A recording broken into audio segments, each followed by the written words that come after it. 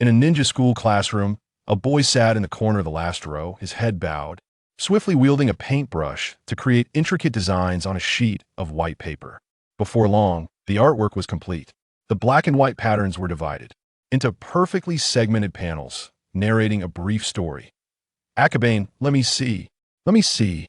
Don't disturb him, wait until he's finished to look together. You fool.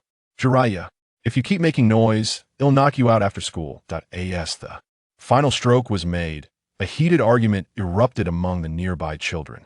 Ultimately, the outcome was that the boy with white hair received a swift punch from a girl, and the last two rows fell back into silence. After a while, the first class concluded.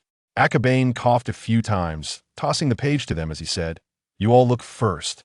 I need a break." Shortly after, he was seized by a fit of coughing.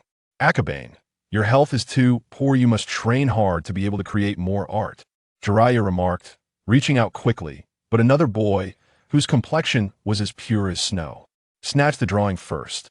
"Ha, Jiraiya, you idiot!" The classroom erupted into joyful laughter. Leaning against the wall, Akabane gasped for breath, his gaze becoming unfocused. Before him, a semi-transparent panel materialized. Name, Arima Akabane. Ninja rank, not yet a genin. Physical strength, 3. Mental power, 34. Chakra affinity, een.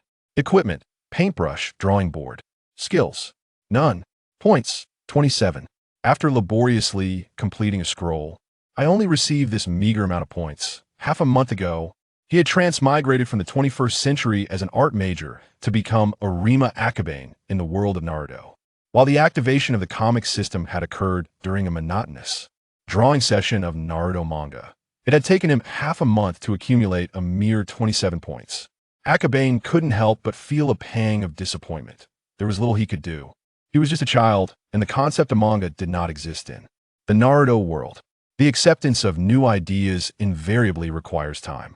Fortunately, the First Ninja World War had just concluded, and Konoha enjoyed a brief period of peace, allowing Akabane to develop gradually. However, despite this, he couldn't help but curse inwardly upon seeing his physical strength. Rated at a mere 3, the Arima clan's bloodline limit was known for its exceptional mental prowess but abysmal physical condition. Both traits were fully manifested in him, however. His formidable mental power stemmed from his transmigration, while his frail body was undeniably genuine. In simple terms, he had not inherited the bloodline limit, but had acquired the Arima clan's unfortunate flaw. Thankfully, accumulating a few more points would enable him to awaken the system's ability, sensory manipulation. Sensory manipulation, a bloodline limit passed down from the host family. Requiring 30 points to awaken IT was precisely to unlock this bloodline limit that he had been reluctant to spend any points thus far. Oh, the exchange list has expanded. As he opened the exchange list, he immediately noticed several new jutsu that had not been available before. Transformation technique, Drank Jutsu, requiring 5 points. Shadow Clone technique, Drank Jutsu, requiring 5 points. Substitution technique, Drank Ninjutsu, requires 5 points of merit. Seduction technique, derived from the transformation technique, requires 5 points of merit. Shadow Clone technique, Drank Ninjutsu, requires 100 points of merit. These techniques seem to have appeared in the first volume. Could it be that all the ninjutsu from my manga can be exchanged? Indeed, what Akabane had just illustrated was none other than the first volume of Naruto. Before his traversal, he had specialized in painting. While creating original manga might be a stretch, replicating existing works was quite manageable. However, he initially intended merely to test whether drawing could activate the clan's bloodline limit, only to inadvertently awaken this manga system. For him, the manga system was akin to a timely aid, yet the question lingered: why must he draw Naruto? Am I not already in the Naruto world? Were it not for the fact that he had traversed to the 19th year of Konoha, Akabane mused that this system might have been rendered useless.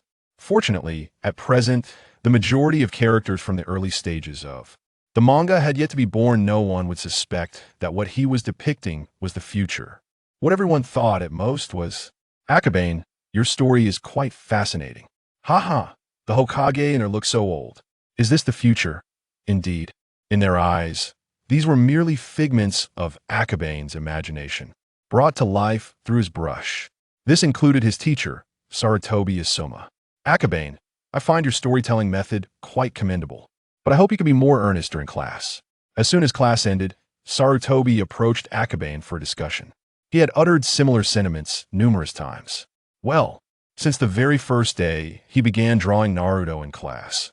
Yet he had never confiscated Akabane's brush and sketchpad. Understood, Sensei, I will take heed. Akabane replied with a weary smile. All right, class is about to begin. Everyone, stop looking at your drawings, hand them over to me, and I will return them after school. Thus, Sarutobi mercilessly collected a stack of sketches. Uncle Sarutobi, I just had my hands on it. The girl whose manga was taken pouted, her eyes glistening with unshed tears, with golden hair and brown eyes. She appeared exceptionally adorable. However, her identity was formidable.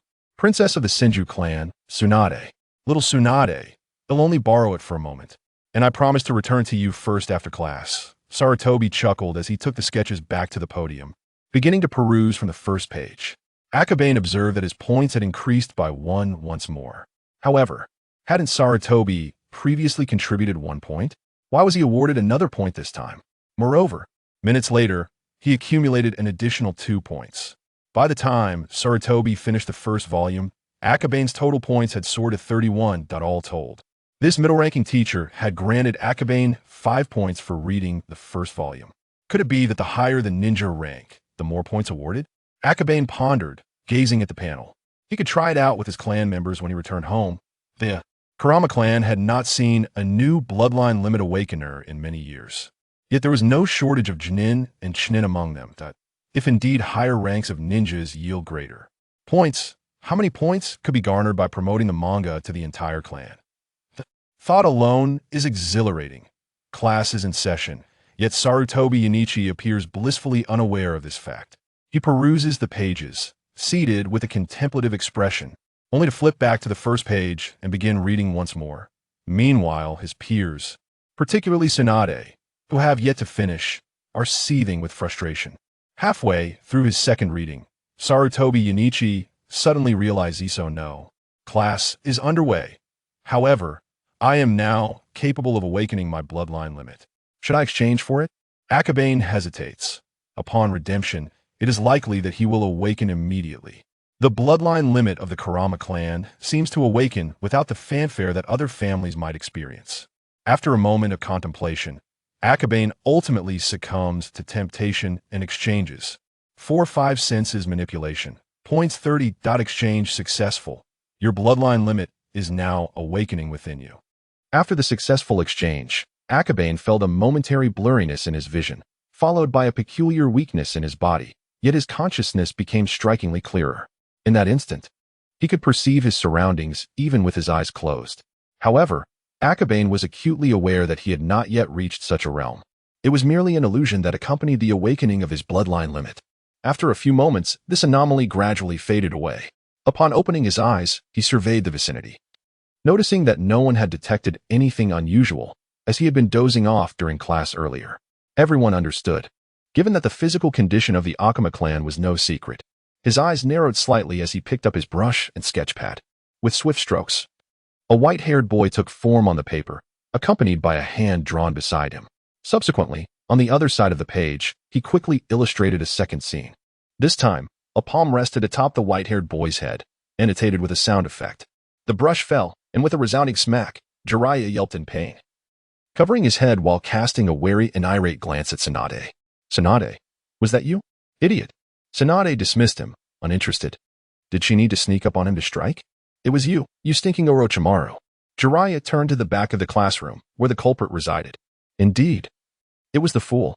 Orochimaru sneered mockingly, then cast a contemplative look at Akabane. He observed keenly, realizing that no one had intervened. Thus, it could only be an illusion. The only genjutsu capable of evoking genuine sensations of pain belonged to the Akama clan and their mastery over the 5 senses. Within this control lay the ability to transform the illusory into reality. It must be this. A tinge of envy crossed Orochimaru's face.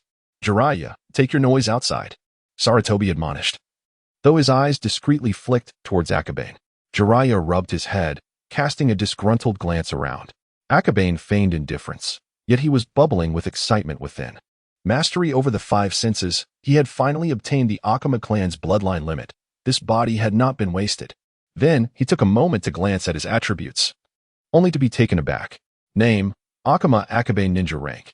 Not yet a genin physical strength. 3. Spiritual power. 48. Specialty chakra attribute. Equipment. Brush. Sketchpad skill. 5 senses control points. When it was no mere illusion, his spiritual power had surged by a staggering 14 points. If Jiraiya were to discover this, he would be consumed by envy and resentment. What a delightful dilemma. Akabane massaged his temples. The higher his spiritual power, the greater the burden on his frail body. After awakening his bloodline limit, he felt even more fatigued, partly due to the increase in spiritual power. It seemed imperative to enhance his physical strength first. Akabane reached out to tap the icon, and immediately a prompt appeared. Exchanging 1 point of physical strength will consume 1 point. Would you like to proceed? Exchanging 1 point of spiritual power will consume 10 points.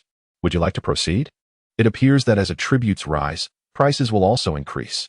Akabane regretfully shook his head, exchanging 1 point of experience for physical strength. With the last remaining point consumed, his physical strength instantly surged to 4. However, Akabane did not feel a significant improvement, as this merely indicated that his mental capacity still far exceeded the limits of his current physique. Unfortunately, he had no experience points left. Initially, he had hoped to take it easy by exchanging points for the body technique, but it seemed that in order to conserve a few points, he would have to make an effort. After all, there were even more precious techniques on the list, such as the shadow clone technique, which required 100 points for exchange. Once he acquired the shadow clone, he could create clones to draft his comics while his true self rested and rejuvenated. A flawless plan. This was the life one ought to have as a transmigrator. I must force my clan to read my comics upon returning. For the sake of experience points, I must promote it vigorously. Akabane envisioned a bright future in his mind, and the more he imagined, the more promising it seemed. After a while, class was over. Sarutobi Asuma kept his promise and returned the drafts to Tsunade. He dared not offend the little princess again. Tsunade attentively finished reading the first volume before placing it on the table. The next one would depend on individual capabilities. As soon as the draft was set down, a book swiftly swept across, and another hand promptly collected all the drafts. Everyone turned to see the drafter, a silver-haired individual with an expressionless face, who, upon acquiring the comic, revealed a satisfied smirk at the corners of his mouth. Shikamaru, unlike Tsunade, had been perusing the earlier drafts continuously. As soon as he took hold of it, he immediately contributed 1 point of experience. Of course, the most significant aspect was that even Shikamaru had been drawn in. This comic must be captivating. Many classmates, initially indifferent, now looked on eagerly. This was the power of advertising. I apologize, Lord Hokage.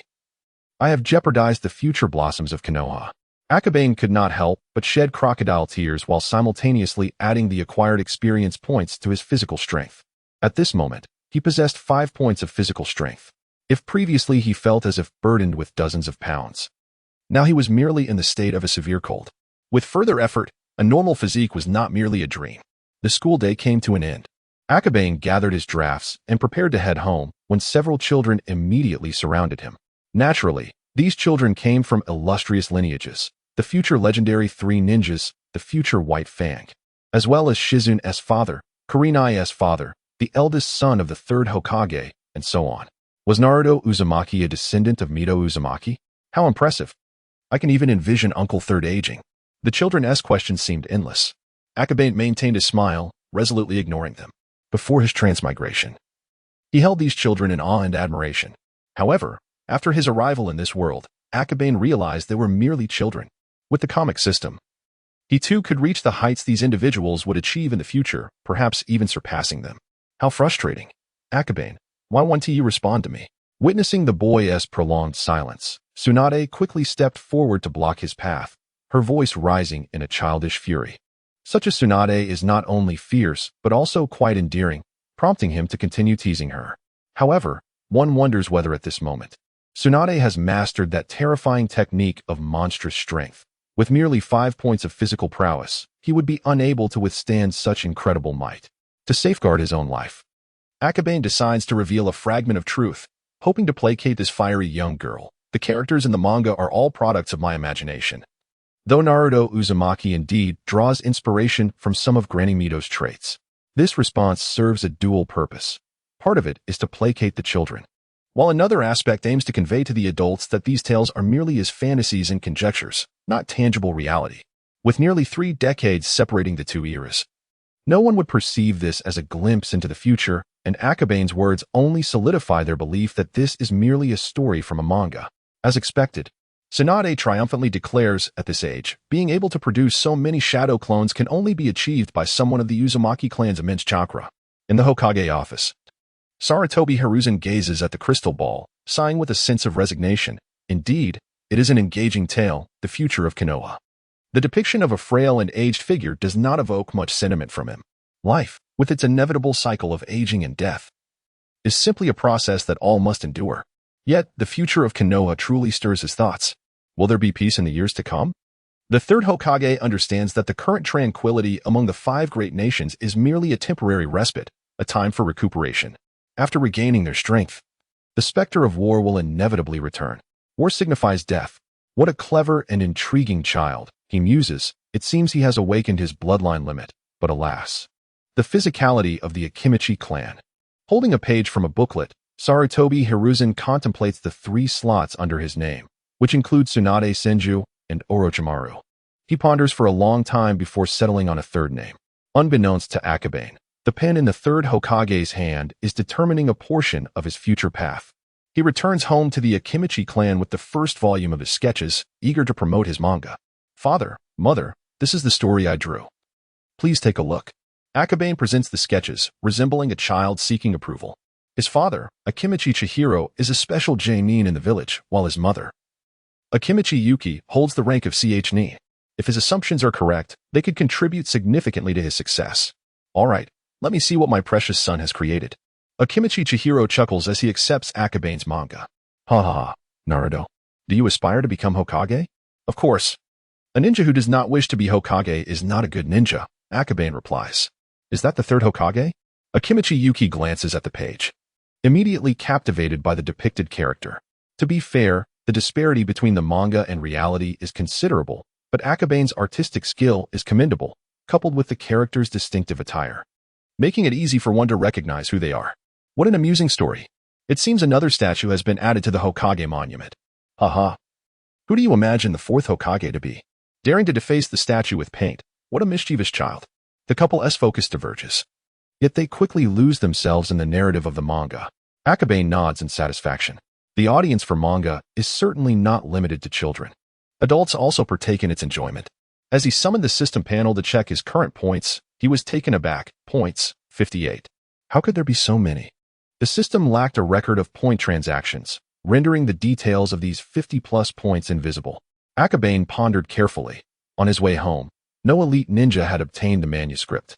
Hence the only possibility was that insufferable voyeur. However, upon further reflection, even the third Hokage, without the use of the telescope technique, could not have amassed such a quantity of points so swiftly. Akabane speculated that out of the 58 points, approximately 50 were likely contributed by the Hokage, while the remainder came from his parents and Yuzuki Shizuku. In the end, Kamizuki Chikage contributed 15 points, and his mother contributed 5, aligning perfectly with his conjectures. At this moment, Akabane's total points had reached 71.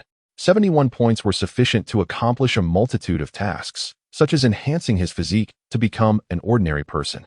He glanced at his parents, who had just finished the last page and seemed to be lost in thought. One must admit, your Naruto manga is quite captivating. Yet, true ninjas are not as simplistic and foolish as depicted in your drawings. Kamizuki Chikage wore an expression of lingering fascination, but soon doused it with cold reality. He referred to the plot where Naruto steals the sealing book. In the eyes of these ninjas, the third Hokage, being so astute, could never commit such an error. Moreover, what was the purpose of the Umbu? Naturally, I am merely a child. Akabane refrained from retorting. Being a child and exhibiting naivety was his best shield. Nevertheless, the story was indeed intriguing. There are many children in the clan. Would you be willing to share it with them? Yuki inquired with a smile. Certainly, Akabane readily affirmed. Promoting the manga would yield more points, a request from Yuki that he eagerly welcomed. By the way, father, I believe I have awakened the clan's bloodline limit. After finalizing the manga promotion, Akabane seized the moment to disclose his supposed awakening of the bloodline limit. What? You have awakened the bloodline limit? Kamizuki Chikage looked at Akabane in astonishment, his face a mask of shock. As a mother, Yuki was equally taken aback. Each member of the Kamizuki clan possesses remarkable genjutsu talent, yet not everyone can awaken the bloodline limit. In fact, the awakening rate is rather low. Although Kamizuki Chikage is a special elite ninja, he is not, in fact, an awakened bloodline limit user. If Akabane truly awakened his bloodline limit, it would be extraordinary. While I was drawing, I felt as though something within me had changed, and today, after completing these manga pages, that sensation became even clearer. As Akabane spoke, he picked up his brush and paper, swiftly beginning to draw. Before long, he sketched a simple portrait of Kamizuki Yuki, followed by a floral wreath adorning her head. Initially, Kamizuki Yuki was incredulous, but soon she discovered the additional floral adornment atop her head. In the blink of an eye, both the husband and son vanished, and the surrounding environment abruptly transformed into a vast grassland. Moments later, even the husband, Kamama Chihiro, materialized within this space.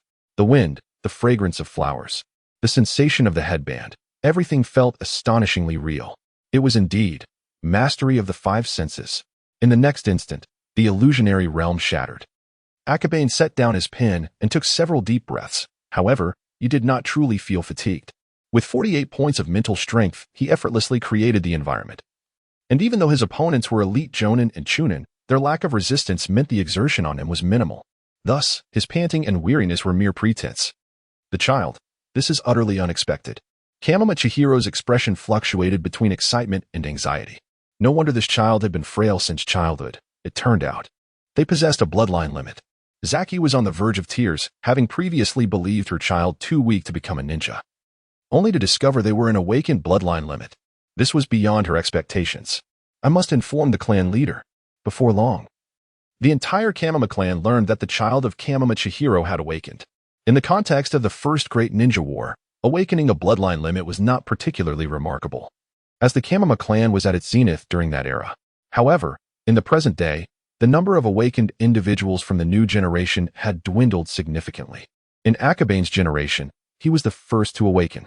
Within seconds, several jonin accompanied by a few sickly elders arrived at their residence under the cover of night.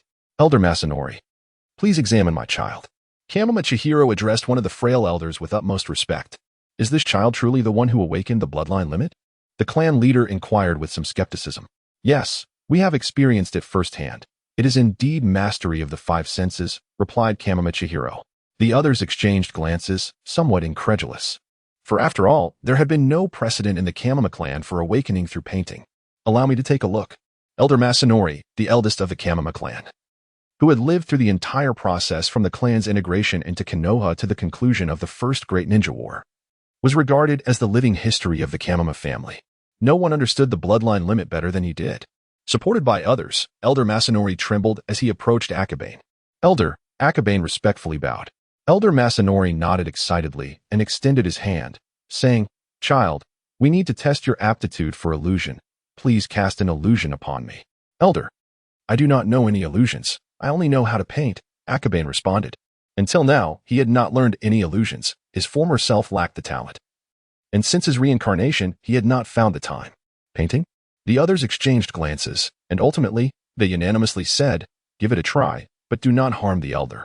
Very well, Akabane nodded, immediately beginning to draw. If he were capable of illusions, he would not need to go through such trouble. Thus, while he drew, he resolved to learn an illusion technique. A minute later, the painting was complete.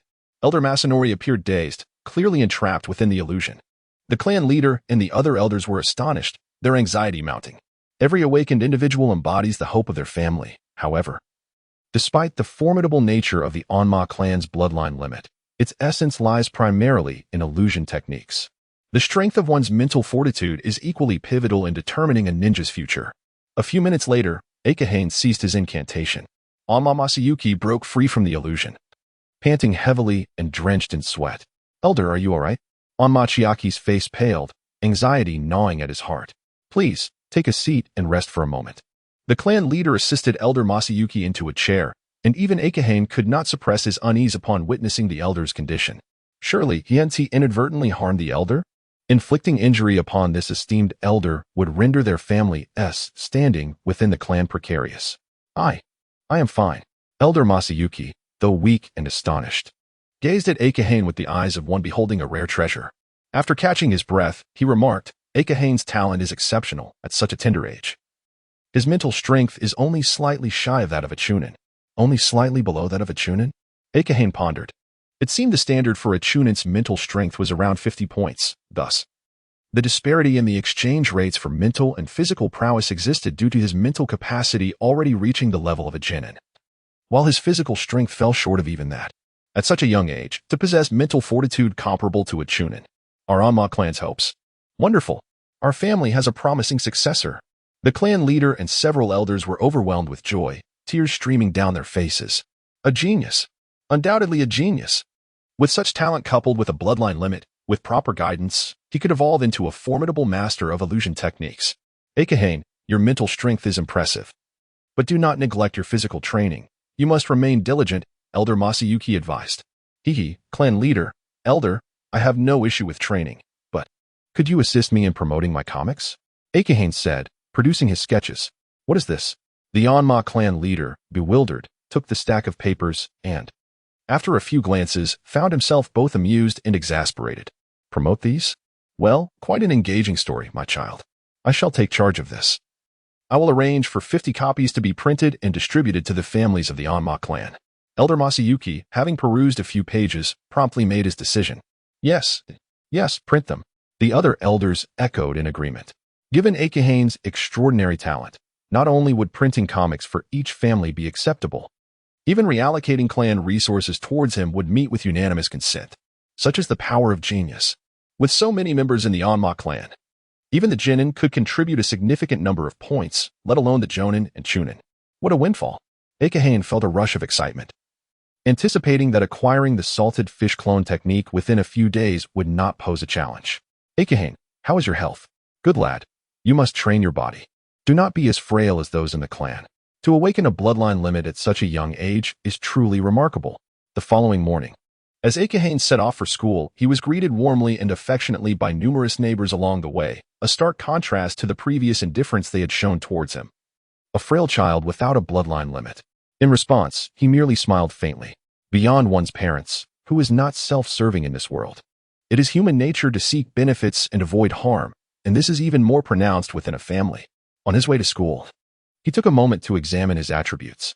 Name, Akahane Arima Ninja Rank, not yet a genin physical strength, 10, mental power, 50, specialization in chakra attribute, equipment, paintbrush, easel skills, sensory manipulation, transformation technique, shadow clone technique, substitution technique points, 48 indeed. Last night, Akahane had managed to increase his physical strength by 5 points and his mental power by 2 points, alongside acquiring the transformation and shadow clone techniques.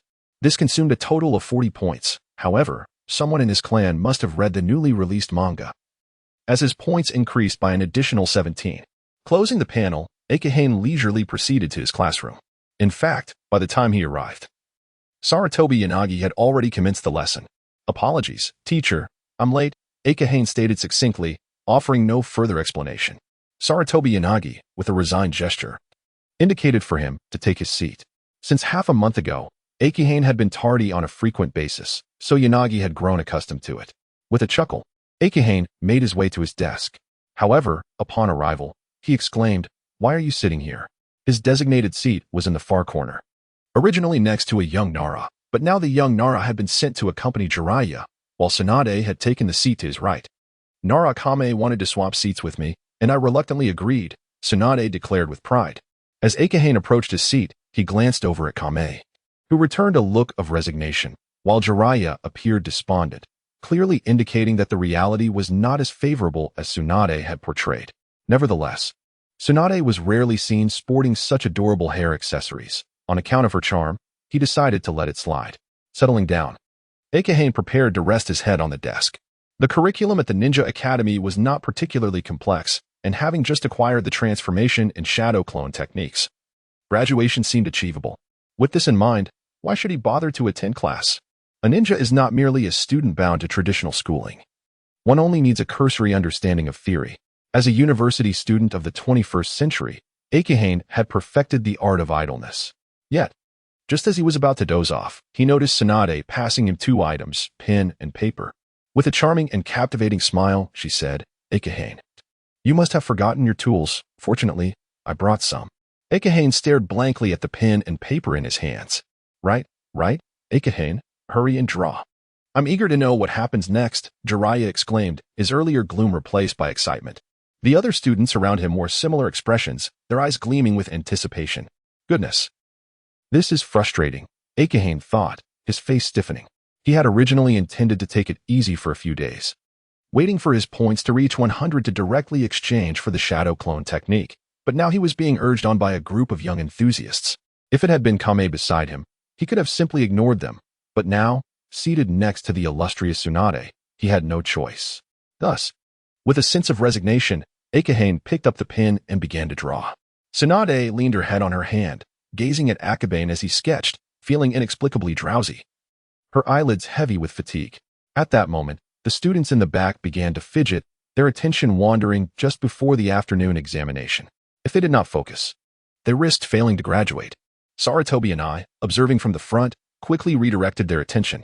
Several students turned their heads to see what was amiss. Noticing the group of children adorned with fan emblems in the rear, they smirked slightly before returning their eyes to the blackboard. "Yes, teacher," Akabane responded enthusiastically, setting down his pen and paper. Sarutobi and I was discussing the essential points of the body replacement technique, a fundamental ninjutsu that every ninja must master, and a required subject for graduation. "I've learned all of this already," Tsunade muttered, a hint of frustration evident as the others around her nodded in agreement, all displaying expressions of consensus, except for Jiraiya, who appeared awkwardly distracted by the lecture. In this circle, aside from Jiraiya and Orochimaru, the remainder were members of prominent clans from Konoha. Orochimaru was an exceptional genius. He could grasp any ninjutsu taught in school after a single hearing. Jiraiya, on the other hand, was notoriously the underachiever, consistently ranking low in both ninjutsu and taijutsu. "I haven't listened much at home, so I need to pay close attention now. I can draw the manuscript later." Akabane sketched a few more lines before sitting up straight. Tsunade, growing bored, began to roll dice, while Kakashi lay down to sleep. It seemed everyone had returned to their routine before Akabane had started drawing comics. The applications of the transformation technique extend beyond mere infiltration and disguise. It holds significant power in combat as well. For instance, during a battle, one can transform into a shuriken to execute a surprise attack in coordination with teammates, much like the Inuzuka clan's Nin dogs, which also exemplify an application of the transformation technique. Additionally, there are the shadow clone technique and the substitution technique, Sarutobi and I elaborated. Wow, today teacher Sarutobi is finally delivering the real deal. His experience as a Nin from the battlefield is indeed impressive. Jiraiya listened intently. Although he struggled with theoretical concepts, the practical techniques resonated with him instantly. Something feels off. Orochimaru frowned slightly. He did not underestimate Sarutobi and I. Rather, the advanced understanding of the body replacement technique being discussed was quite demanding. In simpler terms, many of the techniques Sarutobi and I spoke of were beyond the capability of a Nin. "This is an illusion. When did I fall under its spell?" His expression shifted, scanning the surroundings until it settled on the earnest face of Akabane. "Is it Akabane-kun?" Orochimaru's brow furrowed slightly, astonishment stirring within him. Undoubtedly, this was indeed an illusion. Thus, the techniques Sarutobi and I articulated were, in essence, Akabane's own. How could this be possible? No, it might also be the teachings of a master from the Kurama clan. But even so, as Orochimaru reflected on this, he was genuinely astounded. The clarity with which Akabane articulated the intricacies of the transformation and clone techniques indicated that he truly comprehended and mastered these concepts while conjuring illusions.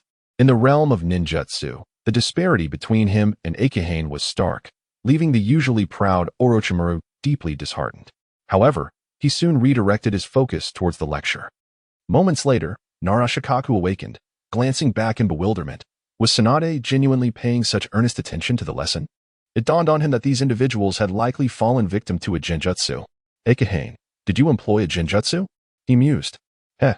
Just a simple illusion allows me to enjoy a moment of tranquility," Akabane yawned. He had not ensnared them in a futile illusion. Rather, The content delivered by Sarutobi was derived from his recent acquisition of knowledge regarding transformation and shadow clone techniques.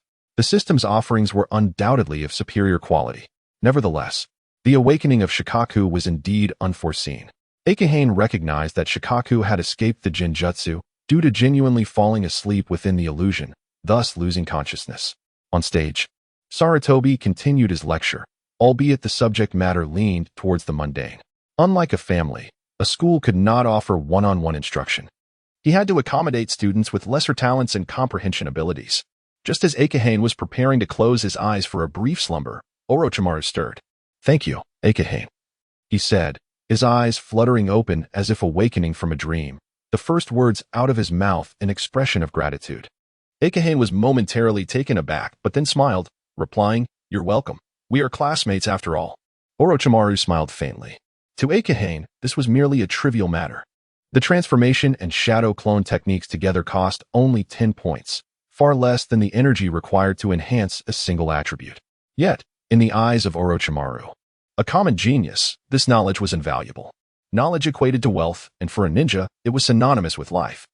It seemed the others had likely realized the nature of the Genjutsu, leaving Akahane torn. If he dispelled the illusion, Tsunade might immediately retaliate with her fists. But if he did not, the consequences could be far graver. After deliberation, he discreetly formed hand seals, casting a shadow clone technique, and stealthily moved to the other side of the classroom.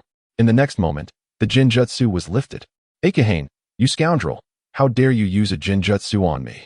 Sure enough, a roar echoed through the classroom. "Stop!" Sarutobi exclaimed, cold sweat beading on his forehead as he shouted to halt the impending chaos.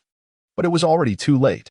With a resounding crash, Akahane's desk in the back shattered instantaneously, and those nearby were caught in the crossfire. Hastily utilizing substitution techniques to flee, within a mere second, the entire classroom descended into disarray. On the opposite side, Akahane, in his transformation state, struggled to maintain his guise.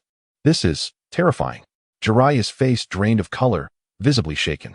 This was his first encounter with the might of monstrous strength, and this single scene had diminished his unrealistic fantasies considerably. "Is Akahane all right? He hasn't been crushed, has he?" Shikaku murmured. "No, it's just a clone," Kakashi clarified. "Akahane, come out. I promise not to harm you." Tsunade realized she had only struck a clone and turned to search for Akahane's whereabouts. "Tsunade, stop your foolishness." In an instant, Sarutobi Nien appeared by Tsunade's side, halting her destructive actions. How infuriating." Tsunade paused upon hearing his words, her childish disposition harboring little hatred. She merely detested being deceived by illusions, as it left her feeling foolish. Sarutobi Nien wiped the cold sweat from his brow and scanned the surroundings, attempting to locate Akahane. To his astonishment, he realized he could not find Akahane anywhere. Was it a transformation jutsu?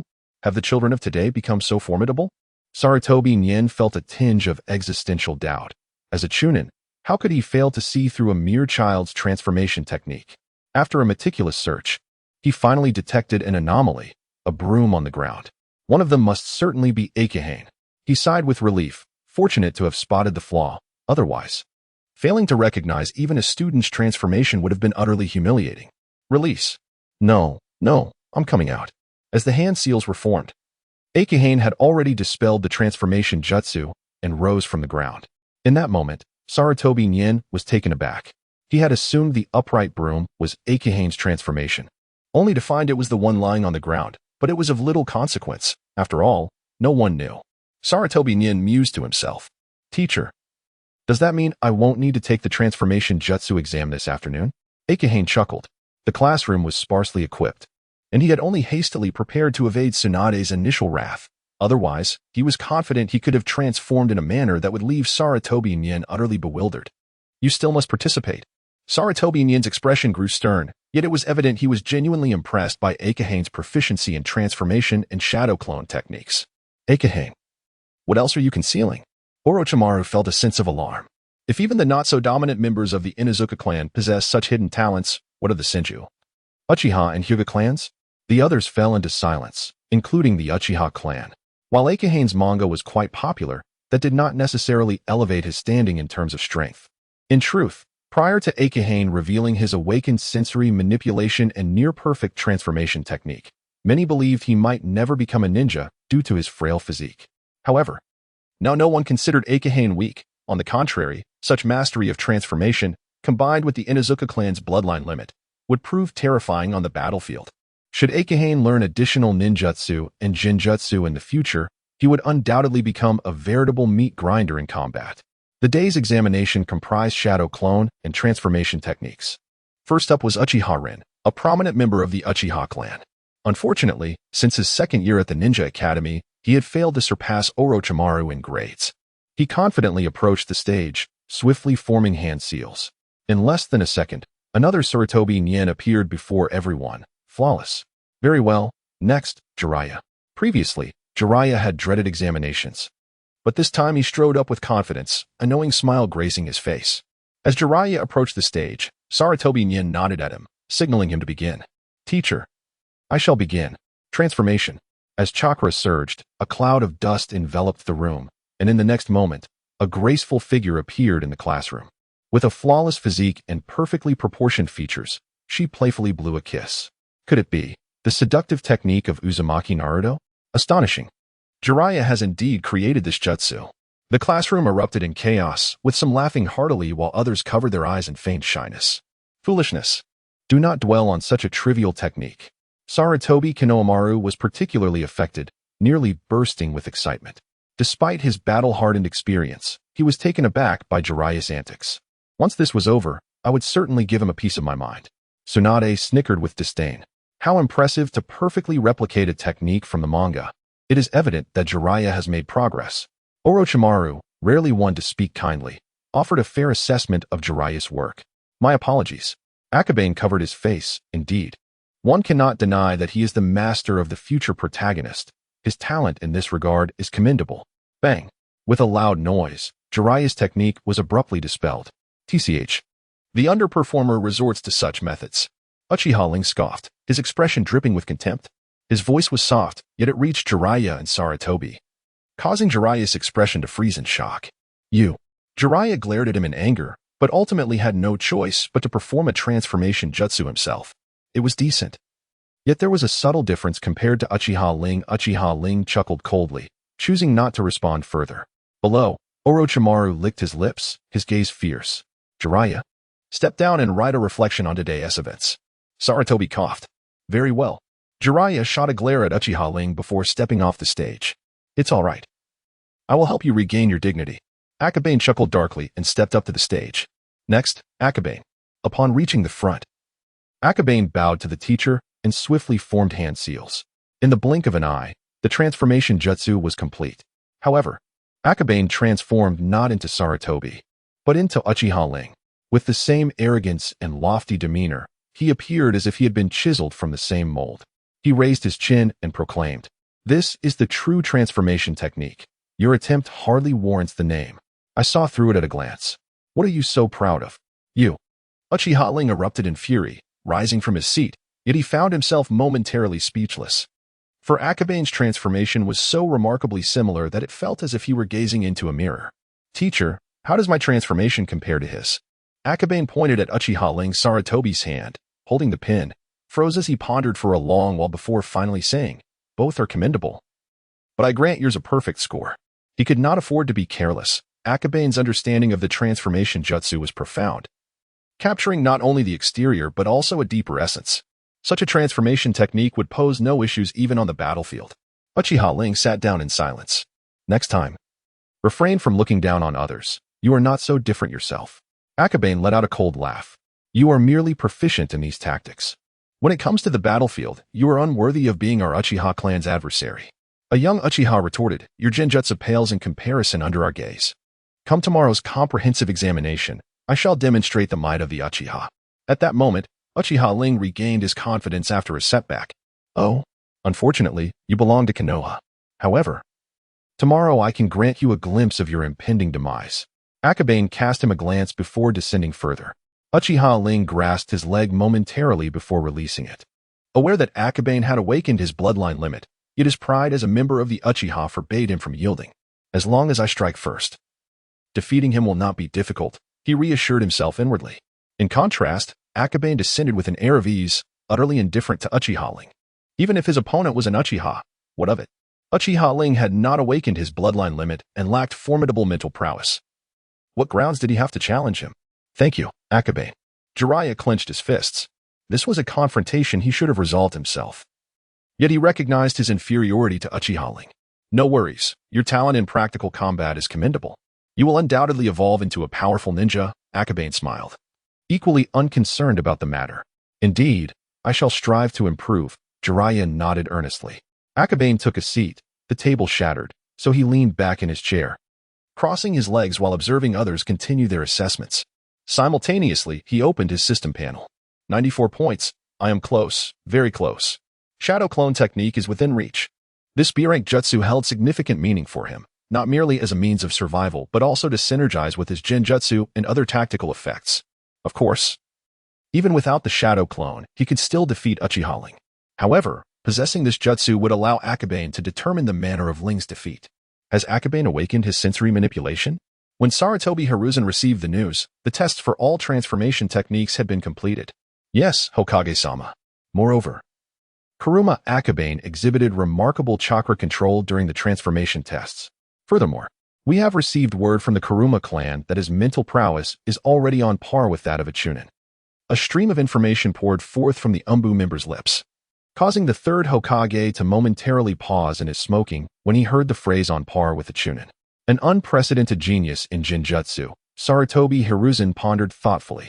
After a moment of reflection, he inquired, what actions did the Kuruma clan take upon learning of Akabane's talents? Well, they printed numerous artworks created by Kuruma Akabane. Every household in the Kuruma clan possesses a copy, the Umbu ninja replied in a peculiar tone. I understand. You may leave now. He gestured for the Umbu to depart, remaining seated in contemplation for a considerable time before once again employing the telescope technique. The image revealed Kuruma Akabane seated amidst the grass, diligently painting on an easel. An astonishing display of industriousness. Sarutobi Hiruzen furrowed his brow slightly. This young man has suddenly become diligent? After observing him for several days, he has come to possess a certain understanding of Akabane's temperament. It cannot be said that he is inherently lazy, yet he is certainly far from being associated with diligence. Could it be? A thought crossed his mind, and adjusting the lens of his telescope, he soon spotted another figure not far away, still Akabane. But this time he was sprawled on the soft grass, lost in slumber. Sarutobi Hizashi found himself in a mix of amusement and exasperation. Indeed, the nature of a person is hard to change. However, a slight chill ran through him as he pondered the shadow clone technique. At such a young age, he has already mastered B-rank ninjutsu and developed such extraordinary applications. Indeed, he is a prodigy. Hizashi's admiration for Akabane grew, yet it also brought him greater concern. Hizashi, hand over Akabane to me. The Umbu requires such talent. At that moment, a voice came from outside the door. No, Akabane cannot join the Umbu. Sarutobi Hizashi replied decisively. The Kurama clan's physical constitution is too frail. Sending him to the Umbu would be unacceptable to the Kurama family. Then, Orochimaru. It was likely that after the performance, the third Hokage would keep a watchful eye on him for several days. Lying in the grass, Akabane chewed on a blade of grass, contemplating deeply. To acquire more resources, he must showcase his talent and abilities. Now, it should be beyond doubt that he possesses the skills of a ninja. Nevertheless, even so, Akabane still did not believe he could become a disciple of the third Hokage. The process of being accepted as a disciple by the Hokage is far from simple. Taking Tsunade as a disciple to win over the great clans of Konoha. Taking Jiraiya as a disciple to attract the common folk of Konoha, and taking Orochimaru as a disciple, was rooted in genuine fondness. Furthermore, Sarutobi Hizashi, known as the Doctor of Ninjutsu, possesses an extensive repertoire of techniques, yet to be frank, his expertise lies primarily in elemental ninjutsu rather than genjutsu. The thought of becoming the third Hokage's disciple seemed impossible to him. However, perhaps that was for the best. The life of a Sannin is exhausting. Being a slacker is far more appealing. Akabane crossed his legs, leisurely contemplating. He harbored little interest in standing at the pinnacle of the ninja world. But the world of the Hokage was daunting. To survive, one needed sufficient resources. Thus, Akabane hoped for at least a mentor who would not lead him astray. Hey, how many have you drawn? 1/3. If you're in such a rush, you should draw yourself. The clone retorted irritably. All right, keep it up, Akabane replied, ignoring him. He had diligently accumulated points for most of the day, banking on the shadow clone's ability to allow him to be lazy. now that he had mastered the ninjutsu. It would be foolish to engage in drawing himself. Come on, call out another one. The clone cursed, refocusing on its drawing. It was merely a tool, its sole mission being to draw tirelessly. I'm exhausted. Split another one. I will faint by the end of this technique, Akabane said nonchalantly. After exchanging 2 points of mental energy, he had reached 50 points, truly reaching the threshold of a chunin level. Yet even so, creating 2 shadow clones to perform high-intensity work simultaneously was still taxing. Fainting doubles the workload. I think it's worth it, the clone continued. The war is still far off. There is no need to rush. After expressing this, Akabane ceased to engage further and reclined quietly on the grass to rest. Ninjutsu is not meant to enhance life. That would be utterly meaningless. The shadow clones were diligent, and with Akabane's improved physical condition, his efficiency naturally surged. Akabane, I didn't expect you to be hiding here, came Tsunade's voice from outside the woods. Damn, I can't believe I've been found even here. Akabane sprang up, dispelling the effect of the shadow clone technique. Tomorrow is the comprehensive exam, and you're still lying here doodling. Tsunade emerged from the thicket to the riverbank, where she was taken aback to find a pile of sketches weighed down by stones. So industrious? I was thinking of using my sketches as shurikens to take you down. What do you think? Is that reliable? Akabane chuckled. Stop joking. Even without their Sharingan activated, the Uchiha clan is not to be trifled with. Are you certain you'll have time to draw while fighting? Tsunade, having fallen victim to an illusion once, knew well how Akabane manipulated his sensory abilities through various mediums. Well, I have my own methods, he began, but was abruptly interrupted as he caught sight of Tsunade charging towards him. This isn't fair, a sneak attack, he exclaimed. You didn't warn me about using genjutsu. With a powerful punch, Tsunade struck the ground, creating a massive crater. With a blow like that, I doubt you'll be able to participate in tomorrow's exam, will you? This woman is definitely seeking revenge. Akabane dashed into the woods, seeking cover. Don't run. Tsunade pursued him swiftly, chakra surging around her. As he moved, Akabane formed hand seals, reaching the edge of a tree and quickly completing the seals. A shadowy figure darted into the forest. Tsunade leapt into the trees, closing the distance with a few agile bounds, even if Akabane doubled his physical prowess. He was no match for her in taijutsu. However, as she leapt from tree to tree, she felt something was amiss. How could this sickly Akabane possess such speed? Genjutsu. When did I fall under its influence? Tsunade halted, stunned. When you crossed that tree, Akabane replied, turning to face her. A kunai suddenly appeared beside Tsunade. She dodged it swiftly, but a lock of her hair was severed. Soon after, the illusionary space dissipated. Tsunade emerged from the genjutsu, only to discover a strand of her hair had indeed fallen, drifting in the air. This. Am I still trapped in an illusion? No, I have ended the genjutsu, Akabane said, emerging from behind a tree and waving a piece of torn paper. Ah, I remember now. Your clan possesses the ability to turn the virtual into reality. Tsunade grasped her hair, a moment later realizing something was off, but the one I was chasing was my shadow clone. Akabane yawned, fatigue evident on his face. Having dispelled the first shadow clone dedicated to drawing, he had already endured considerable strain, and dispelling another clone only intensified his weariness. The shadow clone technique. A B-rank ninjutsu. Tsunade exclaimed in surprise, yet she also felt a quiet sense of relief.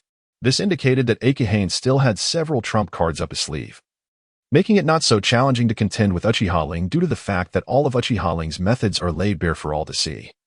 The abilities of Akabane remain a mystery to everyone. Therefore, there is no need to worry about me, just a mere Uchiha brat. Akabane tidied up his tools and drawings, preparing to return home. Humph, who has worried about you? I merely wish to land a punch to vent my frustrations, Tsunade retorted with a scoff. Oh really? Fine. I was going to show you the manga I just completed.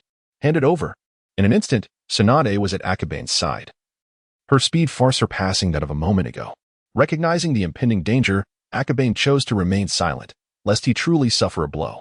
He handed her half of the completed work, saying, Here, take a look at this while I return home to finish the rest.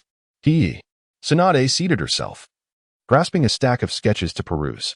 The second chapter primarily revolves around Naruto and his third-generation descendant, Konoha, yet to Tsunade, it brims with amusement, as these characters are all her juniors, allowing her a unique perspective over the currents of history. Oh, Konoha, is he the grandson of Sarutobi? Upon seeing the newly introduced child, Tsunade's curiosity ignited fervently. Whose child is this? According to the setup, He is the son of Shino, Akabane explained. Shino Sarutobi, the eldest son of the third Hokage, a classmate of theirs. At this moment, Asuma had yet to be born. So Tsunade naturally wouldn't think of someone who hadn't yet come into existence. Shino, well, what were you thinking? I thought your protagonist was already foolish enough. Yet you've managed to conceive an even more foolish one. As she observed Konohamaru's struggle to master the transformation technique, a look of disdain crossed her face, foolishness that surpassed even Jiraiya's. Jiraiya is quite clever. It's just that his talents do not lie in academics, Akabane shrugged. Yes, which is why I say this Konohamaru is even dimmer than Jiraiya. I wonder if Sarutobi and Shino will be upset with you. At this, Tsunade's face was alight with schadenfreude. It's merely a story. I believe they would forgive a child's whimsical notions. Akabane expressed his calm acceptance of this notion. After Tsunade finished reviewing half of the sketches, she returned them to Akabane, saying, Akabane, make several copies for me. I'll give them to my grandmother. Absolutely. Akabane's heart soared with joy at her request, leaving no room for refusal. If his memory served correctly, the current Jinchuriki of the Nine Tails in Konoha was indeed Tsunade's grandmother, Kushina Uzumaki. The first chapter of Hokage had yielded a full 50 points of contribution. How many would the Nine Tails Jinchuriki provide? The mere thought thrilled him. Dinner is ready. Time to head home. Tomorrow's comprehensive exam. There's no need to overexert. Just passing will suffice. Upon returning home, Karama Chihiro secretly advised after finishing dinner. This was a privilege of the Karama clan, as their frail bodies limited their mastery over illusions in the early stages, rendering their overall combat abilities less formidable. Thus, they were allowed to graduate with lower scores. No worries, I have it under control, Akabane replied, reclining in his chair with a calm demeanor. In terms of academic performance, Uchiha Ling could rank second. But when it came to overall combat, he might find it challenging to even enter the top 5. What preparations are necessary to deal with such a little rascal? However, his points have been rising at an increasingly sluggish pace. Another issue is that one can only redeem abilities that are featured in the manga. It seems I must exert myself diligently. Akabane pondered. After satisfying his hunger and taking a brief respite, he summoned his shadow clones to begin drawing. He worked tirelessly into the night, and by the time Akabane fell asleep, his shadow clones were still laboring away. The following morning, a stack of sketches lay on his desk. 1 sheet, 2 sheets. As he perused through them, the plot had progressed to the moment when Naruto and Sasuke shared a kiss. The utility of the clones was remarkable. They had accomplished half of the 3rd chapter in a single night. Akabane felt increasingly fortunate that he had learned the shadow clone technique early on, as completing such an extensive workload alone would have taken at least 3 days. Unfortunately, no new jutsu appeared in the 2nd episode, and the list had not been refreshed. Dad, please print some more of these. I need to keep the draft of the 2nd episode, Akabane said as he departed for school. On his way, he noticed a few habitual latecomers who were unusually early today, heading to school with their bags. Hey, Akabane, you're up early today. Nara Shikamaru strolled leisurely, appearing as if he had just awakened. Like Akabane, he was notoriously lazy. However, Shikamaru had an uncanny ability to manage his time precisely, always arriving at class just in time. Indeed, today is the comprehensive exam. We ought to give the teachers a bit of face, Akabane yawned. He had gone to bed early the previous night, yet due to the strenuous efforts of his shadow clones, he still felt fatigued in the morning. Well, I hope the class ends swiftly so I can catch some sleep. True. Let us aim to be a second early to class today, Shikamaru yawned in agreement. The two ambled together towards school, and by the time they reached the classroom, most of their peers were already present. They arrived just in the nick of time. Well, everyone seems to be quite early today, Akabane remarked as he settled into his seat, unable to suppress another yawn. You are the early bird today. You've managed to keep pace with Shikamaru, Tsunade teased lightly. Indeed, I finished drawing the 2nd episode last night. I'll bring it to you along with the 1st. Akabane replied, feeling drowsy in his seat. Fortunately, the teacher had just arrived. Is that so? Tsunade, unaware that Akabane had utilized shadow clones to do the work for him, was genuinely surprised. Where's the manga? Jiraiya inquired eagerly, turning his attention to Akabane. Ignoring him, Akabane sat up straight. Jiraiya, why are you turning your head? Am I behind you? Sarutobi Hiruzen bellowed in anger. Jiraiya quickly turned back, no longer daring to glance around. Today's comprehensive exam was of utmost importance, and no one dared to oppose Sarutobi at such a critical moment. The atmosphere fell silent. The exam would take place on the school's playground, and I will now outline the rules. First, no lethal jutsu or weapons may be used. Second, Sarutobi began enumerating the rules. In the aftermath of the war, the ninja school operated under rules and methods that were considerably more stringent than those of later generations. To summarize, the primary tenet was, no killing, no killing, no killing. Beyond this, any means were permissible, including the use of real shuriken and kunai. Moreover, from the forthcoming battle roster, Akabane discerned an unspoken rule: students with superior grades often faced opponents of comparable prowess. Take Orochimaru, for instance. His adversary was another member of the Uchiha clan, Uchiha Kawaki. While Kawaki's academic performance did not quite match that of Uchiha Rin, it was certainly close. Glancing at his own opponent, Akabane recognized it to be Uchiha Rin, with whom he had previously arranged a duel. It was hard to believe that the third Hokage had not influenced this matchup. It seemed the old man was well aware of his information. In terms of surface-level strength comparison, Akabane knew that defeating Uchiha Rin would be a formidable challenge. After all, the prowess of the Karamatsu clan's bloodline limit was hardly a secret.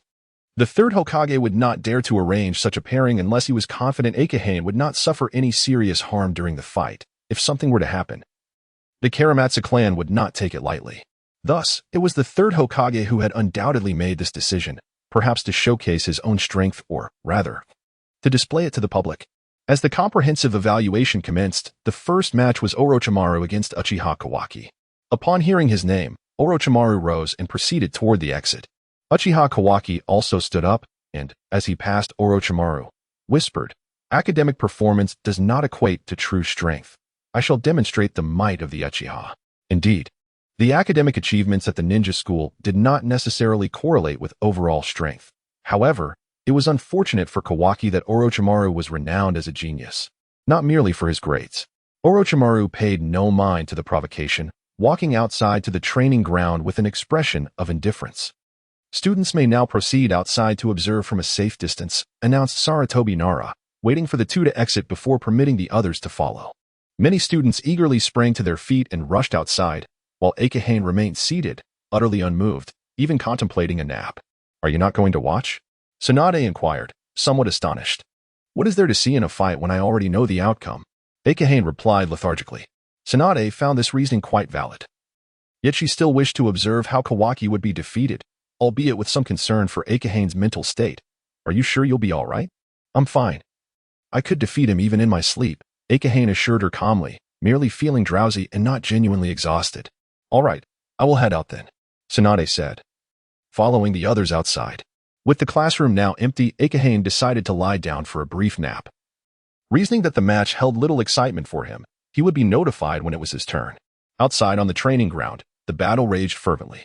In terms of ninjutsu variety, Orochimaru may not have matched Kawaki, as the Uchiha clan's formidable heritage was undeniable. However, in the understanding of ninjutsu and taijutsu, Kawaki was utterly outclassed. The two combatants exchanged several rounds before Orochimaru utilized a kunai paired with a rope to cast a binding technique, ensnaring Kawaki. Orochimaru emerged victorious. Upon receiving the news of his triumph, he remained utterly composed, casting not a single glance at Kawaki as he descended from the arena, leaving him in a state of neglect. Kawaki clenched his fists, his nails nearly piercing his flesh, yet it was futile. Defeat was defeat. Though the comprehensive assessment at the Ninja Academy was merely a formality, being immobilized without so much as a hair being touched by the opponent rendered him reluctant to mention the Uchiha clan in Orochimaru's presence again. Next up were Tsunade, Senju, and Kakashi Ataki. Both Tsunade and Kakashi possessed unique strengths, their styles counterbalancing each other, and their academic standings within the class were strikingly comparable. Thud, thud. In her youth, Tsunade was not yet as formidable as during the era of the legendary Sannin, but the signs of her potential were already beginning to manifest. The sound of her punches resonated across the earth, reaching Akabane's ears. Such a terrifying woman must surely attract masochists, he mused. Akabane was on the verge of despair. How could he possibly sleep amidst such cacophony?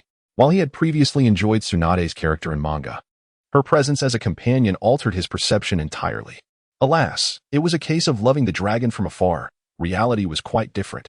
Perhaps he should venture out to witness the duel, for he had never seen Tsunade confront the future White Fang in any comic. Akabane's emotions were a tangled web.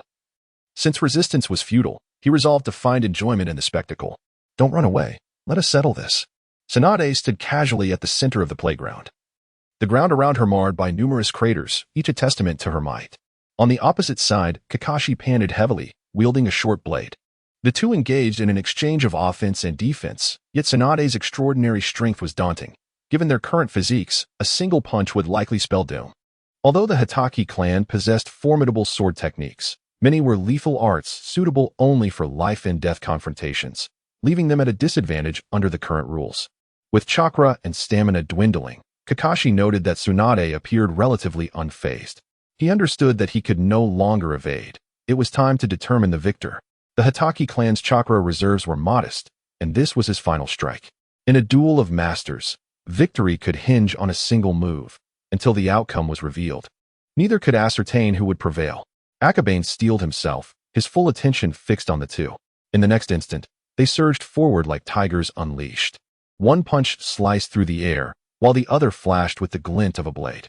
In that fleeting moment of confrontation, both adeptly dodged each other's lethal maneuvers.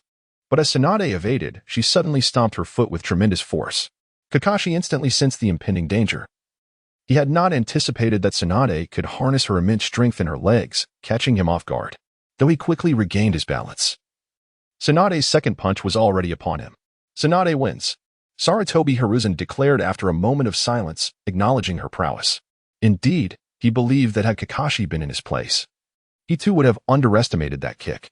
Both bowed to one another before returning to the sidelines. The next moment, after a fierce battle, Tsunade appeared undaunted. And as she descended from the playground, her gaze immediately fell upon Akabane, who was seated at the edge. A flicker of joy graced her features, prompting her to quicken her pace momentarily before slowing down to a leisurely stroll towards him. I knew you would come to watch the match. I had just asked you to join me, yet you were reluctant. No, I didn't anticipate your presence would be so pronounced. Akabane yawned and laid down, drifting into slumber. You.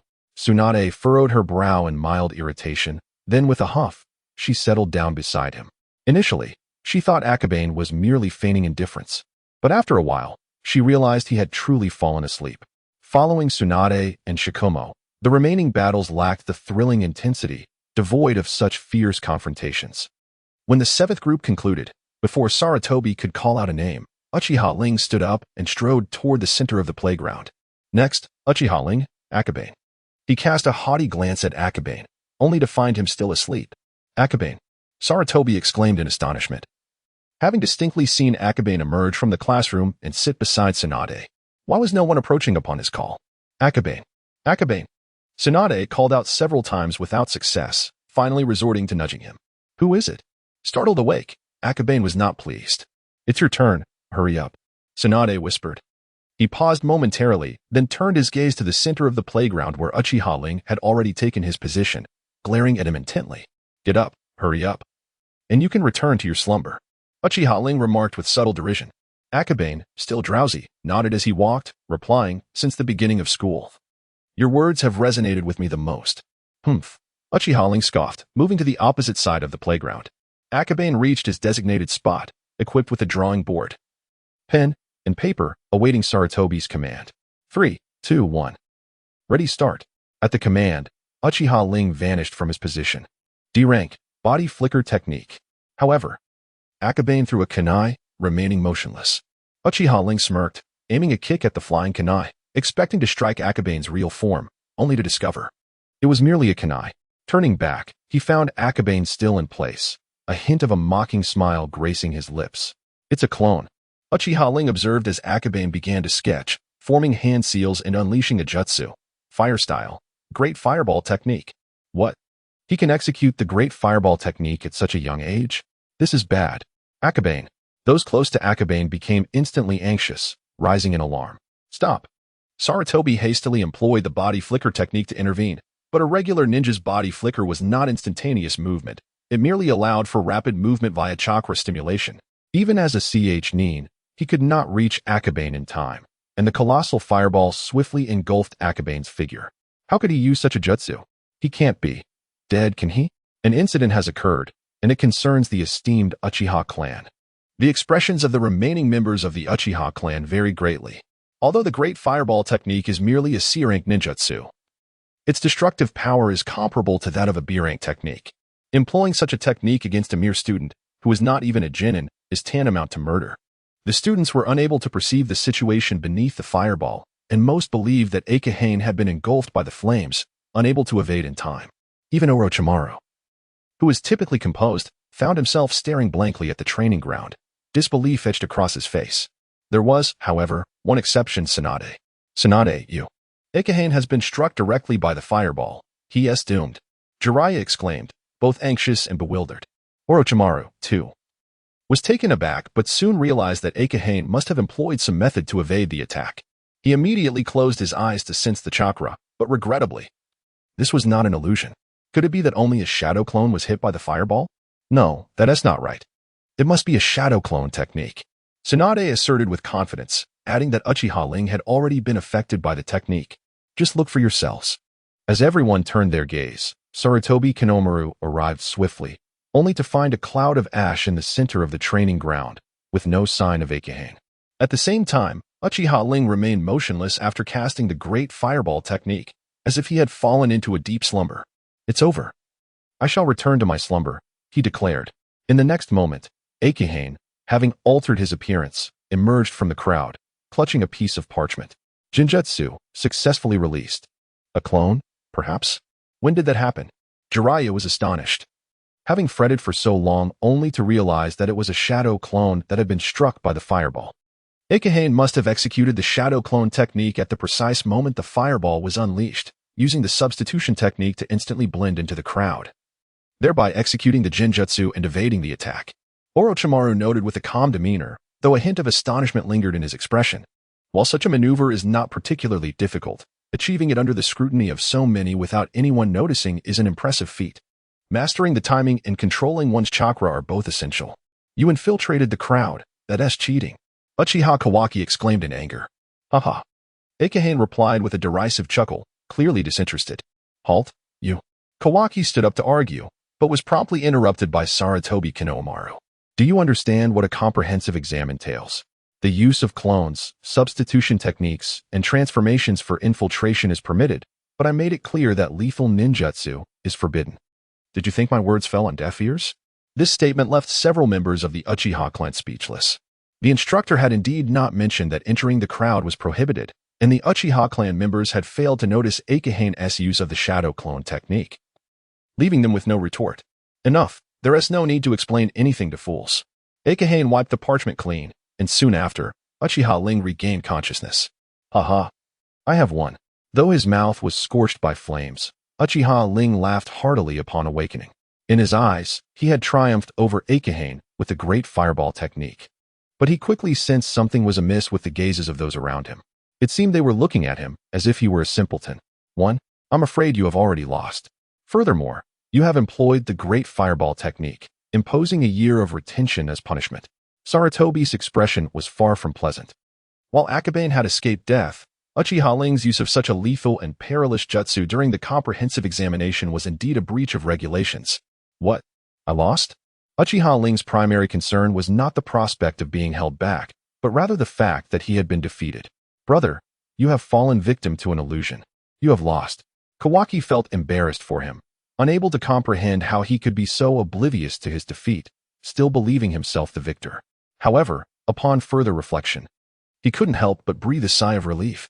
Had it not been for the more humiliating Uchiha Ling, he would have certainly faced a severe reprimand from the clan leader and elders upon returning home. At least now, he had someone to share the blame with. I can't believe I fell under an illusion. Uchiha Ling's expression was blank, struggling to process the situation. Remarkable indeed. This lad not only lost but was also demoted a rank. Jiraiya, witnessing his plight, was naturally delighted. A trivial matter, Akabane yawned and surveyed the arena. Have you not yet begun? I am in group 13. Hey, don't leave without me. Just as Jiraiya finished responding, he noticed that Akabane, Tsunade, and Orochimaru had already departed. Akabane wished to return for a nap, while Tsunade and Orochimaru simply found the atmosphere tedious. After taking a few steps, Orochimaru approached Akabane and whispered, "Be wary of the Uchiha clan." The bloodline limit of the Kamizura clan was said to be an illusion technique that even the Uchiha could not rebound from. Over time, the two families had developed a deep-seated animosity towards one another. While it could not be deemed a vendetta, mutual disdain was certainly evident. At this juncture, with Uchiha Q having perished in battle, The Uchiha clan lacked a leader, and their modus operandi had begun to shift. Orochimaru was concerned that Akabane's victory over Uchiha Ling might provoke some unsavory thoughts among the Uchiha's ranks. I have my clan backing me. A mere competition will not incite them to such lengths, Akabane replied while casting a glance at Orochimaru. The Kamizura clan still possessed a modicum of influence. Perhaps in a decade or so, they might very well be trampled upon. As for Orochimaru, under the protection of the talent-appreciating third Hokage, it was unlikely the Uchiha would dare to instigate trouble. What are you worrying about? Do you truly believe the Uchiha would dare to stir up trouble now? Tsunade scoffed, her expression a blend of disdain and a hint of sorrow. Even the Senju clan was gradually diminishing their influence. Any clan with a modicum of intelligence would refrain from provoking issues at such a critical juncture. Upon returning to the classroom, Orochimaru pulled out a book, while Akabane lay down in preparation for sleep. Just as his head was about to meet his arms, Tsunade pinched his chin, saying, "In a few days, we will be grouped for graduation. If you do not seize this time to draw now, when will you have the opportunity?" Akabane, bewildered, turned to Tsunade, who met his gaze in kind. The two locked in silent confrontation. "What is going on here?" Orochimaru inquired, his curiosity piqued, as he remained oblivious to the complexities of male-female dynamics. "I want to sleep, dear sister. I was up all night," Akabane lamented, feeling quite helpless and his mood exceptionally delicate. The sensation was akin to that of a web novelist from a past life being urged to produce more content. Although Akahane had never penned a web novel, he could empathize with their sense of helplessness. Why, during the prime of leisure, must one be pressed to create? "Will you write or not?" A roar echoed, rousing both Akahane and Orochimaru from their reverie. "All right, I shall draw," Akahane replied with a resigned lift of his head, positioning his drawing board and commencing his preparations.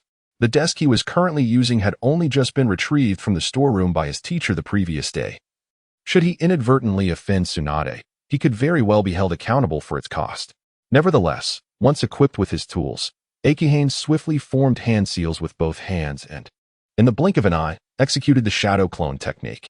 "It's in your hands now." With that, he rose and shifted to a different position. "Shadow clone?" Both Orochimaru and Tsunade exclaimed in unison, astonished. They then observed Akahane's shadow clone wielding a brush and paint, deftly creating art upon the paper. Impressive. The shadow clone possesses such utility. Indeed, the realm of ninjutsu is boundless. Orochimaru felt a genuine admiration, further appreciating the myriad applications of ninjutsu knowledge. Tsunade, equally taken aback, recognized that since the shadow clone was a B-rank ninjutsu, it was beyond her capabilities. However, being the princess of the Senju clan, she had certainly heard the principles and applications of this technique described by Tobirama Senju. Originally, it was intended for battlefield reconnaissance and intelligence gathering. Yet it had never been meant to substitute the original for artistic endeavors. Moreover, she noted that the clone's painting speed exceeded that of the original. This implied Akahane had been rather lazy. Tsunade felt a twinge of annoyance, yet could find no fault to address. The artwork flowed swiftly, initially. She was unaccustomed to the diligent Akahane, but as time passed, she grew indifferent. After all, he was simply being lazy, and she had her comics to enjoy. To create and innovate new functions for ninjutsu out of sheer laziness. Akahane was indeed an intriguing individual, was he not? Orochimaru, amidst his reading, smiled and offered words of encouragement. "Thank you. This is the first time I've received your praise." Akahane rested his head upon the desk, eyes closed in response. At that point, Orochimaru had not yet become a disciple of Hiruzen Sarutobi and exhibited a rather aloof demeanor, seldom engaging in conversation, preferring the company of books. In truth, prior to his arrival in this world and his foray into manga, Akahane had never exchanged a word with Orochimaru. Yet, despite Orochimaru's significantly higher intellect, he too could not escape the allure of manga. "To my former classmates, I am thriving in this alternate realm. The legendary Three and Kakashi are all my fans." Akahane sighed inwardly as he drifted into a light slumber. Were his classmates, who aspired to become manga artists, to discover this, they would surely be consumed by jealousy. Alas, such sentiments were not shareable at present. Tsunade propped her chin on her hand, watching the clone as it illustrated the comic. The clone's speed far surpassed that of the original, and the experience of live drawing was significantly enhanced, allowing Tsunade to gradually appreciate the allure of observing art in progress. However, after a few pages, a commotion began to stir outside the door. prompting Akihane to immediately rise and dispel the clone, as he was reluctant for too many people to be privy to this particular application of the shadow clone technique. It is likely to be Rumming from the Nara clan, who were quiet. Tsunade's words trailed off abruptly, seemingly at a loss for how to describe them. Akabane, with an unawareness of his own, completed her thought. After all, those who raise deer tend to lead a very health-conscious lifestyle, much like myself. Health-conscious? In that instant, Orochimaru and the recently returned Shikumo, along with Akidu Ichiju, fell into a profound silence. Only he could articulate laziness so uniquely. Even Rumming could not help but feel a tinge of embarrassment. He was not particularly health-conscious. The Nara clan is not particularly large, yet they hold a notable reputation within Konoha, with several high-ranking and mid-ranking shinobi among their ranks. He once displayed remarkable intelligence, showing promise to carry forth the family legacy. But alas, his lethargy led to a gradual abandonment of those expectations. In truth, he was merely lazy, devoid of any pretense of health consciousness. By the way, Rumming, I recall that your family owns a small house in Konoha, don't you? Akabane, while organizing the sketches he had just completed, suddenly remembered a small establishment not far from their clan's territory that seemed to belong to Rumming's family. Nara Rumming pondered for a while before inquiring. Is it the small shop near your place? Yes, that one. In pursuit of earning more points. Akabane had considered opening a shop. He passed by that establishment every day after school, which was why it came to mind immediately when he thought of acquiring a property. Ah, that shop was previously closer to the forest and used to sell medicine, but it is too small now and has been left idle, Rumming said listlessly. He had just engaged in a match with Akidu Ichiju, and it had indeed been quite exhausting compared to usual. Would you be willing to sell it? Although I'm unsure of your intentions, I can inquire on your behalf. Rumming hesitated for a moment, but ultimately did not give an immediate answer. All right. Please do ask for me. Akabane did not expect him to agree immediately, especially since he had no money on hand and needed to discuss it with his clan first. However, finances were hardly a concern. The Kurama clan may be short on talent nowadays, but they were not at the point of living frugally. On the contrary, with the increase of ordinary people and the aftermath of war, the five great nations were experiencing a temporary peace, which had rendered the Kurama clan even more prosperous than before. As the foremost genius among his peers in the clan, Akabane believed that his modest request for a shop was entirely reasonable. Akabane-kun, are you planning to open a shop to sell manga? Orochimaru inquired curiously, setting aside the book he had been reading. Indeed, a successful manga artist must have their own studio and store, Akabane replied casually. What successful manga artist? His true aim was solely to earn more points. However, others did not question him, as the simplicity of a child's nature was universally understood.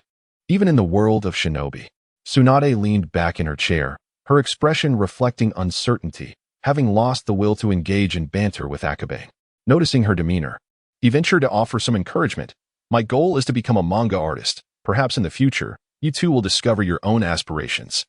He possessed foreknowledge of the future, clearly envisioning how Tsunade would evolve, establishing medical ninjutsu after becoming a ninja, and eventually ascending to the esteemed position of the fifth Hokage. Orochimaru opened his mouth in mild surprise. It was quite rare to witness Akabane offering words of consolation. Tsunade, too, was taken aback but quickly regained her composure. Smiling as she affirmed, of course, my ambition is to become the fourth Hokage and inherit the will of fire from my grandfather and the others. Akabane refrained from responding. Instead, he unusually picked up a piece of paper to draw. The will of fire. It was a concept he struggled to grasp, as he was not inherently passionate or a believer in any particular creed. Yet, Tsunade exuded a spirited vigor that was ineffably captivating. Orochimaru resumed his reading, enveloped in silence. Meanwhile, Shmo fell into deep contemplation. Goals, aspirations, what were his own? For those merely a few years old, such matters seemed distant. Yet in the world of ninjas, age bore little significance. If war were to erupt, even these freshly graduated children would find themselves on the battlefield. Akabane was oblivious to the profound thoughts his casual musings had ignited among his peers as he continued to sketch. With the third chapter now complete, he intended to hasten his work to finish the fifth chapter before the shop's grand opening, subsequently compiling it into a volume. His inherent laziness often rendered his own pace slower than that of his shadow clones. However, as more participants of the competition returned to the classroom, he preferred to avoid letting his clones undertake the labor. Who was that masked individual, so enigmatic? Tsunade, having composed herself, returned to the comic livestream, only to immediately spot a masked ninja leaning provocatively against the railing. A glance at SHMO allowed Akabane to suppress a laugh, carefully maintaining his composure. Orochimaru, intrigued, leaned in for a closer look, pondering, could it be? Initially, SHMO remained unflustered. After all, he intended to borrow Akabane's work once completed. Yet, under Orochimaru's scrutiny, he could not help but rise and approach for a closer inspection, remarking coolly, "It doesn't resemble me. If it doesn't, why do you take offense?" Akabane chuckled mischievously, offering no further explanation. Kakashi Hatake made his appearance in the third chapter, but until now, no one had witnessed this new character. The Hatake clan wields a blade, SHMO noted, lifting the short sword in his hand. Their swordsmanship is formidable. I certainly wouldn't forget that. However, this storyline. Further details to come. Akabane's brush danced swiftly, and to cater to the audience, he deliberately used a bit more pigment to create a vibrant illustration of Kakashi Hatake. As the colors were yet to fully set, Jiraiya leaped over the table, peering anxiously. This mask is so obstructive. What does he truly look like? The other manga enthusiasts gathered around, equally curious for Akabane's response. Yet, beneath the mask, there remained only another mask. This answer sent everyone into fits of laughter, their expressions animated with incredulity. Though it could be a large bucktooth or a crooked smile. Who knows? Akabane grinned devilishly. Shuo Mao, typically stoic, displayed a rare expression of anger as he exclaimed, "How could my son possibly have buck teeth and a crooked mouth? The future is replete with infinite possibilities. Not only you, but also the son of Shin Nosuke appears in the second chapter, a foolish yet innocent child." Tsunade, with a smile, continued to stoke the flames of conflict, pulling Sarutobi Shin Nosuke into the fray. Recently returned, Shin Nosuke looked utterly bewildered and inquired, "I'm only 9 years old. How could I have a son? It's merely a comic, a comic." Orochimaru set down his book, a rare smile gracing his features. What could Shin Nosuke's son possibly look like? What? You didn't bring the sketches? Let us draw it here on the spot. The classroom erupted into a cacophony, akin to a swarm of insects buzzing around Akabane. After painstakingly completing Kakashi's illustration, he seized the moment to say, "Everyone, please don't rush. I'll draw an illustration of Shin Nosuke's son, and you can all come to my shop when it opens to buy him. How about this? Purchase a comic and receive a drawing of Moegi. The first 10 customers will get an illustration personally drawn by me." Goodness, what a business you're running. Sarutobi Shin Nosuke felt a surge of frustration. Akabane whimsically invented a son for him. Yet the father would have to pay to see his child. What kind of logic is this? If I sell you a house, you ought to provide some incentive, otherwise. Can I at least have a glimpse beforehand? Looming chimed in, adopting a conciliatory tone. A preview? Akabane's eyes lit up. A membership system for early viewing. And perhaps some advertising could be added, however. Since the audience for comics hasn't yet grown, implementing such rules might be premature. The wisdom of predecessors. The more Akabane pondered, the more he felt he could establish a vast comic empire in the Naruto world. All right. Everyone disperse. Let Akabane focus on his drawing. Tsunade waved her hand, shooing away the onlookers, granting Akabane a moment of tranquility. After all, she had seen the previous plot lines and didn't mind these antics. Especially since Akabane promised to gift her a volume later. With her fierce demeanor, she sent the crowd away, and no one dared linger. Shuo Mao returned to his seat, occasionally glancing at Akabane with a peculiar expression that made Akabane uneasy. After a prolonged stare, he leaned closer and asked, "Akabane, what name did you give him?" Akabane scratched his nose. Despite the excitement of this chapter, everyone's attention was fixated on Hatake Kakashi. Without much thought, he replied, "Hatake 50-50. 50-50? What a ridiculous name." Upon hearing it, Hatake Shuo instantly exploded in outrage. "Just kidding. I've thought of a splendid name for him. Hatake Kakashi." Shuo was quite satisfied with the name Kakashi. After all, it was the very name he would bestow upon his future self. Everything within the comic, whether satisfying or not, indeed sparked the imaginations of these young ninjas regarding the future.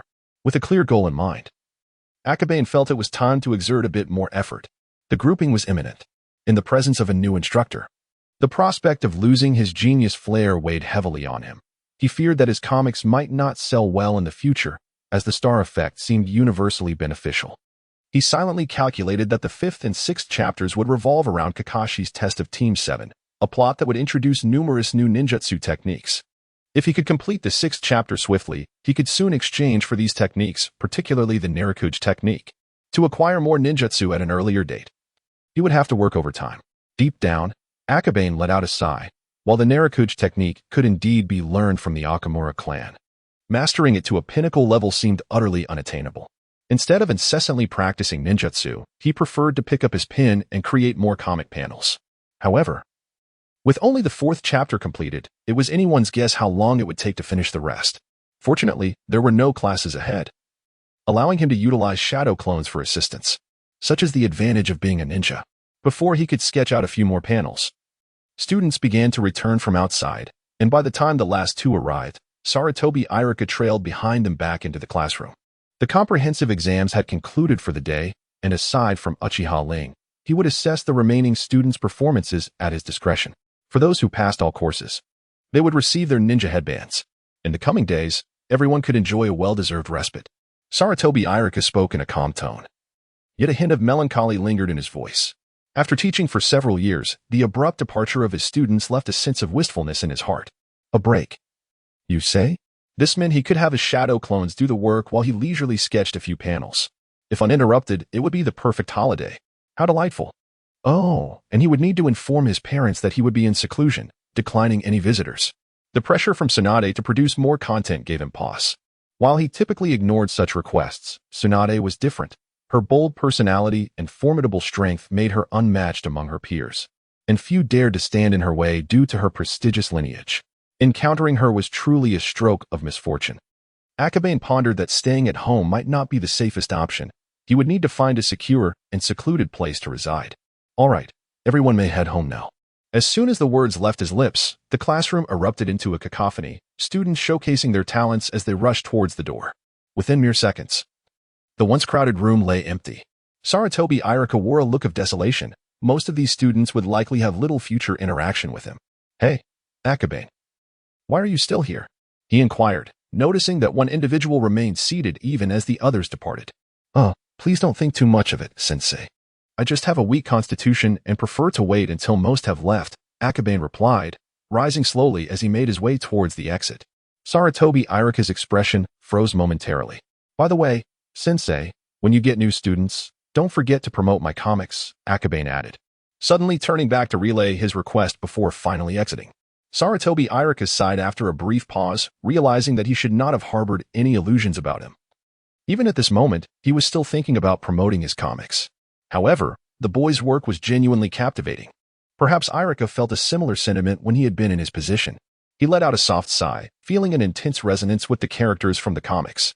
However, regrettably, there was no one like Suemu in reality to embellish his story. Upon exiting the school gates, Akahane unusually lingered for a moment. He felt fortunate to have traversed into a relatively peaceful era, unlike the times of Kakashi and others, who were thrust into battlefields at the tender age of 6 or 7. Though his ascent was rapid, so too was the peril of life. Akahane held little interest in the titles of elite shinobi. He merely wished to advance his strength in a more relaxed and stable manner, ensuring his survival in the impending Great Wars. Akahane, over here. After walking a few steps, he suddenly heard the voices of his parents. Following the sound, he saw Arima Chikami and Arima Saki rushing towards him. You child, we told you not to overexert yourself. Why did you engage with the Uchiha? Arima Saki was the first to reach him, grabbing his shoulders and reprimanding him. As for his father, although he remained silent, the worry etched on his face was unmistakable. It's nothing, just Uchiha Rin. The battle roster had been released quite some time ago. It had already been 3 hours since the first group began their matches. It would have been strange if the Arima clan had not acquired the information. However, he hadn't anticipated that he would defeat even Uchiha Rin, who was considered a prodigy of this generation of the Uchiha clan. Arima Chikami wore a proud expression, reaching out as if to embrace Akahane. Akahane cast a glance and disregarded the gesture, instead asking, let us not discuss this. Father, how much savings do we have? Savings? As a special Jainin, I have managed to accumulate some over the years. What do you intend to do? Arima Chikami subtly withdrew his hand, his expression reflecting confusion at Akahane's inquiry, which was mirrored by his mother, Saki. Why is this child asking about savings? The Nara clan has a small shop near our clan's territory. I wish to take over that shop and eventually turn it into a comic store, specifically selling the comics I create. Akabane revealed his intention. It was too burdensome to earn money on his own, and as a child, he felt he could only rely on his parents for financial support. Arima Chikami was taken aback for a moment, pondering the idea of purchasing a shop. They were merely ordinary members of the Arima clan, and had it not been for Akabane awakening his bloodline limit, they might have never interacted with the clan's higher echelons. While the money Chikami earned as a special Jonin was certainly sufficient for their living needs, it was far from enough to buy a shop, leaving him momentarily stunned and then troubled. Child, you are about to become a genin and will need to participate in various missions. You may not have the time to draw in the future. Is opening a comic shop not a bit of a waste? Arimasaki gently remarked. Sensing her husband's dilemma, understanding that they likely did not possess such funds, Akabane expressed his true intention. That is not important. Our clan is not lacking in money. A mere small shop can be easily arranged with the clan. Words may convey it. Father, I am now the prodigy of our clan. The sole bearer of the bloodline limit awakened in this generation. The clan will surely acquiesce. Akabane discerned his father's dilemma and spoke in a hushed tone. Is this truly appropriate? His parents exhibited a hint of hesitation. There is nothing inappropriate. Your son is worth this investment. Their apprehension stemmed from their experience as ordinary clan members, unable to adapt to the shifts in power that come with a change in status. Akabane had no need for illusions, ninjutsu, or other resources.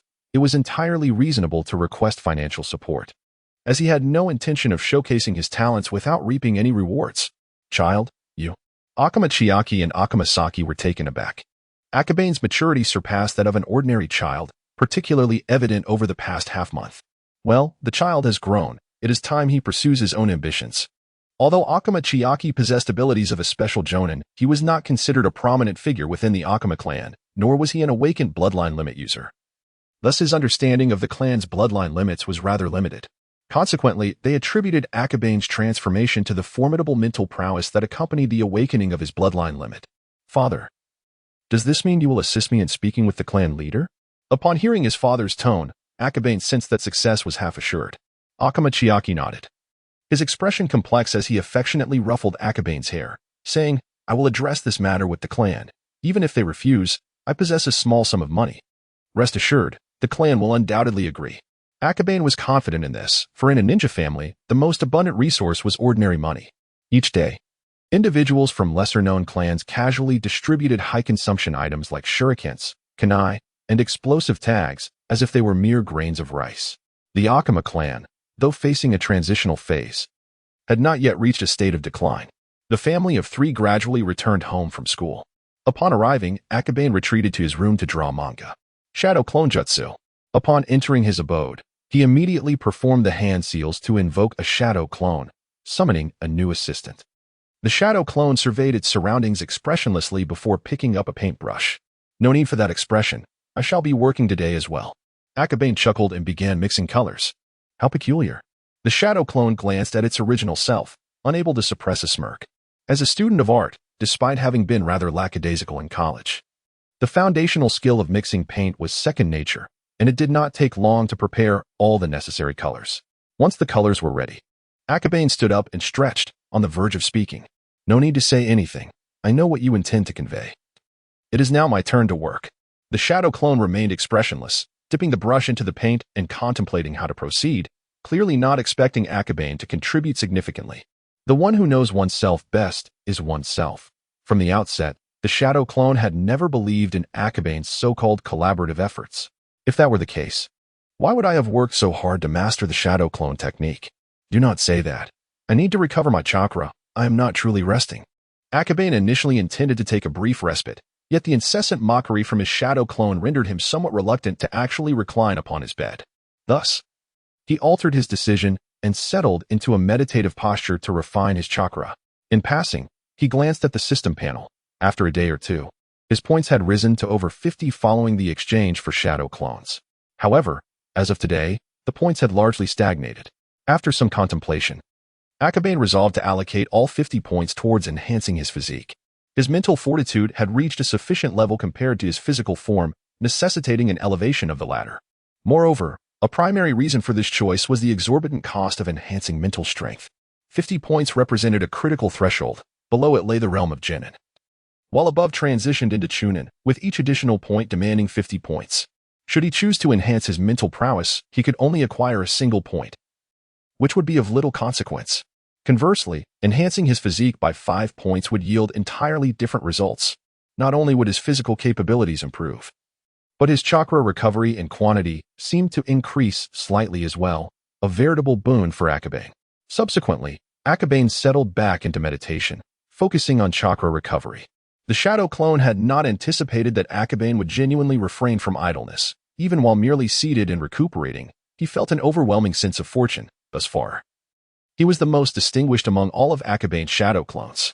The joy of existence, he mused, then resumed his labor. For the purpose of a clone was to substitute for the original and artistic endeavors. Although he, as a clone, yearned for leisure, he believed it imperative to exert himself diligently to amass more companions to aid in his artistic pursuits. At the very least, today, he aimed to complete the content of the 4th or even 5th chapter, thereby allowing for an increase in prints over the subsequent days in anticipation of the shop's opening.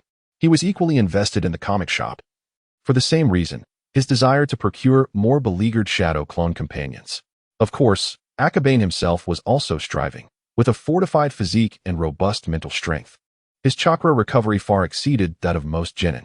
Before long, he had replenished a substantial portion of the chakra expended for one shadow clone, and once fully restored, he rose to create a second clone. I found you a companion. Now I truly intend to rest. Akabane reclined on his bed to recuperate. As managing 2 clones was a considerable burden, he feared that if he did not adequately restore his energy, he might faint upon dispelling the shadow clones. As he lay down, the 2 shadow clones exchanged glances, then glanced at the original resting on the bed. What a remarkable figure! The clone engaged in drawing felt a surge of joy, prompting him to work even harder. Meanwhile, at the Hokage Tower, Sarutobi Hiruzen arrived to report on the day's testing.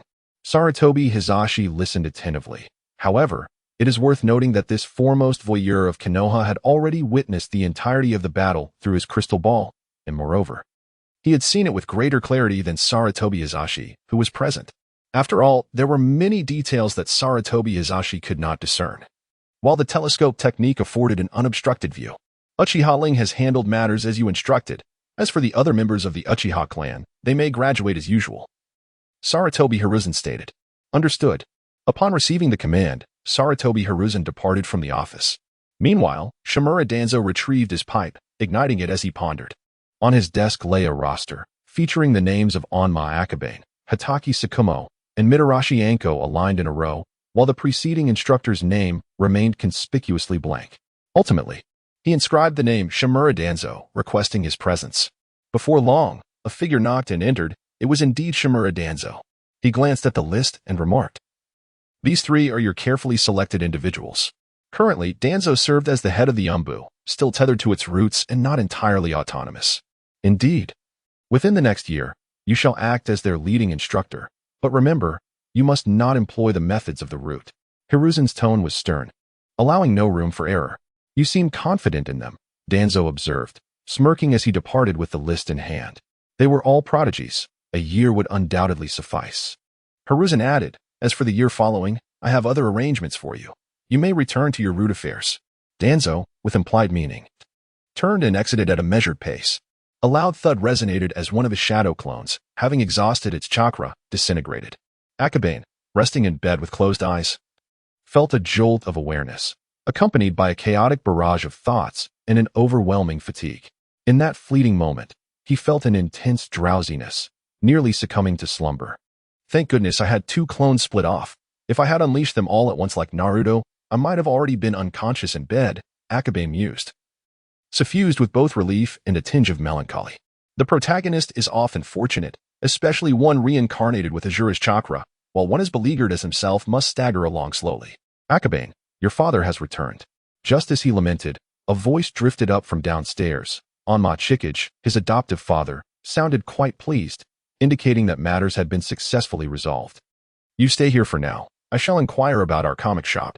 Akabane rose, addressing his shadow clone, though there was no need to console another version of himself. He felt it prudent to check on the emotional state of his expendable self. You are even more bothersome here. It would be best for you to leave sooner. Akabane sighed, finding his clones increasingly exasperating and decidedly unendearing.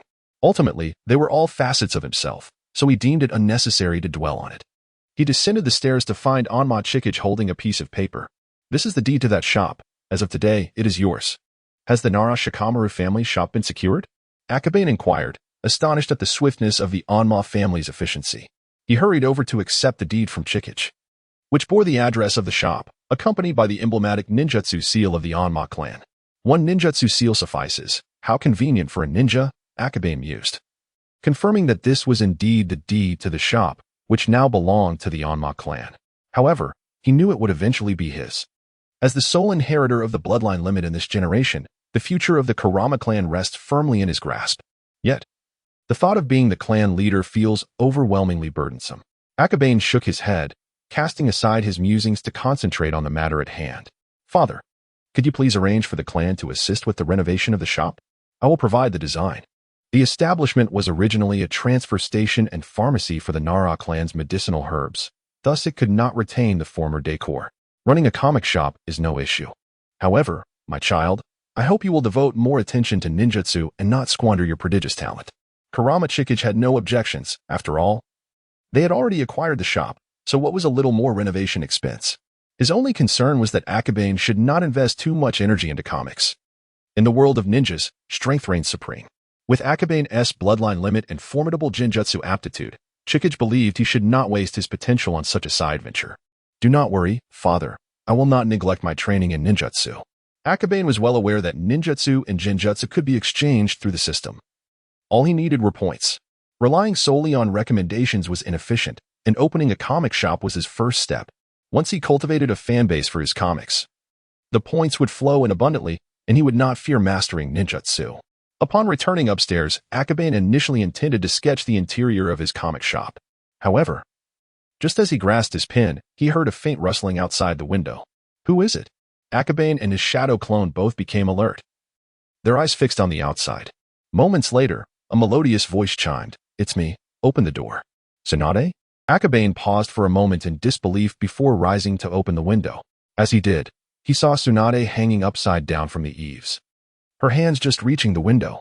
From his vantage point, he had an unobstructed view of the interior. Where are your eyes looking? Tsunade swiftly leapt down and entered the room through the window. Faced with her inquiry, Akabane found himself at a loss for words. After all, it was hardly his fault that she was hanging there like a bat in broad daylight. Now, from below, Tsunade's midsection was visible, leaving little to admire. And aside from Jiraiya, no one dared to mention such a taboo in front of her. Why come through the window instead of the front door? Akabane retorted irritably as he returned to his seat. Tsunade chuckled. Did you not see me standing on the eaves just now? Oh, you were quite impressive. No wonder you chose the window over the door, just to flaunt your tree climbing and water walking skills. How childish, Akabane thought, settling down to continue his drawing. Hey, what else with that expression? I came to find you to play after finishing my training. Tsunade boldly plopped down, glancing at the focused artist and the nearby stack of drawing paper. Excitedly, she began counting the comic drafts, her enthusiasm mirroring that of counting money. 1 sheet. 2 sheets. She had completely fallen in love with comics. Oh, how industrious you are today, having produced so much on your own. The sketches here amount to more than half a chapter, and combined with the work completed in the classroom this morning, the 4th chapter is now successfully finished. Indeed. I am quite the diligent individual, Akabane shamelessly remarked. However, he had forgotten that his doppelganger was seated beside him. No sooner had he spoken than the doppelganger retorted coldly, have some shame. This was drawn by my predecessor. It has nothing to do with you. I mean, how could a sloth like you possibly create so much? Tsunade, clutching the drawing paper, settled on the floor and began to examine it. This was a privilege many could only dream of. Choosing to ignore the jibe from his tool, Akabane sat down and began to sketch. Tsunade sat quietly beside him, exuding a certain charm. With each stroke, the general outline of the small shop soon emerged. As Akabane contemplated the renovation style, he casually inquired, Did you come here just to show off that you completed your training? Of course not. Am I such a childish bore? Tsunade replied, setting down the partially completed sketch. After stretching a bit, she continued, I just took a stroll over to Uncle Saratobi's place. Guess what I saw? The assignment list, perhaps? Akabane answered nonchalantly. Although the Senju clan had receded from the management of Konoha, Tsunade, as the princess of the village, was beloved by all. So it was not surprising that she followed the third Hokage into the office to peruse the allocation list. A moment of silence followed, and after a few seconds, Tsunade muttered unhappily, "How boring. You guessed it. You must be under the guidance of Orochimaru, right?" Akabane said while applying color to the wall. "Yes, and that foolish Jiraiya too." At the mention of Jiraiya, Tsunade gritted her teeth in frustration, wishing she could tear him apart. Flipping through a few more pages of the manga, she suddenly realized that the conversation had veered off track due to Akabane's interruption. "What I meant to say was, I saw your allocation list." "Oh? Your teacher is quite formidable, though their personality might differ significantly from Uncle Saratobi's." "Be prepared," Tsunade said with a tone of seriousness. Akabane paused, his pen halting mid-stroke as he regarded her, pondering for a moment before he could not help but exhale sharply. "Is it Danzo?" Tsunade nodded. "In truth, Danzo merely possesses a different philosophy from Uncle Saratobi. His strength is still quite formidable, so rest assured." She believed Akabane was feeling disappointed or fearful and sought to comfort him.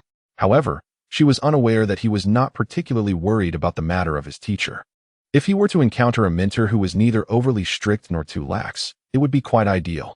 Yet, the unfortunate reality was that his teacher was indeed Shimura Danzo, and Akabane could already envision a grim future ahead. "Well, Danzo is Danzo. There's nothing I can do about it," Akabane sighed and remarked to Tsunade.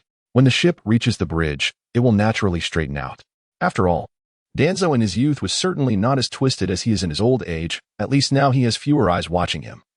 So he must be a relatively normal person. Be prepared in your heart. After all, the assignments from the teacher are beyond our control." Tsunade lay sprawled on the floor, treating Akabane's room as her own personal domain, utterly disregarding her image.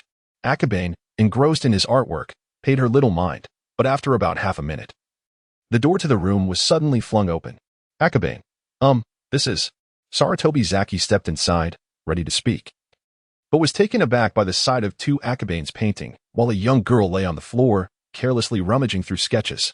Tsunade's face flushed crimson as she hastily sat up, tossed aside her drawings, and respectfully greeted, "Hello, Andy. I am Tsunade, Akabane's classmate." "Ah, well, since a classmate has come to visit, there is nothing more to discuss. My son is truly a genius, even having Tsunade Heim here."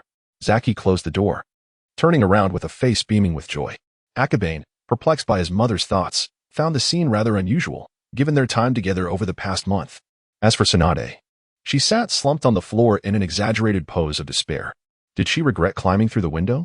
Akabane nearly burst out laughing, despite Tsunade's mischievous nature. A girl still held her dignity in high regard. To have scaled the wall into the Arima clan's territory and then entered Akabane's room through the window, lying haphazardly on the floor, one could imagine. "I'll come to visit you again once your comic store opens. For now, I must head to training." Tsunade, filled with embarrassment, quickly dropped her sketches and scurried out the window, leaving Akabane's room. As Tsunade was halfway through the window, Akabane called out, "By the way, I have compiled the first 3 chapters for Lady Mizuho. You can take them along." "Wonderful. Where is it?" Tsunade, just about to climb out, immediately retracted her body upon hearing Akabane's words, her eyes sparkling as she searched for the booklet. "It's on my bedside table. I couldn't make it too elaborate in such haste, but it is far superior to my usual sketches." Akabane gestured towards the indicated spot. The keen eyes of a ninja are not to be underestimated. In a single glance, Tsunade located the comic booklet. It was a small volume, only slightly larger than a palm, appearing quite compact. However, upon seeing the cover, Tsunade fell in love with this bound comic. The cover, though not made of stiff paper, was adorned with a beautifully illustrated design, featuring the main character, Naruto Uzumaki, depicted fleeing energetically after painting the Hokage statue. "Ah, this comic book is so exquisite. Are there any more?" Tsunade clutched the book, feeling a mix of excitement and regret. The thrill of holding such a beautifully crafted volume was overshadowed by the sorrow that this comic was not hers, but a gift for her grandmother, Uzumaki Mizuho. "That's all. There is only this one." Akabane preemptively stifled Tsunade's hopes of coaxing him for more, as it would take him considerable time to create just one colorful illustration. "Only one?" Tsunade cautiously cradled the comic book, her eyes scanning Akabane's room like a treasure hunter, hoping to discover another cherished item. However, given Akabane's inherently lazy disposition, it is quite inconceivable for him to create yet another feudal manuscript merely for his own collection. Thus, Tsunade was ultimately left in disappointment. "If you truly cherish it, do come by my comic shop when it opens next time," If we attract a considerable crowd, I shall gift you a limited edition. With a glimmer of mischief in his eyes, Akabane contemplated a scheme involving Tsunade. Aside from the Uchiha clan, Tsunade wielded considerable influence among the children. Is that a promise? You better not deceive me, or else. Tsunade declared, her hand slicing through the air with youthful ferocity. Rest assured, how could I ever deceive you? Akabane genuinely intended to present Tsunade with a grand gift, for she was the first fervent fan of his comics, having followed his work diligently from the very beginning. Tsunade's face lit up with joy as she gleefully squeezed through the window. Children truly find satisfaction in the simplest of pleasures, and little Tsunade was undeniably charming. Akabane mused, reflecting that once she grew older, such adorableness would fade, for her future self would be of colossal stature. Yet, he swiftly dispelled such perilous thoughts. The charm of youth is fleeting, and little ones require care and attention. There is an undeniable allure in the gentleness and nurturing nature of a mature woman. As Tsunade departed, Akabane found himself lost in thought until his shadow clone interjected. Now that she's gone, shouldn't you focus a bit more? How long have you been working on that drawing? What is the rush? I have already completed it, Akabane replied, his train of thought interrupted, forcing him to refocus on his artwork.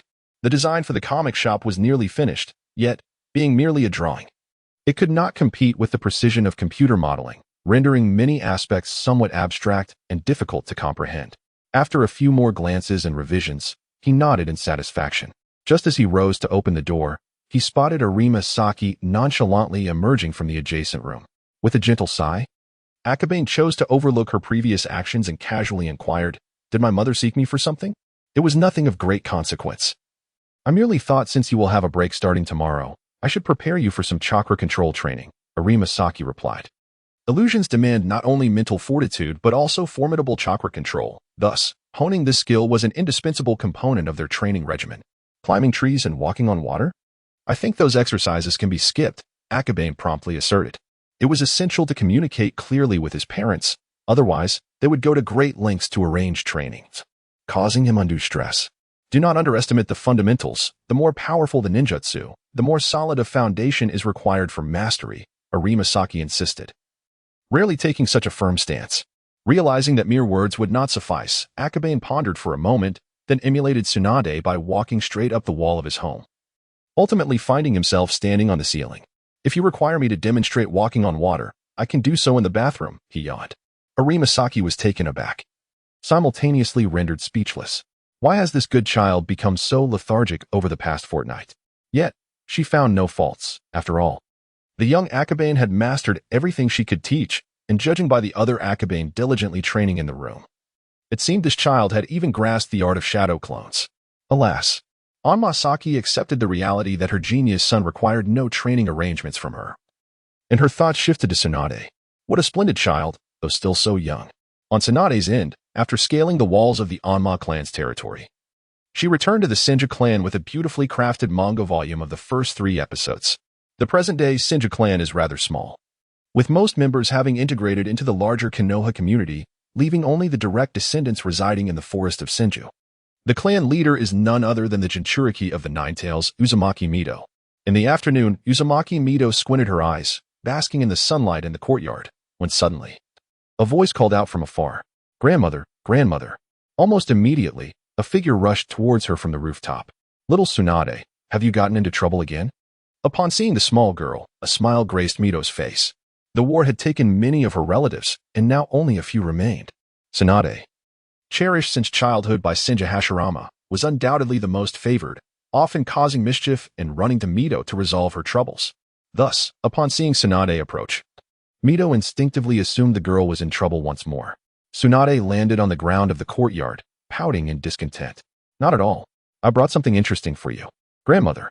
"Oh, you brought me something intriguing?" Mido sat upright, her curiosity piqued. Noticing her grandmother's reaction, Tsunade proudly retrieved the treasured comic book from her bosom, presenting it as if it were a priceless artifact. Mido, initially curious about its contents, leaned in closer.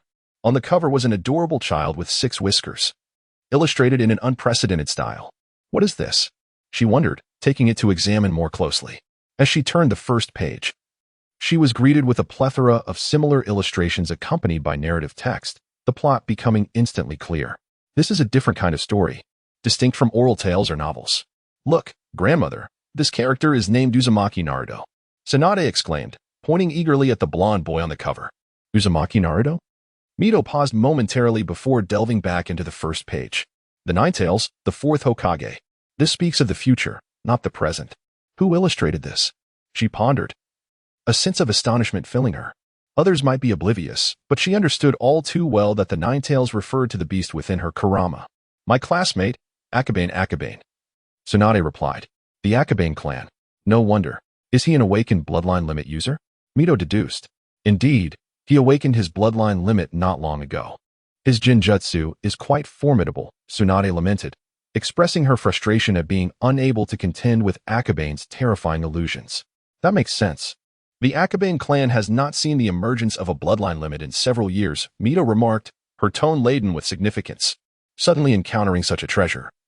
It is hardly surprising that it has long been treated as an heirloom, allowing access to these materials. After all, the history preceding the establishment of Konoha by the first generation and Uchiha is not a secret. Most long-established clans can find relevant information within their lineage. With the Ninetales at the forefront and the Uzumaki clan as the main characters, this narrative likely pertains to the Jinchuriki. At this thought, she continued reading, and a smile involuntarily graced her lips. The earlier pages spoke of the chaos wrought by the Ninetales, yet the beginning transformed into a depiction of the Hokage monument. Wildly defaced, appearing quite battered and forlorn after the addition of paint. Nonetheless, this only piqued Uzumaki Mito's interest further.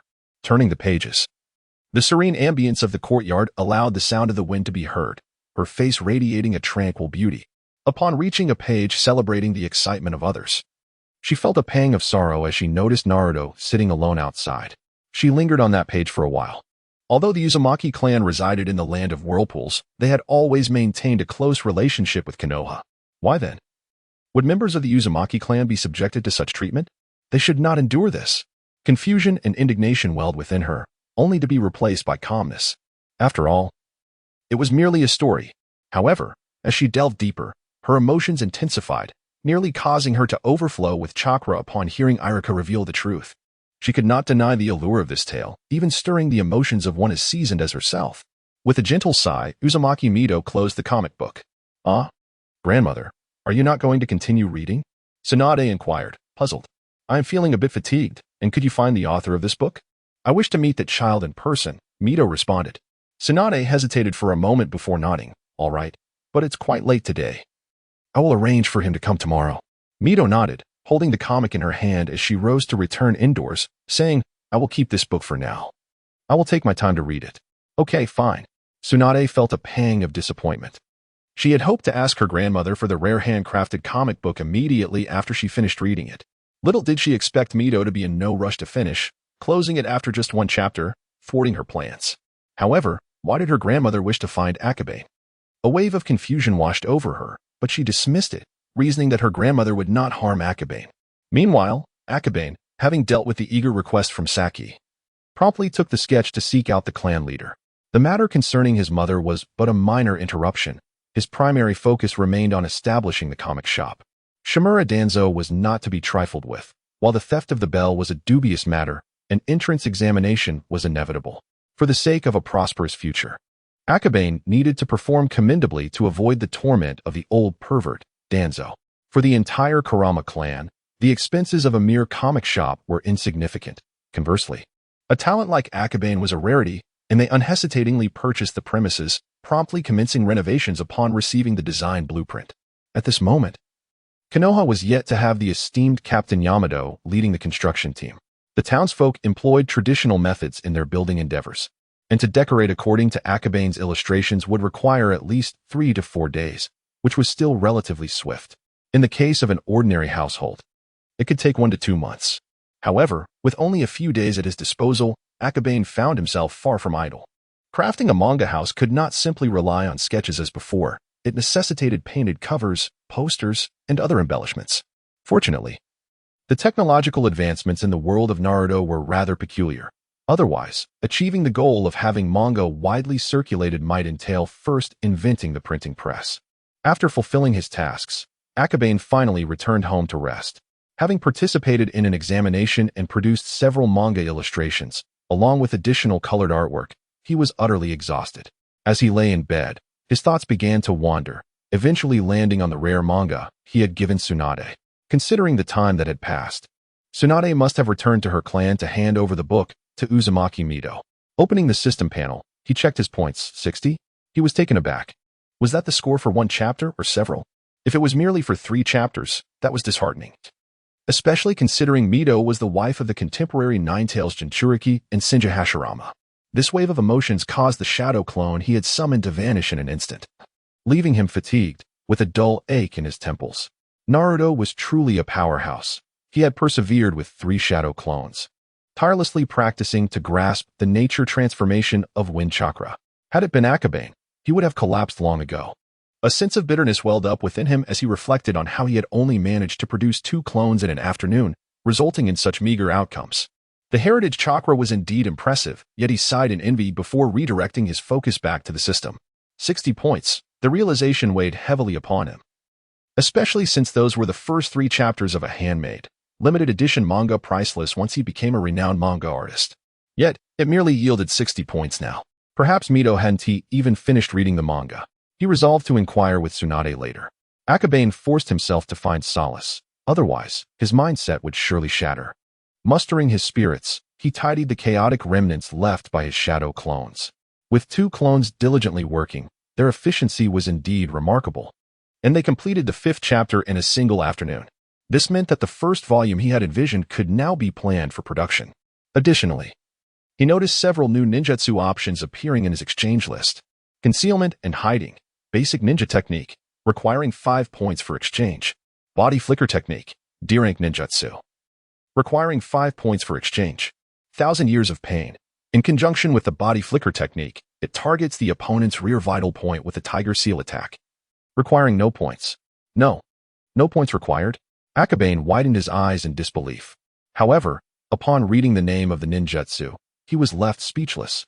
Wasn't 1,000 years of pain merely a crude maneuver involving the tiger seal targeting an individual's posterior? What special technique could there possibly be? No wonder it required no points. Though he dismissed it with derision, a sense of curiosity began to gnaw at him. Free of charge, free of charge. Perhaps he should redeem it. Who knows what peculiar techniques the system might offer? Akabane silently persuaded himself and thus chose to exchange for the technique known as 1,000 years of pain. A seemingly simple maneuver, yet it ushered in a torrent of intricate memories and skills. Upon glimpsing these memories, Akabane's face turned pale, and he instantly regretted his choice to acquire this peculiar ninjutsu. The system version of 1,000 Years of Pain not only detailed its execution, but also elucidated the force required for varying effects and the degree of comfort associated with its application. Goodness, was this some sort of dubious guide? The adage that nothing good comes for free resonated painfully in his mind. Filled with remorse, Akabane swiftly exchanged for the remaining 2 skills to overshadow the memories of 1,000 Years of Pain. The paid techniques were entirely practical and beneficial. Among these techniques, the art of concealment and evasion encompassed insights from seasoned shadow-level figures. Acquiring this skill, coupled with transformation techniques and shadow clones, would render him an exceptionally formidable assassin on the battlefield. As for the body flicker technique, Akabane had anticipated acquiring something more sophisticated, perhaps akin to the advanced body flicker techniques of the likes of Shui, but alas, it turned out to be merely a commonplace version. The distinction lay in the fact that the system's rendition of the body flicker technique integrated numerous practical tips, enabling Akabane to minimize chakra expenditure to the lowest possible level, all for a mere cost of 10 points. The value is undeniably remarkable. Aside from the disappointing free content, Akabane found great satisfaction in the remainder of his acquisitions. He couldn't help but wonder if Granny Uzumaki had finished her reading. Sigh. Having expended 10 points, he felt a pang of regret for his handcrafted comic books, which had become an obsession for him. Were it not too late, he would have sought out Tsunade to inquire about the situation. The following morning, Akabane found himself unable to remain in bed and rose early. "Oh, Akabane, you're up so early today. What is the occasion?" Both Kamama Chihiro and Saki exclaimed in astonishment. This marked the first time in his life that Akabane had awakened at such an hour. Clearing his throat awkwardly, he responded, "I have some matters to attend to and need to step out." "You're leaving? At least have breakfast before you go," Saki called out, but Akabane had already departed. Having slept poorly the previous night, his mind was preoccupied with thoughts of his points. Akabane found it hard to believe that a Jinchuriki of the Nine Tails, proficient in sealing techniques and hailing from the Uzumaki clan, had been awarded a mere 5 additional points over AJ Nin. This was not merely a matter of points, it pertained to his estimations of the value of ninjas within the system. After stepping outside and casually purchasing some breakfast, Akabane made his way directly to the Senju clan's territory. The Senju clan's grounds were modest, with most of its members dispersed throughout Konoha, only a few families, including the Uzumaki Mido, remaining in the area, with only a handful of courtyards lacking even walls. Before he could approach, Akabane heard the sounds of numerous individuals training, and soon he spotted several figures sprinting along the path ahead, one of whom was the young Tsunade. At that moment, she donned a martial arts uniform, her long hair flowing gracefully, exuding a spirited and valiant demeanor. Witnessing this scene, Akabane could not help but feel a surge of emotions, even amidst the Senju clan. They must exert tremendous effort. It is through the combination of lineage and diligence that prodigies are born. He felt fortunate to possess a system and to not be reborn into the Senju clan. Otherwise, waking up at such an early hour every day would surely drive him to madness. As a member of the Akamatsu clan, with a physique boasting a running capability of 15 points, Akabane had already surpassed his peers within the clan. Who among the elders would dare compel him to rise early for morning runs? Before long, Tsunade spotted Akabane. She altered her course and swiftly approached him, a hint of delight illuminating her face. "This is your first time rising so early, isn't it?" Tsunade inquired, her tone softening as she glanced around. "What brings you to seek me at this hour?" I wanted to ask if your grandmother has finished reading that comic book," Akabane inquired directly. Tsunade's hand, which had been brushing her hair, paused momentarily as she regarded Akabane. Taking a deep breath to steady her emotions, she replied, "Not yet. Yesterday, she mentioned feeling fatigued after reading a little over 1 chapter and expressed a desire to meet you in person. I had intended to come find you today." "Ah, I see. That explains it." Akabane sighed with relief, feeling reassured that the 60 points of merit belonged solely to Uzumaki Mido. "Is that all?" "Indeed, after all, Lady Mido is quite a renowned figure in the village, someone I have long admired." "Very well, then please wait for me to finish my run," Akabane stated. Tsunade, somewhat dissatisfied, pouted, "I still have a distance to cover before completing today's morning training." With a gentle demeanor upon arrival, she now departed with an air of brisk determination, her presence formidable. "Are you upset?" By the time Akabane processed her reaction, the girl had already returned to her team to continue running. He did not pursue her but stood momentarily in shock, lost in contemplation. Why? Unable to decipher it, he decided to let it be. After pondering for a few moments without resolution, he gently shook his head, choosing not to dwell on it further. As the ancients wisely said, a woman's heart is as elusive as a needle in the ocean. For someone as laid back as himself, it was best not to overthink or speculate, lest he invite unnecessary trouble. After a brief interval, Tsunade returned from her lap, holding a rice ball, munching on it as she approached. "My grandmother is eating, so you'll have to wait a little longer. Let me show you around our Senju clan," she said, not allowing Akabane a chance to respond as she led the way homeward. Akabane blinked in surprise and muttered softly, "Actually, we could skip the tour. Sitting would be quite agreeable." For a ninja, such a murmur could easily be heard, yet Tsunade seemed uninterested in his words, continuing on her path. With no alternative, Akabane had no choice but to follow. Otherwise, if he remained seated alone, others might suspect he was lurking for nefarious reasons within the Senju clan. Walking in tandem along the narrow path, Tsunade remarked, "Our Senju clan's compound is quite expansive. Isn't it a bit surprising to see it for the first time?" In truth, it is not so. Although Akabane claimed otherwise, his response seemed to be directly disregarded by Tsunade. As the little girl ambled along, she recounted the history of her clan, stating, "Our family has always been sparse in numbers, and since we do not enforce intermarriage within our lineage, the Senju clan has dwindled to just a handful of families." Akabane resolved to refrain from further comment. "Over there is my grandmother's courtyard, where I often reside. Though I do possess my own courtyard, which is this one," she elaborated, having conveyed nearly everything that needed to be said. However, Akabane observed that while the Senju clan's territory was modest, the houses concealed peculiarities. In inconspicuous corners, one could frequently spot small, distinctive symbols of ninjutsu. Though he did not recognize them, it was not difficult to surmise that these were likely the sealing symbols of the Uzumaki clan. Remarkable, Akabane marveled inwardly. No prominent clan should be underestimated. In contrast, the Kurama clan, though seemingly prosperous, lacked both a unique ninjutsu legacy and special summoning beasts. It was no wonder that, As the awakening rate of their bloodline limits declined over time, they swiftly fell into obscurity. There isn't much to explore here. Yet I cannot take you to meet grandmother at this moment. We can only meander about, with just a few words. Tsunade had nearly conveyed the current state of the Senju clan. Akabane felt a flicker of joy and suggested, let us find a place to sit. No, you're too lazy. Once you sit down, you won't want to get up. It's a rare outing, and I want you to walk for the sake of your health, Tsunade replied resolutely. With such goodwill extended, what else could Akabane say? He sighed inwardly, resigning himself to the fact that he could not rest. The two wandered aimlessly.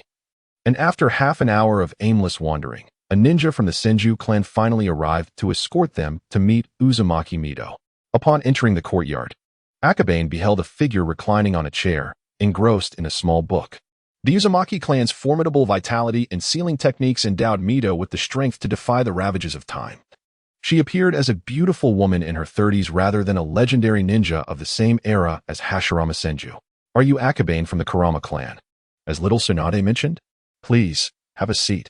Mido had already arranged 2 chairs, one near her and one slightly further away. Akabane, understanding, chose the chair that was farther from her. Just as Tsunade was about to occupy the other chair, Mido looked up, slightly surprised, and said, Child, why are you sitting over there? Come sit beside your grandmother. I am fine here, Akabane thought uneasily, straightening his posture. Mido smiled warmly at him, and then addressed Tsunade, saying, Little Tsunade, go sit over there and let Akabane come to his grandmother. Tsunade paused for a few seconds, her expression revealing disbelief. This was not what she had anticipated. Akabane inwardly lamented, no matter the reason for Mido's invitation, being in proximity to such a prominent figure could hardly bode well. The Uzumaki clan's most formidable abilities in sealing techniques and perception were all manifesting to their utmost potential in her presence. Seated beside such a master, any fluctuation of emotion could easily be detected, akin to a lie detector. Thus, after changing positions, both individuals bore expressions of unwavering resolve. Child, is your story written about the future? Asked Uzumaki Mido, watching intently. No, it is merely a tale woven from my own fantasies, Akahane replied. He had recited this sentiment numerous times, to the point where he had begun to believe it himself, revealing no signs of deceit. It's a rather intriguing narrative. I pondered it for quite some time last night. The beginning resonated with me deeply, which piqued my curiosity. I had Tsunade summon you so we could converse face to face, Mido remarked with a gentle smile. For instance, your depiction of the 9 tails in the first chapter. At that moment, her expression faltered slightly, emanating a wave of chakra. Akahane, seated nearby, felt the overwhelming aura and an inexplicable resonance. Yet, shortly thereafter, she caressed her abdomen, and the disturbance subsided. Was that voice the 9 tails? Akahane pondered, realizing that perhaps the 9 tails had caused a ruckus halfway through the previous chapter. However, Mido, being the first host of the 9 tails, effortlessly subdued it with a mere gesture. Impressive. The 9 tails' essence is derived from the original beast sealed by the first Hokage. Enriched with my own imaginative musings. Before she could continue, Akahane interjected. Indeed. However, the true 9 tails is somewhat more temperate than that. Mido responded. Then pointed towards the statue of the 4th Hokage, inquiring, is the 4th Hokage also a product of your imagination? Yes. But he was inspired by an individual I observed in the village during my school days, serving as a model for my creation. Oh. Saratobi Kinohamaru is the son of that boy, Shinji? Initially, Akahane felt a twinge of anxiety, suspecting that Mido was testing him on the deeper intricacies of the Naruto manga. However, as the dialogue progressed, he began to understand, was this not akin to a fan seeking spoilers from an alternate world? Tsunade, initially displeased, soon listened intently to Akahane's revelations, her face a canvas of curiosity and excitement. By the way, will Naruto become Hokage? Or will he? Mido trailed off. The implication clear without further elaboration. Upon grasping this, Akahane, no longer inclined to answer candidly, cleared his throat and replied, Grandma Mido, this pertains to the subsequent plot. And I shall refrain from answering. Mido paused slightly before saying, it's fine. You only need to tell me about one person. Was this an attempt to revoke her right to eavesdrop? Tsunade immediately interjected, her tone sharp. Grandma, how could you? If I divulge spoilers, how can you maintain anticipation for the unfolding narrative? Spoiling the story for everyone is an act no self-respecting manga artist should commit.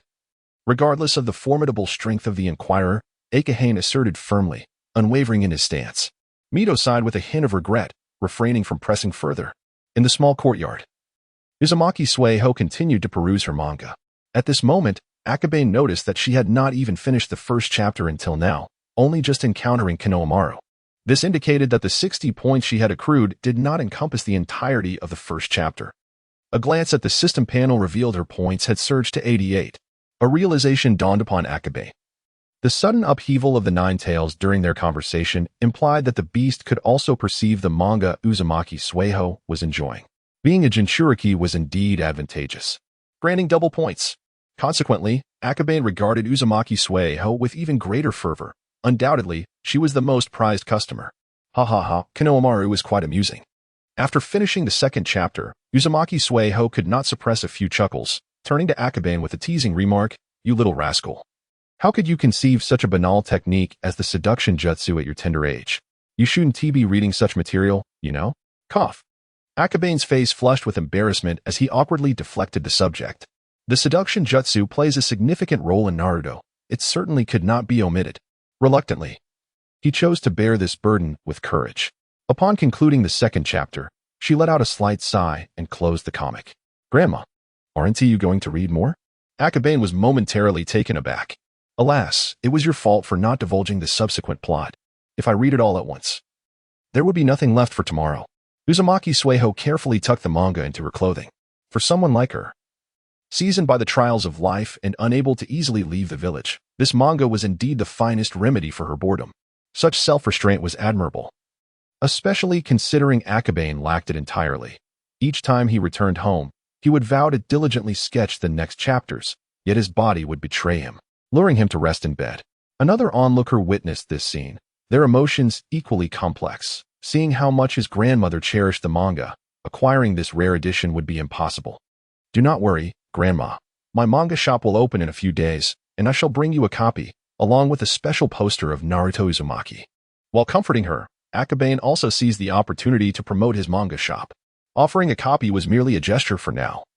Uzumaki Sueho held the esteemed position of the Shinju clan as foremost figure. If she wished to read manga, others would certainly follow suit. However, before he could finish, Tsunade chimed in, her tone a blend of joy and playful threat. "I assume I shall also receive a poster, correct?" Yes, of course." Akabane dared not deny her. Otherwise, he might find it perilous to leave the Shinju clan safely. "Now that sounds more appropriate." Tsunade nodded in satisfaction. "Very well, young man. You have a bright future ahead." Uzumaki Sueho also appeared pleased, accepting Akabane's offering while providing some advantages in return, stating, "Our clan possesses certain capabilities in various areas. If your manga requires extensive printing, we can assist. That would be immensely appreciated. I have already completed the first volume's initial 5 chapters and require a substantial print run to prepare for the opening in a few days." Akabane readily agreed. The Shinju clan no longer interferes in the internal affairs of Konoha, yet their prestige remains unparalleled. Anyone who wishes to stake a claim in this domain must tread carefully. Uzumaki Mito nodded, a faint smile gracing her beautiful visage as she presented a token, stating, "This token signifies my identity. You may seek assistance from the enterprises under the Shinju clan with it, and they will aid you." "Thank you, Granny Mito," Akabane sweetly exclaimed. For he was but a child. "All right, you children can play on your own. There's no need to keep this old woman company. Enjoy your break these days. For once you have a teacher, you shall be busy." Mito gently ruffled Akabane's hair, releasing him without further insistence. "Granny."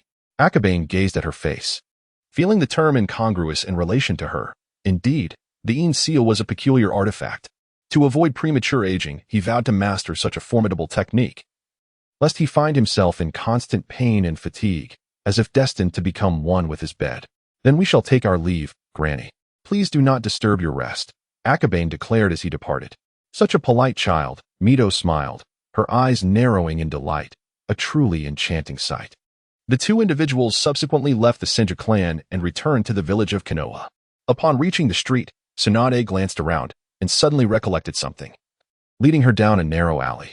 Akabane had initially intended to return home, but felt an unsettling shift as Tsunade continued onward. This path. Indeed, before long, a shop came into view. Kome Casino. "Tsunade, where are you going?" Akabane called out immediately. "Hehehe, I'm going to play." Tsunade grinned as she pulled out her wallet, revealing her money. "You intend to give away the money you just received?" Akabane's expression grew increasingly peculiar. Ever since Tsunade developed a penchant for gambling, the Senju clan had imposed financial restrictions upon her. It was needless to say that she had likely swindled this money from Akabane's comic book sales. "I want to lose. I can win," Tsunade asserted confidently. "I am quite skilled at gambling, and as for the casino." In an instant, she formed hand seals, transforming into another person's likeness. Ready to stride boldly into the casino. Akabane was left speechless. Did she not have any awareness of her own gambling skills? Yet, if she possessed the foresight, she wouldn't be burdened with such debts. With a sense of helplessness, Akabane pondered for a moment before threatening, "If you go gambling, I shall not deliver the posters. Nor will the grand gift be forthcoming."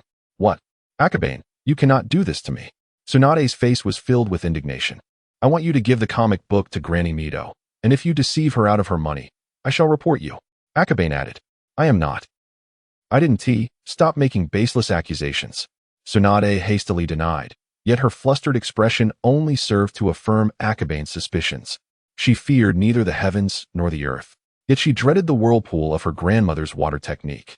Despite its gentle and amiable appearance, the sealing technique was executed with masterful finesse. And it was precisely this skill that Tsunade feared the most. How about it? Well, all right. Tsunade decided to take it one step at a time, feeling reluctant to part ways. However, after a few paces, Akahane suddenly paused, forming hand seals, and swiftly dashed into the gambling den, capturing Tsunade, who had just created a shadow clone and used the body flicker technique to enter. "How can you be so fast?" Tsunade exclaimed, a mix of surprise and frustration evident in her voice. If only Akahane had delayed a moment longer, she could have gambled a little, and even if caught, she would have been satisfied. Now, she found herself with one foot in the game and the other pulled back. First, your hand seals are too slow. Second, your shadow clone and substitution techniques have too many flaws. They are easily discernible. Akahane grasped her hand firmly, resolutely leading her away. "Please, just one round. Just one," Tsunade pleaded, her body bent in desperation. Yet Akahane, immune to the charms of this little girl, remained steadfast, his heart as hard as iron against her pleas. The awkwardness lay in Tsunade's immense strength. Akahane found himself unable to budge her. "Fine, go ahead, but don't expect to get a sneak peek at the manga again." Akahane decided not to obstruct her, casting a cold smile as he turned to leave. Tsunade stood frozen, her gaze darting between Akahane and the gambling den. If Akahane had not noticed her slipping inside, it would have been one thing, but now the choice was starkly presented: gamble or manga. It was a dilemma that left her torn. Not yet of age, she could not indulge in both and was forced to painfully forego the gamble. Akahane took a few steps, and upon hearing Tsunade's footsteps behind him, felt reassured. Indeed, the allure of the manga was greater. Perhaps, with the arrival of the manga, the future trio of yellow, gambling, and drugs would amend their ways, and this could be considered a promotion of positive societal values. "I won't gamble anymore. What reward do you have for me?" Upon returning behind Akahane, Tsunade immediately sought recognition and reward. "Children these days are so shameless. They won't grow up in such a place," Akahane remarked nonchalantly. "Pa, when did you become like that fool Jiraiya?" Tsunade retorted with irritation. The two continued to bicker as they made their way to the residence of the Anma clan. Nearby, a passing rookie shinobi wore a face of confusion and discontent. Had he uttered such words, he would likely have received a formidable punch. Yet Akahane not only escaped unscathed but also managed to turn the tables. Though the sarcasm was aimed at her, the treatment Akahane received was far superior. Why was that? In terms of charm, talent, and ability, he was no better than Akahane. It must be because Akahane could draw manga. All right, to change Tsunade's impression of me, I too shall learn to create manga. After much contemplation, Jiraiya arrived at this conclusion, pinpointing the crux of the issue, and instantly felt a surge of confidence. Back at the clan, Akahane remained blissfully unaware of Jiraiya's thoughts. He was far too preoccupied to consider what Jiraiya was thinking, even dragging Tsunade along as a helper. "Tsunade, can you take me to where your clan handles printing?" "Of course, but you must give me these original drawings." Tsunade pointed eagerly at the colorful illustrations and the monochrome artwork created by Akabane's clones. Without a moment's hesitation, Akabane firmly declined, exclaiming, "No, they are mine." As they departed from the clan's territory, a playful scuffle ensued between them. While it could be termed a tussle, it was more accurately Tsunade's relentless attempt to seize the sketches, albeit with a cautious touch, mindful of their fragility. After a brief struggle, Akabane, feeling fatigued, decided to relent. "Tsunade, hailing from the Senju clan, possessed formidable stamina, and he was disinclined to compete any further. After teasing her for a moment, he stepped back and proposed, "Fine. You may select 3 of these drawings, but the rest do not belong to you." "Only 3? 2. All right, 3 it is." "How miserly." Tsunade grumbled, leading the way ahead. Akabane sighed softly. It wasn't avarice on his part, but rather a need to preserve these original artworks for the first volume of the manga he intended to compile as a prize for a lottery. Losing 3 drawings would necessitate finding replacements later. As Tsunade darted several meters ahead, Akabane suddenly realized he had yet to inquire about the distance to the printing facility associated with the Senju clan. "Tsunade, is the destination far?" he called out, catching up to her. "Not far, just a short distance," she replied nonchalantly. Initially, Akabane took her word for it, but soon regretted believing her whimsical claim. What did she mean by a short distance? He ran for several minutes, finally reaching a small village nestled beneath a mountain, far beyond what he had anticipated. "Is this what you consider a short distance?" He gritted his teeth, realizing this was the longest sprint he had undertaken since his arrival in this world. With an innocent expression, Tsunade replied, "Indeed, we usually run farther than this during our morning exercises." "Fine," Akabane conceded, feeling at a loss as a member of the sickly clan. However, it seemed that her frequent claims of poor health were mere excuses. Her current vitality was comparable to that of Jiraiya, the foolish one. "Surprised, aren't you?" Tsunade said, reveling in her discovery. "No, I just think Jiraiya is truly unfortunate. He isn't even here, and yet you still berate him," Akabane lamented. At this stage, they had yet to become disciples of the 3rd Hokage, merely classmates. Yet Tsunade consistently brought up Jiraiya. "Jiraiya has his merits." After a moment of reflection, Akabane snapped back to reality, realizing Tsunade was already several paces ahead. "Hey, don't walk so fast," he hurried to catch up with her, observing the serene surroundings. In the distance, he spotted a small factory nestled against the mountain wall.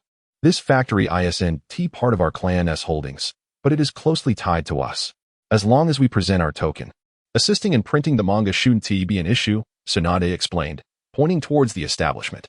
To ensure continued assistance from the other party, concessions of mutual benefit were essential.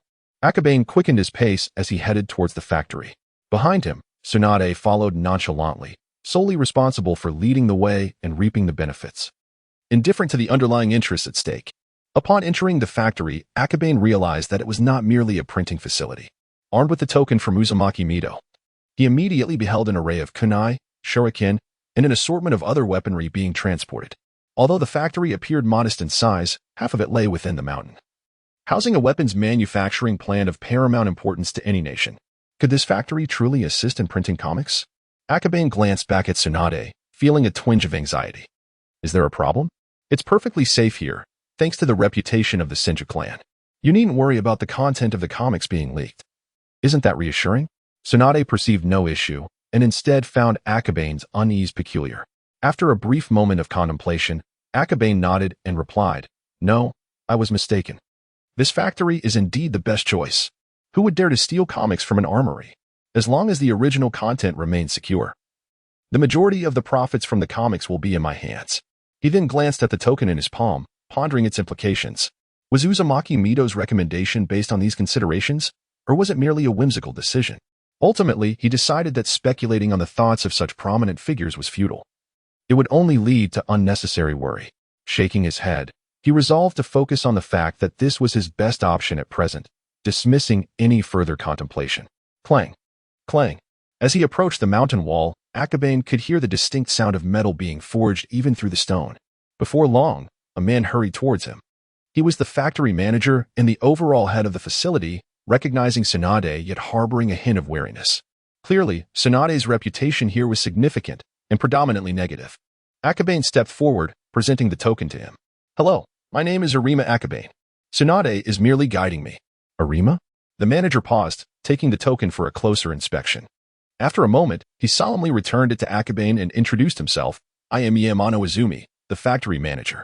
"Mr. Yamano, I have come to request your assistance in printing a book." Akabane produced the first volume of Naruto and handed it to Yamano Izumi. "A comic?"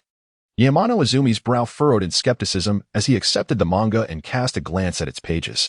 Unlike the crude hand-drawn versions he had seen before, this authentic first edition boasted an exquisitely crafted cover, showcasing Akabane's utmost skill. At first glance, he was left in awe. What is this? He found it astonishing, unlike any ordinary novel, yet it told a captivating story. No, it surpassed even that. Heh, Uncle Yamano, that's called a comic, Tsunade chimed in. A comic? Yamano Izumi flipped to the next page, then turned to the second. After a considerable time, he closed the manga with a mix of excitement and regret. He is merely an ordinary craftsman proficient in blacksmithing, and the world of ninjas seems distant to him. Yet, after watching just 2 episodes, he can sense the grandeur of the ninja realm. Ninjas. Alas, if it weren't for my lack of talent, I might have been one myself by now. Yamano Izumi's expression grew desolate as he sighed deeply. Akabane offered a faint smile, discreetly accessing the system interface. 1 point gained. This implies that even an ordinary individual earns points for watching. Akabane felt a surge of excitement. Although Yamano Izumi only received 1 point after watching 2 episodes. Even the smallest mosquito is still meat, and after all, ordinary people constitute the vast majority of the population. Quantity can compensate for quality. Even the esteemed Hokage cannot surpass the immense sea of contributions from the common populace. Just as he was pondering this, Yamano Izumi inquired, "Excuse me, Akabane, is this the comic book you wish to print?" "No, it's not just this one. There will be many more comics in the future. I do not seek Mr. Yamano's assistance for free. Rather, I hope to establish a mutually beneficial collaboration," Akabane replied earnestly. He understood that he appeared merely as a child, lacking persuasive power in this regard, and could only strive to convince Yamano Izumi through his demeanor and work. Had Yamano Izumi not read the comic, he might have scoffed. But now he found himself compelled to contemplate the collaboration Akabane proposed. Can such a comic truly yield profit? He pondered. The market for new concepts is inherently nebulous. Potential profits remain elusive. However, after viewing the comic, he sensed a formidable allure that irresistibly drew one in.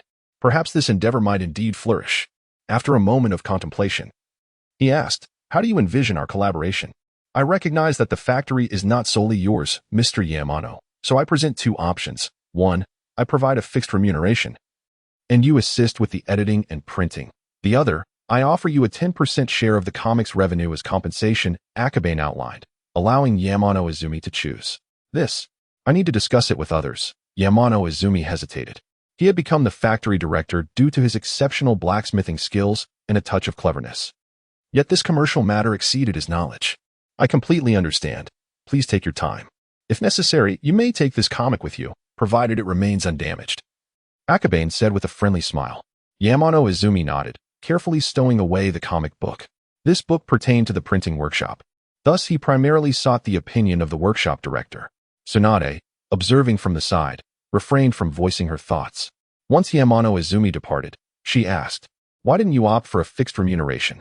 A fixed payment would undoubtedly benefit me, but what if my comics become successful in the future?" Akabane replied nonchalantly. Though his sentence remained unfinished, he was confident that Tsunade grasped his meaning. Indeed, after a few moments of reflection, she quickly responded, "I understand. Human nature is inherently greedy. But this truly aligns with your style." "What style?" Akabane inquired. To put it simply, 1 word, laziness.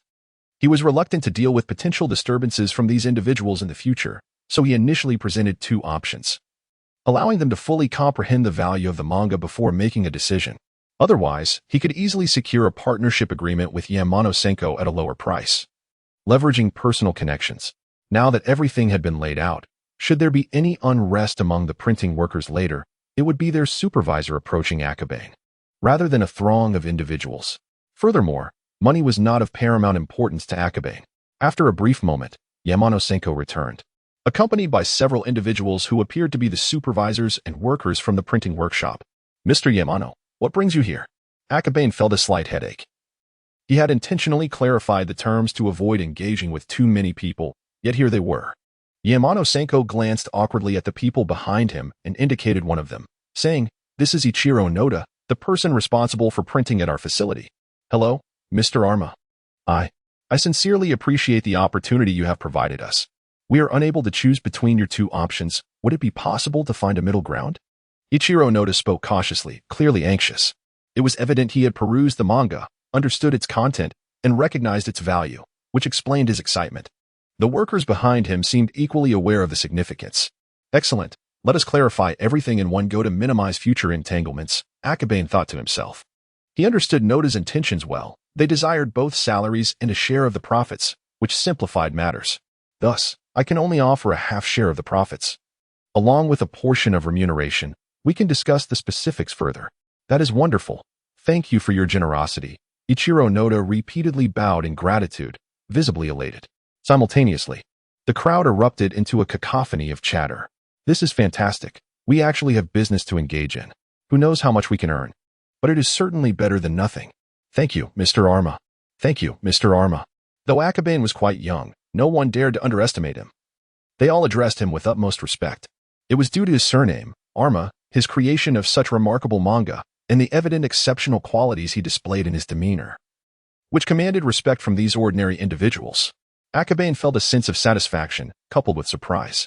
Judging by their reactions, his manga appeared to be a significant opportunity, indicating the printing industry possessed limited profit margins. There was ample potential here. On the way back, Tsunade remained silent and sullen. Akabane strolled leisurely ahead. And after a considerable time without her surpassing him, he couldn't help but glance back. What is with that expression? Is she taken aback by my graceful demeanor? Ugh. How shameless, Tsunade muttered, followed by a soft sigh. Akabane's presence in the factory bore an uncanny resemblance to the deceased Hashirama Senju and Tobarama Senju. After a moment of silence, she suddenly inquired, Akabane, do you wish to become Hokage? Hokage? Only a fool would aspire to be Hokage. It's exhausting and brings no rewards. My dream is to witness a day when the ninja world is free from war, and my manga becomes a bestseller worldwide, allowing me to recline at home, carefree while wealth flows in. Akahane stated without hesitation. Ha ha ha. As expected of you, Akahane, that certainly sounds like something you'd say. The youthful and cheerful laughter echoed through the woods. Akahane smirked slightly. At this moment, Tsunade's brother had yet to be born, and the weight of burdens was not so heavy, yet it was always better to smile. After all, children should laugh more. He mused, quickening his pace. Where shall we go to play when we return? Tsunade, in a delightful mood, immediately pondered their itinerary. No play. I have little time these 2 days as I need to create illustrations for the opening in 3 days, Akahane firmly declined. As they departed, the factory had already commenced printing the manga, and upon returning, once the manga shop's renovations were complete, they could begin arranging the specifics of the establishment. What? You're working so hard? Tsunade was taken aback, her expression revealing disbelief that Akahane would be earnest in his efforts. To be honest, no one would believe it. How unfortunate is that? Akahane sighed helplessly. A manga shop should not merely have simple comics, it must also feature various posters, necessitating a bit more effort in the coming days. In life, often one cannot simply pursue their own happiness. You've gone silent. You must be planning to return home and let your shadow clone do the work for you. No, I will supervise you. Tsunade exclaimed with a gleam in her eyes. Suit yourself, but I genuinely have no time these days. Akahane was indifferent to Tsunade's supervision because he truly intended to work diligently for the grand opening. He was determined to give his all. Upon returning home, Akahane indeed took his tools and ventured into the nearby woods to paint. Had it not been for Tsunade accompanying him, he would never have gone to the woods. After all, the journey from home to the forest required a fair amount of walking, which was quite tiresome.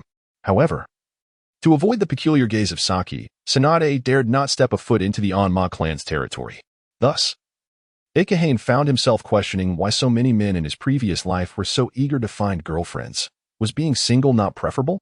In the small grove, Akahane separated a shadow clone, with both the original and the clone working together on their artwork. He was creating large posters, though not all were from Naruto. He also illustrated posters for other manga, such as One Piece and Bleach. Initially, Tsunade did supervise from the side, but upon realizing that Akahane was genuinely focused on his work, she departed the grove to practice her combat skills on the grassy fields outside. The entire morning passed with Akahane immersed in his artwork. However, the large illustrations were quite draining, and by the time Saki arrived with lunch, he had only completed 2 pieces. As for Tsunade, she had vanished somewhere before noon. The afternoon continued quietly as Akahane remained absorbed in his painting until he spotted a familiar figure as evening approached. Outside the Anma clan's territory, Jiraiya sat on a roadside bench, looking utterly dejected and melancholic. Jiraiya, what are you doing sitting here? Akahane inquired with curiosity. Upon hearing his voice, Jiraiya immediately looked up, his eyes gleaming with excitement as he exclaimed, Akahane, you have finally returned. Were you waiting for me? Kekkei carefully placed the tools and the meticulously drawn poster onto the chair, casting a suspicious glance in his direction. Subsequently, he noticed that Jiraiya was clutching two crumpled pieces of paper. I've drawn 2 pages. Could you take a look? Jiraiya asked, somewhat bashfully. Drawings? Kekkei was momentarily taken aback before realizing that Jiraiya had succumbed to his creative spirit and had taken to drawing comics. As a future great writer, Jiraiya's imaginative capabilities were commendable, yet comic art necessitates more than mere creativity. Kekkei took the papers and glanced at them, instantly feeling as though his eyes had been assaulted. What on earth was this? He inhaled deeply and slowly began to unfold a corner of the pages. How do they look? Did I do well? Jiraiya inquired anxiously. Jiraiya, perhaps you should show them to Tsunade first, Kekkei suggested after observing his unkempt hair, speaking with conviction. Indeed, when Tsunade was mentioned, Jiraiya couldn't help but let out a woeful sigh. I must have gotten a beating. Yes, Jiraiya, I am quite curious about what you have experienced. At such a young age, you have produced such remarkable work. Kekkei struggled to find the right words. In a sense, Jiraiya's 2 pages could be considered the progenitor of the comic books in the Naruto universe, yet the lines within were chaotic and lacked depth. Well, the drawing skills are at a typical level for your age. However, why is the content of such a harmonious caliber? I also believe my drawings are quite exceptional. It must be Tsunade who lacks the appreciation. Upon hearing this, Jiraiya excitedly snatched the 2 pages back, leaping to his feet with a loud, triumphant laugh. His face beaming with pride. He remained blissfully unaware that Kekkei's words were laced with sarcasm. No, I am a positive energy comic artist. This. Kekkei was about to express his disapproval of such comics, but upon looking up, he found that Jiraiya had already dashed away several paces, reveling in his own glory. This. One can only say he truly is the man who penned the paradise of affection. Kekkei paused for a moment, then sighed as he sat down in contemplation of life. Jiraiya indeed possessed talent. With a little guidance, he could flourish in any endeavor. Thankfully, his ninjutsu remained relatively conventional, or rather, Jiraiya's ninjutsu was no longer conventional. Kekkei was stunned for several seconds. The Naruto manga had exposed Jiraiya to the art of seduction techniques at an early age. Goodness, even ninjutsu had gone awry. What have I done? He lamented.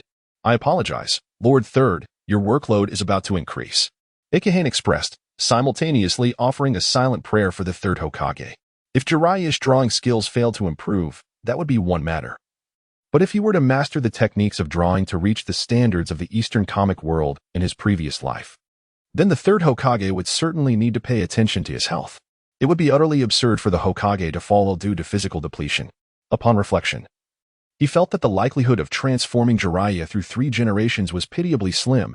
He could only hope that Jiraiya had once again ventured into Myaboka Mountain. Perhaps a period of cohabitation with the toads would alter his innate talents. However, a pressing concern arose. What if Jiraiya became engrossed in manga and ignored the so-called prophesied child of the Toad Sage? Indeed, this placement. The containers should not be arranged this way. They need to be symmetrical. Do you understand the beauty of symmetry? In the shop, Akabane stood at the entrance, vociferously directing the others. When they failed to understand, he resorted to casting illusions to convey his desired imagery. Your shop is not yet completed? It appears we must wait until the afternoon. Just as Akabane was overwhelmed with tasks, a voice descended from above. He looked up to see Tsunade, clad in a simple martial arts uniform, leaping down from the rooftop. I am quite preoccupied at the moment. Akabane rubbed his temples. Heavens! In these brief 2 or 3 days, he had to utilize shadow clones at least 3 times daily, and he himself partook in the painting to keep pace with the progress. Were it not for the over 100 points he had painstakingly accumulated to exchange for 1 point of mental energy and 5 points of physical prowess, he would not have been able to endure such intense labor. I merely came to check if the manga has been released and to ask if you've seen Jiraiya in the past few days. Tsunade's disdainful expression was tinged with concern. Since she had last struck Jiraiya, it had been 2 full days without sight of him. Jiraiya? Akabane was momentarily taken aback. During their last encounter, Jiraiya had misunderstood his words and left in a state of excitement. Had he truly vanished? Noting the subtle shift in Akabane's expression, Tsunade immediately pressed. Have you seen him? Indeed, he sought me out and misinterpreted my intentions, believing himself to be quite the artist. After a moment's contemplation, Akabane decided to voice his conjecture. If you wish to find him, you might check the baths in Konoha or the neighboring villages. Baths? Tsunade was momentarily stunned. And after a lengthy pause, she reacted with a fury. That pervert, that rogue, that fool. I shall break every bone in his body. With that, she stormed off in a huff. Akabane was left speechless. He had not anticipated that Jiraiya would genuinely believe his words and embark on such an exploration. Well, never mind, Jiraiya. May you find your own fortune. After some contemplation, Akabane resolved to disregard the matter. He was already fatigued and had no desire to move. Moreover, even if he were to be captured, it would likely not pose a mortal danger, probably, as he continued to oversee the proceedings. The shop gradually took on a semblance of order, resembling a comic book store. Akabane, a vehicle has arrived in our clan's territory, delivering several hundred comic books. The voice of Kuruma Chihiro rang out from outside. Excellent. Father, please inform them to transport the goods here. A smile graced Akabane's face. The armory's timely delivery was the only stroke of good fortune in these past 3 days. Once the printed comics arrived, they could promptly arrange for the grand opening. Before long, the personnel from the arsenal arrived with a cart, led by Ikir Noda. Mr. Akabane, your comic books have all arrived. Where shall we place them? Noda bowed respectfully to Akabane. Please help me arrange these books on the shelves, Akabane replied, fiddling with a box that bore the words Lucky Draw. The old horse's most cherished tactic was the lottery, possessing an enchanting allure that compelled customers to spend money, leaving him with a sense of great profit. No problem. We'll take care of it, Noda readily agreed, and the others eagerly assisted in moving the goods. Akabane glanced over and noted that their packaging was nearly indistinguishable from what he would have done himself, even more refined in the craftsmanship of the books. After all, they were professionals, reliable. His satisfaction grew as he had entrusted the work to a reputable factory, confirming their capabilities. With hundreds of volumes to arrange, even with the help of so many, it took some time. By the time the comic books filled the shelves, Akabane had only just finalized the various prizes for the lottery. At that moment, the comic shop was fully prepared and ready for opening. Just as Akabane turned to hang the sign, he caught sight of a figure leisurely approaching. It was Naruto. As he drew closer, he looked up at the sign in Akabane's hands. Akabane Comic Shop. It seems I am the first, Naruto said, strolling at a measured pace. How do you always arrive so punctually? Akabane wondered if he had somehow calculated the time, as he consistently arrived just in time for class. I felt it was time to open, so I came to take a look, Naruto replied earnestly, stepping inside as Akabane hung the sign. He picked up a book from the shelf and brought it to the counter. 100 taels. As the first customer, you receive a poster. Let me see. I think I'll give you this one, and you can also participate in the lottery. Akabane retrieved a rolled-up poster from behind the counter. The poster depicted Naruto, perfectly suited for him. Surprised by the unexpected gift, Naruto accepted it, then noticed Akabane producing a box labeled Lucky Draw. Shall I reach in? He hesitated momentarily before inserting his hand into the box. The next moment, Naruto pulled out a slip of paper, unfolding it to read. Thank you for your patronage. He glanced at the text beside the box, feeling somewhat bewildered. 30 chance. Thank you for your patronage. 50 chance. 1 small poster. 10 chance. 1 medium poster. 1 chance. 1 exclusive poster. In other words, did I just hit the 30 chance? Naruto sighed, tucking the slip away before unfurling the poster he had received as the first customer.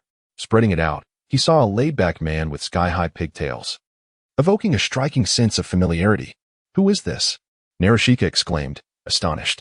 Ah, it's a character created based on you, perhaps suitable for your collection. Akabane pointed to the bottom right corner of the poster. Here, the name of the character is Nara Shikamaru.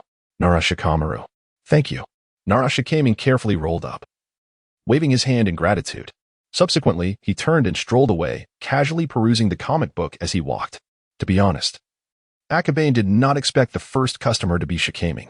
During class, his enthusiasm was always the lowest after finishing his drawings. It now seemed he was simply too lazy to compete and intended to read the comic in one go to avoid hassle. Indeed, they were all of a slow-paced nature. Alas, if only the trio of pig, deer, and butterfly were not so inseparable, having Shikamaru as a teammate would have been splendid. Akabane sighed softly, then formed hand seals, conjuring a shadow clone. This is in your hands. I shall take a brief rest. Do I have a choice? The clone responded helplessly. Though the others in the shop could be considered help, they were entirely ignorant of matters like the lottery, nor did they know which poster was which. Thus, the burden fell upon the clone. After all, enduring hardship was not a novel experience. The clone sighed slightly and sat down to await the next customer. As the first customer, Shikeming departed while continuing to read his comic, serving as an unspoken advertisement. It would not be long before the next wave of customers arrived. Shikeming, what are you? Oh, what is that you're holding? Akito Ichiju inquired curiously, as spotting Shikeming on the streets during the holiday was quite a rare occurrence. Oh, Akabane's comic shop has opened, and I bought a copy. They even gave me a poster. Shikeming calmly raised the poster in his hand. What poster? Akito Ichiju leaned in with intrigue. Though Shikeming found it bothersome, he could not refuse this modest request from one of his few good friends. Instantly, his eyes glimmered with excitement. Does Akabane still have any left? Yes, but many people have already gone there. Shikeming appeared somewhat impatient. Anyone who recognized him along the way would ask, and it had been a challenge to endure. Akito Ichiju, upon hearing this, hurried towards Akabane's comic shop. As for the address, Konoha village was small. Akabane had previously purchased the land deed from Shikeming, making the location easy to deduce. Shortly after, he spotted several figures darting past ahead. Was that Kakashi Hatake and Orochimaru? Akito Ichiju grew anxious and quickened his pace. However, when it came to speed, he had no advantage, merely watching helplessly as his former classmates vanished from sight. Was this a comic book purchase or a race? Why were there so many people? On the street, a group of children dashed like ninjas. Kakashi Hatake, Orochimaru, Mitarashi Anko, and even Uchiha Rin were present, none willing to fall behind. Ahem. Rin.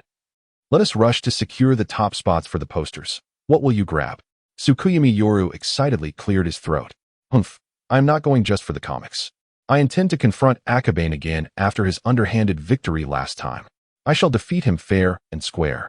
Uchiha Rin declared with indignation.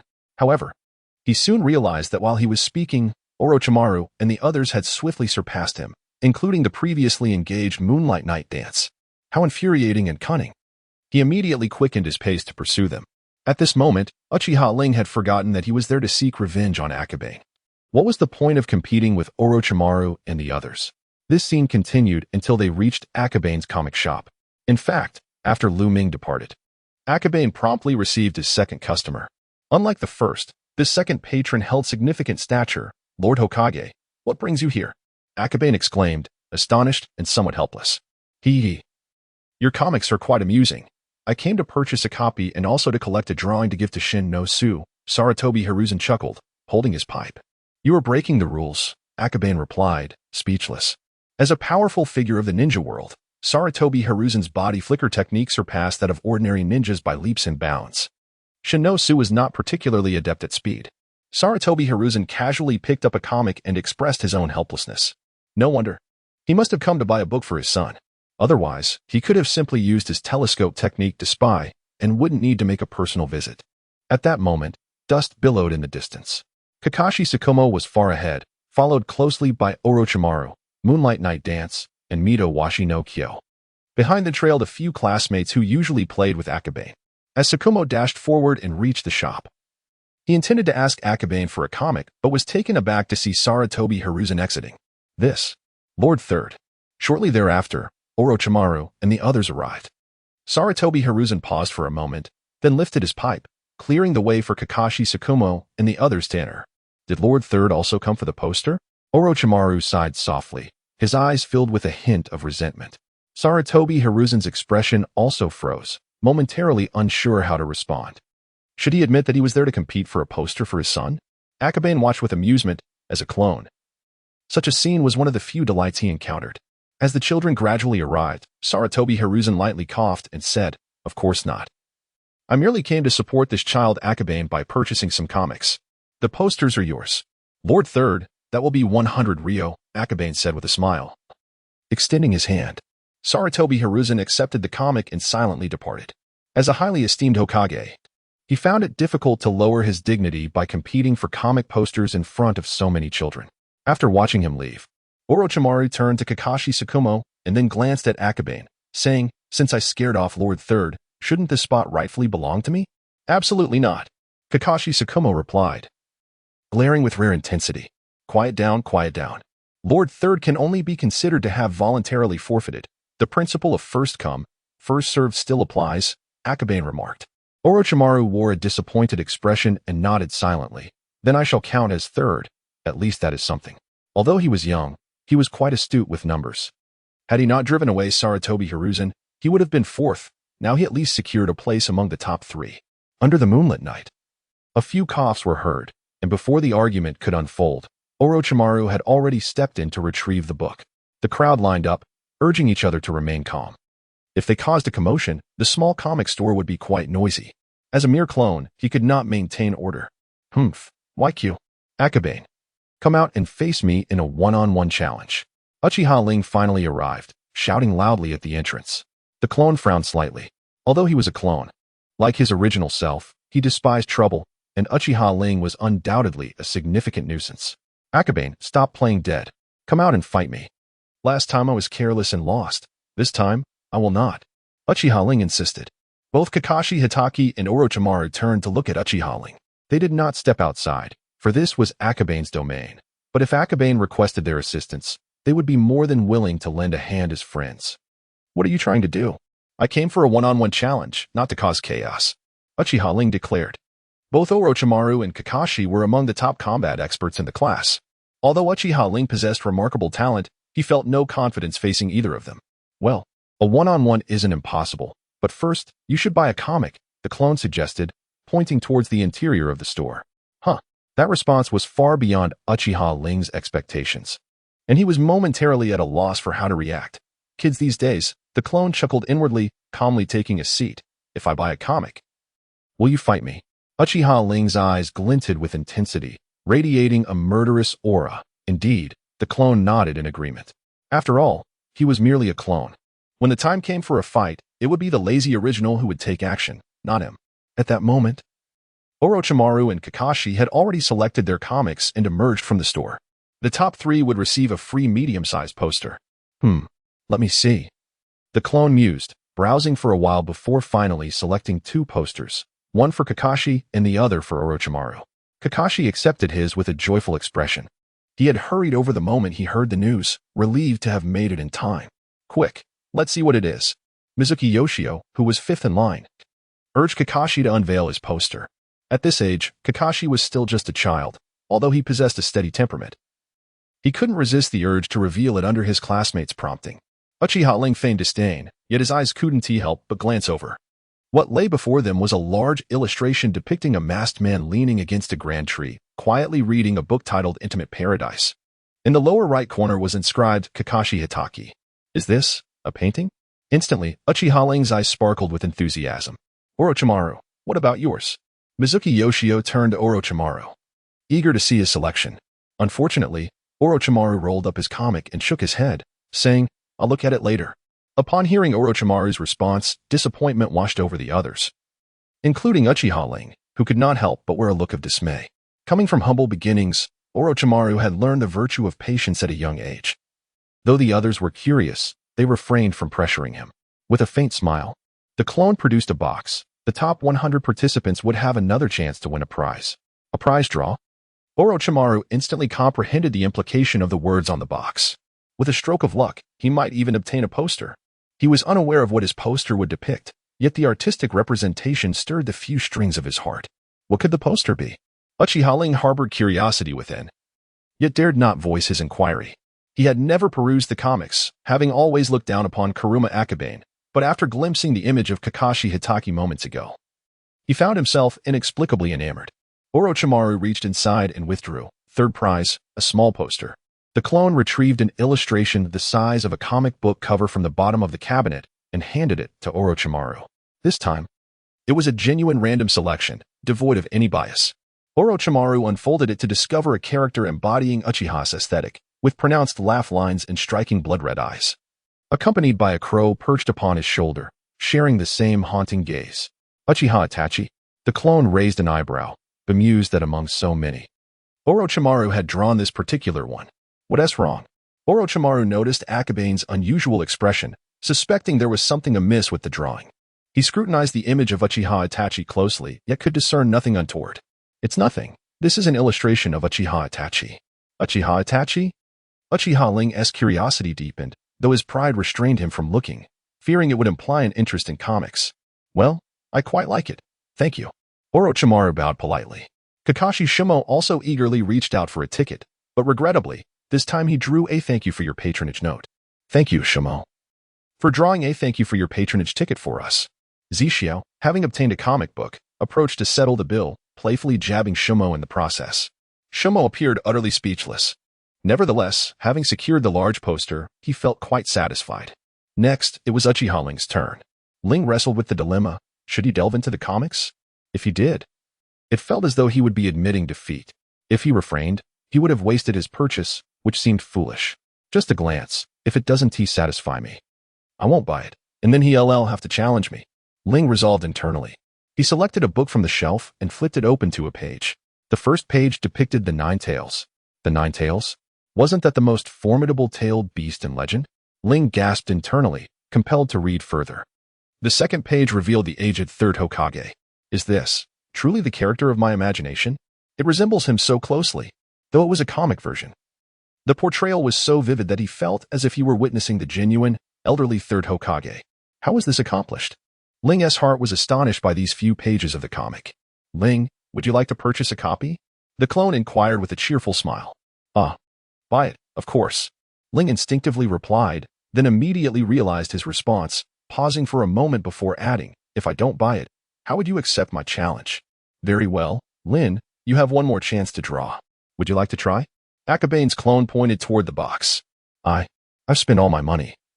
Why not take a chance? Uchiha Lin initially intended to decline, but altered his response at the last moment. After all, it's a poster. Please, he gestured toward the box. Refraining from further words, Uchiha Lin reached in and drew out a piece of paper. Third prize, small poster. Upon hearing this, a look of surprise brightened Uchiha Lin's face.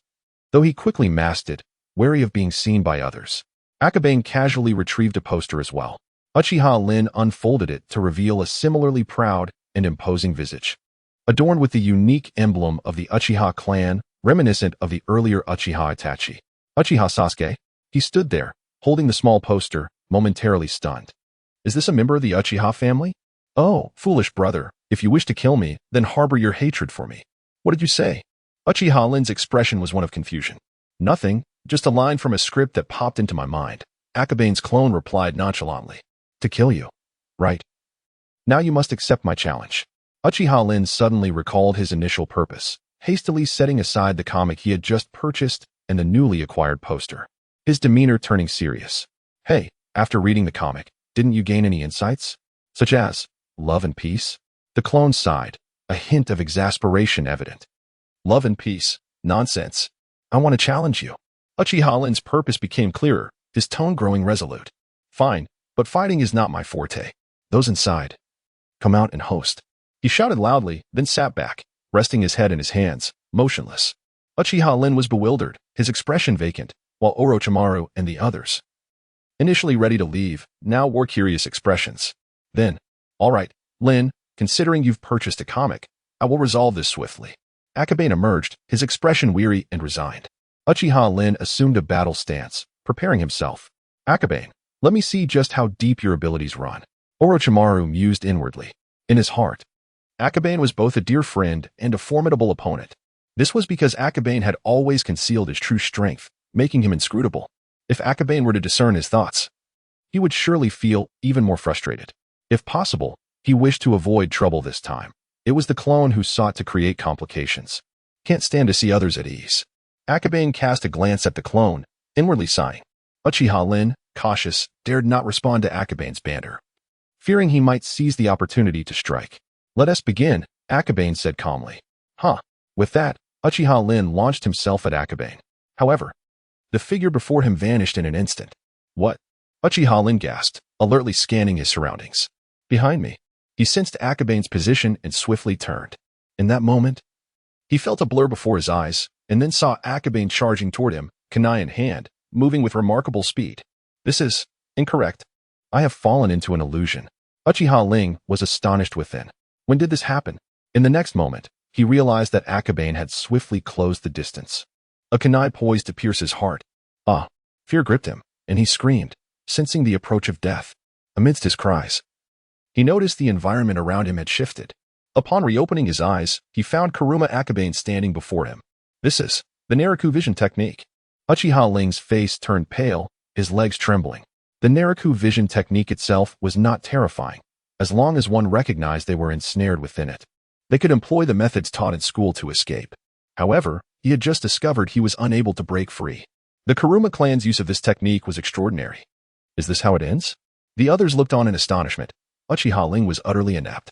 Akabane had merely formed a hand seal, and he had already lost. In truth, my clone had a point. The ninja world requires peace, not conflict. Akabane handed over the comic and poster, unable to suppress a yawn. Uchiha Ling remained dazed for a considerable time before silently accepting the comic and poster, nodding in gratitude, and turning to leave. He had been defeated. From that very moment, Akabane had executed the illusion, and he had been completely oblivious. Akabane-kun, when did you learn the Naruto vision technique? Orochimaru expressed his surprise. I just learned it. Akabane spoke truthfully. He had just completed the final page of the 6th chapter, and the list had refreshed with the exchange for the Naruto vision technique. To conserve energy. He had exchanged for the technique. Just learned, and already so proficient? They silently mused. Akabane-kun, you truly possess unfathomable depth. Orochimaru felt a surge of apprehension. As the foremost ninja village, Konoha was never short of talent. He could not afford to be lax. It's time to go. After the spectacle concluded, Sakujo and Zishi waved goodbye, preparing to leave. Akabane turned to enter the shop, only to be interrupted by a sharp cough. Ahem. Have you forgotten? I have yet to draw my prize. Moonlight Night Dance, clad in black and small in stature due to his age, was often overlooked as he rarely spoke. Ahem. Please allow me to draw. The clone awkwardly produced the box for him to draw from. Moonlight Night Dance extracted a slip of paper.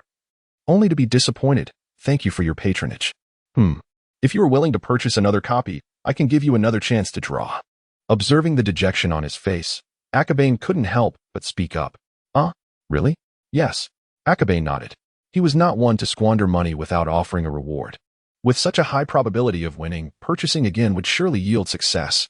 After a moment of hesitation, Moonlight Night Dance produced another 100 taels. The clone once more presented the box, and yet another slip. Thank you for your patronage. Moonlight Night Dance looked over, his eyes filled with sorrow, questioning the meaning of life. Ahem. Well, my odds are indeed accurate. Otherwise, why not purchase another copy?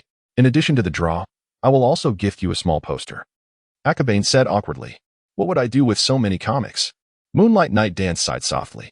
The horseman assisting with the cargo at the side displayed expressions of agreement upon hearing this. However, the sound of clinking coins interrupted. As 100 taels were placed upon the table, Moonlight Night Dance attempted another draw. This time, fortune favored her, and she managed to win third prize. I glanced at the two posters. The avatar of Akabane, notorious for causing trouble, personally took a seat. After a brief inspection, he selected two small posters and handed them to Night Dance, whose face instantly blossomed with a joyful smile upon seeing them. Thank you. I shall take my leave now. He tucked the posters away and turned to catch up with the group that had departed some time ago. The horsemen, who had been assisting with the cargo, were already dumbfounded. After a moment of hesitation, one inquired, Young master, one book is sufficient for viewing. Why does he wish to buy more? Indeed, one copy would be ample for the entire clan to circulate, yet if it were for the sake of a keepsake. Akabane sighed softly. In his previous life, he had often been ensnared by Old Horse's series of intricate tactics. Now, it was his turn to ensnare others. Moreover, a mere 100 taels per book was quite a reasonable price. Before long, a multitude of individuals arrived to purchase comics, and the first 100 slots swiftly dwindled to just a few remaining. By the time the last patron arrived, Akabane stood there, his gaze distant. He felt fatigued, yet footsteps echoed, heralding another arrival. He shifted his head and raised his eyes, only to behold a pair of feet clad in wooden clogs. Gradually, his gaze ascended to reveal a figure clad in a black robe, a sword hilt visible on the shoulder, with an expression as cold as frost. Who is this? Akabane felt a sense of familiarity, yet the identity eluded him. I would like a copy of the comic, the visitor stated in a flat tone, devoid of emotion. Akabane's eyelids twitched, and he promptly selected a book to hand over, hoping the customer would depart swiftly. Unfortunately, the patron showed no inclination to leave. Instead, he accepted the book and stood at the threshold, quietly perusing it. After flipping through a few pages, he closed the comic and remarked, "This book speaks of Naruto Uzumaki. Or is it about yourself? Do not jest. The story is undoubtedly about Naruto Uzumaki. I am not the Jinchuriki," Akabane replied with a faint smile, though his heart sank with an increasing sense of foreboding regarding the visitor's intentions. Not necessarily. The Akabane clan harbors its own demons. The visitor's tone turned icy, his demeanor aggressive. Akabane felt an overwhelming aura of terror wash over him, rendering him utterly drained. Is this murderous intent? A manifestation of inner demons? Indeed. You are aware. The visitor placed the book down, his gaze growing increasingly fierce. You still do not strive to create, indulging in such trivial pursuits? How could it be considered trivial? It is a form of culture, more than. Akabane pondered his countermeasures while verbally engaging with the visitor. He had already surmised the identity of the newcomer, and thus felt an urgency not to grow complacent. A tool for controlling thoughts. Akabane, what are you plotting? The visitor's piercing gaze struck like an unparalleled blade. At this moment, in the Hidden Leaf Village, there was but one individual who would embody such a presence, Shimura Danzo. The shadow of the ninja world. However, at this stage, Danzo had only recently transitioned into the shadows. Yet to earn the infamous title of the Dark Lord of the ninja world. To be honest, I merely wish to draw, nothing more. Should I be compelled to cause chaos, I would find it too laborious and devoid of any benefit. Akahane understood that in the presence of Danzo, any attempt at concealment would only serve to incite suspicion. Thus, it was far better to speak candidly. You are quite astute, Danzo remarked with an approving nod. Followed by a sigh, more clever than I had anticipated. What a pity. With that, he tossed down 100 ryo, took the comic, and turned to leave. Although Danzo did not reveal his identity nor fully articulate his thoughts, he seemed confident that Akahane would deduce his meaning. Yet, I truly do not comprehend. Please clarify.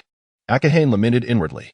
Being friends with intelligent individuals is exhausting, and being a disciple to them is even more taxing. As Danzo, who was secretly plotting to manipulate Konoha, glanced at the comic, he likely immediately grasped the implications of such works. The darkness of the ninja world was indeed no mere rumor. However, what Danzo truly sought was not the comic, but a newspaper. Well, we shall take it one step at a time. Should you entertain any intentions towards me, do not blame me for seeking retribution later. Akahane mused silently. His aspirations were quite straightforward. He merely wished to live a simple and comfortable life in the ninja world. If anyone made his existence difficult, he would ensure they faced hardship in turn. The final ticket, Tsunade. If you do not arrive soon, it may well be lost. Akahane glanced at the hidden box, within which lay the sole remaining ticket, specifically reserved for Tsunade. Conducting a little lottery for myself isn't too grave an offense. Yet, the longer Tsunade remained absent, the more he worried for Jiraiya. If his suspicions were correct, their next meeting might very well take place in a hospital. Just as Akahane was about to feign a lament, he noticed a green-clad figure leaping down from above. Oh, this fool Jiraiya. I've only just returned to settle the score with him. Tsunade fumed, her frustration palpable, from the bloodstains on her clothing. It was evident that Jiraiya had sustained serious injuries and was likely now in the emergency room. Akahane, with an air of composure, refrained from inquiring further and merely smiled. No worries. I saved a ticket for you. It's your turn for the lottery. Really? Tsunade replied incredulously. Indeed, you are fortuitously the 100th participant. As Danzo had not drawn prior, you have another chance. Retrieving the box, he revealed the last remaining ticket. Tsunade reached in and pulled out the final slip. Her eyes widening in astonishment as she exclaimed, the one and only exclusive poster? Wow, my dear guest, you are indeed fortunate.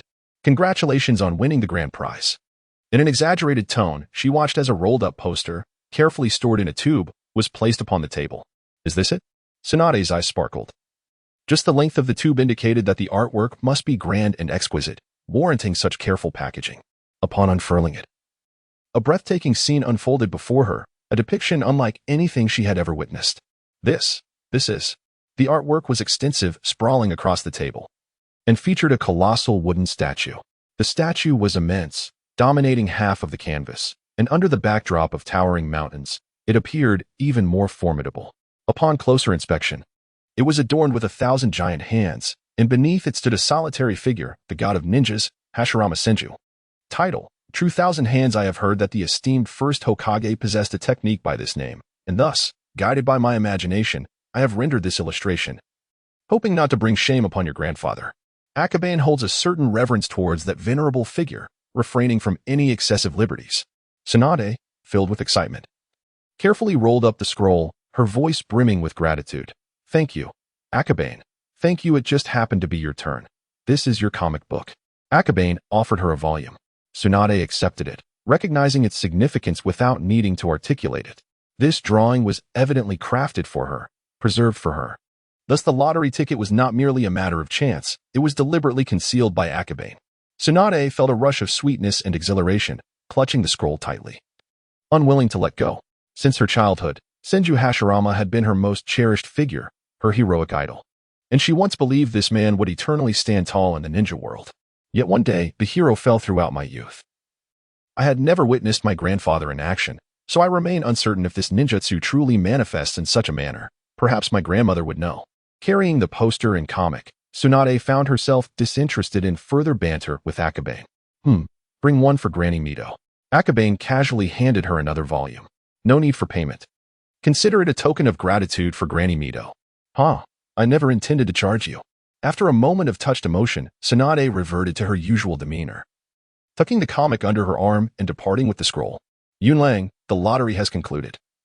Now we simply need to collect the payments if some common children wish to buy it but cannot afford it. Giving away a few copies for them to share is inconsequential. It's merely a few hundred ryo.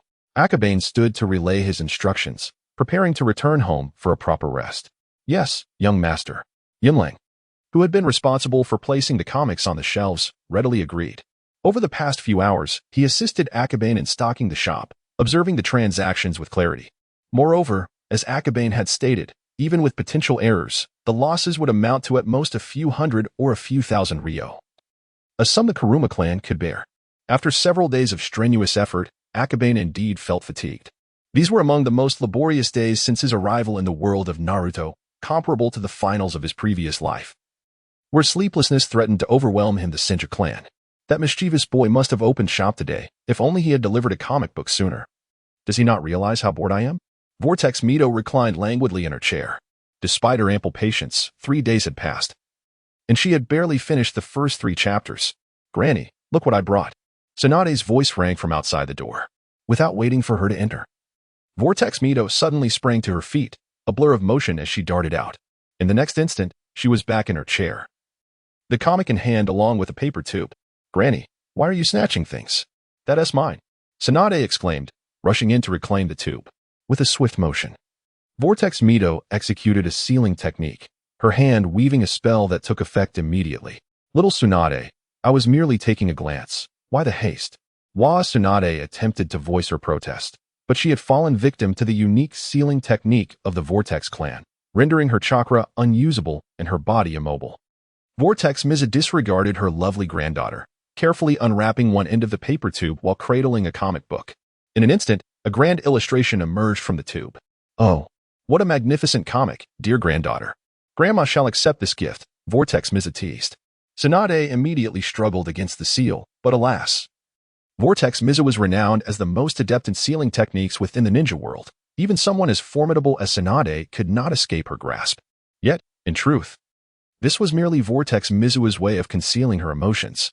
Truly, the thousand hands. In silence, the sealing technique was dispelled. Upon witnessing the artwork, Tsunade no longer felt the urge to seize it as before. This technique she had once employed at the Valley of the End, reminiscent of. Her voice carried a hint of melancholy. At this moment, that person was gone, leaving only echoes behind. Within Konoha, no one could wield would release. Let alone the sage art, would release. Perhaps Grandpa was equally dashing back then, Tsunade murmured. Vortex Mizu smiled without responding, gently smoothing the poster before carefully rolling it back into the tube and returning it to Tsunade. Take good care of this. It must have required considerable effort to create. Tsunade accepted the tube with great reverence. After a moment of reflection, Vortex Mizu began to read the comic from the beginning. To her, these were mere recollections of everyday life, yet the experience of viewing the comic resonated deeply within her, an extraordinary sentiment in itself. For Tsunade, however, it was entirely different. A large illustration, to claim it was created without thought would be a lie, especially someone as averse to trouble as Akabane, who managed to invest such effort into crafting something so grand, infused not just with sweat, but with heartfelt intention. This was Akabane's grand gift, the bell-stealing trick. TSK, an old ploy, yet this lad Akabane is quite clever to know it. By the way, who is Hitaki Kakashi? Vortex Mizu inquired as she flipped to the 4th chapter. He is the son of Hitaki Tsukumo. Tsukumo? That little brat from your class? Vortex Mizu chuckled, realizing how children often fantasize about characters from their friends. For her, this comic served as a delightful diversion, a rare joy she seldom experienced after so many years. By the way, I heard you sent a classmate to the hospital today? Vortex Mizu recalled the news of Naruto's beating. Yes. A fool engaged in a pointless pursuit and ended up at the bathhouse. I couldn't help but give him a good thrashing, Tsunade replied, still irked by Jiraiya. Yet, she had to admire him. Despite his foolishness, Jiraiya was not without merit in ninjutsu. At least he had learned a more discreet earth release technique to address the issue of safety during peeping, and he had mastered it quite well. Kids, huh? Monkeys in their youth. This fellow possesses the telescope technique. Well, he's destined to become Hokage, so let's not dwell on his past misdeeds, Vortex Mizu remarked. What do you mean? Tsunade asked, puzzled and momentarily taken aback. Regrettably, Uzumaki Swaboku displayed no further interest in continuing the discussion, engrossed instead in the comic book in hand. The third Hokage. The art of telescope? Tsunade found herself perplexed and unwilling to ponder further. She tidied her belongings, preparing to return to her abode. This particular poster deserved meticulous framing. It must not be carelessly set aside for fear of damage, as it was her first commemorative gift from Kekkei. After all, who knew how long it might take for that indolent fellow to prepare another such present? Ah, how blissfully refreshing it is to sleep. Kekkei slumbered soundly until the following day, missing dinner entirely. Upon awakening, he glanced at the system panel. 646 points. An unprecedented score, the instant he beheld this figure. Kekkei's heart raced with exhilaration. And this was merely the first day. However, on this inaugural day, the likes of Danzo, the Hokage, and Uzumaki Swaboku had already contributed to the point tally, making swift growth in the future nearly implausible. Kekkei mused with a tinge of regret. Otherwise, accumulating several hundred points a day would be utterly delightful. Alas, all the ninjutsu available for exchange had already been redeemed, although the 7th chapter contained numerous techniques. Yet, after several days of arduous effort, Kekkei was loath to exert himself further. Moreover, he was to return to school today for his first meeting with the teacher, thus rendering the completion of the 7th chapter impossible. Kekkei reassured himself, justifying a lazy afternoon, and exchanged his points for 12 points of mental energy, followed by 4 points of physical strength, depleting his hard-earned points in an instant. At this moment, his physical strength had reached 24 points, while his mental energy soared to an astounding 63 points. Mental energy was notoriously difficult to cultivate. Even an average chunin might only possess a little over 50 points, placing him above most in that regard. As per usual, he awoke early, and shortly after venturing outside, he spotted the figure of Rokomiai ahead. Good morning, Rokomiai, Kekkei greeted, joining him on the path. To avoid arriving late or too early, following Rokomiai was surely a wise choice. Rokomiai glanced sideways before trudging forward with a lackluster demeanor. What's wrong? Kekkei, have you finished your next chapter? Rokomiai responded only after being prompted. Oh, not yet. I suppose it will have to wait until next week. Kekkei had indeed completed the 6th chapter, but he intended to compile 5 chapters into a small booklet, keeping the plot under wraps for now. In truth, even Tsunade had not seen the content of the 6th chapter. I see. May I offer a suggestion? Could you perhaps complete a small segment of the story within each booklet? Leaving it unfinished in the middle is rather frustrating. You know, Rokomiai exclaimed irritably. The 5th chapter concluded just as Kakashi resolved the situation with Naruto and Sakura, leaving only Sasuke in a moment of banter, compelling readers to yearn for the ensuing narrative. Had he known the term cliffhanger, he would undoubtedly have chastised Kekkei with a scathing remark. Clearly, Rokomiai had not rested well the previous night. Kekkei silently mused, though he remained steadfast in his intentions. The two individuals progressed step by step, but upon reaching the school, he realized that class had already commenced. Sarutobi Nara stood at the podium with a grim expression, and as they approached the entrance, an immediate roar erupted. You imbeciles, late on the final day. Akabane was momentarily taken aback, then recalled that Shika was in a foul mood, having had a poor night's sleep, which likely led to a miscalculation of time. A glance at Shika revealed a similarly dazed countenance. Get in, you fools, endure this moment, but do not be late again. On this final day. Sarutobi Nara did not wish to be overly harsh, his words tinged with a sense of lament. Today, they were students, but more importantly, they were officially genin. Punctuality was paramount for a ninja. Akabane slightly bowed and swiftly made his way to his seat, where Tsunade sat beside him, while Jiraiya, albeit with a plastered arm and parts of his face wrapped in bandages, had also arrived for class, looking rather pitiful. Today marked their official graduation. And as he presented their headbands, he began to announce the group assignments. First group, Nara Shikamaru, Akimichi Choji. As expected, the trio of Inoshikacho was assigned together, under the guidance of A.J. Nin. Sixth group, Orochimaru, Jiraiya, Tsunade, with the leading instructors Sarutobi Hiruzen. At this point, Sarutobi Nara paused, causing a wave of commotion to ripple through the classroom. Lord Sarutobi, it's really too much. Many were incredulous, shocked, and a fair number were envious and jealous. A proficient teacher can nurture and unleash the greatest potential of a ninja, and currently, the most formidable instructor was undoubtedly Sarutobi Hiruzen. Furthermore, to be personally taught by the third Hokage was a tremendous honor. Everyone's gaze naturally shifted toward Shikamaru and Akabane. Both were geniuses, yet regrettably, they had not been under the tutelage of the third, leading to an inevitable widening of the gap in the future. Seventh group, Hatake Kakashi, Waihai Kurenai, Arima Akabane, with the leading instructor Shimura Danzo. As Sarutobi Nara continued with the roll call, a profound silence enveloped the classroom. Shimura Danzo. Yet another towering figure. Ultimately, geniuses are geniuses, yet many cast envious glances at Jiraiya, their expressions revealing jealousy and confusion for among the six. Jiraiya's placement was met with discontent. In a fit of anger, Jiraiya was about to retort loudly when a fist struck him on the head from behind, causing him to howl in agony. "You fool, be quiet and listen," he muttered angrily. "Just wait, Tsunade. Once I grow stronger, I will surely thrash you 1,000 times." Jiraiya seethed. In recent days, the inexplicable feelings he harbored for Tsunade had dissipated, leaving only a fervent desire for art, love for it, and resentment towards Tsunade. Had it not been for her, he could have emerged from the bathhouse unscathed. Even though Akabane had long known that their teacher was Danzo, he couldn't help but feel surprised at this moment. Kakashi Hatake, Waihai Kurenai, one destined to be the future White Fang, the other a future dark operative leader. Teaming up with such individuals meant that most battles would hardly require him to engage in close combat. He could simply linger in the back, casting genjutsu and ninjutsu. Such a life as a ninja promised to be incredibly exhilarating. Akabane contemplated, feeling that being a disciple of Shimura Danzo might not be so bad after all. At least Danzo possessed genuine skills, and from recent interactions, it appeared that although his perspective was somewhat dark, he had not yet descended into the depths of depravity seen in later times. While Akabane observed his teammates, both Sakujo and Shikio glanced over simultaneously. First group, follow me.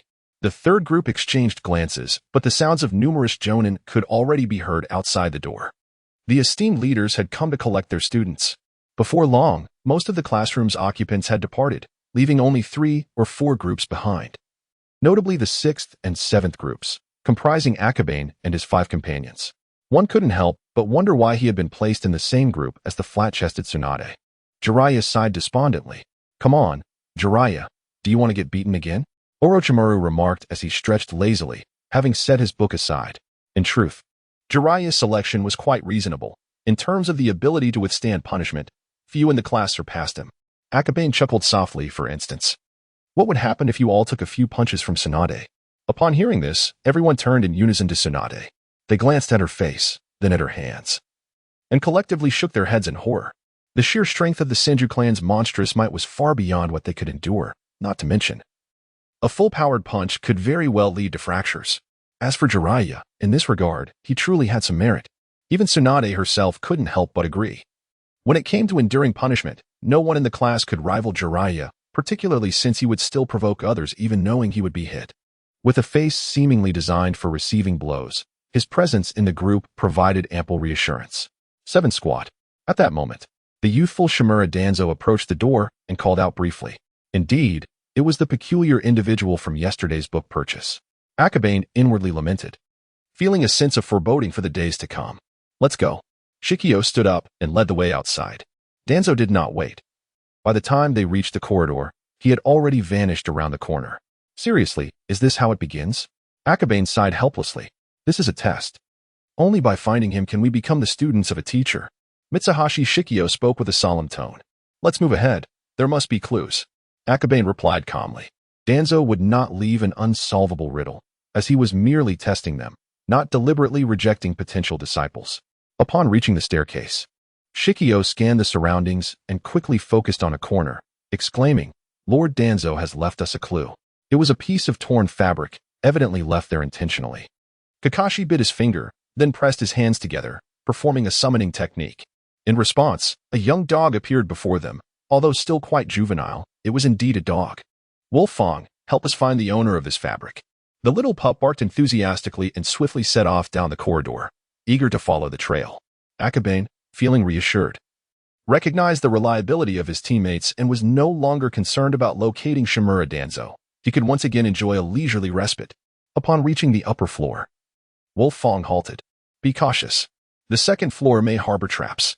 With a swift hand sign, Mitashi Zishiao activated his technique, prompting Wolfang to rise once more and ascend to the next level. It appeared to be an illusion, a specialty of his. Without hesitation, Akabane boldly stepped into the illusionary trap, and the moment he did, dozens of shurikens hurtled toward him. Illusion, release. With formidable mental fortitude, he swiftly dispelled the not-so-powerful illusion. Let us proceed. The group continued their ascent, deducing that the teaching building comprised 5 floors, each likely containing a puzzle to solve in order to reveal Shimura Danzo. The 3rd and 4th floors were laden with traps, yet they navigated through them effortlessly. The 3rd floor featured a shuriken trap, while the 4th was an illusionary and shuriken combination trap. The 5th floor promised to be even more perilous, and they readied themselves accordingly. Mitashi Zishiao, with a grave expression, remarked, the first 4 floors were not too challenging. They tested our insight, survival skills, and teamwork. Based on this, the 5th floor may well entail a genuine battle. How formidable is Shimura Danzo? In this era, he stood as the foremost figure in Konoha, second only to the 3rd Hokage. It was clear that even the 3 Genin would struggle against him, let alone 3 Chunin. Although Akabane appeared nonchalant, he remained acutely vigilant. They ascended from the 4th to the rooftop of the 5th floor, where no traps or illusions awaited them. Only the silhouette of a figure bearing a blade. I possess no bells, only a shadow clone. The conditions are simple. This clone will strike once, and those who survive shall advance. Naturally, I have provided you with an alternative route. Danzo's voice turned icy, imbued with a chilling malice. A terrifying aura enveloped them, and the trio felt as if they were pricked by thorns, their hearts brimming with dread. Attack! In an instant, Mitashi Zishiao launched several shurikens toward Danzo. However, the moment the command was uttered, Danzo transformed into 3 identical figures, each advancing toward them from different angles. Deploy smoke bombs. Although all 3 were mere clones, Akabane urged them to act without hesitation. Zishiao and Tsukumo each hurled a smoke bomb to the ground, enveloping the area in a cloud of dust. Foolish. Danzo's cold voice echoed from beyond the veil of smoke. Such obscurity might obscure the vision of ordinary ninjas, but for a master like him, even the most potent concealment techniques could not sever his perception, let alone a mere smoke bomb. He sensed a figure moving upward, yet beneath. The presence of all 3 remained palpable. Shadow clone? Among the trio, only one was capable of performing the technique, and Danzo understood the situation without intent to engage. While Akabane's illusions were potent, they needed to locate him first, and he could easily choose not to target Akabane. As the smoke cleared, 3 identical figures stood at the center of the rooftop, while another figure lingered in the shadows, leaving uncertain whether it was a clone or the real body. The prudent utilization of rules is indeed commendable. Laughter echoed, yet the aura of malice intensified, as 3 shadow clones advanced with relentless intent. Danzo observed their emotions. All 3 were acutely aware of the overwhelming murderous intent, but who could refrain from revealing even the slightest flaw?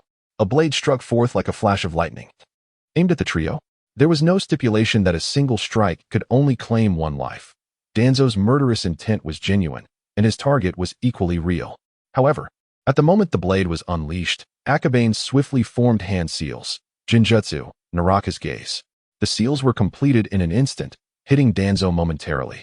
But he dispelled the illusion just as quickly. Yet, that fleeting moment was sufficient for the others to react. Body replacement technique. The blade fell, shattering the substituted shadow clone into fragments. Simultaneously, Shikaku's short blade flashed forth, executing the Konoha-style sword technique with the swiftness of light, aimed at Danzo. Zikio hesitated for a brief moment but acted without delay, forming hand seals. Fire release, dragon fire technique. Shikaku's blade, Zikio's flames. And with Akabane potentially lurking in the shadows ready to employ the illusions of the Arima clan, this indeed posed a crisis for Danzo. However, wind release, great breakthrough. A C-rank ninjutsu, yet when expelled from Danzo's mouth, it manifested as a terrifying tornado, concealing razor winds within. It swept everything away, impenetrable. Shikaku and Zikio attempted to evade, but it was too late. Akabane, ensnared within the illusion, though he dispelled it in time, found the blade mere moments away. Just as the three of them faced impending doom, everything dissipated in an instant. You have passed. The clones vanished, and as Danzo appeared. The storm conjured by the wind-released ninjutsu could not advance a single step further, gradually fading into nothingness. Madman. Cold sweat trickled down Akabane's forehead. In that fleeting moment when the blade loomed before him, he sensed its chilling edge and the bone-deep murderous intent. Thank you, Sensei. Zikio bowed deeply in profound respect to Danzo. Akabane emerged from the shadows, standing alongside Shikaku and Zikio. That was merely my first lesson. Never trust the rules as stated by your enemy, for they may overturn them at any moment. Danzo spoke with a calm demeanor. The rules are dictated by the powerful. Shikaku articulated with newfound understanding. I can retract the rules, make second or third moves, but I cannot kill you. For I remain bound by the regulations of Konoha. Danzo continued. Akabane nodded in comprehension. The Danzo of this time was indeed different. Still harboring the will of fire and a moral compass, unlike the later version who succumbed to darkness and ruthless means. This concludes today's lesson. We shall commence our mission tomorrow. The first lesson concluded in an unexpected manner for Akahane. Unlike Saratobi's teaching style, which was intricate and nuanced, Danzo's approach was direct and brutal, leaving a lasting impression on Akahane. I suppose I must return to my training, Zishu sighed softly. It was evident from just one lesson that this teacher was difficult to engage with. The road ahead would likely be fraught with challenges. Shuomo remained silent. Yet his grip on the hilt of his sword tightened, indicating his dissatisfaction with the day's outcomes. I really need to rest. I still have comics to draw. I'm so tired. Akahane yawned. How can you even claim to be tired? The two exchanged a look of disbelief. Someone who dispatched shadow clones to do their work hardly had the right to utter such a word. Akahane's use of shadow clones was no longer a secret among the clans of Konoha, as the third Hokage had publicly disclosed this technique. However, the inherent risks were also well known. It required not only physical strength and chakra reserves but also formidable mental fortitude. Or one might succumb to the severe backlash upon dispelling the clones. For ordinary individuals, even if they mastered the technique, employing it warranted careful consideration. Zishu and Shuomo could only look on with envy. Upon returning home, Akahane focused on drawing the 7th chapter while lying in bed, resting his eyes. The world of Naruto was indeed perilous. He had nearly lost his life during a mere examination. How terrifying it is, Akahane mused softly. Even with closed eyes, he could still envision that decisive strike. This was true combat. The usual sparring sessions were nothing more than trivial skirmishes. I was only facing clones. And Danzo barely posed a threat. I must become stronger, he resolved inwardly. Being a mere background character was not Akahane's aspiration. He yearned to be the most prominent figure among them, akin to Hashirama Senju and Madara Uchiha during the battle at the Valley of the End. Enough of this. I should rise and sketch a few more pages. Akahane struggled to sit up, grasping his pen to create several illustrations. It was the second day since the comic shop's opening, and thanks to Kurama Yunlang's continuous assistance in selling comics, he had amassed over 300 points again today. Once he completed the 7th chapter, he would be able to exchange for 2 new jutsu, the Great Fireball Technique and the Heart-Cutting Technique. The following day, in front of the Hokage building, Zixiao and Shuomo arrived early, yet Akahane was nowhere to be seen. It was not until half an hour later that they spotted him in the distance. It's the first day, and you're already late, Zishu remarked, somewhat exasperated. I practiced my jutsu too hard last night and overslept a bit, Akahane yawned. That's a lie, Shuomo scoffed, clearly unconvinced. It's the truth, Akahane replied. Feeling somewhat helpless, his persona was so deeply ingrained that no one believed him when he genuinely worked hard. Last night, he had collaborated with his clones to complete the 7th chapter, and with the points earned, he had now exchanged for both the Great Fireball Technique and the Heart-Cutting Technique. The surplus points were entirely spent on enhancing his mental capacity. Name, Akabane Anma Ninja Rank, Elite Lower Ninja Physical Strength, 24, Mental Strength, 70, Chakra Attributes, Fire. Earth Equipment, Paintbrush, Canvas Skills, Sensory Manipulation, Body Replacement Technique, Body Flicker Technique, Shadow Clone Technique, Hell Viewing Technique, Earth Release, Heart Decapitation Technique. Fire Release, Great Fireball Technique Points. 7 Upon the exchange of 2 ninjutsu techniques, Akabane instinctively gained profound insights, effortlessly mastering the transformations of both fire and earth chakra. Naturally, he had no intention of revealing his proficiency in fire release. The destructive power of fire release is formidable. Each technique possesses immense destructive capability, while at this stage, sensory manipulation can accomplish most offensive tasks. The more trump cards one possesses, the greater the probability of survival. All set, you have a mission, came the command. Proceed to this location and defeat anyone you encounter. Danzo approached, tossing a slip of paper before vanishing with the body flicker technique. Zishu picked it up, revealing a coordinate indicating a specific location. Akabane was confident his teammates would manage it without his input and refrained from interjecting in matters he was less adept at. Shikumo scrutinized the note, and after a moment declared, "The Forest of Death. Let us go." Zishu utilized the body flicker technique, darting towards the Forest of Death. What on earth? Akabane thought, bemused by the unexpected mission on his very first day. Shikumo kept pace, following the route to the Forest of Death. In the Forest of Death, Orochimaru, Tsunade, and Jiraiya lounged in the grass, passing the time in ennui. Jiraiya, unable to contain his boredom, remarked, "Could it be that the old man will be late today as well?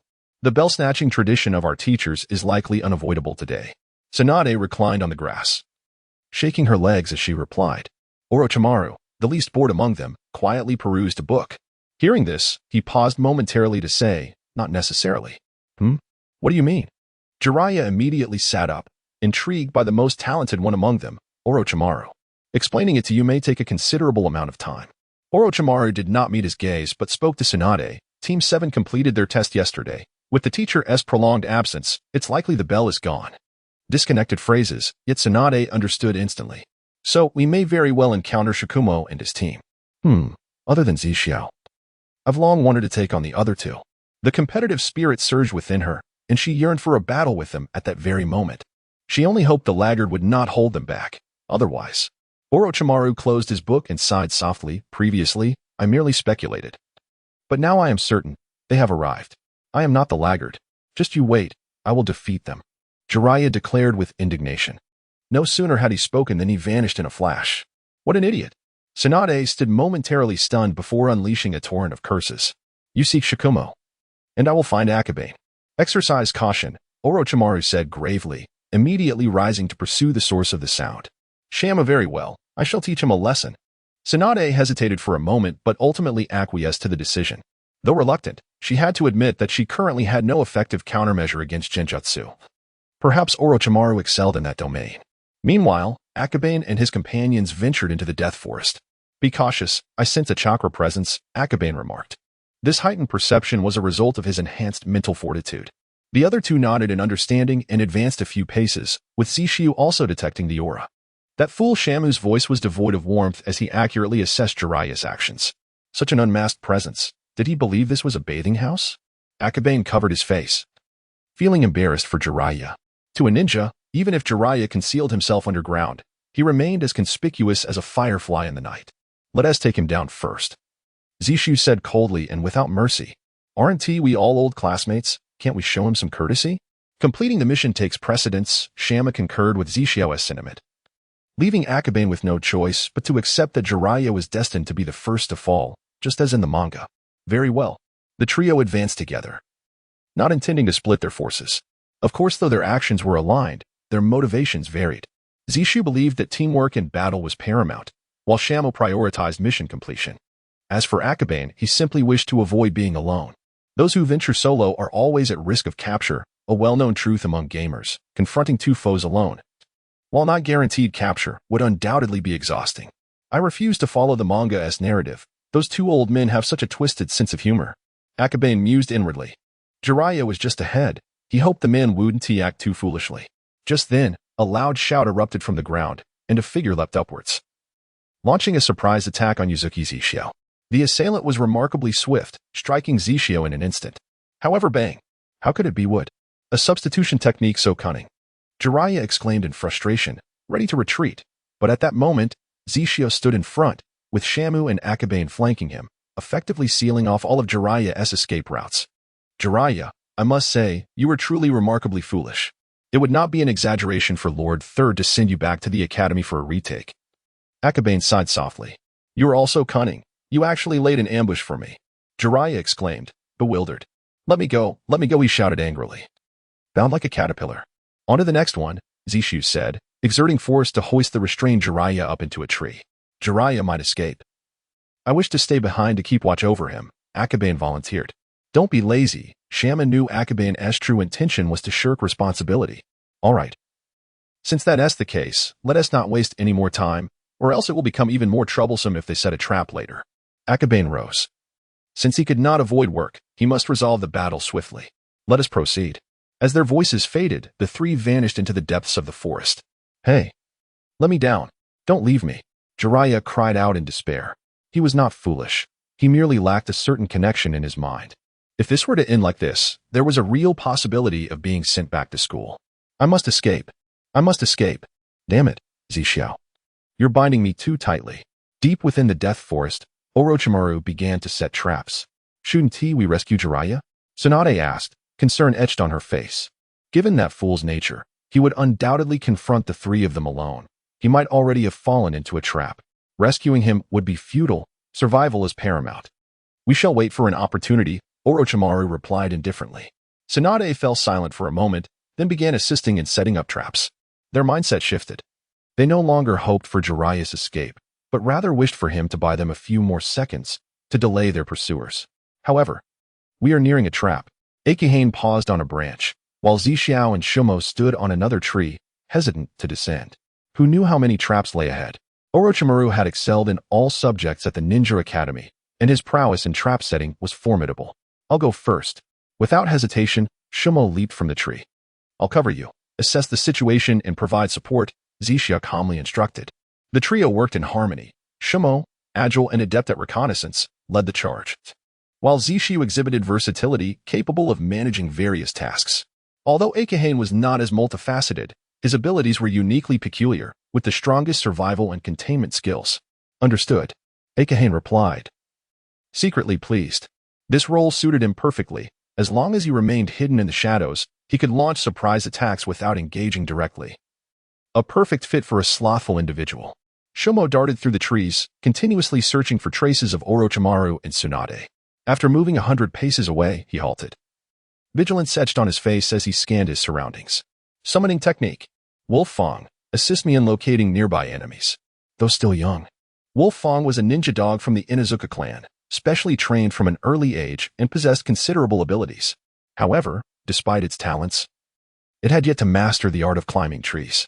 Upon realizing it was atop a branch, it barked in panic, struggling to steady itself before finally fixating its gaze in a specific direction. Is it in that direction? Thank you.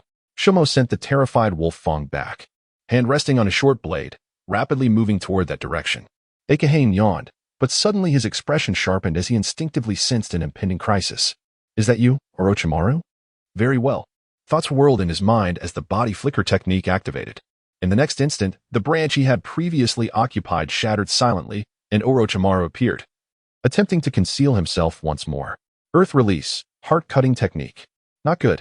Orochimaru had not anticipated that Akahane possessed such a technique. In an instant, he formed hand seals to execute the substitution technique and evade. What astonishing speed in forming seals. Akahane marveled internally, undeterred by his initial failure. He had already infused chakra into Orochimaru's body moments before. Originally, this illusion required no chakra infusion. However, Orochimaru was no ordinary individual. In a bid to ensure an additional layer of security, Akabane deliberately infused chakra, utilizing it as a coordinate to unleash the bloodline limit. At this moment, concealed in the shadows, he completed the final stroke of his art. Illusion, 5 senses manipulation. Orochimaru was instantly ensnared in the illusion, yet having experienced a similar predicament before. He forcefully induced a state of unconsciousness to escape its grasp. Nearby, a shadow clone awaited, swiftly dragging the incapacitated Orochimaru to safety. Shadow clone technique. He had meticulously devised a comprehensive retreat strategy beforehand. Indeed, he was a formidable opponent, having discerned the method of countering after just one encounter. Akabane rubbed his temples, reluctant to continue the confrontation.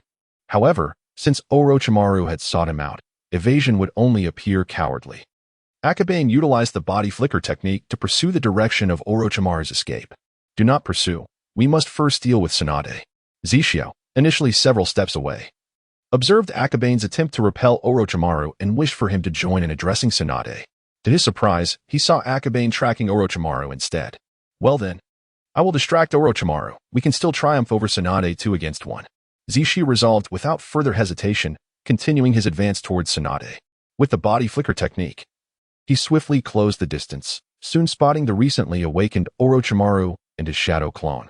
To master the shadow clone technique in mere days, you truly are a terrifying individual.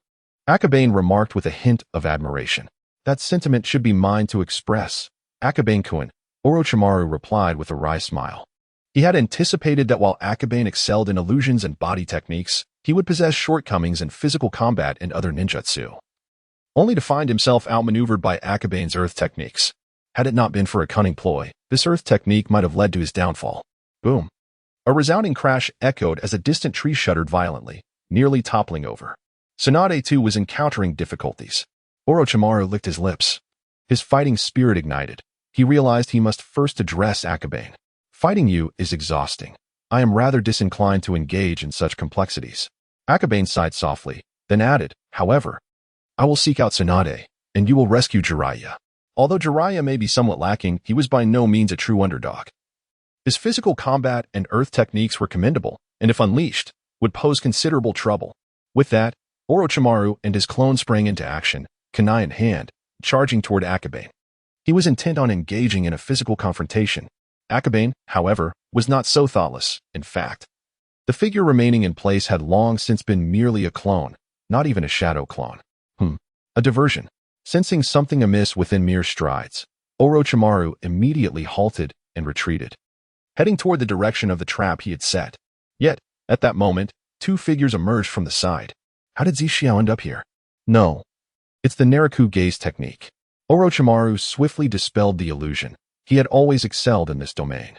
However, upon dispelling the illusion, he realized he remained in this environment. And the two figures continued their relentless advance toward him. Substitution technique. An instinctive reaction born of crisis allowed Orochimaru to evade the attack, but in the next instant, he witnessed those two figures traversing through the shadow clones still ensnared in the illusion. Clone technique. At that moment, a shuriken flew in from behind. Could it be a shadow clone? Orochimaru pondered, but upon closer inspection, he realized it was no illusion. This was real. With the swift application of body flicker technique, smoke bombs, and the substitution technique, he gasped for breath as he fled from his original position to a prearranged safe haven. The line between reality and illusion had become terrifyingly blurred. Crouching in his hiding place, a cold sweat dripped down Orochimaru's brow. His keen intellect had allowed him to grasp, through just two brief encounters, that Akabane employed a multitude of transformations. The first was a clone, the second a shadow clone, and by the third and fourth, it was uncertain who the true individual was. The essence of genjutsu lies in the distortion of chakra to create illusions. And the Kuruma clan had augmented this with mental control and sensory manipulation, transforming the unreal into the tangible. Faced with Akabane, distinguishing truth from falsehood became exceedingly arduous. Yet he couldn't help but worry about his teammates left behind. The commotion had ceased. Has Tsunade been captured? No, that's impossible. It's an illusion. He quickly deduced that it was still sensory manipulation at play. Akabane's understanding of genjutsu surpassed his expectations. In the Hokage building, the third Hokage observed the crystal ball, holding a pipe and sighing softly.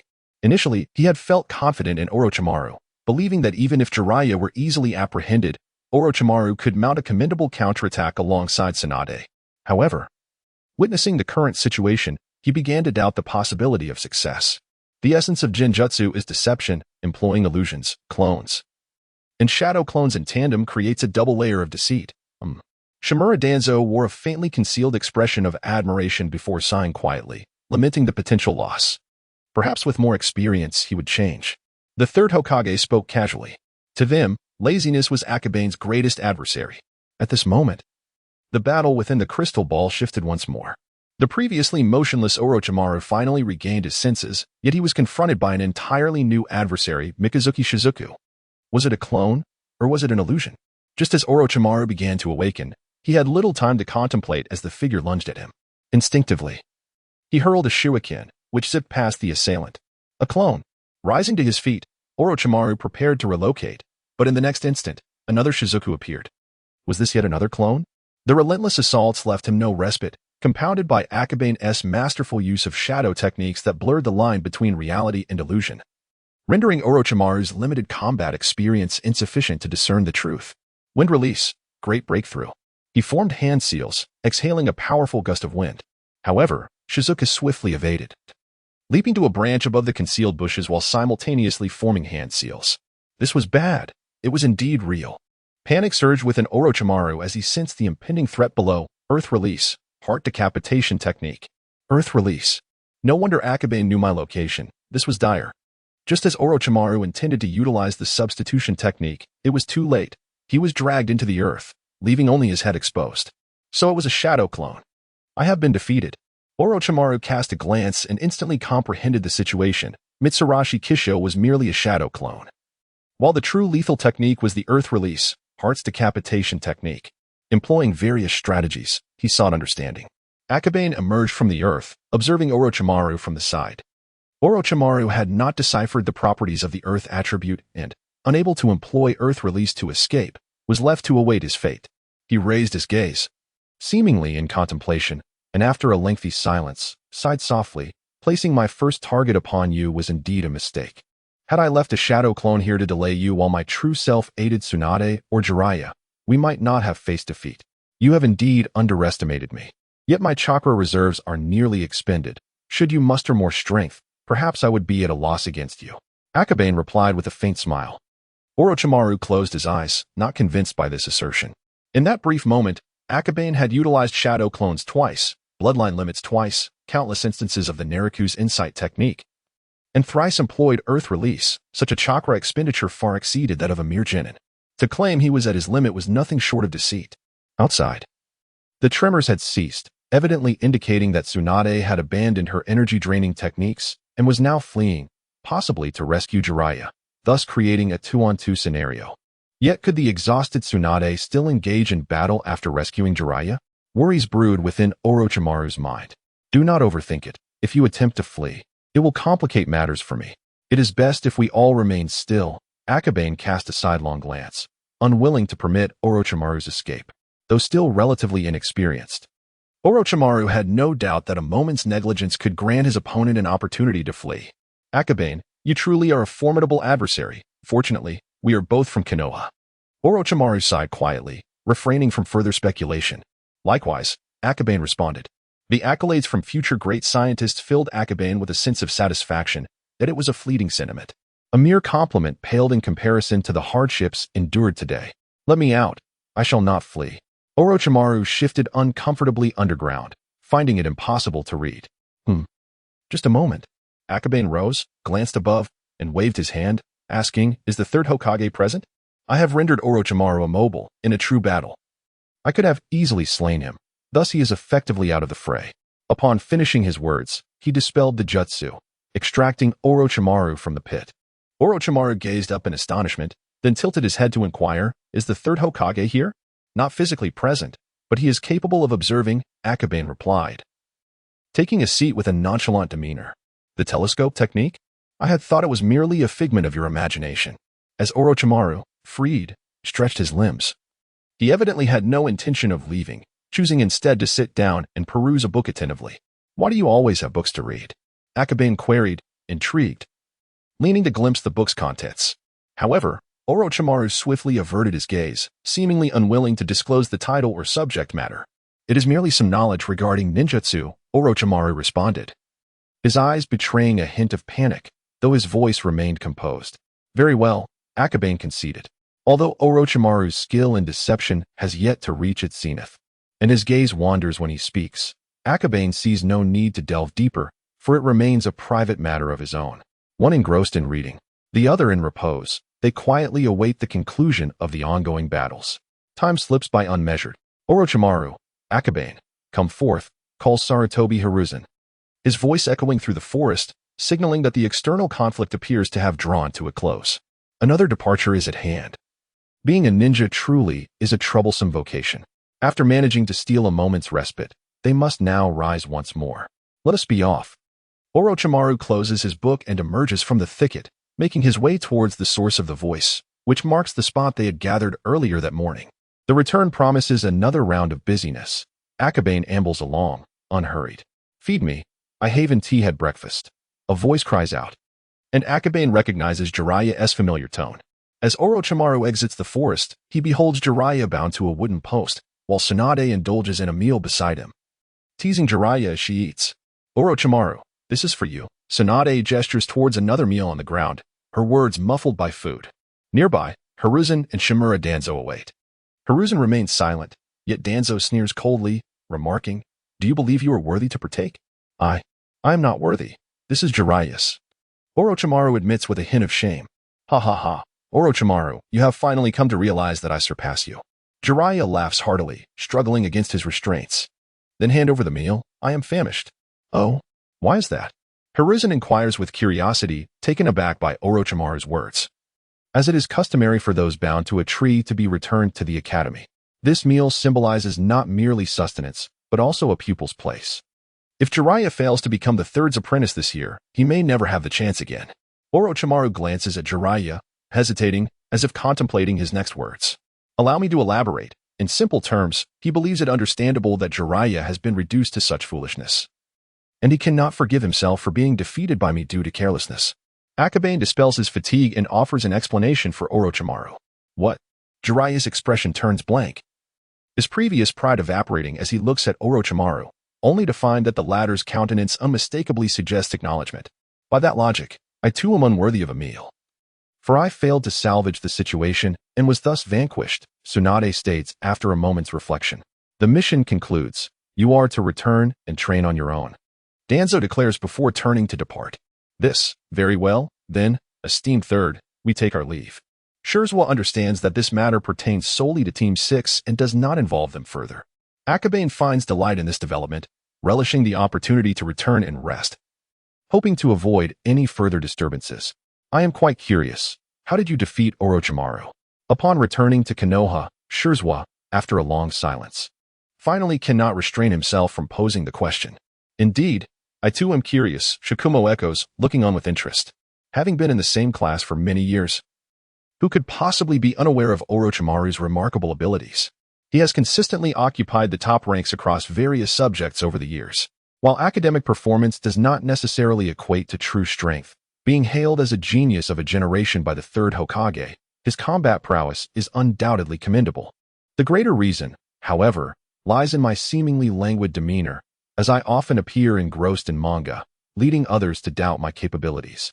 Akabane smiled faintly, his hands clasped behind him as he quickened his pace. I shall not allow you to discern my true potential so easily. After all, I am a prodigy of the Akamura clan. Hey, are you not going to respond?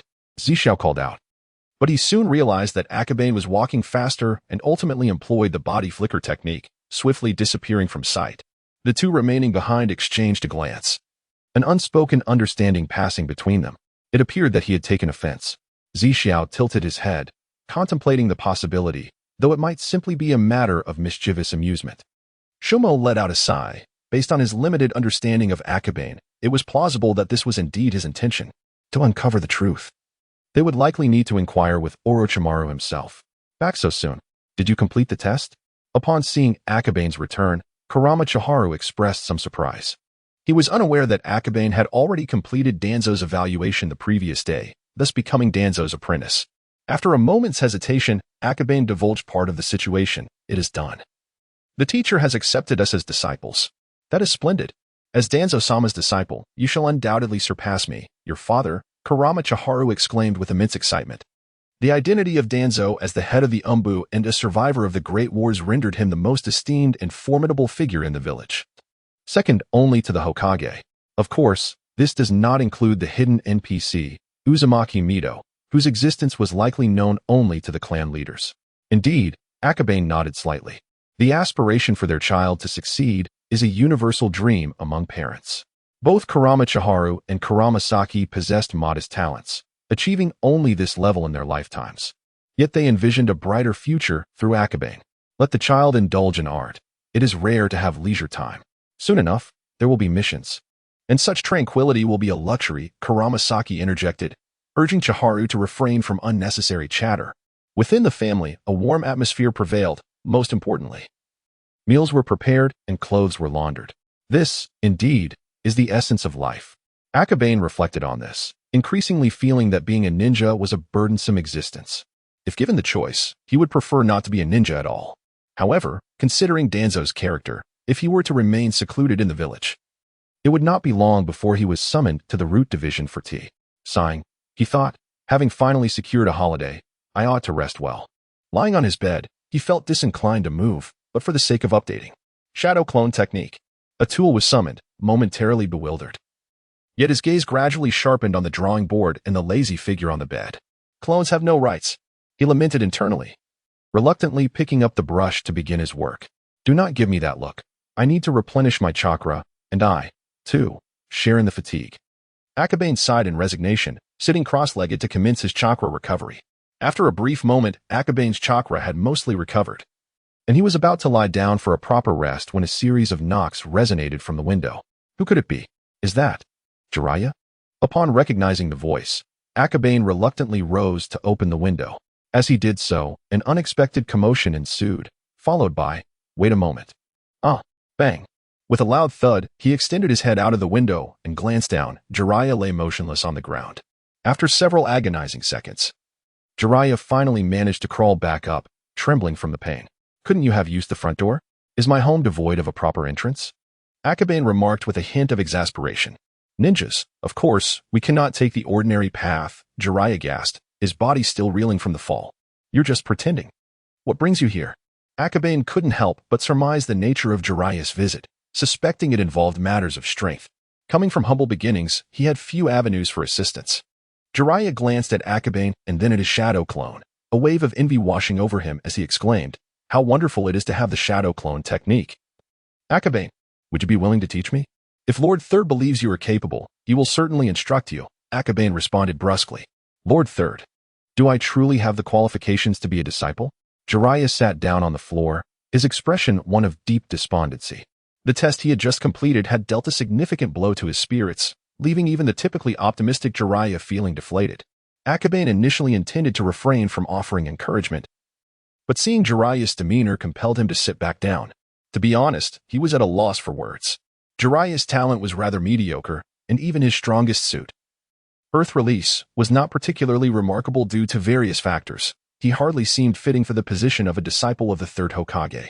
Had he been defeated by the third, perhaps the setback would not have stung as deeply, but losing to Akabane and his companions was a heavy blow to his pride. After some contemplation, Akabane spoke. Jiraiya, Orochimaru is indeed a genius, but the fact that you have caught the attention of Lord Third indicates you possess your own strengths. Oh, there are two types of geniuses, those born with talent and those who achieve it through hard work, Akabane elaborated. After a moment of reflection, Jiraiya suddenly exclaimed, so you mean to say that I am a genius forged through effort? Akabane found himself momentarily speechless. Jiraiya, still inexperienced, lacked the wisdom to grasp the nuances of such explanations, making it quite taxing to clarify. At that moment, his shadow clone interjected, Jiraiya, do not misunderstand. We mean that one can become a genius through diligent effort as well. I understand now. Wait, isn't that the same thing? I am indeed a genius shaped by effort. Yes, as long as I strive, I shall surely surpass Orochimaru. Jiraiya's mindset shifted dramatically, regaining his confidence, albeit with a somewhat misinterpreted understanding of Akabane's words. Not wishing to shatter the hard-won confidence he had just regained, both Akabane and his clone chose to hold their tongues. Thank you, Akabane. I am about to embark on a painting endeavor. Today, I have yet to create my comic. I shall return to play later. Jiraiya, brimming with excitement, leaped from the windowsill, but scarcely had he taken a step before he tumbled down. With a resounding thud, he fell once more. Akabane sighed, lamenting that this commotion had further diminished his respite. Not long into his rest, a rustling sound emerged from the window, followed by the appearance of a hand. Who could it be now? A fair hand emerged, soon revealing a cascade of black hair. In the next moment, Orochimaru gracefully vaulted into the room, displaying a proficiency far surpassing Jiraiya's. Should I consider dismantling my front door? Akabane mused, exasperated yet incredulous. Why must these ninjas forsake a perfectly good door to clamber through windows? What peculiar habits they possess? Orochimaru appeared momentarily taken aback, before eventually stating, Jiraiya mentioned that only by climbing through the window would you acknowledge me. Why would you place your faith in Jiraiya's words? Are you truly Orochimaru? Akabane exclaimed, astonished that Orochimaru would entertain the nonsensical musings of that fool. This time, Orochimaru did not hesitate. He spoke directly. I assessed your character, and it seemed that entering through the front door would indeed not garner your attention. Goodness. Haha. The tool wielder could not contain his laughter. As the room filled with a jovial atmosphere, time is of the essence, my friend. Please, speak your mind swiftly. Akabane, unwilling to dawdle, recognized the significance of the fleeting holiday.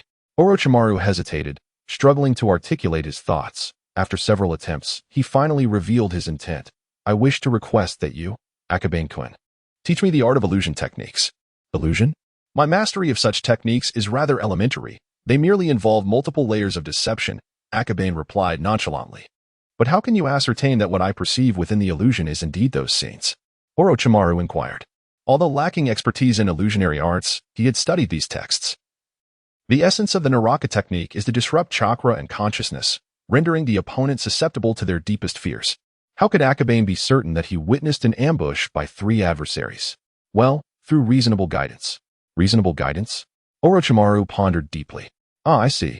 During this morning's trial, my greatest concern was that you might feign an attack, appearing as though 2 were assailing Tsunade, while in truth, they would first aim to eliminate me. Hence, your deduction. That is partially accurate. However, those are merely subsequent reasons that allowed me to ascertain the situation accurately. The key to my initial illusion lies in my ability to glimpse fragments of the scene, Akabane elucidated. The Kamara clan's bloodline limit? A slight miscalculation can lead to a significant deviation. When it comes to bloodline limits, this method lacks the capacity for broad application. Even if he comprehends the guiding of emotions and psychology, the critical first step remains in imperfect replication. I regret that I can offer you no more than this. Akabane concluded. I owe you my gratitude, Akabane-kun. If there is nothing further, I shall take my leave. Orochimaru, somewhat disheartened, rose and bowed. After expressing his thanks, he climbed out the window and departed. Akabane remained silent for a moment, then shook his head slightly, lying down to rest and recuperate. It was evident that Orochimaru was quite despondent, as his clone remarked softly. Throughout his life, he has been in pursuit of something that was, in fact, seated in his childhood, be it the longevity or the Sharingan. Akabane felt a surge of inspiration. This will greatly assist me in my subsequent portrayal of Orochimaru. With his shadow clone focused on work, he immediately set to drawing. Speaking of which, we should hasten to depict the Land of Waves arc, as it features numerous jutsu and bloodline limits, granting us several additional trump cards. Akabane murmured to his clone, if you're anxious, shouldn't you be helping me? A valid point. Shadow clone technique. Another clone emerged as Akabane completed the jutsu, then resumed his meditative posture to recover chakra. Inside the room, the 2 clones exchanged silent glances, each at a loss for words. Meanwhile, Orochimaru departed from the Kurama clan, passing through the woods. He spotted Jiraiya, who was diligently sketching comics with a drawing board in one hand and a pen in the other. Jiraiya has taken up comic drawing. Does this surpass the importance of jutsu? Foolish. Orochimaru scoffed, ready to enter and mock him. However, if drawing comics is foolish, then what does that make me? Who was bested by Akabane? He froze, then turned to leave. Since childhood, Orochimaru has been astute and assertive, always aware of his desires. Yet now he found himself truly perplexed. He harbored no animosity towards Akabane, but could talent truly overcome a bloodline limit? Uncertain. Orochimaru wandered aimlessly, and before he knew it, he looked up to see Hokage Rock. At that moment, many were engaged in the restoration of the 3rd Hokage's statue, gradually revealing its form from nothingness. Is this rational guidance? Orochimaru pondered. This is guidance. Perhaps I should also experience what it feels like to draw comics. He mused within. To comprehend the guidance of the human heart, one must first learn to fathom it, and crafting stories serves as a splendid method. No, comics are too intricate. All I need is a story. I shall give it a try. It seems Orochimaru has emerged from his quandary. On Hokage Tower, the 3rd Hokage, who had been monitoring through the telescope technique, let out a sigh of relief. Orochimaru is not as fragile as you might think. He is the most suitable candidate to succeed in the Umbu. Danzo entered the office with an air of confidence. Although Akabane possesses exceptional talent and a bloodline legacy, his lackadaisical demeanor does not sit well with Danzo. However, from Orochimaru, he perceives ambition and tenacity. It is those with ambition who possess the drive to pursue and grow stronger. Before our agreed time, I forbid you from touching Orochimaru, or else. Sarutobi Hiruzen's aura surged, causing the entire office to brim with tension. Restrain your feeble threats. A year is a year. Danzo chuckled lightly, then turned to leave. Upon returning to the Umbu, he retrieved the comics he had purchased earlier and began reading from the beginning. Previously, he had lost interest after a few glances and returned to his pressing matters. Now, with some leisure time and inspired by Akabane's remarkable performance, he found himself rekindled with interest in the book. Upon finishing the first chapter, he glanced at the tabletop, seemingly lost in thought. Lord Danzo, is this book truly as captivating as it seems? Remarked a dark ninja, his tone peculiar as he observed the Umbu leader engrossed in the manga.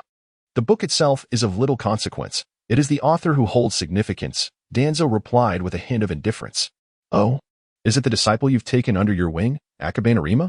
Indeed, Danzo acknowledged, focusing intently on the illustrated pages. As he delved into the second and third chapters, he swiftly completed all 5, closing the volume as if in contemplation. My lord, have you discerned something? The Umbu ninja inquired with curiosity. The tailed beasts represent the strongest force of each village, yet they remain the most unpredictable element. For ages, Konoha has sealed the formidable Ninetails, relying on the Uzumaki clan's physique and sealing techniques without issue. However, in this narrative, the Ninetails encountered a crisis, and its successor is an uninformed half-blood. Danzo remarked with a cold smirk. The pureblood Uzumaki clan has always been characterized by their crimson hair. How could there be a golden-haired Uzumaki? Are you implying?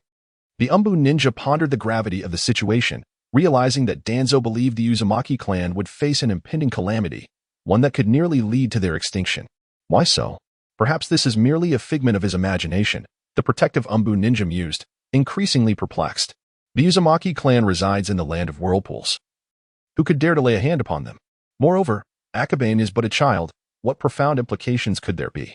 Replacing inquiries with contemplation, he sought to gather the latest developments, desiring immediate insight. Danzo set the book down, issuing a particular instruction. Understood. Though bewildered, the Umbu ninja nodded in agreement. Once his subordinate departed, Danzo resumed his reading, scrutinizing the opening of the first page. The Ninetails, the Uzumaki clan may indeed be targeted. Danzo retrieved a map, examining it meticulously. While Akabane's manga was merely a conjecture, it ignited a sense of foreboding within him, suggesting a significant likelihood. An innocent man bears no guilt, yet possessing a treasure brings peril. The powerful sealing techniques and formidable vitality explain why Mito Uzumaki, as a Jinchuriki, has lived so long. In stark contrast to the grim fates of Jinchuriki from other ninja villages. To confront Konoha's tailed beasts, one must first sever the source of the Jinchuriki. The Uzumaki clan is in danger. Could it be the Cloud Village? Or perhaps the Mist Village, or another? Danzo fell into deep contemplation. Although these events were not guaranteed, as a member of the Umbu and a vital component of Konoha's future, it was imperative for him to prepare for unforeseen circumstances. Finally, the 8th chapter concluded. Damn it. Lazy bum. Next time, I believe you could summon simultaneously without such hassle, Akabane thought as, that evening, 2 clones simultaneously addressed him before vanishing. Wait, Just as he attempted to urge them not to disappear hastily, a loud pop resonated, and both clones vanished at once. Damn it. Akabane cursed inwardly, feeling that these 2 wretches had intentionally retaliated for his apparent idleness that afternoon. The ensuing dizziness overwhelmed him, and his mind throbbed as if struck by a hammer. An unbearable pain enveloping him. After a while, he sat on the bed, panting heavily. I can't believe it, those 2 wretches. Akabane gasped. Realizing that his doppelgangers had indeed hit the mark, 70 points of mental power had brought him to the very limit where both copies vanished simultaneously. Child, who are you conversing with? Came the voice of Chiyomi from outside the door. Just talking to myself, Akabane replied, rubbing his temples. Given Danzo's character, you will likely be assigned a mission tomorrow, so you should get to bed early, Chiyomi advised from beyond the door. Upon awakening early the next morning, Akabane found that his headache had dissipated. Clearly, possessing high mental power was beneficial. He mused that apart from exchanging for ninjutsu, he ought to accumulate more mental power. Exiting the territory of the Akama clan, Akabane spotted Nara Riku, who was already on his way out.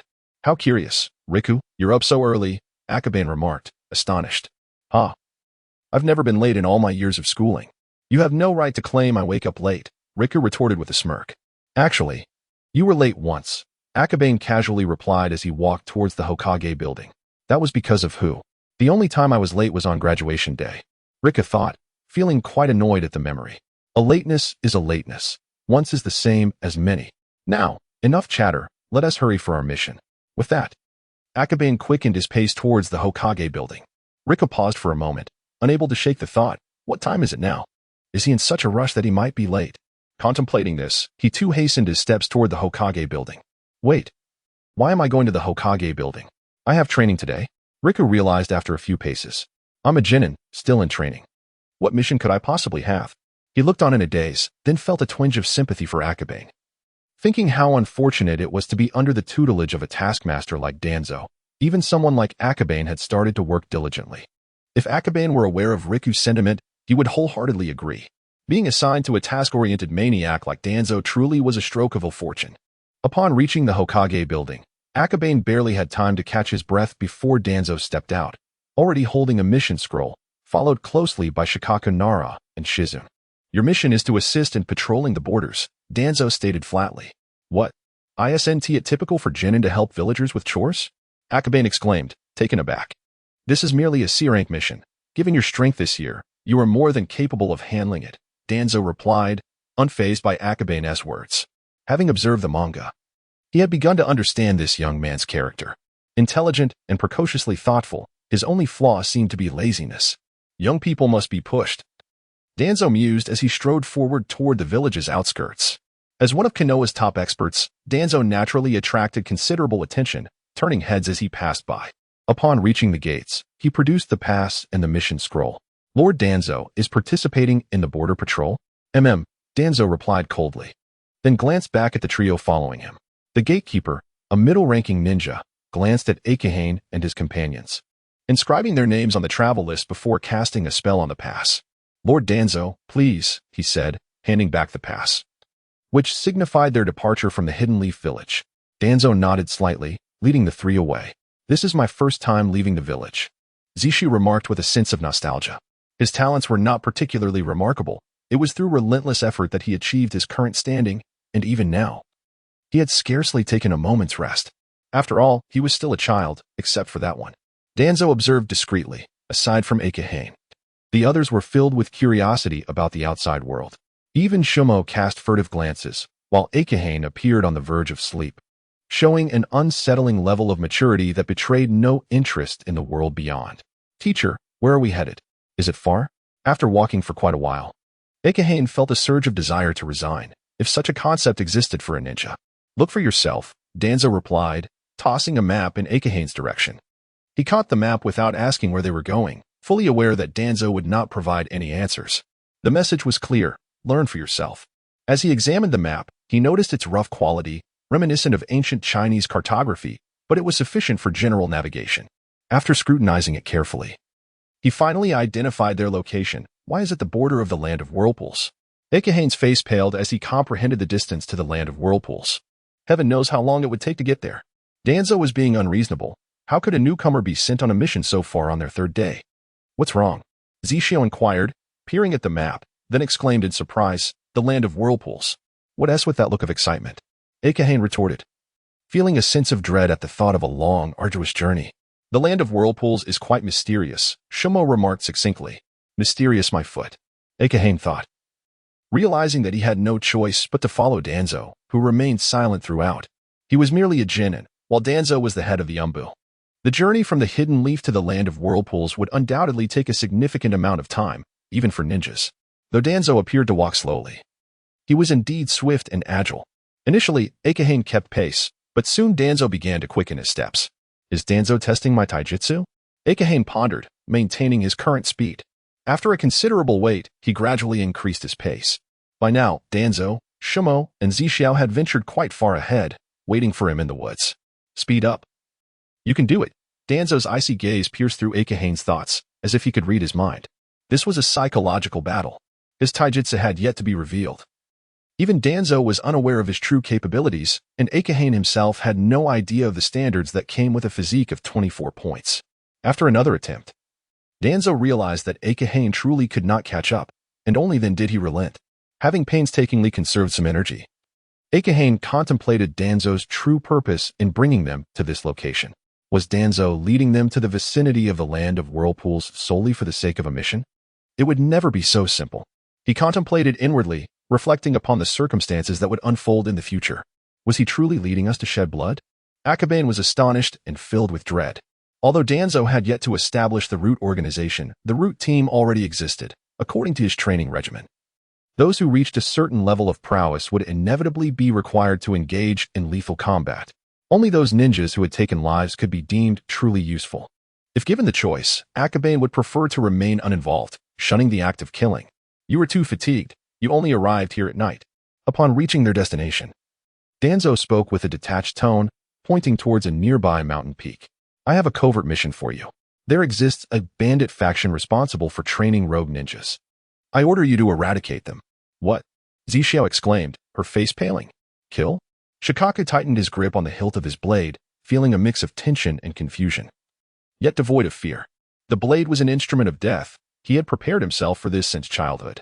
Are there truly ninjas among those training the rogues? Akabane took a deep breath. According to the intelligence from the Umbu, they supply resources to the rogue ninjas, but there are no actual ninjas among them. However, to be cautious, I demand that all men, women, and children must be eliminated.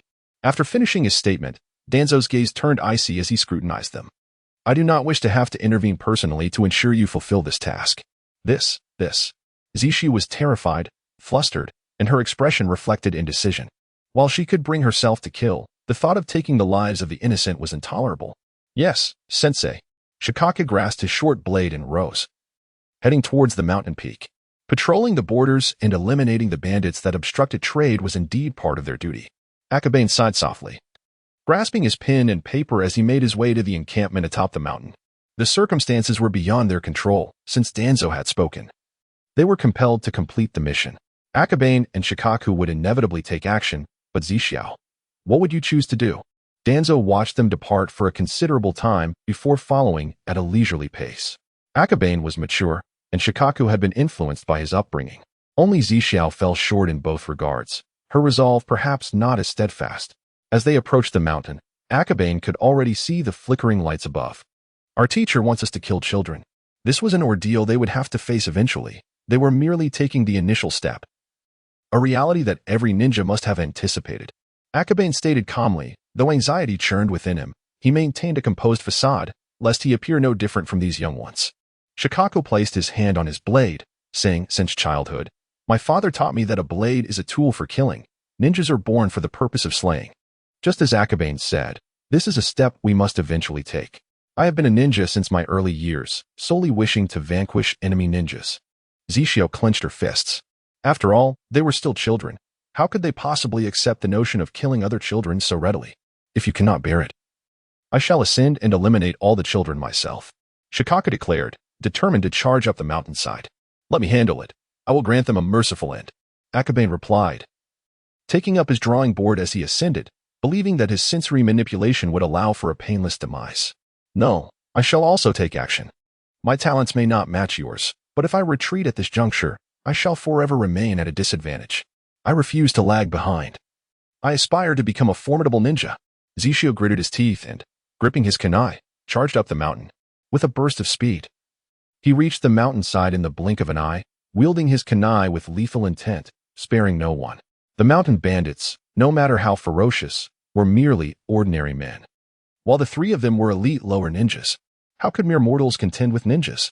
Blood sprayed along the path, and in but a moment, the ground was strewn with corpses. Run! The ninjas are here! The ninjas are here! Can they escape? Better to fight to the death. Retreat! There are two ninjas. We cannot win. The group at the mountain's peak was in utter disarray, some eager to fight, others paralyzed by fear, thoroughly thrown into chaos. They had always considered themselves untouchable, oblivious to the impending arrival of the Konoha ninjas. They came with alarming swiftness and dread. Fire release, Phoenix fire technique. Flames erupted as countless small fireballs rained down upon the bandit camp. A curse. It's sorcery. Run, run. Amidst the piercing screams, shadows darted through the inferno. Yet, the glint of blades flashed, each strike claiming a life. At the rear mountain, Akahane sat serenely in the middle of the path, ink flowing from his brush. Mother, why must we leave? Because the ninjas have arrived. To ordinary folk, ninjas are figures of reverence. To bandits, they are grim reapers. Wait, what lies ahead? The leading bandit halted, his gaze sharp, raising his steel blade. Kid, Step aside if you don't want to die. Leader, it's a ninja. He wears a headband. He is from Konoha. A voice cried out in alarm. At the mention of ninjas, the leader nearly lost his grip on the blade in terror. The prowess of the two young ninjas was witnessed firsthand. With only two of them, they had slaughtered the entire bandit camp, an insurmountable foe. Ninja, please spare us. We fled to the land of fire to survive. A woman fell to her knees, pleading desperately, we only wish to live. I'm afraid I cannot decide. Kekkei replied, surveying the scene. Apart from a few leaders, the rest were women and children. He did not cease his brushwork. These bandits had amassed untold wealth and shed much blood, and today it was their turn to face the consequences. With the backdrop of the forest path prepared, he swept his brush, bringing figures to life on the canvas, and then the illusion erupted. Within the mirage lay a scene of silent, painless slaughter. This was the only act I could perform. Kekkei deliberately controlled his bloodline limit, minimizing their suffering, allowing them to meet their end in a dreamlike state. These were mere mortals. The mental toll was negligible.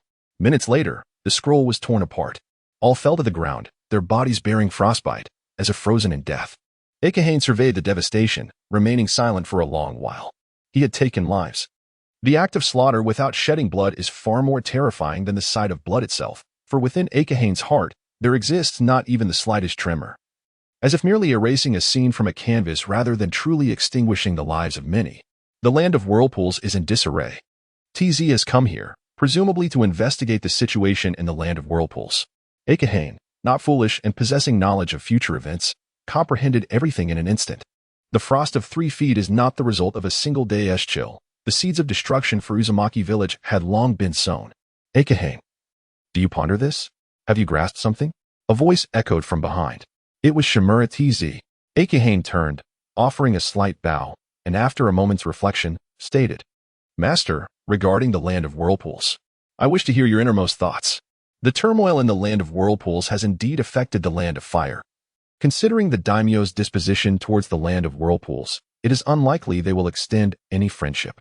Kekkei articulated his conclusion. A judgment not merely rooted in memories of the future, but also derived from the current clues at hand. TZ chuckled softly, forming hand seals, and subsequently unleashed a tempest from his lips. The storm, sharp as a blade, swept across the earth, soon revealing a vast pit. Bury them. What do you believe we should do next? TZ spoke, his words seemingly a query for suggestions, yet in truth, it was more akin to a test of intellect. After a moment of contemplation, Kekkei replied, There exists no alliance between the land of whirlpools and the land of fire. Unless Uzumaki village encounters peril, we can accomplish nothing. Indeed, I find myself increasingly appreciative of you. TZ gradually ascended the mountain.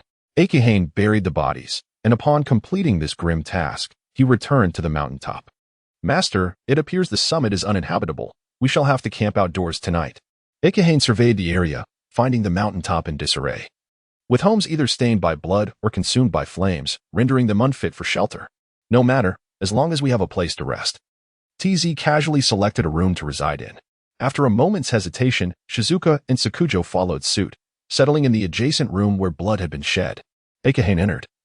Observing the pallor on their faces, the bodies had been cleared, yet the stench of blood lingered, compounded by the recent violence, making it impossible for them to find rest. I have taken many lives. Some wielded knives and were true bandits, yet many were merely ordinary folk. Shizuka was overwhelmed with anguish, her face a blend of fear and guilt, while Sakujo remained silent. We had no choice. Throughout, Kekkei understood he had no choice. Were there an option? He would prefer to remain in Konoha, never stepping beyond his doorstep, content to illustrate his own manga, but could he? The overwhelming tide of events? Even his master could not withstand, let alone mere genin like themselves. Kekkei implied as much. At that moment, the blood within the room congealed, exuding an even more unbearable odor. Did you sleep well last night? Early the next morning, TZ rose with the dawn, exercising outside. Upon seeing Shizuka and Sakujo emerge, he glanced back, his previously impassive countenance softening into a faint smile. Quite well. Thank you for your concern, Master. We managed to rest adequately, Sakujo replied. I cannot speak for others, but Kekkei sleeps quite soundly. Zishu let out a soft sigh, filled with a tinge of envy. It is difficult for him to fathom how someone could sleep peacefully in such a blood-soaked room, and even linger in bed for an extended period. It truly is a peculiar phenomenon in Konoha. Danzo couldn't help but chuckle. For someone as indolent as Akabane, having traveled all day and engaged in the lethal use of his bloodline limit, both his body and mind had endured considerable strain. Wake him up. We need to patrol the borders, Danzo said nonchalantly. Huh, are we really patrolling? Akabane's astonished voice echoed from within the room. Being overly clever is not always advantageous, for it leads him to complicate the simplest matters. Danzo tossed out a remark, hurry up and come out, or we will split into 2 teams.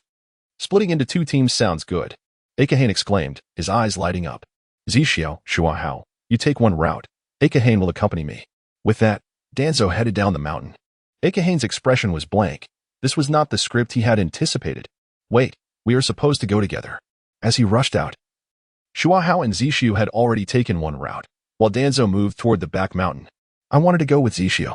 Akabane's protest came too late, as the others had vanished from sight. Never mind, as a lower ninja, one has no rights.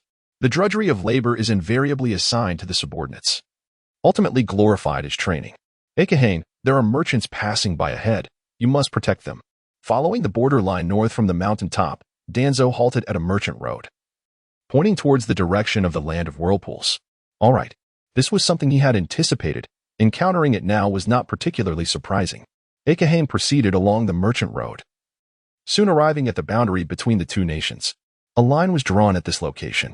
In the distance, several carts were seen, with a group shouting as they fled towards the Fire Country's territory. Recognizing the merchant team's insignia, Akabane realized it belonged to the land of whirlpools. However, is that the mark of Granny Mito? Akabane's gaze sharpened as he noticed a subtle emblem in the lower right corner of the merchant banner, the personal insignia of Mito Uzumaki. Ah, hurry, flee into the Fire Country. Forget the goods, saving our lives is paramount. At this moment, the merchant leader, frantic, was rushing towards the boundary, abandoning even the cargo. Shadows surged from behind, figures darting swiftly between the trees like phantoms. Ninjas. Akabane's expression grew grave.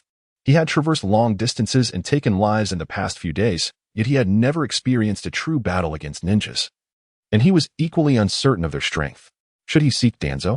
No, he was surely nearby, if he did not wish to intervene.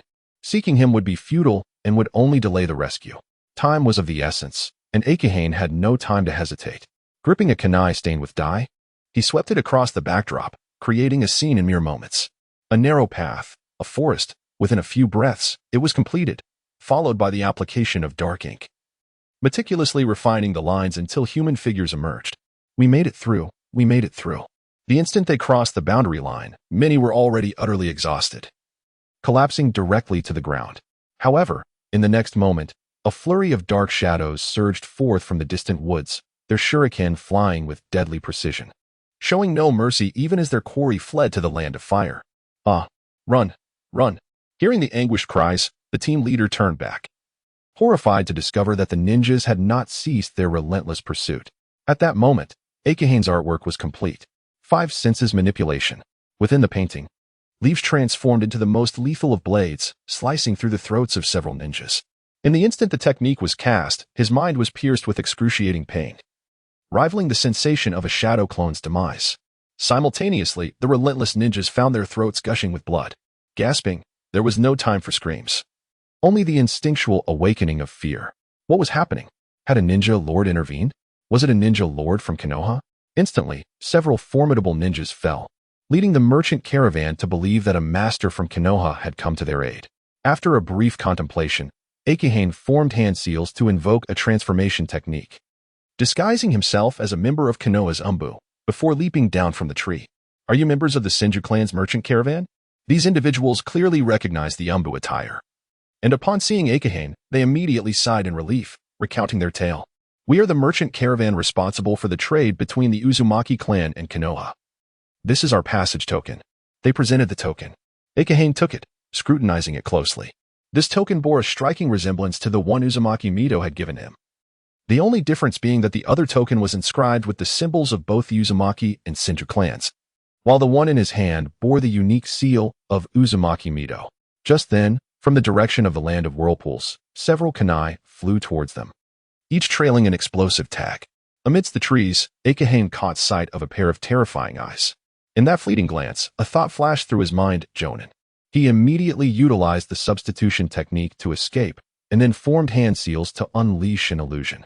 Narakujutsu. The Arima clan's mastery of illusion was unparalleled in Konoha, and Akihane's illusions, acquired through the system, were of the highest order, ensnaring even a jonin in an instant. Wind release, great breakthrough. A simple C-rank ninjutsu. Yet in the hands of Danzo, it became fearsome. A tempest swept through, reversing the path of all the kunai, while simultaneously, Danzo's figure vanished, instantly appearing before his adversary. How could a mere chunin? Alarmed, the jonin swiftly dispelled the illusion, but as he did, he sensed a presence rapidly approaching. Then, a blade flashed, blood spilling upon the forest floor. In the next moment, Danzo revealed himself. His attire was unstained, yet the blade glistened crimson. Master! Akahane exhaled in relief. Even a jonin had intervened. These people's reach was far too extensive. Danzo's eyes glimmered with murderous intent. Though the daimyo aimed to deal with the land of whirlpools, that was beyond Danzo's concern. However, the audacity of these merchants, brazenly displaying the Senju clan's insignia while daring to attack, transcended mere interclan disputes and threatened Konoha's reputation. The merchants sprawled on the ground had succumbed to unconsciousness, yet fortunately, their lives were not in peril. Teacher, who are they? Akabane pressed his temples. Engaging in a genjutsu with the jonin, the depletion of his mental energy exceeding his expectations. Kirigakure, rogue ninjas. Danzo fell silent for a moment, shaking the blood from his blade before sheathing it. Akabane paused in surprise, quickly grasping the situation. The land of whirlpools is surrounded by the sea on 3 sides, separated from the land of water by the ocean. Indeed, there would be no evidence left behind. Akabane chuckled bitterly, noting that these ninja villages were meticulous in their operations, ensuring no traces remained, especially Kirigakure, which was most adept in this regard, leaving no grounds for suspicion. We should return. The same may have occurred on the other side. Danzo's expression turned grave. Having killed a jonin and several chunin here, it was unlikely that more would come, and those present were merely overly frightened and would soon regain consciousness. He was more concerned about the situation on the other side, even with shadow clones present. The emergence of a jonin here raised serious worries about the other side. He felt genuine concern. These were 2 of Konoha's new generation prodigies, the next generation of Konoha. Upon their return, they discovered that Zixiao and Shumao had likewise returned. Both were gravely injured, particularly Zixiao, who was nearly carried back by Danzo's shadow clone. The clone bowed slightly upon seeing its original before vanishing, and in an instant, Danzo understood what had transpired on the other side. Also rogue ninjas from Kirigakure. Yet their methods were not aligned with those of the village, clearly indicating the presence of other players in the mix. Did you encounter enemies as well? Akabane discerned their condition and grasped the situation. If he had faced several waves of enemies here, it was only natural that the other side had 2, 4, or 5 chunin. Shumao gasped for breath. Akabane was not surprised, with a jonin leading his side, had it not been for Danzo's assistance. He might not have even survived. Such was the prowess of a jonin. In contrast, they had only encountered chunin, which was a stroke of fortune amid their misfortune. First, treat your injuries. Danzo tossed 2 vials of medicine. Akabane focused and noted that these remedies were precisely suited for Zixiao's wounds. As for Shumao, his injuries were superficial. With a few days of rest, he would recover fully. We need to return. Danzo's expression remained serious. The appearance of a jonin-level rogue ninja from Kirigakure in the land of whirlpools necessitated a report. As the head of the Umbu, he could not act unilaterally in such a significant matter. So, we can return? Akabane exclaimed with joy. With someone like Danzo, there was no sense of security in any undertaking. Returning home was the most blissful thing. I will set off now to seek the merchant caravan leader, leaving a shadow clone to accompany you at a slower pace. Danzo declared. In extraordinary times, extraordinary measures were required. If it were merely a matter of bandits being purged at the behest of the Fire Country, he could disregard or even comply with the orders. But this involved matters between the land of whirlpools and Konoha, and their intervention could not be delayed. No sooner had he spoken than he executed the shadow clone technique, his original self disappearing swiftly. Let us rest for a moment before we set off for Konoha. Akabane settled onto the rocky terrain and added, this time. It's not my laziness, rather, you all need to recuperate. Indeed, Tsukumo nodded as he took a seat, with Zixiao's injuries being severe. Any further vigorous activity would undoubtedly result in hidden afflictions detrimental to future endeavors. Although Danzo's shadow clone had not made an appearance, Akabane could sense his guardianship nearby. Akabane, have you encountered ninjas as well? Tsukumo inquired after a moment of silence. Yes, Akabane affirmed, anticipating Tsukumo's questions, yet hesitating internally whether to divulge further details. Then why? Did the teacher intervene? Tsukumo's curiosity deepened. Given the severity of their confrontation, it struck him as odd that Akabane returned unscathed. We faced several nin, whom I dispatched with genjutsu, but ultimately, a nin appeared, and I nearly met my end, Akabane revealed, maintaining a somber tone. The nin did engage, yet he too utilized a substitution technique to escape. Faced with the multitude of explosive tags, the likelihood of my demise was minimal. However, without Danzo's significant breakthrough, I would have been severely injured by the violent blast. Such an outcome would have been no less distressing than Zishao's condition. Nevertheless, this revelation was sufficient to astonish Tsukumo and Zisha. The fact that several nin were vanquished by genjutsu indicated that Danzo had not intervened prior to the nin's arrival. Grasping the hilt of his blade, Tsukumo's gaze reflected a mix of reluctance and frustration. While this was attributed to the sensory manipulation of their bloodline limit, the Karasuma clan bore the dual burden of its immense potential and its inherent weaknesses in physical combat. Thus, for the two of them, such a result left them feeling quite disheartened. Is the nin truly formidable? Tsukumo tightened his grip before releasing it. The weaker one becomes, the more one must comprehend the strengths of the adversary. He did not envy Akabane, but rather harbored a deep resentment towards his own inadequacy. The killing intent from the missed nin was overwhelming. Even from several hundred meters away, a mere glance from him sent chills down my spine, Akabane said.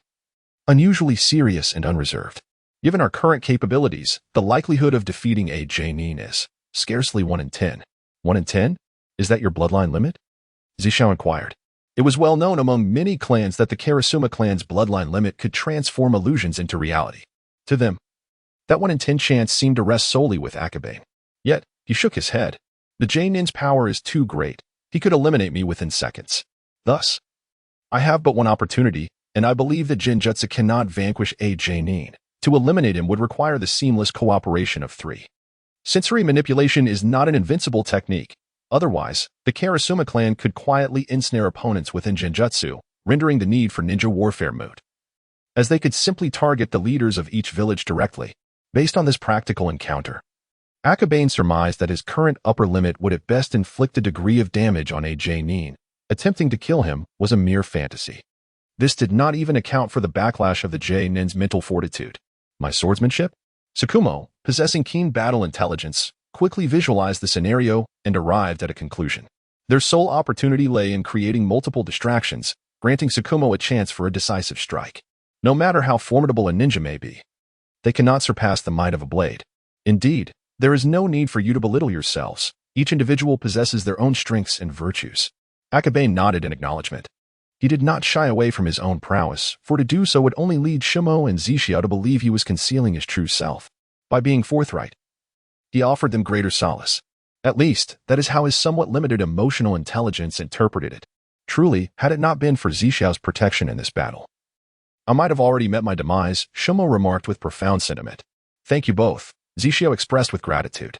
He was acutely aware that Akabane and Shimo were superior to him. Since childhood, Zisha had not been the pinnacle of excellence. He had grown accustomed to this reality, convincing himself that as long as he maintained balance and performed his duties well, it would suffice. Yet, when faced with direct comparison, he could not help but feel disheartened. Akabane could eliminate several chunin in an instant, and Shimo could skillfully dispatch them with his swordsmanship and agility, while he could only restrain opponents and endure blows. The disparity was vast, to the point of discouraging Zisha. I have grown accustomed to this since childhood, yet you are right. I too have my own value, and thankfully, my affinity lies with fire. Zisha chuckled softly, only to be abruptly reminded of his wound, which sent a sharp pain coursing through him. Fire-style chakra possesses formidable offensive capabilities, granting Zisha at least a semblance of strength in his attacks, preventing him from being utterly mediocre. Otherwise, he would genuinely need to contemplate a career change or specialize in a single discipline. It is a pity that your relationship with the Uchiha is strained. Otherwise, if you could master their techniques, your strength would ascend to a new level. Noticing his improved spirits, Akabane shifted the conversation to other topics. Within Konoha, the undisputed masters of fire techniques are the Uchiha clan, including Zishao's own Phoenix fire technique, which is derived from their ninjutsu. Konoha has finally returned. During their journey back from the border to Konoha village, few dared to attack them, allowing for a swift return to the village's territory. Upon seeing the gates, Akabane was genuinely moved to tears. The past few days had felt like a descent into hell, and now that they had finally returned to Konoha, he felt it necessary to request a sick leave. Given his lineage from the Akamura clan, he was confident that his request would be favorably received. Upon their return to Konoha, the group disbanded. Danzo's shadow clone uttered a final remark before disintegrating into nothingness. The remaining three exchanged glances. As if reliving the joy of graduation, even the usually composed Shumo displayed a flicker of emotion. We have finally returned. I have decided to grant myself a holiday. Akabane began to say, but Zixiao interrupted him mid-sentence. No, you do not wish to rest. You must update your work and benefit the vast readership of your manga. Zixiao said earnestly, leaving no room for Akabane to finish his thought. I want to see what comes next. Shumo chimed in eagerly, as a future father. He was particularly curious about how this rascal Akabane would continue the story. Please, I have only just returned. Nonetheless, you are utilizing shadow clones for the labor. Does it really make a difference? Zixiao shrugged nonchalantly, waved goodbye, and departed swiftly. Remember to keep drawing. Shuao Mao's demeanor was gentle. Yet the chill of his recent experiences in battle lingered about him, evoking an involuntary shiver in those who approached. What manner of individuals are these? Even shadows must take respite. Chi Yu, feeling exasperated, reflected that no one would believe such words, for among all the shadow clones in Konoha, his held the least authority. After traversing a few steps, he encountered Tsunade around a corner. She had just rushed over, her expression a mixture of excitement and anxiety. But upon catching sight of Chi Yu, all those emotions vanished, replaced by an air of composure. It's been several days since we last met. Have you just returned from outside the village? Tsunade, your attempts at conversation are rather lacking. Konoha is hardly vast. No Team S missions go unnoticed.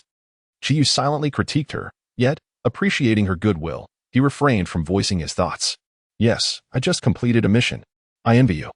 We've been toiling with trivial tasks for 3 consecutive days, Tsunade sighed, her spirits evidently deflated. For individuals like them, the greatest desire was to embark on significant missions beyond the village, yet they had not even been assigned a C-rank task, let alone any venture outside. Let us not dwell on it. The back and forth can be exhausting. If only you could speak with Danzo and swap roles with me. Chi Yu's expression remained impassive. The mere mention of Danzo incited irritation within him. Why should they leap directly to advanced ranks while other teams began from the ground up? Let's not even go there. Danzo. Tsunade's expression conveyed a multitude of unspoken sentiments, clearly indicating her understanding of Danzo, devoid of any admiration. Danzo was no benevolent figure. Even in these times, Chi Yu felt no particular aversion towards him, yet after days of interaction, he could hardly claim to hold any fondness either. With a somewhat melancholic expression, he walked along the street toward home, Tsunade trailing beside him, seemingly without any pressing mission. The more this was the case, the more sorrow Chi Yu felt within. Though both were genin, the disparity in their circumstances was stark. By the way, if you have no plans this afternoon, shouldn't you be working on your drawings?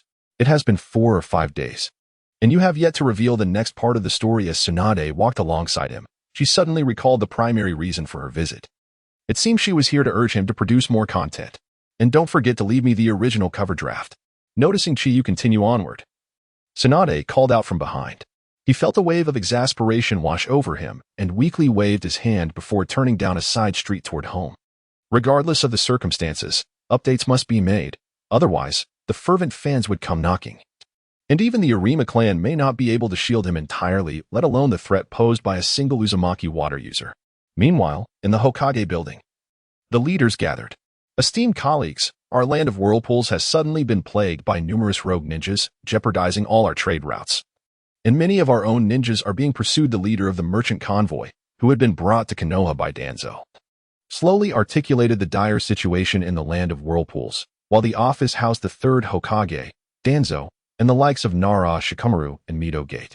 This was Konoha's highest echelon of leadership. Where do these rogue ninjas originate? Has the village of whirlpools not intervened? Nara Shikamaru's expression was grave, filled with confusion.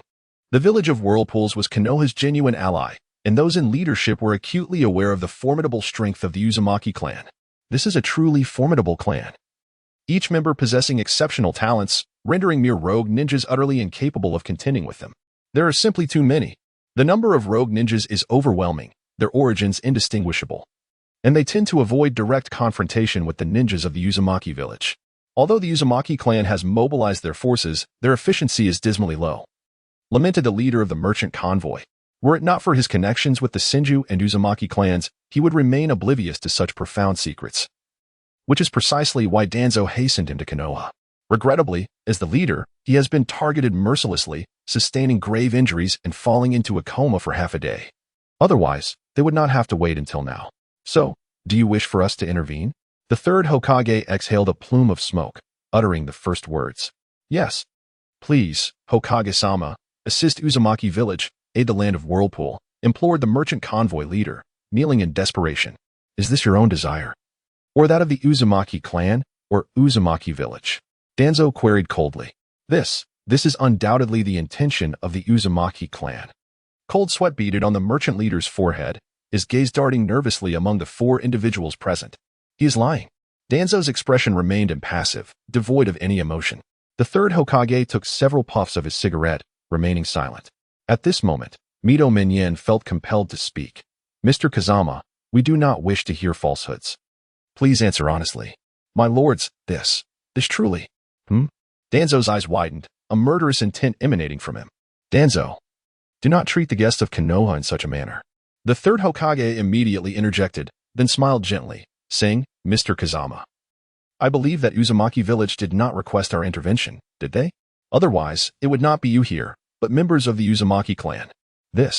Kazama's face blanched in fear, his legs trembling, almost collapsing to the ground. Since it is not the intention of Uzumaki village, we are unable to intervene. My apologies. T-Core shook his head, a look of regret etched on his face. However, Mr. Kazama may stay in Konoha for a while to explore and observe. But regarding this matter, we cannot assist at this time, the third Hokage expressed regretfully. Kazama's expression was grim as he nodded slowly, leaving the office. The remaining four sat in silence. If it were not for an official request, we could only provide support in the form of a mission commission, but as it stands. Mito Minion began, hesitating to continue. Merely tracking the rogue ninjas at the border has already revealed high-ranking shinobi. Dispatching a rookie team would be sheer folly. And sending a team too weak would be equally futile. Let us observe for now. If Kazama seeks the Senju clan, perhaps there lies a glimmer of hope. The third Hokage rose, sighing softly before departing. Today, he aimed to complete the 10th chapter and send it to Yamano Izumi. Upon returning home, Akabane created a shadow clone, assigning it a small goal, then ignoring its resentful and furious gaze, he reclined to rest. This was his first genuine encounter with a bed in several days. On that day in the mountain stronghold, he had been utterly exhausted, only succumbing to sleep late at night. 2 chapters are too many. I alone cannot possibly produce so much, the shadow clone lamented.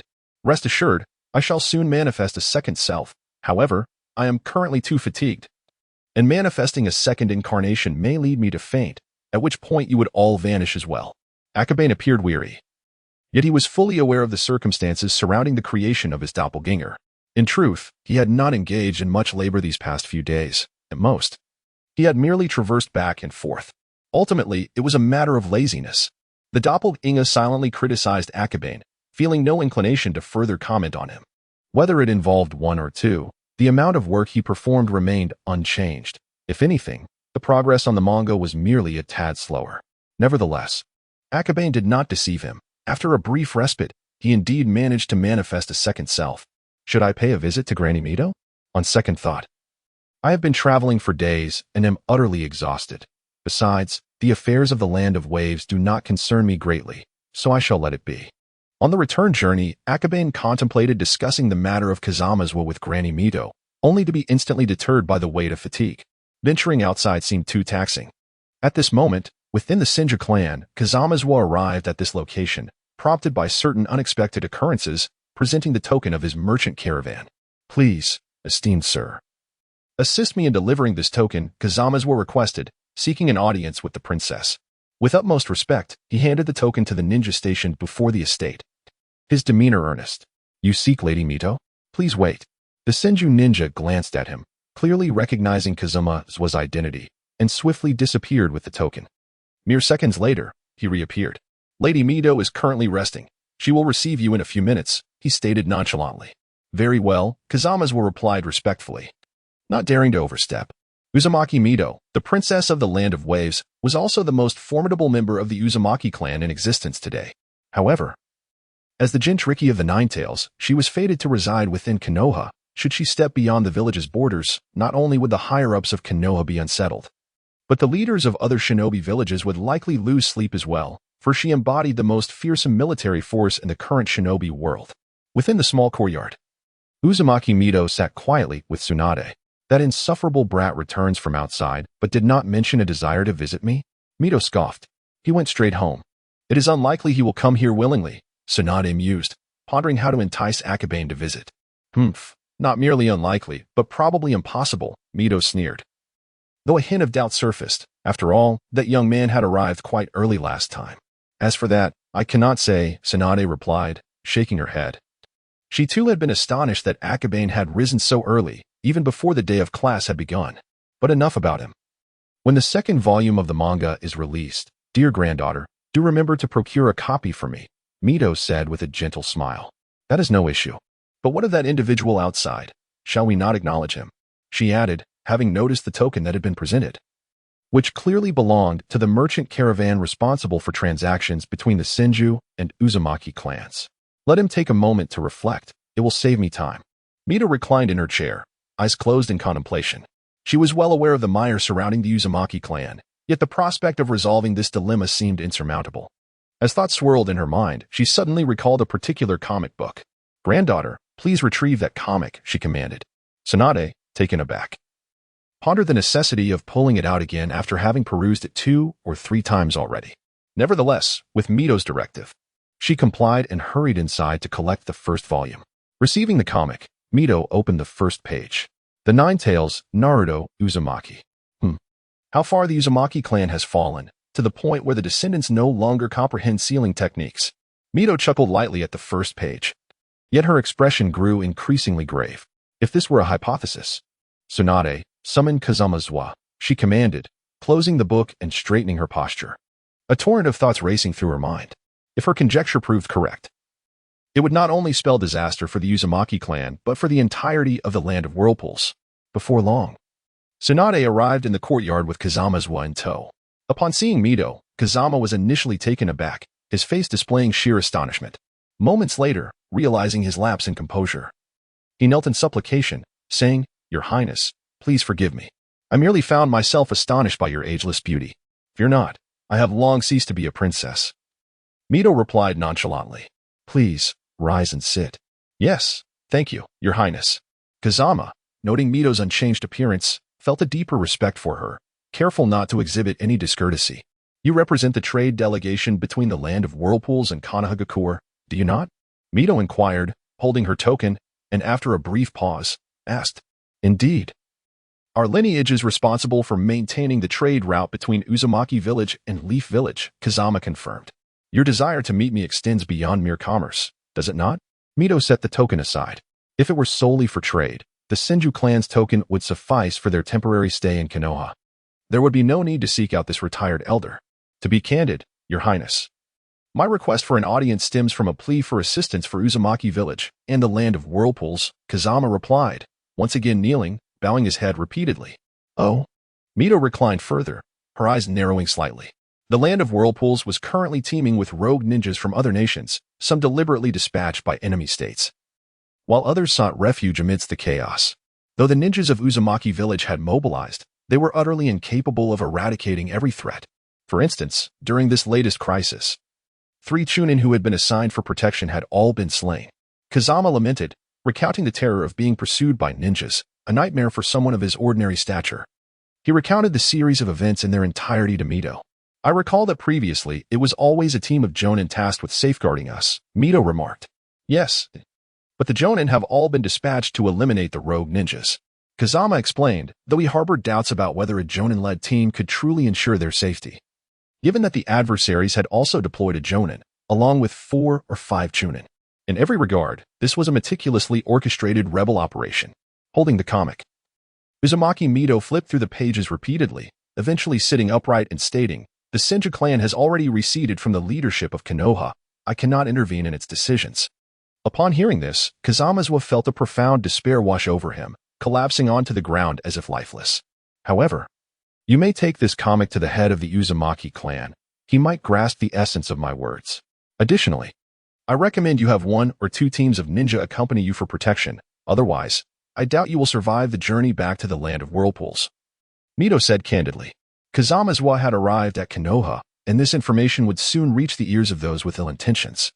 As he was set to depart with the merchant convoy, the enemy's assassins would undoubtedly spring into action, provided his assumptions were accurate.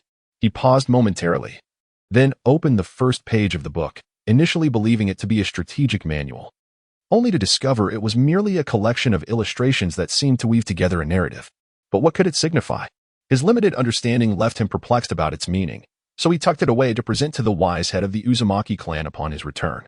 If there are no further matters, you may leave. The Senju clan can no longer offer assistance, Mito remarked with evident resignation, though the Senju clan was not entirely powerless.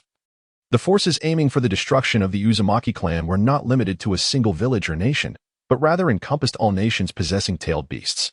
How could one clan or village contend against the entire world? Yes, thank you, Princess, Kazamazawa sighed, slowly retreating. Hashirama, you must survive. Perhaps there remains a chance. But, Mito lamented, with Hashirama alive, which ninja village would dare to act recklessly? Yet, he is indeed gone. Why must we embark on another mission? I just returned after a day's rest. Akabane exclaimed, frustration evident in his tone. It's already the 3rd day. Zishio, somewhat embarrassed, found the lazy bug's ire difficult to bear. Standing nearby, Sakujo gripped his sword, radiating fierce battle intent. Akabane took a deep breath, reminding himself to remain calm, then asked, is there good news? Indeed. Kazamazawa has purchased a truckload of comic books, Zishio replied earnestly. Kazamazawa? He must be the one orchestrating this mission, had I known. I wouldn't have saved him, Akabane retorted, unable to suppress a cough of blood. Creating comics was meant to lead to a better life, not to endless business trips. By the way, there's another piece of good news, Sakujo interjected. This time, we will be undertaking the mission alongside Team 6. Akabane looked at Sakujo. Confusion etched on his face. Observing his expression, Sakujo, puzzled, inquired, are you not pleased to be on a mission with Tsunade? Seeing a ghost. Why would I be happy to embark on a mission with Tsunade? If that were the case, I'd be thrilled to go out every day just to see her. Akabane's rebuttal left the 2 younger boys speechless. Upon reflection, it seemed he had a point. Zishio found himself momentarily at a loss for words, unsure of how to respond. For this mission, I cannot participate. Does that count as good news for you? At that moment, a voice reached their ears. Danzo? Akabane felt a flicker of anxiety as the 3 turned to see Danzo's figure materialize. Is the teacher not going to the land of whirlpools? Zishio questioned in surprise. With the Hokage and the head of the Umbu both heading to the land of whirlpools, the land of water, and the hidden mist village might not sleep soundly, Danzo coldly remarked before vanishing. The Hokage? Akabane did not anticipate that it would be the Hokage himself who would take charge, leaving the Umbu leader stationed in Konoha. So, it is the Hokage who will lead this time? Shumo expressed his astonishment. The Hokage personally leading an expedition to the land of whirlpools was indeed an extraordinary honor. Yet, why was he still required to participate? Akabane felt a sense of unease. If Sarutobi Hiruzen was leading, then Team 6 should suffice. Why were they also required to depart? Stop speculating.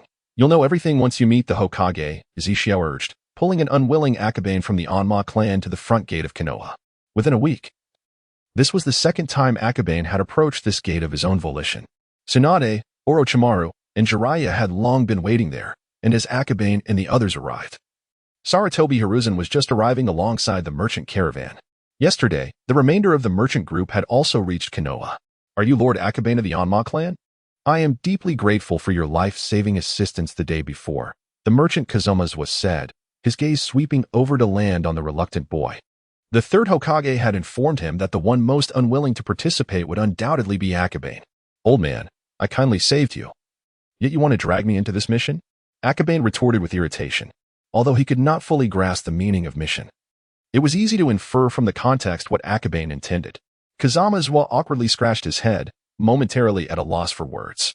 Akabane, this is my command. Sarutobi Hiruzen said, puffing on his cigarette with a calm demeanor. Hokage-sama, I just returned. This time, you will depart alongside the merchant caravan under the guise of a manga author, accompanied by Shumo and Zishio for protection. Sarutobi Hiruzen interrupted Akabane's complaints with a firm order. Matters concerning the land of whirlpools were not something he wished to discuss at length. Very well, yet I am physically exhausted and can no longer endure the continuous travel. I wish to ride, Akabane added, emphasizing that an author must maintain a certain dignity. Agreed, Sarutobi Hiruzen conceded, not insisting that Akabane keep pace on foot. When this fellow became lazy, he could be quite obstinate. At least he was now willing to participate, for if he had refused, Akabane might have turned back. Fortunately, Kazamazawa had procured some spare vehicles from various clans in Konoha. Otherwise, they might have lacked sufficient transportation. With the terms settled, the caravan swiftly set off for the land of whirlpools. Akabane created shadow clones to continue his drawings while he comfortably took his seat, observing his companions walking around him. Run faster. This is training, cultivation. Why must I be the only one jumping around while Akabane gets to ride? I also aspire to be a manga author. This is unjust. Jiraiya's frustrated shouts echoed through the forest. What is your strength, Akabane? And what about yours? If you continue to neglect your training, do you wish to be eliminated in the land of whirlpools? Sarutobi Izashi said, somewhat irked. Teacher, please have my clone cease its assault. I was wrong. I will train. Jiraiya complained, yet he was swiftly caught up by his clone and received a thorough thrashing. Although it was merely a clay clone and lacked significant power, its physical prowess was more than sufficient to handle Jiraiya. One cannot help but ponder the extent of Jiraiya's artistic endeavors. Hearing Jiraiya's lamentations, Akabane was reminded of Jiraiya's works. Of course, at this moment, he had no inclination for such pursuits. His 9-year-old body was in dire need of nourishment and could not afford to waste energy on such matters. Furthermore, Jiraiya's artistic skills failed to captivate his interest. The merchant caravan moved at a leisurely pace, yet Akabane, seated in the carriage, could both sketch and observe the others enduring their rigorous training, making the days rather pleasant. Not only that, but by the time they reached the border, Akabane had completed the content for Chapter 11. Within this chapter, there was an extraordinarily powerful new exchange item, the Semi-Divine Physique. Semi-Divine Physique, a power inherited through the bloodline of the Uzumaki clan, possessing multiple abilities, all for the exchange price of 4,000 points. Indeed, for 1,000 points. This was the highest exchange cost Akabane had ever encountered. However, considering the rarity of such an item, it was not entirely surprising. What astonished Akabane was that this item could be purchased in installments. The Uzumaki clan's physique grants 4 abilities: immense vitality, chakra, perception, and healing. The manifestation of immense vitality could be seen when Naruto, poisoned, forcibly removed the toxic blood with a kunai, his hand recovering within mere seconds. If possible, Akabane would undoubtedly prioritize the exchange for vitality, as it is a crucial safeguard for survival. However, even with the option for installment payments, Akabane still lacked the requisite points and would have to await the release of the second volume. The second volume of Naruto had already been sent to the factory for printing, with subsequent distribution entrusted entirely to the Kurama clan. Once the second volume was officially released, combined with the 200 points he had recently accumulated in the business from the village of whirlpools, there might just be enough points to exchange for one item. Yet, a dilemma arose. Chapter 12 would feature the Sharingan, Mist Technique, Water Clone, and Silent Assassination Technique, and no matter how he calculated, the points would be insufficient. He hoped the ninjas from the village of whirlpools would be supportive and contribute some points. Otherwise, he feared he would have to work overtime to hasten the release of the third volume. Akabane sighed softly, feeling quite helpless. Upon reflection, a business trip to the land of whirlpools did not seem like a bad proposition, as Kazama's understanding of the manga was far too limited, and his marketing efforts would surely benefit from Akabane's direct involvement. He merely hoped that the third Hokage would not cause any disruptions or assign him additional tasks. Ahead lay the land of whirlpools, where they had previously encountered those ninjas nearby. Kazamazawa, revisiting the area, felt a twinge of anxiety. Sarutobi Izashi, appearing contemplative, glanced at the surrounding environment and inquired, Akabane, did you take care of the bodies after you eliminated those ninjas? What? Akabane killed several ninjas here? Jiraiya sprang up in shock, and even Orochimaru wore a look of astonishment as they turned their gaze towards the carriage. However, Akabane lay inside, indifferent to the outside world. The fact that Sarutobi Hiruzen would inquire in such a manner assured him that the corpses had been cleared away. Peering outside would be a futile endeavor. Just as he pondered this, the carriage curtain was abruptly yanked open. A little girl, her expression one of displeasure, stood before the vehicle, demanding, "Get down." I'm feeling weak." Akabane began, but was interrupted as Tsunade's chakra surged ominously. Are you coming down yourself, or shall I smash the carriage? She threatened, her fist raised. Jiraiya chuckled quietly to himself, clearly having anticipated this outcome. Akabane, come, recount the specifics of that day, Sarutobi Hiruzen said with a smile. Akabane's mood soured. It seemed he had once again fallen victim to the third Hokage's schemes. He stepped down from the carriage, leaving a shadow clone behind to continue drawing. I defeated 5 Chunin with my Genjutsu here, he stated, indicating their location with a shuriken. The Jonin perished at this spot. Tsunade clenched her fist, inwardly comparing her abilities. Could she truly eliminate 5 Chunin? Undoubtedly not. Had Akabane already grown this formidable? The disparity was striking despite their simultaneous graduation. Why hadn't she sensed it? Jiraiya was utterly astonished, momentarily rendered speechless. However, Orochimaru possessed the deepest understanding of Akabane. It was hardly surprising that he could dispatch an opponent with such swiftness. Yet, to unleash Genjutsu upon 5 Chunin in an instant demonstrated terrifying mental prowess. The ninja tools and explosive tags are the kind that rogue ninjas can acquire, and their appearance has been disguised. Did Danzo-sensei's swift strike? There is hardly any evidence left, Akabane remarked. The clues were scarce, making it difficult to discern the true nature of the events. But the method of disposing of the bodies bore the hallmark of the Mist Village's pursuit team. Sarutobi Hiruzen approached the scene. Although 2 days had passed, and the area had been disturbed, the lack of rain still revealed some traces. So, they were Mist Ninjas, Akabane mused inwardly. The Mist Village's pursuit team? Jiraiya exclaimed excitedly, his eyes gleaming as he pressed for details. What type of team is that? They specialize in hunting rogue ninjas, Akabane explained. Everyone should use transformation jutsu to disguise themselves. Mr. Kazama, you may join us now. Sarutobi Hiruzen rose and gestured for the Kazama merchant group to follow. Transformation jutsu was a basic skill, yet the proficiency varied. For instance, even when Jiraiya employed it, his comical essence remained unmistakable amidst the crowd. Akabane morphed into a laborer, lazily perched on the edge of a flatbed cart. Without disguise, the presence of Sarutobi Hiruzen alone would deter any ninja from the land of whirlpools from taking action. For he was the third Hokage. The group proceeded alongside the merchant convoy, entering the territory of the land of whirlpools.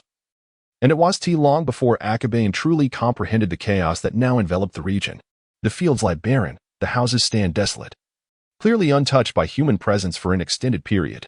After wandering for quite some time, not a single soul has been encountered. How tragic. The land of Whirlpool. A place I have visited for the first time since childhood. Tsunade, initially brimming with excitement, found her spirits waning as they traversed this lengthy stretch. Her mood shifting to one of melancholy and sorrow. This is the homeland of my grandmother, yet. Akabane sighed inwardly, feeling a profound sense of helplessness. The tailed beasts are treasured assets of every ninja village, akin to nuclear weapons. However, the Uzumaki clan serves as their nemesis. A fact that alone renders them a target of universal enmity. Being merely a genin, he felt neither the authority nor the inclination to intervene. Ahead lay a convergence of trade routes within the land of Whirlpool, a location notorious for the presence of rogue ninjas. Kazama left was visibly tense, beads of sweat forming on his brow. Akabane, pen in hand, began sketching the background in advance. The merchant caravan advanced slowly, with some ordinary guards drawing closer to the cart laden with comic books, as if it contained the most precious of goods. It was at this moment that the difference between those who have taken lives and those who have not became evident. Although Zishu and Shao appeared anxious, they bore an outward demeanor akin to the surrounding vigilant guards, yet Tsunade and her companions immediately recognized them as ninjas, their stances betraying a distinct readiness. As for Akabane, he sat on the edge of the flatbed cart, idly fiddling with his belongings. Suddenly, the rustling of leaves echoed through the forest.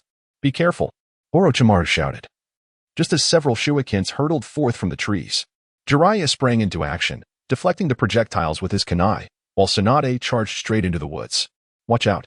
Shao Mao's complexion changed, his speed surging as he rushed ahead of Tsunade, hurling a kunai towards the ground a few steps away. Boom. An explosive tag?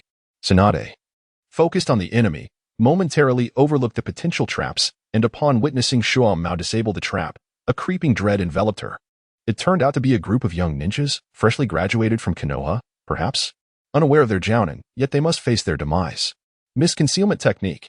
Chakra dispersed, enveloping the area in a thick fog, rendering visibility to mere inches.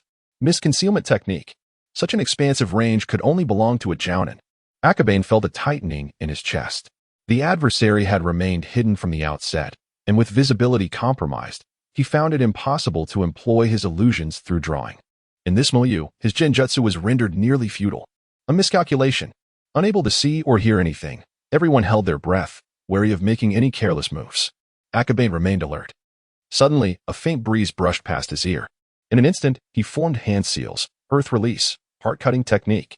Burrowing into the ground, he executed a seamless ambush.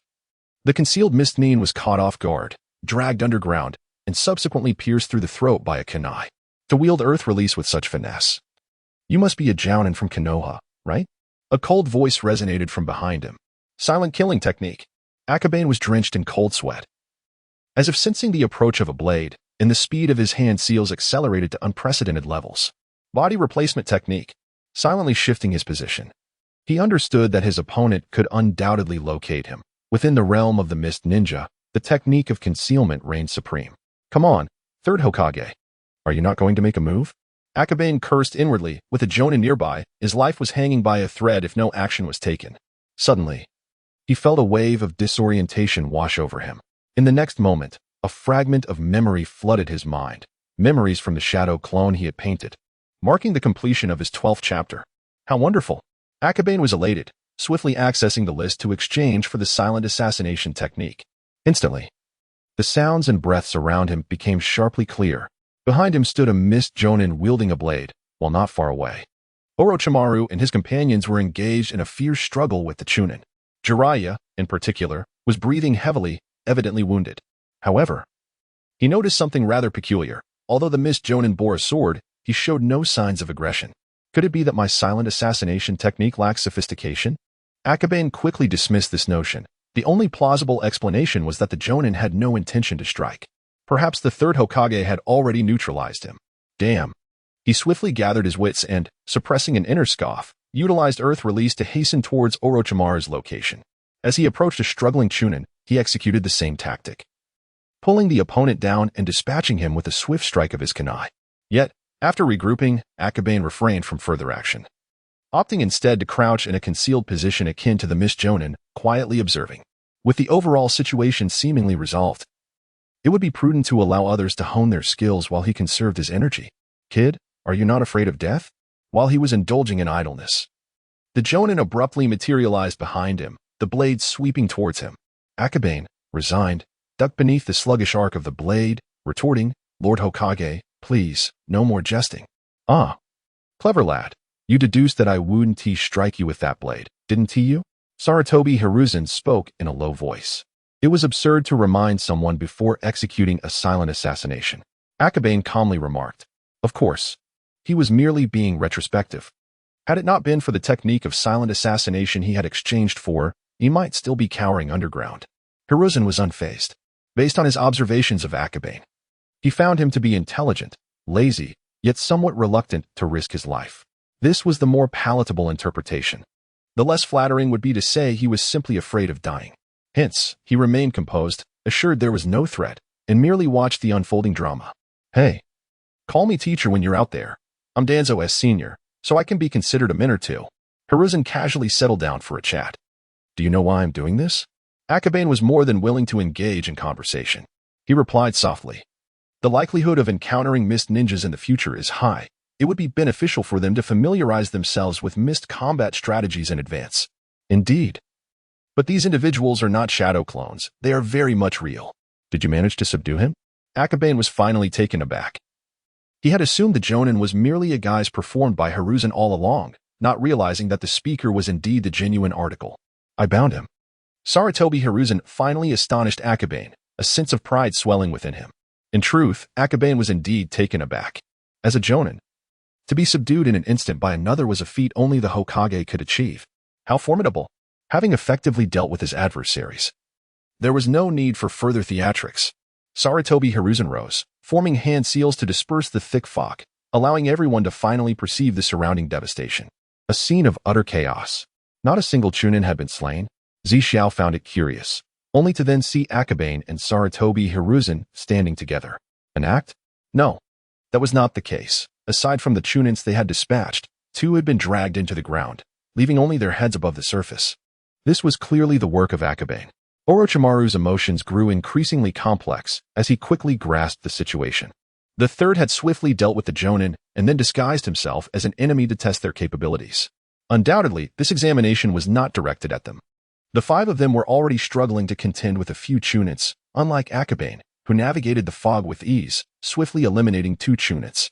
Moreover, upon closer inspection, he noted that half of the ninjas they had defeated bore fatal wounds from blade strikes. Of course, compared to Jiraiya and Tsunade, his achievements were commendable.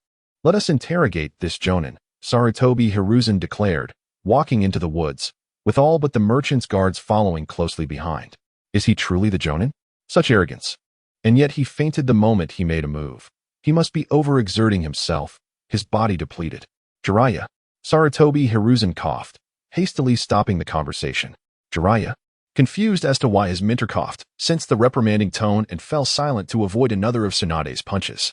Akabane knelt down, scrutinizing the Jonin closely. The clothing style of the Mist Ninja, the blade in the third's hand, its previous owner was evidently him. However, the blade was merely an ordinary sword. Not even a chakra weapon, and certainly not one of the 7 ninja swordsmen of the mist. He was a rogue ninja.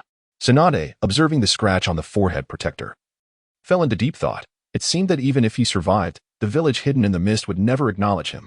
This was certain, and Orochimaru looked around, sensing that the mist pursuit squad was fast approaching. Whoosh! A sound echoed as a kunai flew from the forest. Akabane's eyes widened as he spotted a figure among the leaves.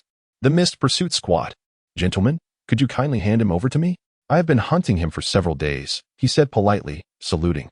Sarutobi Hiruzen altered his appearance, yet there was nothing in his demeanor that inspired fear. Otherwise, the Mist Umbu would have already acted, eradicating everyone present. "How many rogue ninjas does your country possess?" Akabane inquired. "That is our secret. We cannot disclose it." One of the Mist Umbu replied coolly. "Then you should stay as well. It would be fitting to handle this together." Akabane made a swift motion with his kunai, adding a stroke to the canvas. Then, with a sudden shift, a branch snapped beneath his feet, sending him tumbling from the tree. "Ah, my leg." Originally, with the abilities of the Umbu, it should have been impossible to break a leg. However, he fell from the sky as if in a slumber, surrendering to gravity, which directly resulted in his leg being fractured. Akabane.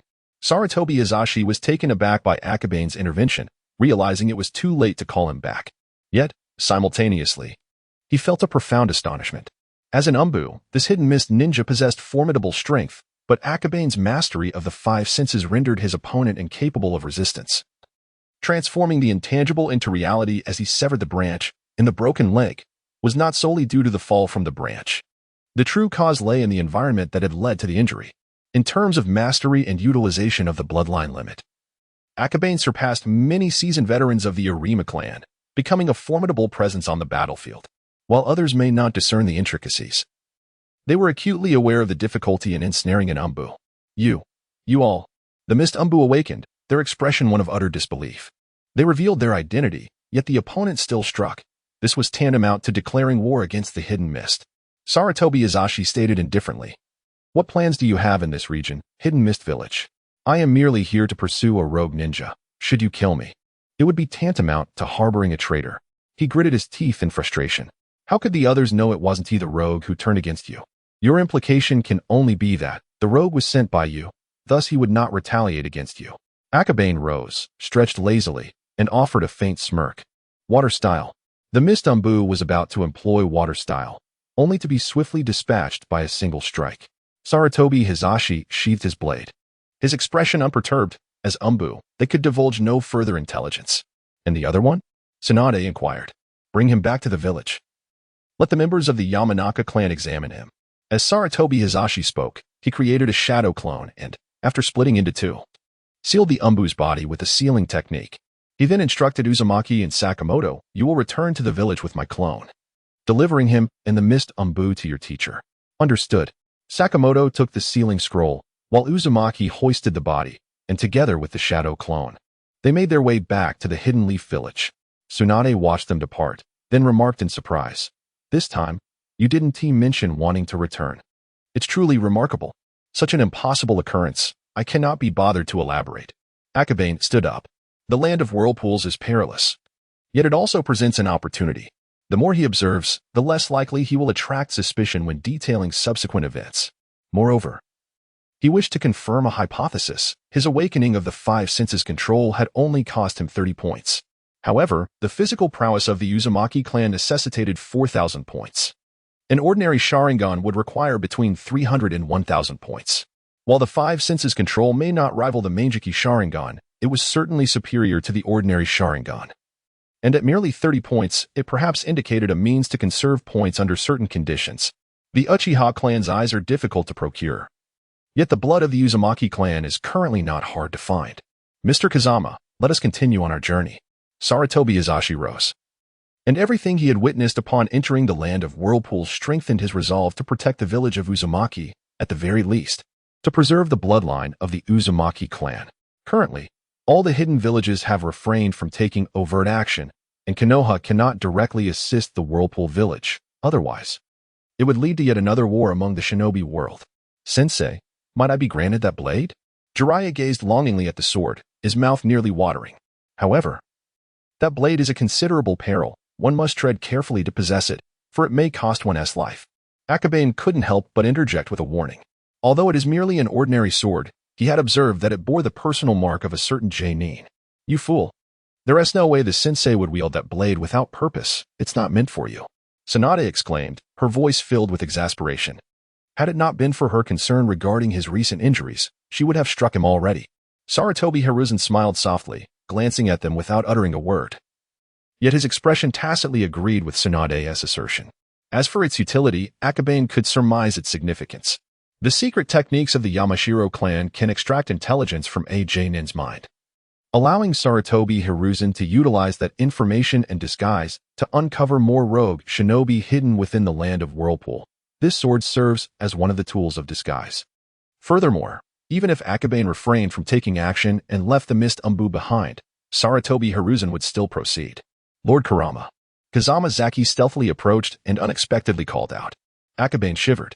Since arriving in this era, no one had referred to him as Lord. Turning to look, oh, it's you. What do you want? Akabane felt no fondness for Kazama Zaki. Their previous encounters had been unfavorable, leaving him with a sour disposition towards him. Lord Kurama. We are nearing the borders of the Whirlpool village. I would like to inquire about how to promote our endeavors, Kazama Zaki respectfully stated. While purchasing manga, he had gleaned considerable information about the comic shops from the residents of Konoha, and later, he learned many details from Tsunade. Firmly believing that Akabane is indeed a commercial genius. Upon hearing this, Akabane couldn't help but glance at Tsunade. The old man must have said something to elicit this question. Never mind, it's for the sake of points. Taking a deep breath, Akabane spoke in a calm tone. The Whirlpool village is unlike Konoha. To promote effectively, one must first allow everyone to recognize the merits of the story. Please, impart your wisdom. Kazama Zaki bowed deeply, his demeanor exceedingly humble. You were instructed to purchase the manga by Lady Mito, weren't you? She must have suggested that you present the comics to the higher-ups of the Whirlpool village.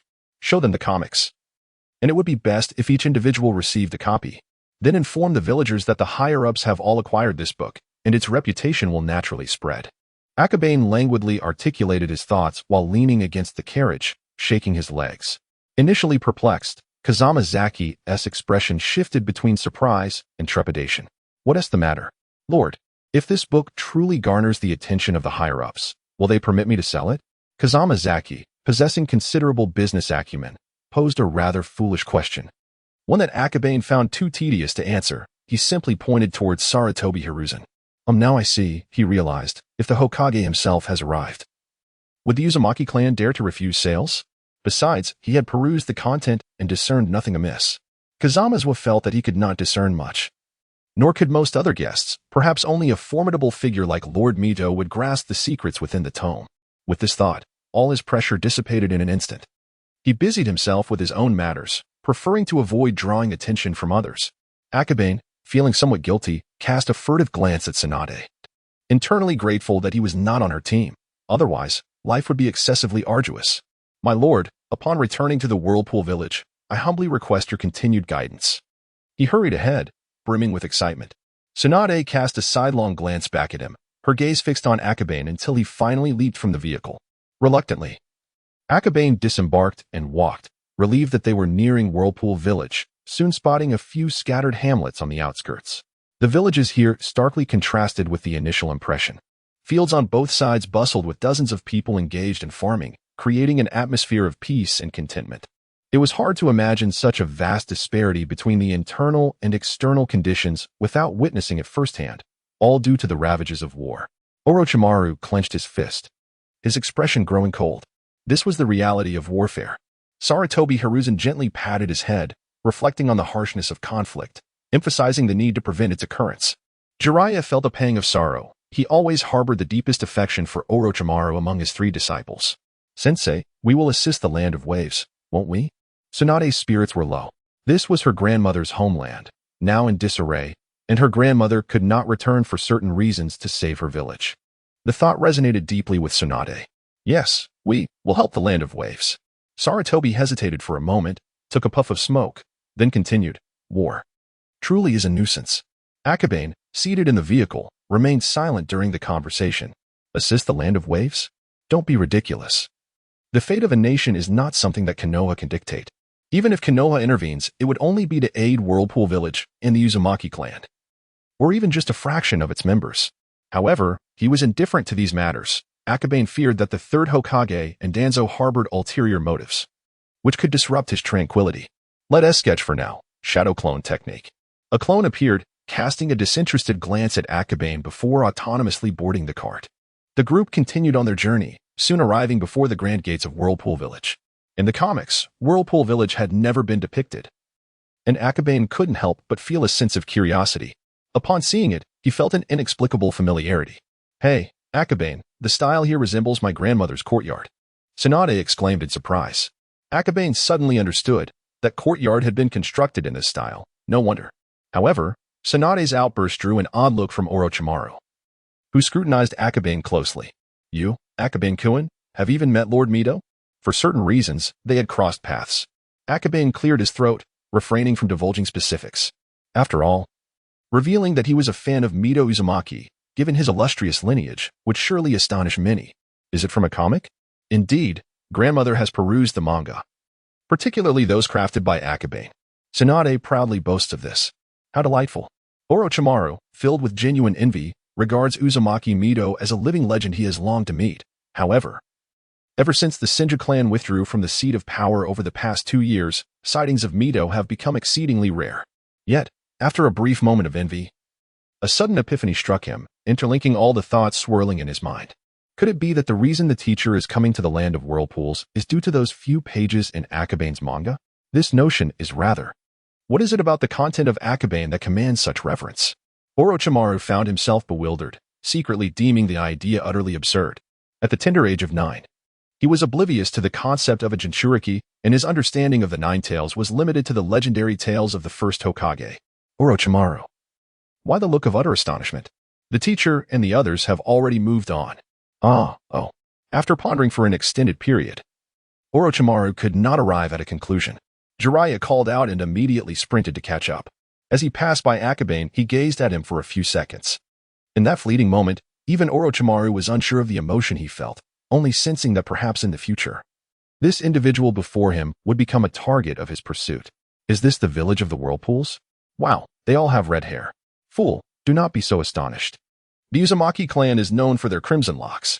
Thus, Jiraiya received another punch.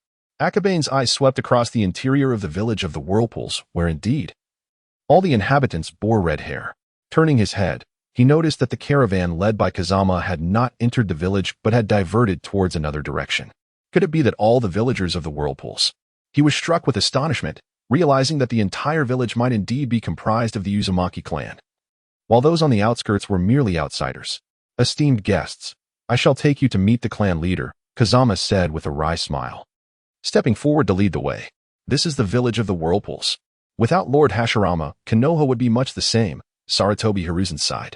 Although unspoken, the implication was clear. When a clan becomes overly powerful, the other villagers seem insignificant.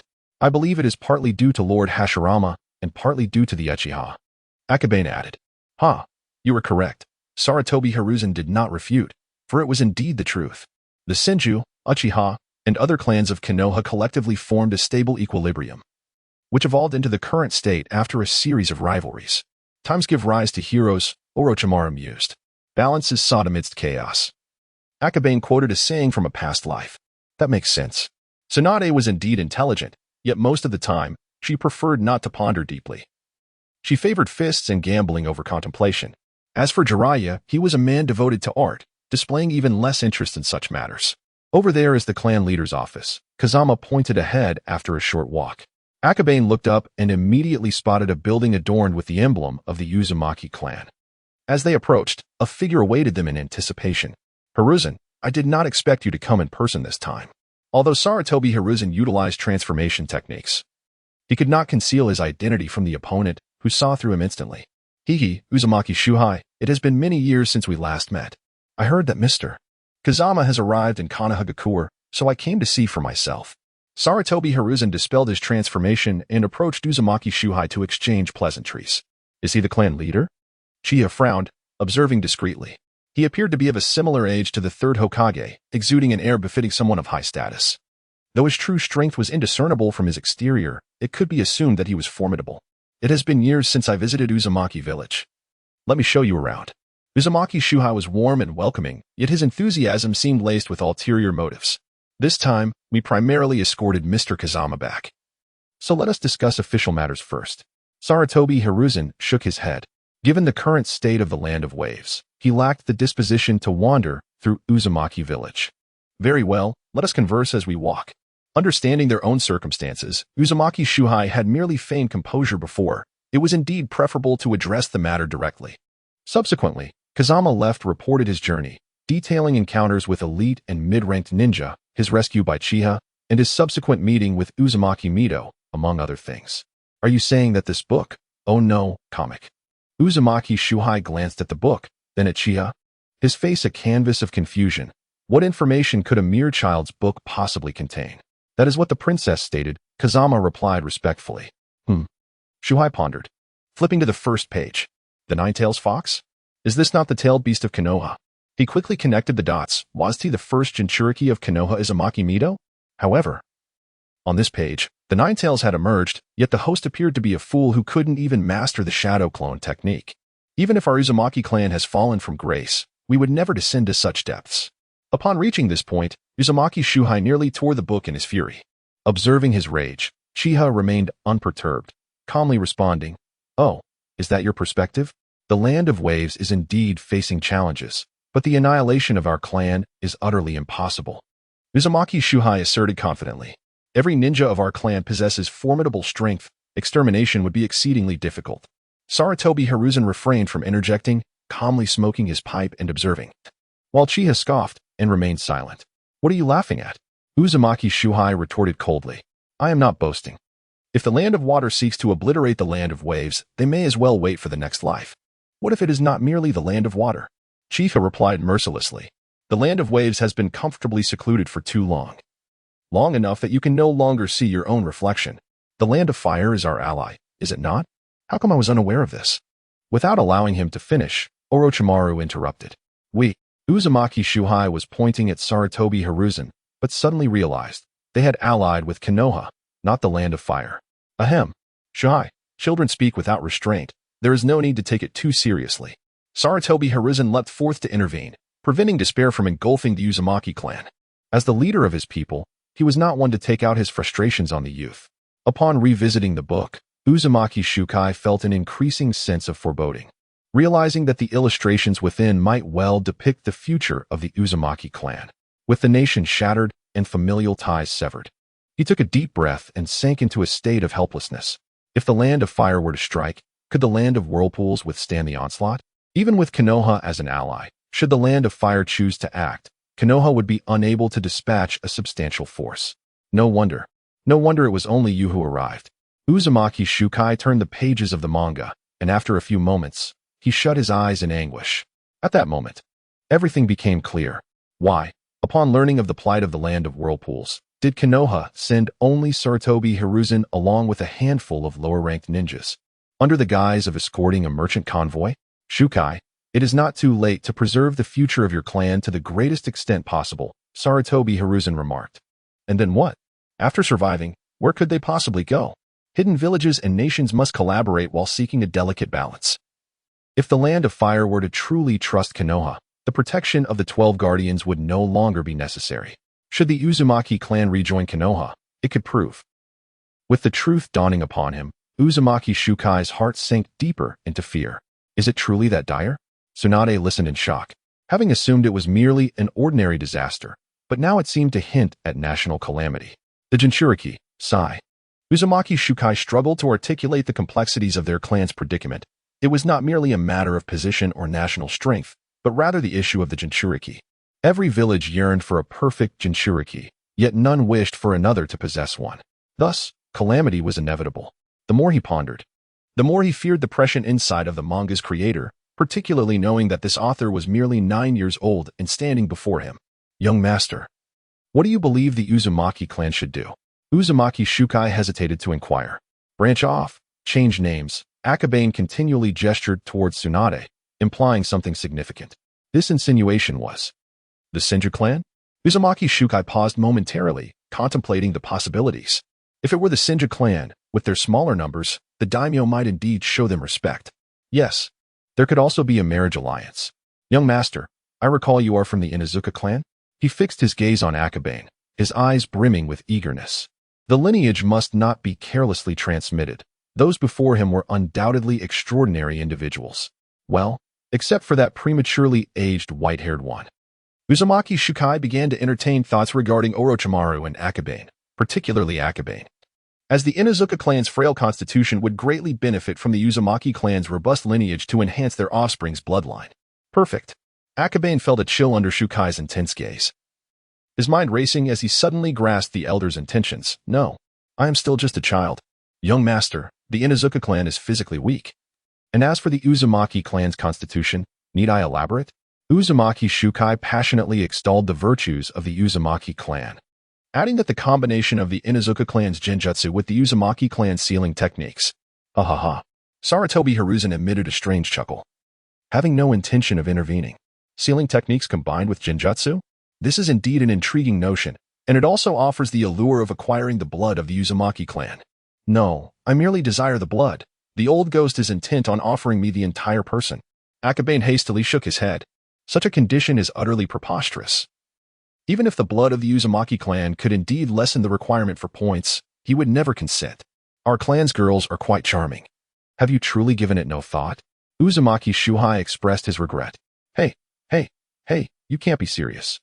Tsunade's expression was peculiar as her gaze flitted between Akabane and Shuhai. Do not entertain such notions. I shall not acquiesce, Akabane declared immediately. In truth, the Uzumaki clan is quite splendid, Orochimaru said with a hint of malice. Uzumaki Shuhai turned towards him, smiling. Well, this young brother appears to be quite exceptional. There are many girls in our clan. Perhaps you might consider it. What about me? Jiraiya chimed in, his interest leaning towards girls but not towards wives, purely seeking to join in the banter. Uzumaki Shuhai shot him a glance, remaining silent. Orochimaru, feeling the focus shift towards him, turned pale, not daring to interject further. Enough of the jesting, a light-hearted moment suffices. Sarutobi Hiruzen rapped the table with his smoking pipe, and the atmosphere fell silent. After a few moments, Uzumaki Shuhai felt an odd sensation. Is this not Uzumaki village? Why does it feel as though Sarutobi Hiruzen is the true master here? After a brief silence, the third Hokage continued. Some of the Uzumaki clansmen may be sent to Konoha. I can speak to the daimyo regarding that matter. As for the land of whirlpools, he did not elaborate, but the implication was clear. Konoha's desire to assist would be fraught with difficulties. To preserve some of the bloodline is already a considerable achievement. One cannot dare to wish for more. Uzumaki Shuhai sighed. Windleft had just mentioned that you have also entered many manga? Yes, clan leader. Windleft nervously stood forth. The small house by the gate can be temporarily utilized. Additionally, I will arrange accommodations for all of you. Thank you, clan leader, Windleft exclaimed joyfully. Akabane sensed that the old man had ulterior motives and was about to discreetly slip away when unexpectedly, Sarutobi Hiruzen called him back. Akabane, you shall remain with me to explore Uzumaki village. What nonsense is this? Akabane looked at Sarutobi Hiruzen with suspicion. What relevance does wandering Uzumaki village have to him? Teacher, what about us? Tsunade's tone was tinged with jealousy. Training. Sarutobi Hiruzen replied nonchalantly, you are all far behind. I will dispatch a shadow clone, and you may hunt rogue ninjas around Uzumaki village. Encountering bloodshed is an inevitable experience for a ninja, although they had eliminated several nin last time. Had it not been for Shikumo and Zishiao's assistance, they might have sustained injuries much earlier. Yes, Orochimaru's expression brightened.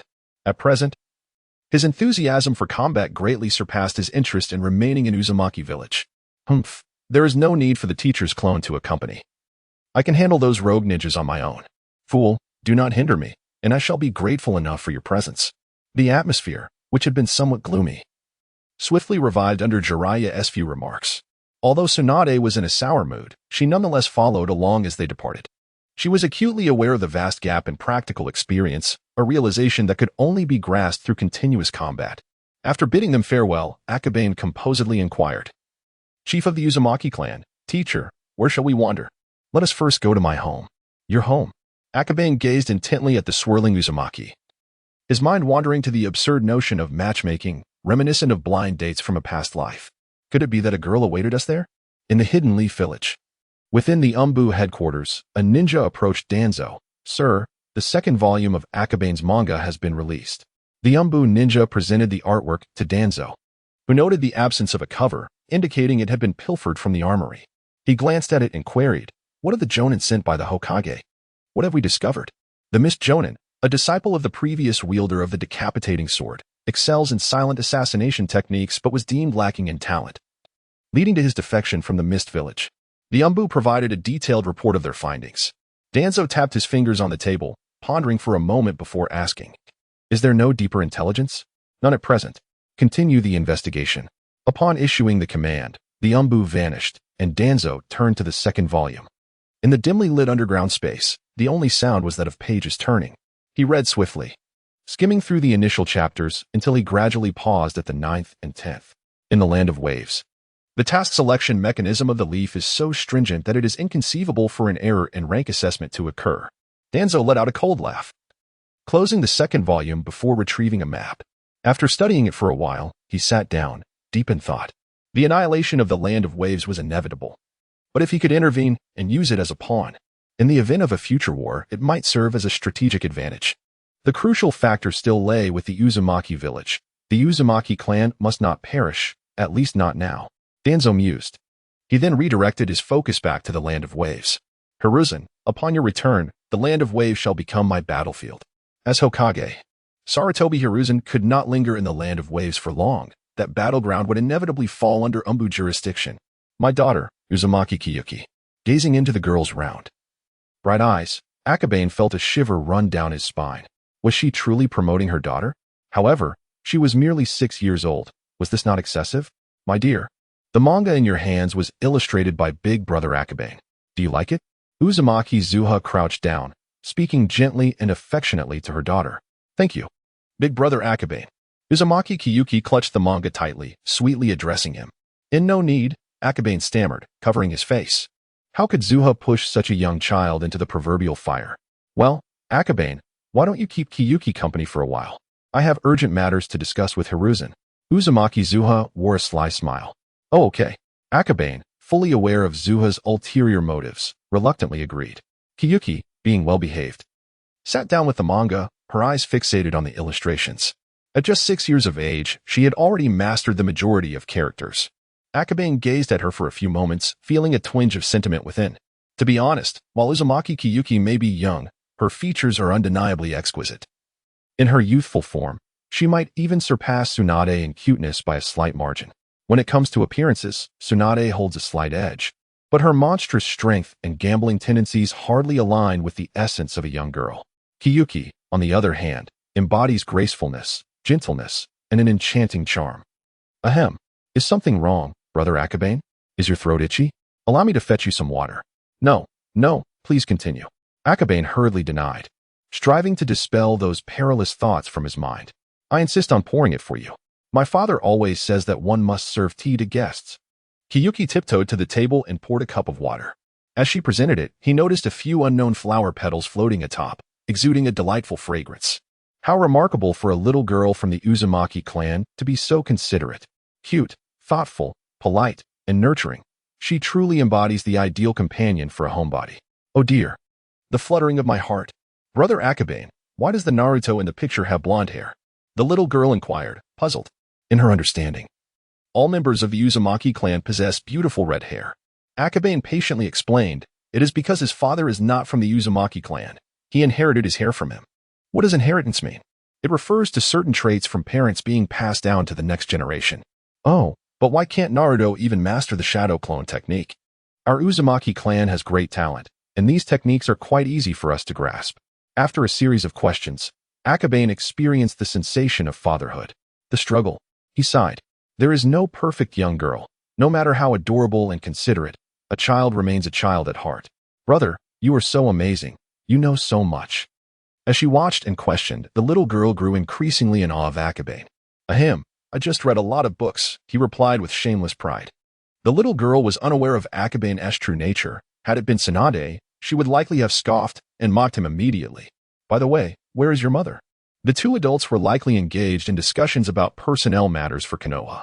Akabane sensed that this little girl might be forcibly integrated into the Inuzuka clan. So it was essential to learn about her family. Like Naruto, my mother passed away when I was young, she replied with little sorrow. Little Kyuki. I have plenty of comics at my home. Would you like to come over and play? Really? The little girl's eyes brightened momentarily. But then she glanced worriedly at the room. Kyuki, do not fret. They are all my friends. If you wish to come, you are more than welcome to stay for a while. At that moment, Uzumaki Shuhei emerged. Is that true? But what about you, father? The village needs me. I cannot simply leave, Uzumaki Shuhei said, gently patting her head with a warm and kind expression. As the clan leader, he could pave a path for his daughter. Yet he could not abandon his post. Otherwise, the entire Uzumaki clan would crumble. Then, I will think about it some more. Take your time to reflect. I shall remain in the village for a while. It would be a tragedy for the little girl to perish on the battlefield. Especially since there is a certain charm to her. Imagine, if you will, a scene where one is painting. Accompanied by a young girl mixing colors, such a vision sends shivers down my spine. Ahem. Sarutobi Hiruzen coughed discreetly, simultaneously delivering a subtle kick to Akabane. Akabane quickly composed his expression to avoid arousing suspicion. Deep within, he found himself pondering how had the third Hokage perceived his fleeting daydream. He resolved to inquire later. Casting a glance at the whirlpool of the forest, he felt relieved that his father remained oblivious. Otherwise, he would undoubtedly be reluctant to allow Kiyotsuki to accompany him. Why do I care so much? He fell into contemplation, wondering if he had been ensnared in a trap of his own making. Akabane, let us step outside. Sarutobi Hiruzen remarked calmly. Yes, sensei. Upon exiting, Hiruzen stood in the courtyard, smoking. Akabane voiced his curiosity. Sensei, how did you notice that I was lost in thought? Your dazed expression mirrors that of Jiraiya, Hiruzen replied, leaving Akabane momentarily stunned. Such a comparison felt like the utmost insult. Setting aside casual banter, Hiruzen disclosed his intention to send some children from the Whirlpool clan into Konoha's various factions. What are your thoughts? He inquired, his demeanor devoid of jest. Akabane, now serious, pondered for a moment before responding it would benefit Konoha, should the Ninetales be unleashed by ill-intentioned individuals in the future. We could rely on the Uzumaki clan to seal it once more. The tailed beast release from the Jinchuriki signifies a dire threat to their life. That reflects Danzo's perspective. What is your own view? Hiruzen probed further. Ultimately, it bears little consequence for me, should the daimyo express discontent. I have Lord Hokage to shield me while I pursue my comic endeavors, Akabane replied languidly. Perhaps the majority of the village shares your sentiment. Yet there remains a small faction. Hiruzen exhaled a cloud of smoke. As Hokage, he possessed the insight to discern the prevailing dynamics. Thus what he sought was not mere advice, but rather a companion to converse with, someone to help him unravel the complexities of the situation.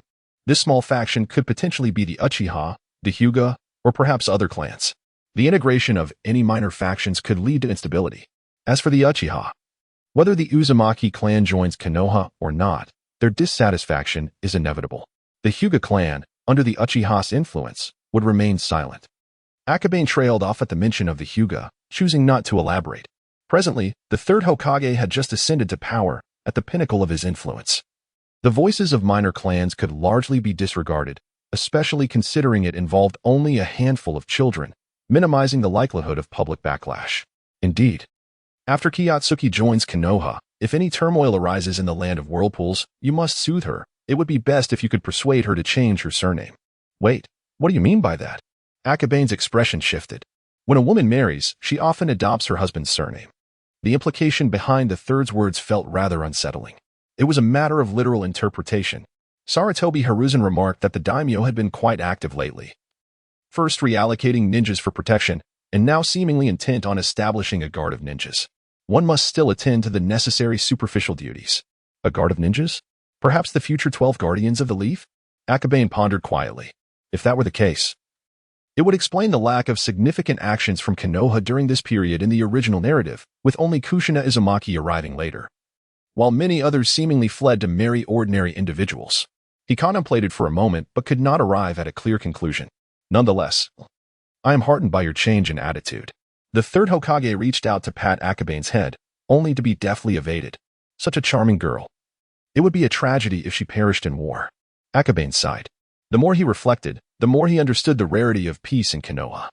Especially as a time traveler, arriving in such an era was indeed a stroke of fortune. Very well, as a reward, I shall teach you a genjutsu. He smiled faintly. In the eyes of the third Hokage, Akabane's actions were entirely rooted in genuine kindness, which sufficiently proved that his ideals were not aligned with Danzo's dark thoughts. Thus, he resolved to impart a ninjutsu to Akabane. Oh, what technique? Akabane glanced at him. Although the third Hokage possessed a plethora of genjutsu, few were particularly remarkable. Saratobi Hiruzen replied calmly, "It is a ninjutsu taught to me by my master." The third's master was the inventor of forbidden techniques. Akabane's eyes brightened. Indeed, few of that individual's ninjutsu could be considered subpar. The third Hokage then swiftly formed hand seals, declaring, "Ninjutsu, dark illusion technique. Visual deprivation." Instantly, darkness enveloped the surroundings. Akabane took a deep breath, swiftly channeling his mental energy to calm his internal chakra, and gradually, his vision returned. "How do you find it? Would you like to learn?"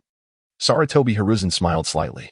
Though he had few genjutsu of note, the dark illusion technique was distinct. It was exceedingly practical, especially against certain clans. Of course, to receive it for free would indeed be astute. Akabane attentively listened, quickly memorizing the hand seal sequence, chakra, and mental energy manipulation methods for this technique. However, as an A-rank genjutsu, mastering it alone would likely take considerable time. He glanced at the exchange list. The dark illusion technique was not mentioned. Must I practice it alone? He lamented with a click of his tongue. In A-rank genjutsu, to comprehend this technique would be exhausting. Besides, he was not lacking in genjutsu methods. Perhaps it would be wiser to dedicate that time to drawing instead. Akabane comforted himself inwardly. Saratobi Hiruzen was unaware of his thoughts, but based on his character, it wasn't difficult to surmise Akabane's next objective. Indeed, "Master, where shall we reside next?" After lying down for some time, with noon approaching, he yearned to find a place to enjoy a proper nap.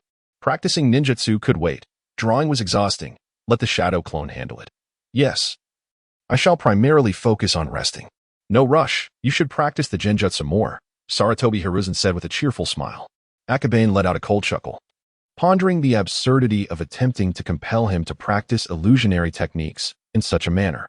He turned and strode out of the courtyard, intending to check on the sales of the manga. Finding a merchant caravan would surely provide a more comfortable resting place than standing idly. Saratobi Izashi wore a stiff expression, only exhaling a sigh of smoke once Akabane had departed.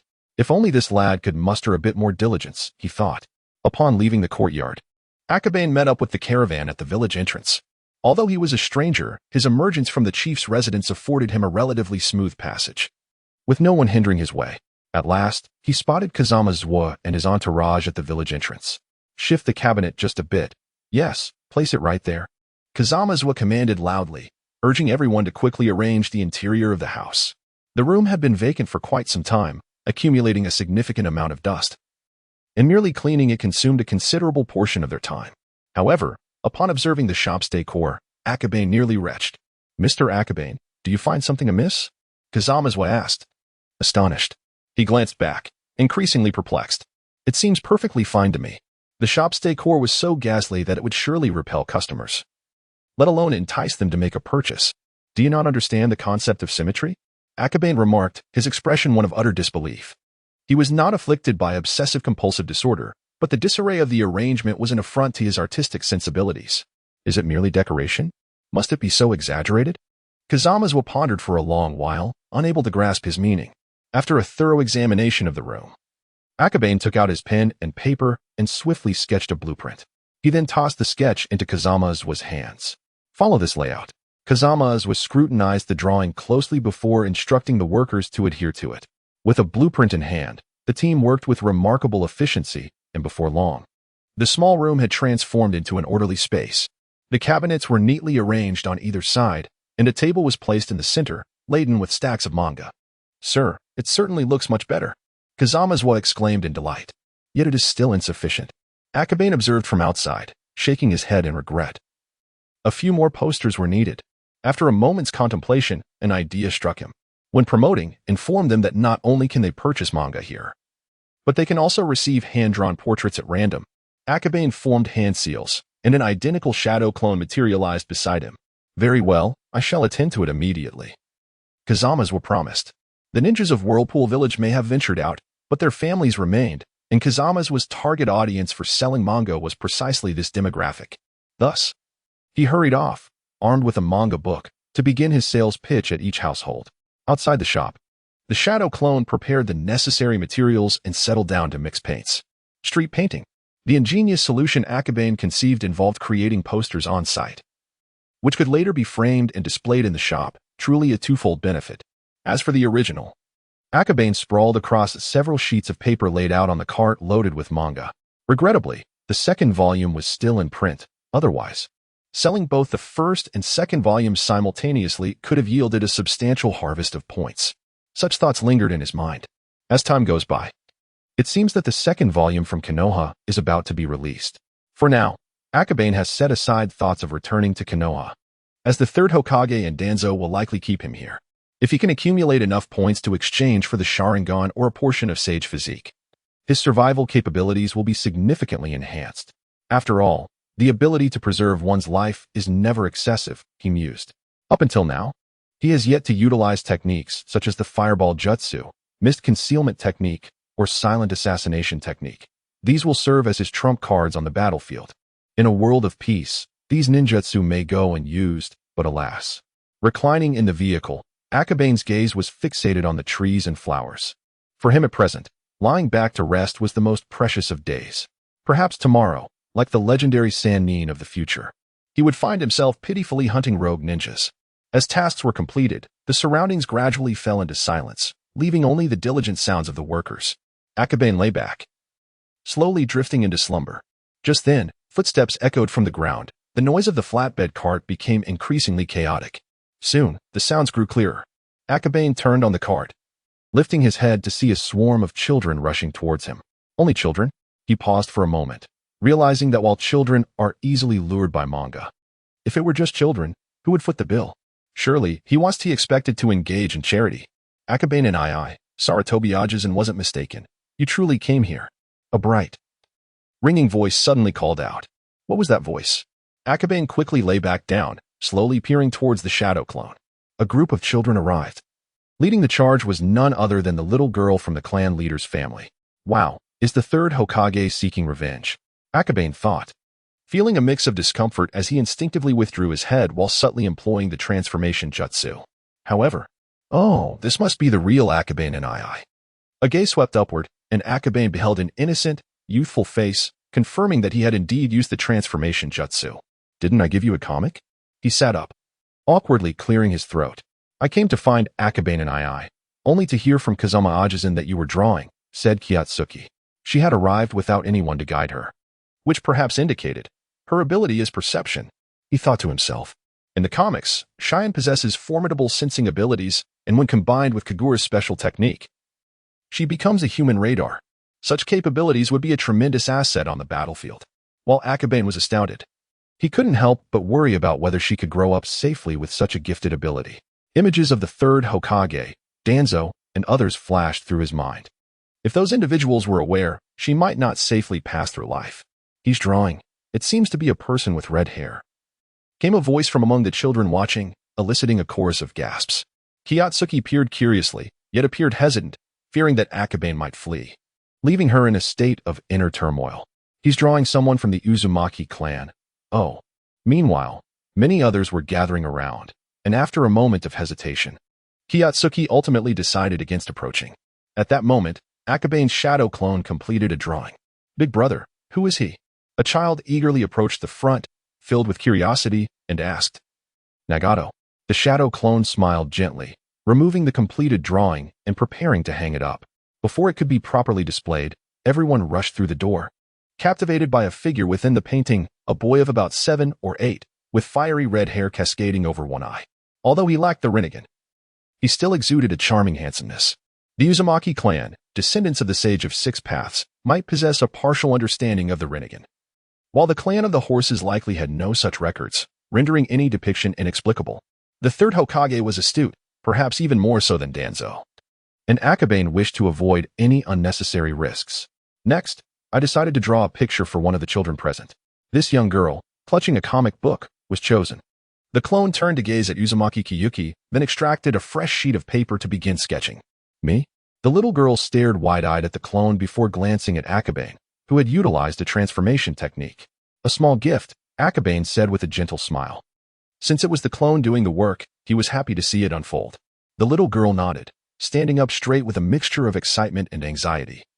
Worried her likeness might not be flattering. With swift strokes, the clone began to outline the figure. Before long, a rough likeness of the girl sprang to life on the page. The other children were captivated by the drawing, allowing Akabane a moment of respite. However, as he observed the clone surrounded by a throng of adoring little girls, he couldn't help but smirk inwardly. Ah, a lowly enthusiast, he mused, reclining in the carriage. Yet, he suddenly felt a twinge of discomfort. If the clone was indeed a lowly enthusiast, what did that make him? No. I only have a fondness for obedient and caring girls like Kyuki, he reassured himself silently. At that moment, Kyuki's chibi portrait was complete. As the ink dried, the clone handed the drawing to Uzumaki Kyuki. Kyuki, let me see. I want to see too. Be careful not to tear it. A swarm of children rushed forward, their excitement palpable. The chibi likeness was utterly adorable, and the subject bore a striking resemblance to Kyuki. It was indeed a true portrait. The children were astonished. Although photographs existed in this world, this was the first time they had encountered a comic drawn by Akabane, witnessing themselves immortalized in art for the first time. Big brother, if I buy a comic, will you draw for me too? The children's hearts raced at the thought. The caravan guard's eyes lit up. This was undoubtedly an excellent promotional strategy. However, they soon turned their gazes towards Akabane and his clone. Akabane was somewhat of a proprietor, while they were merely subordinates. The clone hesitated. Drawing for all the children would be a monumental task. But, of course, I would be willing, Akabane said, sitting up with a slight smile. Huh. The shadow clone was taken aback, only to witness the children joyfully rushing into the shop. Within moments, they all emerged. But none had any money. Instead, they scampered out clutching books, seemingly oblivious to the notion of payment. Akabane frowned slightly. He wasn't concerned about the money. But this behavior seemed rather excessive, didn't it? As she was about to inquire, the young girl softly remarked, Don't worry, Akahane and I. The uncles and aunts will come to settle the payment. Are these all the children from your village? Akahane nodded in understanding and casually posed a question. Approximately, our clan does not have many children. She carefully tucked away the chibi drawing while responding. The population is quite small. Upon reflection, Akahane grasped the situation. The Uzumaki clan, renowned for their robust physique and intermarriage, indeed had a notably low birth rate. Label everyone's comics in order. Whoever is next to report, we shall draw first. The clone sighed in resignation. With so many, I might just perish from exhaustion. Oh, clone. He lamented that his brief lifespan as a clone would likely be entirely consumed in illustrating the children's chibi portraits. In Konoha village, at the comic shop. Uncle Yunlang. No need to restock. Just hand us a copy directly. Yes, since Akahane is absent, there are no posters to give away. Hurry up. We are eager to train. Even before the comics had been shelved, a throng of children surged forward, eager to take a copy directly from the delivery truck. Isn't this inappropriate? Yunlang hesitated, but in that moment of indecision, a bunch of 100-yen bills was tossed onto the table, and each child swiftly departed with a copy in hand. With everyone present, who had the time to wait for him to restock. Shwomo, your son knows how to have fun, completely different from you, Zixiao remarked as they walked, adding a touch of jest. As an elite Jainin, Kakashi's methods seemed almost playful when dealing with these three who were barely even genin. He is not my son, Shwomo retorted. Oh, don't speak too confidently. If one day you do have a son and name him Kakashi, wouldn't that be quite embarrassing? Humph. Such a dreadful name. I would never choose it. Shuomo insisted once more. Although he conversed with Zixiao, his pace in reading the comic did not falter, and soon he had reached the 8th chapter. In this chapter, the 7th squad's test was deemed complete. Ninjas are a collective. Akahane certainly does not operate in such a manner. They both scoffed simultaneously. As teammates, they understood Akahane better than anyone else. Whenever there was an opportunity to slack off, Akahane would not hesitate to seize it. In all of Konoha, only a few could manage him. I am rather curious about the Mist Village. Upon seeing 2 background Mist ninjas, Shuomo's mood darkened slightly. The ninjas from the Mist excelled in assassination, and their clan's swordsmanship also leaned towards that style. Had he been able to participate in the War of the Land of Whirlpools, his strength might have seen significant improvement, but alas, to fulfill his mission, he had to return. There will be opportunities. The turmoil in the Land of Whirlpools won't end so easily, Zishu quietly reassured him. Based on his conjecture, the unrest in the Land of Whirlpools might persist for a considerable time. I hope so. I am very eager to learn their assassination techniques, Shuomo expressed. Then closed the comic. Just then, a voice reached their ears. Lord Danzo has issued an order. You are to proceed to the Land of Waves to eliminate and recruit the defecting ninjas. The Land of Waves. Shuomo and Zishu were slightly taken aback. Was this not the small nation mentioned in the Chiyu manga? Indeed, during your visit, you must not reveal your identities as leaf ninjas. Everything must be conducted with concealment and self-preservation as the priority. This was, after all, the very sentiment expressed by Lord Danzo. The Umbu ninja continued. To not expose our identities as leaf ninjas. This implies that should we be discovered, we must eliminate the opposing party, Zishu remarked, taking a deep breath. Precisely. The Umbu replied, forming seals before vanishing in an instant. Fengjians were returned from a promotional endeavor, grinning widely upon observing that half of the manga had sold. As for the money, he was unconcerned. The village of Uzumaki was small. Any family that procured the manga would inevitably come to pay. Even if Fengjians had transported them from the leaf, increasing the price by 20 ryo along the way. The total price of 120 ryo per volume remained reasonable. You must ensure I receive adequate commission for this promotional effort, Akahane murmured. Do you have any idea how exhausting this is for me? Certainly. Fengjians chuckled awkwardly, inwardly scoffing. Exhausted? Isn't that merely a result of your shadow clones doing the work? He secretly envied the convenience of being a ninja if he possessed such techniques. He too would be free from manual labor. By the way, Lord Saratobi has a matter to discuss with you. Very well, I shall seek him out later, Akahane acknowledged. Before dismissing the topic, if it were urgent, he would have arrived in an instant with the body flicker technique. Since the third was not in haste. Why should he be? His clones were still diligently at work, and there were over 60 children present, which would likely consume considerable time to manage. Regrettably, there was currently no medical ninjutsu available. Akahane reflected. These children were all of the Uzumaki clan. Regardless of whose blood was drawn, it could validate his hypotheses.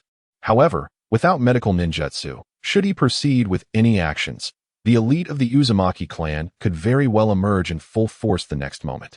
All he could do was wait patiently. Given the circumstances, if the leaf were to intervene in the Land of Whirlpools, other ninja villages would likely take action as well. At that point, the blood of the Uzumaki clan would not be difficult to procure. Simultaneously, he pondered how to maximize his own benefits. Utilizing shadow clones in conjunction with Genjutsu might allow for an assumed identity. Akahane contemplated. Though residing in the leaf was undoubtedly peaceful, it equally shackled him with its rules. He needed to break free from these constraints. Shadow clones and Genjutsu were indeed viable options, but they came with a prerequisite, an ample supply of chakra. This meant he must first acquire the chakra enhancement of the half-sage body. In comparison, the ordinary Sharingan could be set aside for the time being.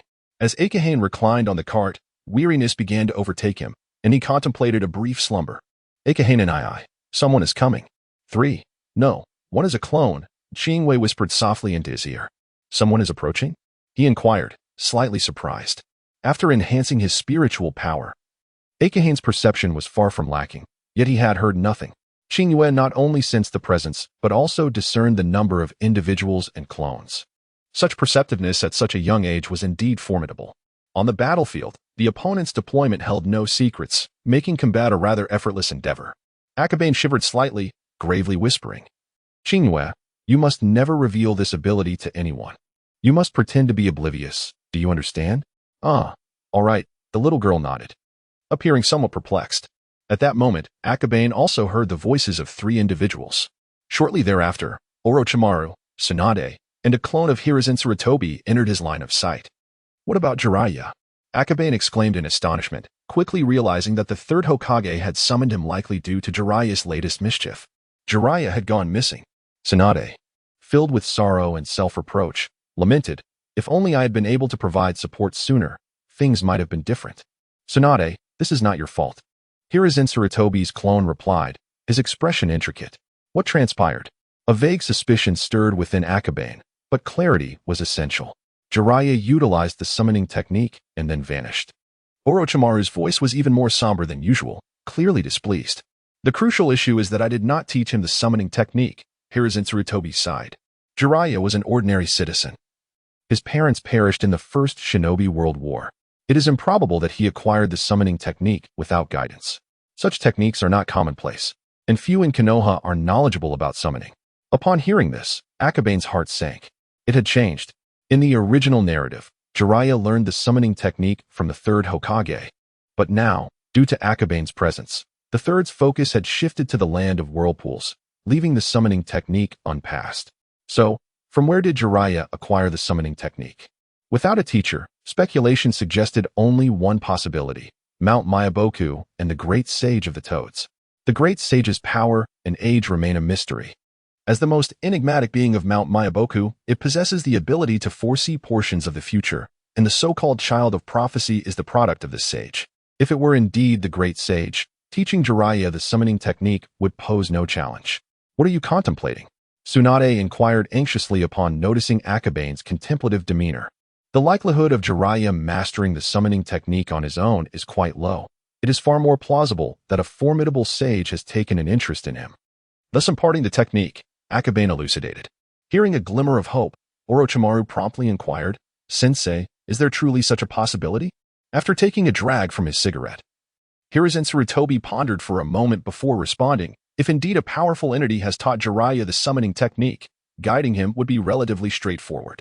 Akabane cast a sidelong glance at the third Hokage, silently muttering to himself. The old man must have considered this possibility long ago, deliberately causing Orochimaru and Tsunade to fret.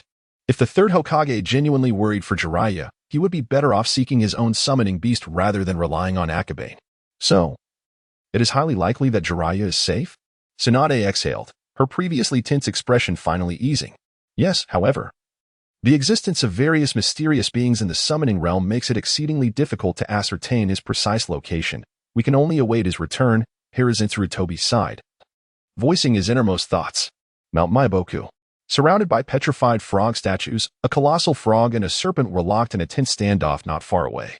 Jiraiya, bewildered, pondered the nature of his surroundings. Where am I? A venerable voice echoed from above. Human child, you have finally arrived.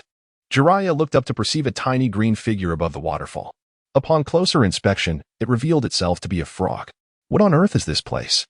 Jiraiya exclaimed in astonishment. Having never formally studied summoning techniques, he was oblivious to the existence of summoned beasts and the formidable nature of Mount Myaboku, mistakenly believing he had fallen into a den of monsters. Indeed, our esteemed lord had prophesied that a child would become lost in Mount Myaboku, Sage Fukasaku remarked with a hint of detachment. However, he was swiftly interrupted by Jiraiya, who exclaimed, "Someone taught me this ninjutsu in a dream," claiming it could turn peril into safety in times of danger. "I trusted your words and ended up in this wretched place. Release me at once." His face was etched with fury, feeling utterly deceived.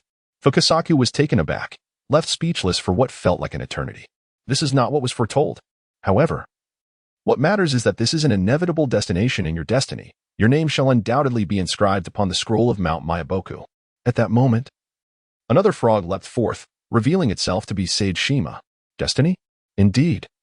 The great lord has foretold that you would come to Mount Myaboku and harness the power of the frogs, Shima added. The more Jiraiya contemplated, the more peculiar it all seemed. After a moment of reflection, he countered, No, let me clarify. You covertly taught me this bizarre ninjutsu and deceived me into believing it could avert crises, thus luring me here to fulfill your prophecy. Sage Shima was equally at a loss for words, contemplating how this white-haired youth had diverged from expectations. Humph.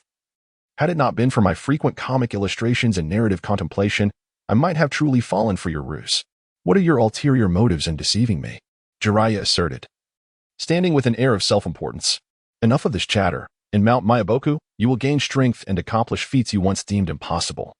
And your presence here is proof of your status as the child of destiny.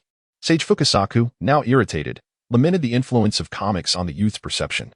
With no alternative but to resort to force, he resolved to take action. Oh, how dull it is without Jiraiya around, Tsunade sighed, her fist itching, relieved to know Jiraiya might be unharmed. Girls shouldn't resort to violence. Do you not understand the virtue of gentleness? Akabane expressed his frustration.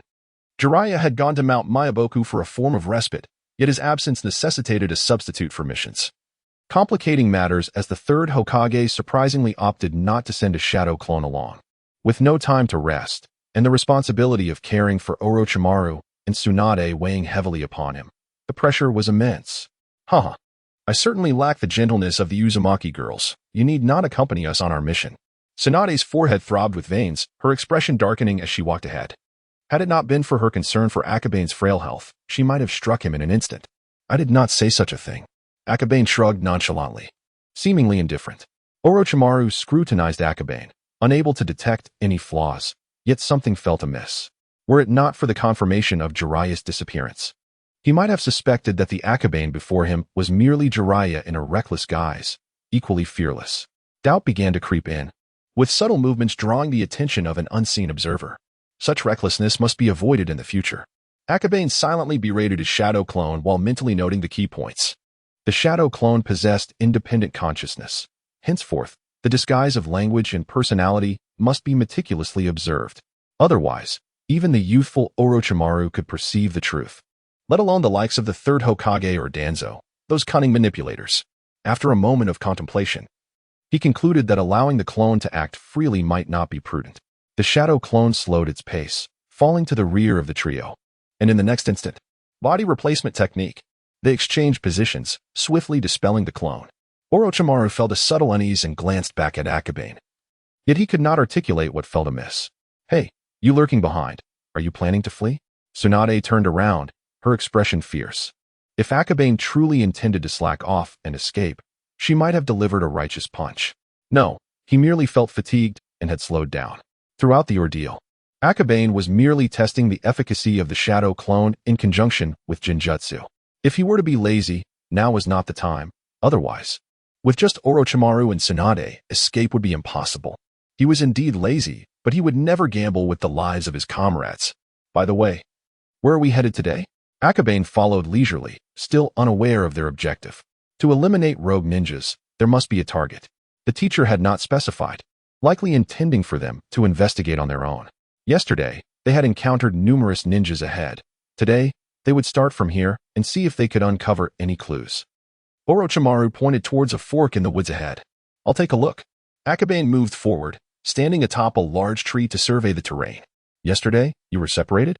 Glancing at the surroundings, he began to piece together the situation. This location was exceptionally suited for an ambush by the Mist Village. Without the third Hokage's shadow clone accompanying them, the fate of Orochimaru and the others would have been sealed. Indeed, the Mist technique, Tsunade replied. The traces have been erased. It's likely that someone returned afterwards. Orochimaru circled the area before stating blandly, it is a pursuing force. Tsunade showed no surprise. If the Mist Village could not even accomplish this, how could they claim to be one of the 5 great shinobi villages? At this moment, if only Kyuki were here. Akabane sighed internally. Uzumaki Kyuki's sensory abilities would be most lethal to these Mist ninjas. Under her radar-like perception, any Mist technique or silent assassination would be rendered a mere joke. However, she was only 6 years old. Sending a 6-year-old girl into battle was something he could not bring himself to do. Casting aside his distractions, Akabane surveyed the surroundings from his elevated position, meticulously searching for any potential clues. What is that? Suddenly, he spotted something peculiar. What? Tsunade paused momentarily, then turned her gaze toward the direction indicated by Akabane. Her keen eyes quickly detected the anomaly he had mentioned. Approaching slowly, she finally discerned the object in question, a torn corner of a piece of paper. What is this? Akabane inquired. The tattered fragment bore only a corner. Yet it appeared Tsunade concentrated, a flicker of anger and embarrassment crossing her features. What's wrong? It seems to belong to that fool Jiraiya. Did he drop it accidentally after using his summoning technique? Orochimaru, upon seeing it, recognized it as well. Jiraiya's? Could it possibly be Akabane hesitated? Realizing that if it were indeed Jiraiya's paper, it might pertain to his artistic endeavors. Dropped during a summoning, his imagination conjured a series of bizarre images, and he understood why Tsunade bore that expression. What is the matter? Orochimaru asked, puzzled by the expressions on their faces. Haven't you seen Jiraiya's drawings? Drawings? That fool Jiraiya can draw? Orochimaru was momentarily taken aback, his worldview shaken. Never had he known that Jiraiya possessed such talent. What do you think a fool's work would be like? Tsunade ground her teeth. In her memories, Jiraiya had begun to evolve into a more astute individual around that time, such as when he lurked in women's bathhouses. Well, I'm rather curious, Orochimaru murmured. Upon learning that Jiraiya could create comics, he found himself involuntarily contemplating his own unwritten story. How could he, proud as he was, accept being inferior to that fool? Let us not delve into it. It's not art, it's a nightmare. Akabane thought of Jiraiya's terrifying drawing style, shivering involuntarily. Those images were even worse than those from the West. Setting that aside, although we possess this scrap of paper, without Shoma and his wolf Fong, we cannot track the scent. Tsunade wished to move on from discussing Jiraiya's comics, as it ignited a strong desire for destruction within her. Akabane surveyed the surroundings and suggested, let us search around casually. If we can't find anything, we'll head back. The rogue ninjas are far beyond us in strength, and with just the three of us, we wouldn't dare approach their lair. Given the circumstances, wandering around seemed prudent. Truthfully, Akabane was quite curious about the expressions of the rogue ninjas upon encountering Jiraiya's comics. Would they be horrified or wildly entertained? Meanwhile, in a certain location within the land of whirlpools, a group of rogue ninjas huddled together, each clutching a piece of paper adorned with crude and ghastly illustrations.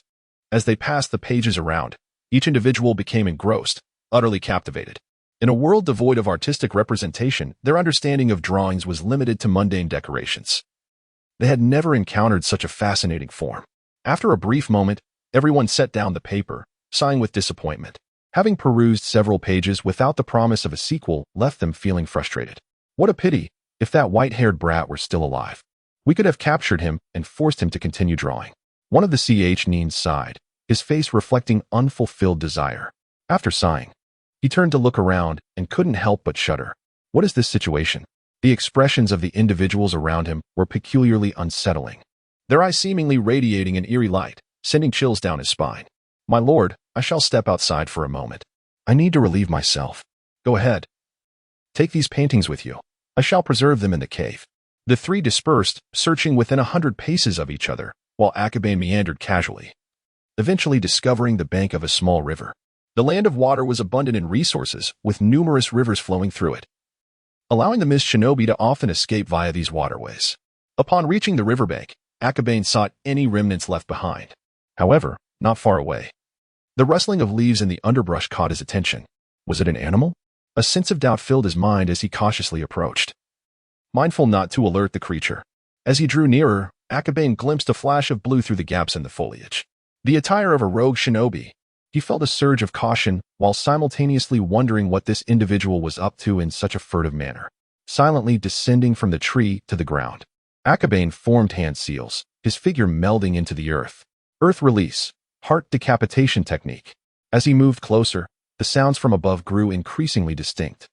Just as he neared the rogue shinobi, he heard a strange cry, followed by the sound of someone seemingly tidying up. Before he could act, his ninjutsu swiftly activated. Boom. The ground split open, and a hand seized the rogue shinobi's feet, swiftly pulling them downward. A haunting scream pierced the serene woods. The enemy, Orochimaru and Tsunade, alerted by the unfamiliar voice, immediately rushed to the scene. Upon arriving at the riverbank, they were met with a bizarre sight.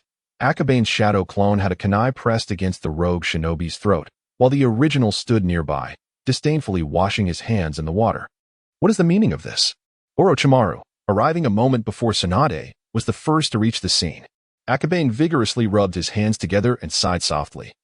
It's a long story, look over there. Upon hearing this, Orochimaru turned to observe the rogue shinobi.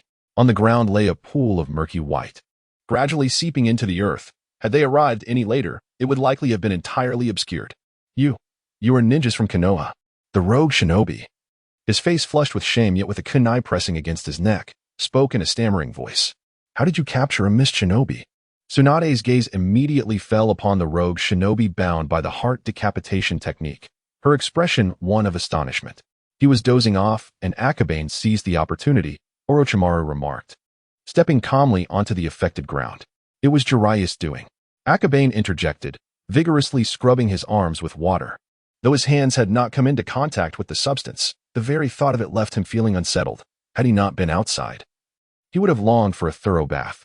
Most frustrating of all was the realization that such crude matters had captivated these inept natives. Absurd. Ridiculous. It was a sheer insult to the art of painting. What do you mean? Tsunade inquired, her expression one of confusion, unable to grasp the context. What I mean is, have you rogue shinobi encountered a little boy with white hair? Akabane refrained from delving deeper into explanations for Tsunade, turning instead to question the captured rogue shinobi. No, we are also searching for him, the rogue ninja stammered. The second question, where's your gathering point? Akabane inquired. I can't disclose that, or my leader will kill me. He replied in terror.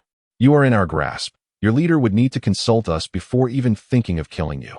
However, if we were to decide on your demise, Orochimaru licked his lips. This statement indicated that the adversary was organized, with a leader managing their small faction. Refusal will lead to your castration, Akabane threatened with an impassive expression. Castration?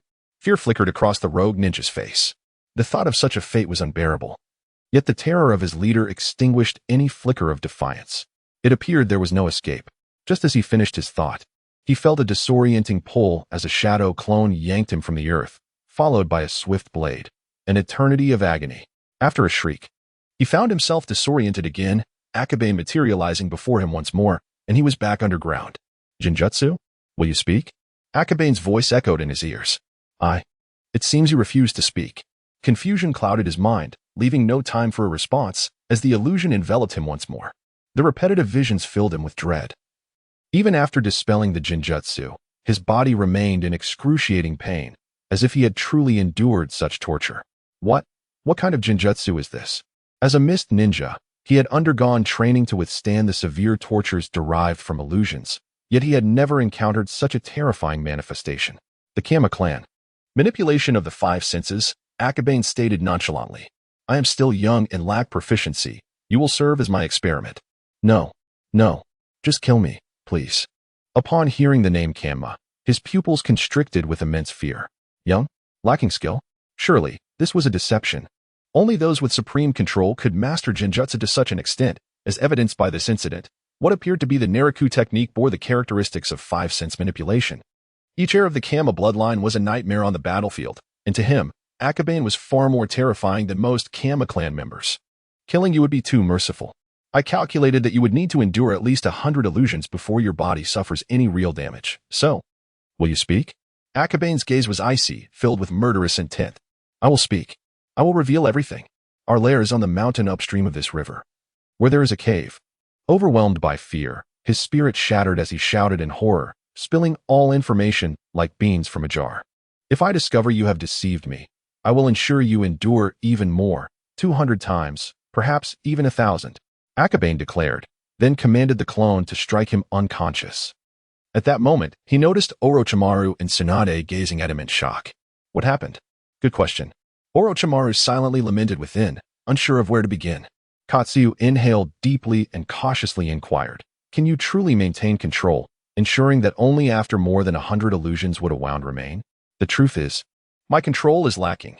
Perhaps even after hundreds, no injury would manifest, Akabane replied, shaking his head. If I am not mistaken, you are employing the technique known as Naruto's gaze? Orochimaru pondered for a long moment, contemplating where to begin his inquiries. The Naruto's gaze technique can also manipulate the five senses? Indeed, it is a recent area of study, and I have only just grasped a few basics, Akabane acknowledged, simultaneously signaling to his shadow clone to lead their companions back to the Whirlpool Village. In the present circumstances, living captives are far more valuable than deceased adversaries. Bloodline ninjutsu? Orochimaru gasped in astonishment.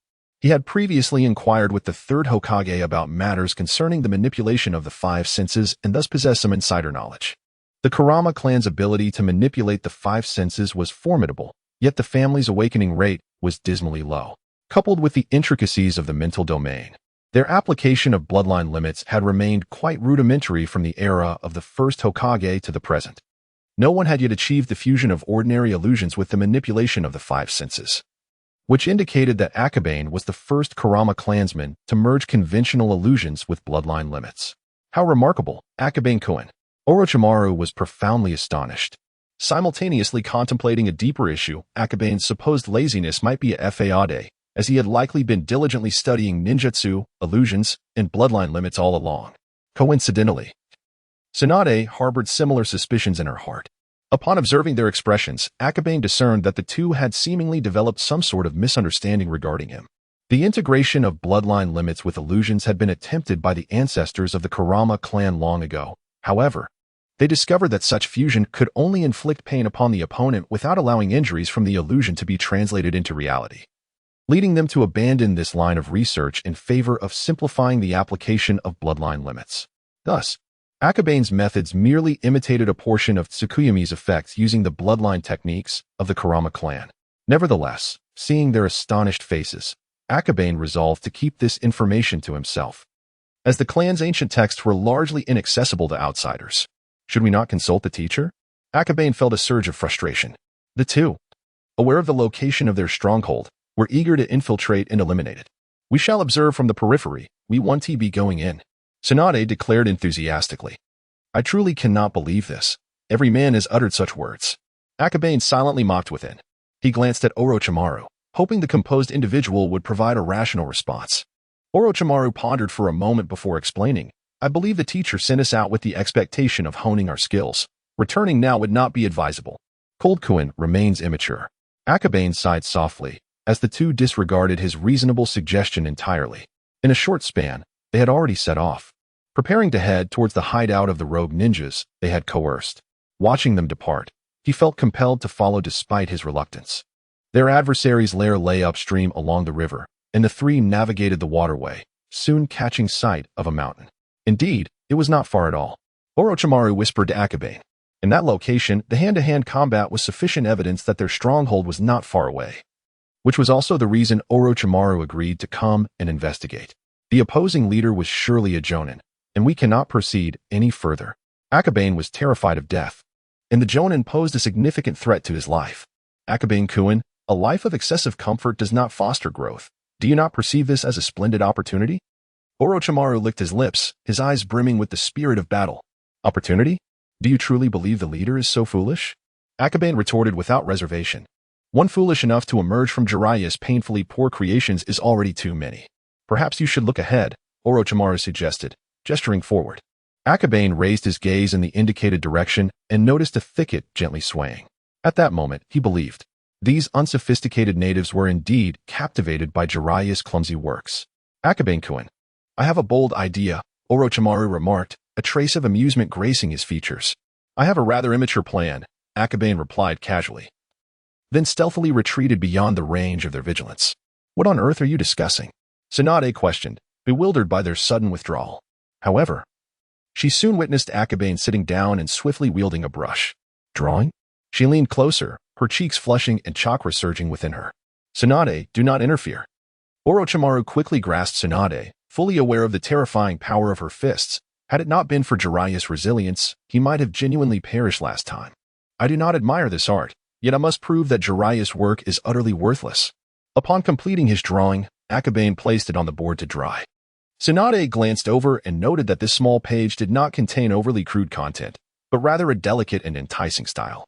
One that even stirred a fleeting curiosity within her as a woman. Not continuing, Orochimaru observed that Akabane had no intention of further drawing.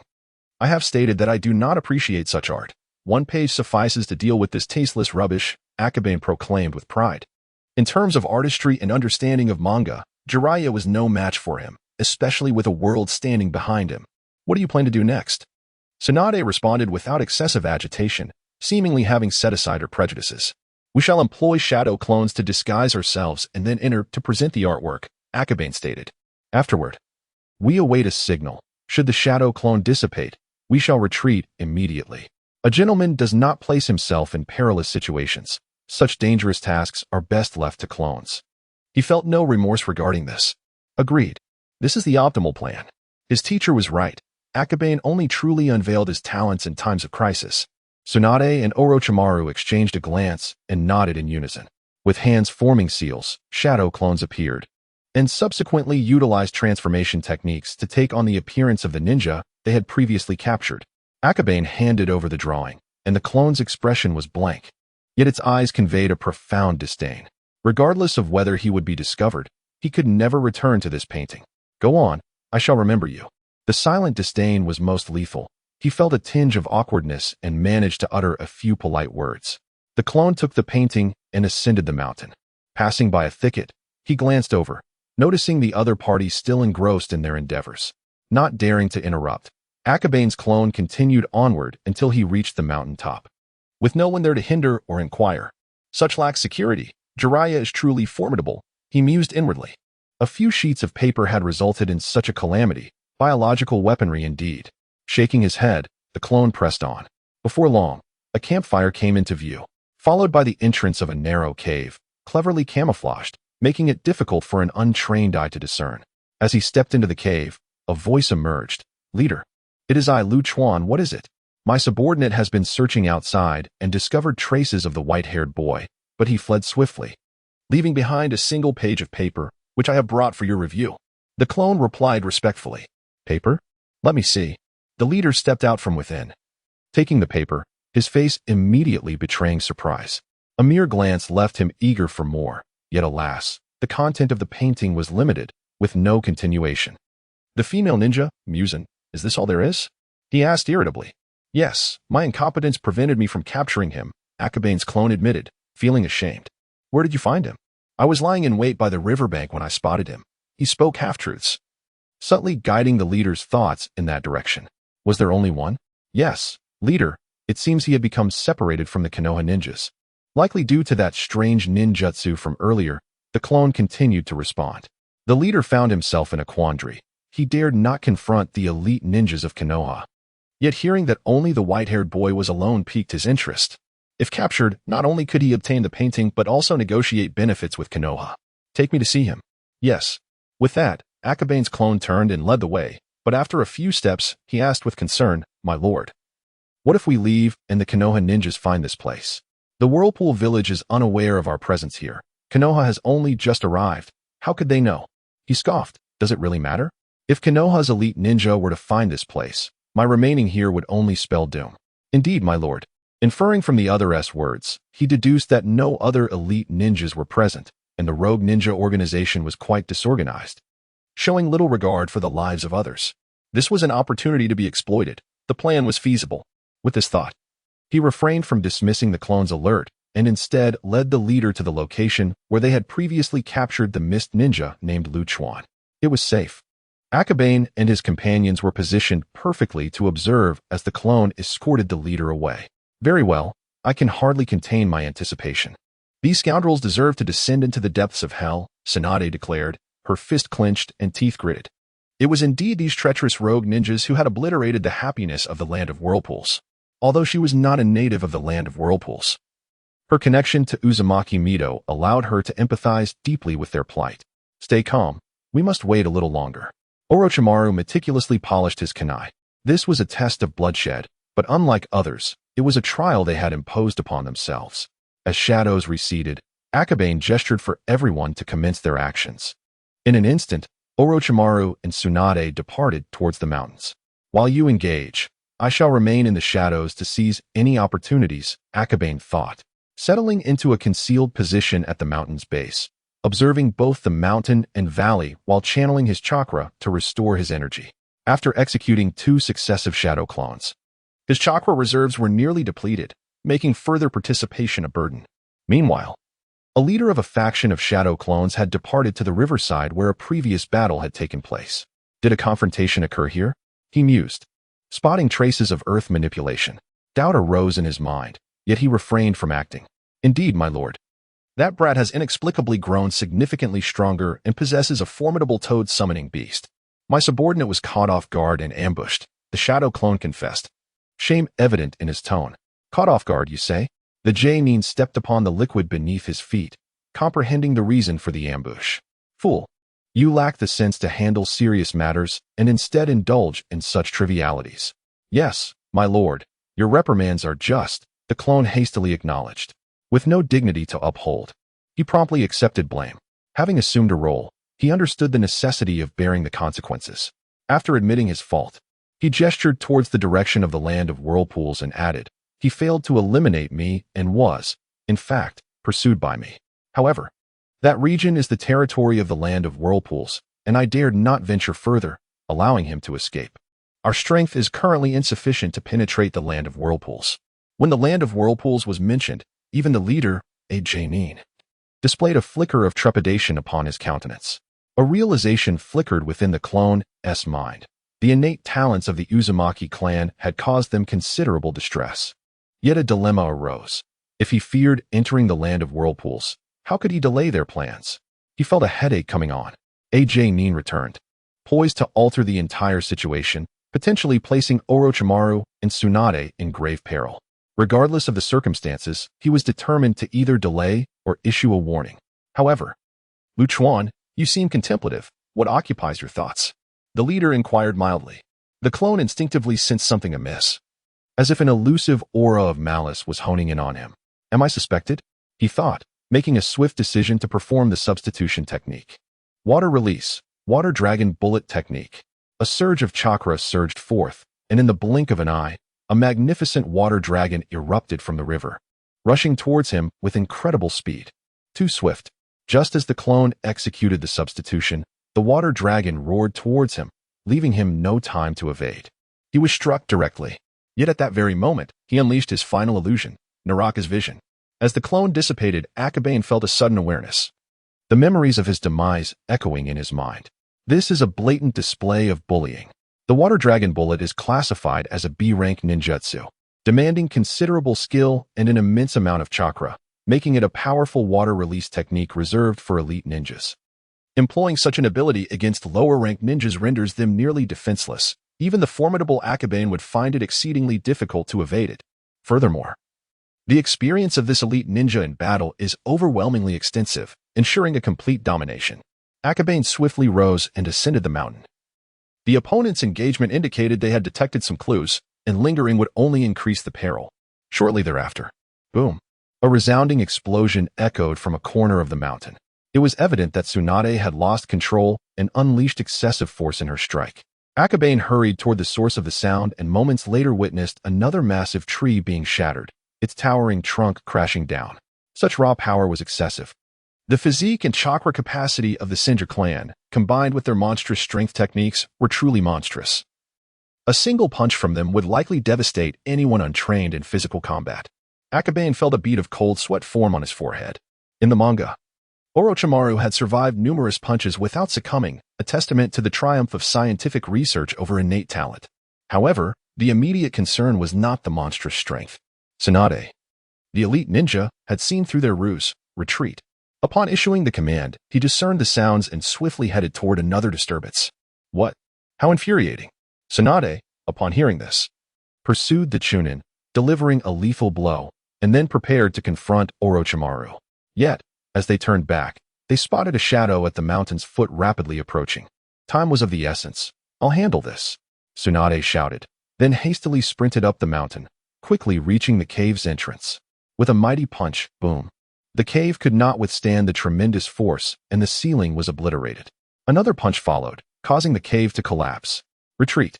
With a loud shout, Tsunade fled without looking back toward Uzumaki village. What a surprise. Akabane was momentarily taken aback before following suit toward Uzumaki village. Although uncertain whether the third Hokage was covertly providing protection, the power of elite ninjas was clearly beyond their ability to withstand. Orochimaru, upon hearing the signal, immediately abandoned the skirmish and retreated toward Uzumaki village. However, 3 lower-ranked ninjas dared to meddle and kill. Questioning whether my identity as an elite ninja was merely a facade, a chilling voice resonated, and a thick fog began to envelop the surroundings. The mist-hidden technique shrouded the entire mountain in fog. A sense of dread gripped Orochimaru's heart as he realized the gravity of the situation and swiftly retreated toward Akabane and the others. We must return. Akabane too sensed the encroaching fog. Delaying further would be a gamble on Sarutobi Hiruzen having contingencies in place. Yet, wagering the lives of his comrades was unthinkable. Could they still be considered comrades? At least he could not reconcile this within himself, nor could Tsunade. How could they navigate through the mist? Tsunade was frantic. She had failed to save Jiraiya and could not afford to lose Orochimaru as well. Her composure was on the verge of shattering. "Follow me." Akabane spoke without hesitation, leading the way. In the fog, the domain belonged to the mist ninjas, while the cold-hearted Makayoshi was a mist elite ninja. He could hardly fathom that Akabane too possessed the skill to discern positions within the mist. Although Orochimaru lacked formal training in this regard, his remarkable memory enabled him to vividly recall the positions of the mountain paths and Akabane and his companions. Employing both the body flicker technique and the substitution technique without a moment's hesitation, he evaded his adversaries. Whoosh! A faint sound resonated, prompting Orochimaru to swiftly sidestep, simultaneously forming hand seals to unleash a formidable technique. A whirlwind erupted, which, although it failed to disperse the mist, sent the shuriken tumbling down. Splash! The sound of water splashing echoed, and Orochimaru sensed a surge of chakra. Water release, water chaos wave. A fundamental ninjutsu, wielded by Nin, its power was undeniably extraordinary. Orochimaru's complexion paled slightly. Caught off guard, he reacted just in time as, boom, a massive tree toppled from the fog, fortuitously obstructing the water column between him and his opponent, momentarily halting its momentum. In that brief instant, Orochimaru seized the opportunity to escape. Orochimaru paused, feeling a flicker of gratitude within. Enough chatter, what is our next move? The enemy's chakra is nearly depleted. We'll strike while retreating, exhausting their chakra. If they dare pursue, we shall eliminate them. Your combat prowess is crucial. Heed my commands and refrain from impulsiveness, Akabane advised calmly. I understand. Tsunade responded with a serious expression. Aside from a certain frail clan, the remaining Nin possessed commendable physical techniques, while her monstrous strength was formidable. She recognized that against Nin, she would have only one opportunity to strike. This stronghold likely housed 10 Nin. We've already dispatched 6. Yet the remaining 4 could counterattack at any moment, so we must expedite our retreat. Orochimaru's voice was somewhat hoarse. Even though the 3 of them were undoubtedly prodigies of their generation, in terms of overall strength and direct combat capability, they might not even match a Nin. The ability to kill a Nin in direct confrontation was an entirely different matter. Follow my lead from here on, Akabane instructed gravely, as they sprinted while listening intently for any sounds. The trio swiftly retreated, heightening their vigilance to the utmost. In the mist, whether Nin or Nin, any could deliver a lethal strike. Turn right and attack. No sooner had the words left his mouth than Tsunade launched a powerful punch to the right. Bang! Substitution technique. However, the wooden fragment was sent flying by the tremendous force, still managing to disrupt the opponent's flow of chakra.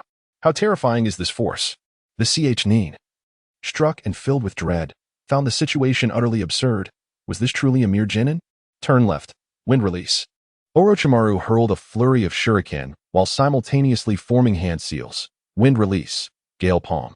The gale palm itself was not particularly potent, yet when combined with ninja tools, it produced a remarkably formidable effect. The tempest swirled from his palm, transforming the shuriken into a storm of razor-sharp winds. This strike was not aimed at killing, but rather at repelling the enemy. The 3 maneuvered while attacking, quickly creating a significant distance. However, at that moment, a figure approached swiftly. Nin, Yamato Keiichi. When confronting Nin, verbal communication proved futile. The enemy's superior strength and swifter reactions rendered any commands an opportunity for counterattack. Thus, Akabane opted not to direct them, but instead unleashed fire release, great fireball technique. In a fleeting instant, a blaze erupted as the opponent, shrouded in mist, launched a swift counterattack. What? Keiichi, taken aback, had no time to evade and was swiftly struck by a colossal fireball. Though the great fireball technique bore only a C-rank difficulty, its destructive power was immense. Even a seasoned shinobi could face dire consequences when hit at close range. Keiichi was bewildered. How could a mere chunin master 2 types of elemental transformations simultaneously? How could such a novice perceive the nuances of the hidden mist technique and the body flicker technique with such clarity? It was utterly inconceivable. He felt on the brink of madness, yet reason was now more crucial than ever. Having been struck by the fireball, he was gravely injured. Water style, great waterfall technique. A jutsu that demanded an immense amount of chakra, its execution was exceedingly challenging. But as he began to form the necessary hand signs, He suddenly felt his chakra falter. What was happening? Illusion? This brat could cast genjutsu as well. Kyuichi recalled the earlier shadow clone and instantly grasped the truth. The shadow clone belonged to this young man. How foolish he had been to underestimate his opponent. A wave of regret washed over him as he attempted to muster his chakra to dispel the genjutsu. However, he soon realized his efforts were in vain. How could this illusion be from the Anma clan? He was incredulous, and an overwhelming sense of dread enveloped him. Yet, in the next moment, a searing pain coursed through his body, and the illusion shattered. In the blink of an eye, he felt a kunai pierce through his heart, leaving him cold and breathless. You were warned not to return, yet you dared to pursue me. Did you think I would be so easy to follow? Akabane gasped for breath. His eyes bloodshot from the strain of exertion. Mere seconds had passed, but it had been the most arduous battle since his arrival in this world. Revealing his proficiency in fire release. How? Kyuichi's eyes widened in disbelief, but by then, Akabane had already retreated, evading a potential death throw counterattack. Before long, he met his demise. With his life extinguished, the dense fog that enveloped the mountains dissipated. You actually killed the leader. The remaining 4 chunin were incredulous, glancing at their leader, pierced through the heart. Was this truly the work of 3 lowly chunin? In truth, they were not alone in their astonishment. Even Orochimaru and Tsunade were taken aback. Genjutsu, fire release, earth release, Akabane had already mastered 3 types of chakra transformations. In terms of elemental mastery, he had surpassed many seasoned jounin. Do you wish to court death as well? Akabane's eyes glowed with madness. Even after exchanging 400 points for 8 points of mental energy, allowing him to manipulate the senses of the weak and Kyuichi, he found himself powerless to convert the illusions into tangible harm, let alone advance the illusion further. Otherwise, given his disposition, he would never have resorted to close combat with the kunai. The 4 were already gripped by fear, though they outnumbered him, and Akabane appeared to be at his limits. Who could say whether the other 2 chunin were concealing powerful abilities of their own? They dared not gamble, for they were rogue ninjas. Should one of them fall, the village would not seek vengeance. Even if their betrayal was feigned, they would still bear the same consequences. For them, survival was the only truth that mattered. Let us go, quickly. As the 4 individuals withdrew, Akabane gritted his teeth, refusing to succumb to unconsciousness. Instead, he resolutely guided Orochimaru and Tsunade away. Orochimaru glanced back. His eyes filled with resentment and frustration, not directed at others, but at himself. Why was it that Akabane could master 3 types of chakra transformations while he could only manage 1? Had he possessed 2, perhaps he would not have felt so utterly useless in battle. A prodigy seen only once in decades? Orochimaru silently scoffed, while bloodline limits were incomparable. The manipulation of chakra nature was a skill that anyone could learn. Tsunade felt a pang of worry mixed with discomfort. In battles against chunin, her formidable strength and Senja heritage had made her feel invincible. However, when confronting Jonin, she realized the extent of her own impotence. Relying solely on brute strength was insufficient. The words of the 3rd Hokage echoed in her ears, and she finally grasped their true meaning. Akabane's specialty lay in genjutsu, but did he limit himself to that? Previously, Tsunade had believed so, yet now she understood that Akabane had tirelessly endeavored to compensate for his shortcomings. The disparity was overwhelming. A shared thought flickered through both their minds. Hurry and take me away. Akabane's mental energy had been severely depleted. His head felt as if it had exploded. After barely managing to walk a short distance, he found even that difficult, let alone a full retreat. Orochimaru and Tsunade immediately supported him, activating the body flicker technique to escape towards Whirlpool Village. Unbeknownst to them, Akabane had already succumbed to unconsciousness. What transpired? On their return journey, they soon encountered a hurried Sarutobi Hiruzen. Trusting in Akabane, Orochimaru, and Tsunade's abilities, he had not prepared any contingencies. However, upon seeing Akabane's clone return with a captured chunin while the others remained absent, he sensed that something was amiss. Teacher, I was wrong. I was too impulsive and arrogant. Tsunade lamented, filled with guilt. Had it not been for them, Akabane would never have faced a jonin. Akabane had insisted on avoiding such confrontations. Yet they had disregarded his counsel. Orochimaru began to speak but fell silent midway, knowing that Sarutobi Hiruzen could surmise the events. You acted recklessly. Did you not consider that your opponent had jonin? Do you wish for your own demise? Sarutobi Hiruzen exclaimed in fury before stepping forward to assess the situation. In this moment devoid of medical ninjutsu, his extensive knowledge as a ninja doctor proved invaluable, and he possessed a rudimentary understanding of medical techniques. After a thorough examination, He breathed a sigh of relief, stating, "It's merely an exhaustion of mental energy. A good rest will suffice." "Now, explain precisely what transpired," Sarutobi Hiruzen ordered, his expression dark as he hoisted Akabane onto his back. "Our plan involved Akabane's clone diverting the Jonin. Initially, it worked splendidly, but soon the opponent seemed to catch on and return to the mountain. We were pursued, but thankfully, Akabane could discern their movements amid the mist concealment technique. Otherwise, we would surely have perished." Tsunade recounted the events in detail. Upon hearing this, Sarutobi Hiruzen interjected, "Did you clear the traces at the scene?" Orochimaru wore a blank expression before dejectedly shaking his head.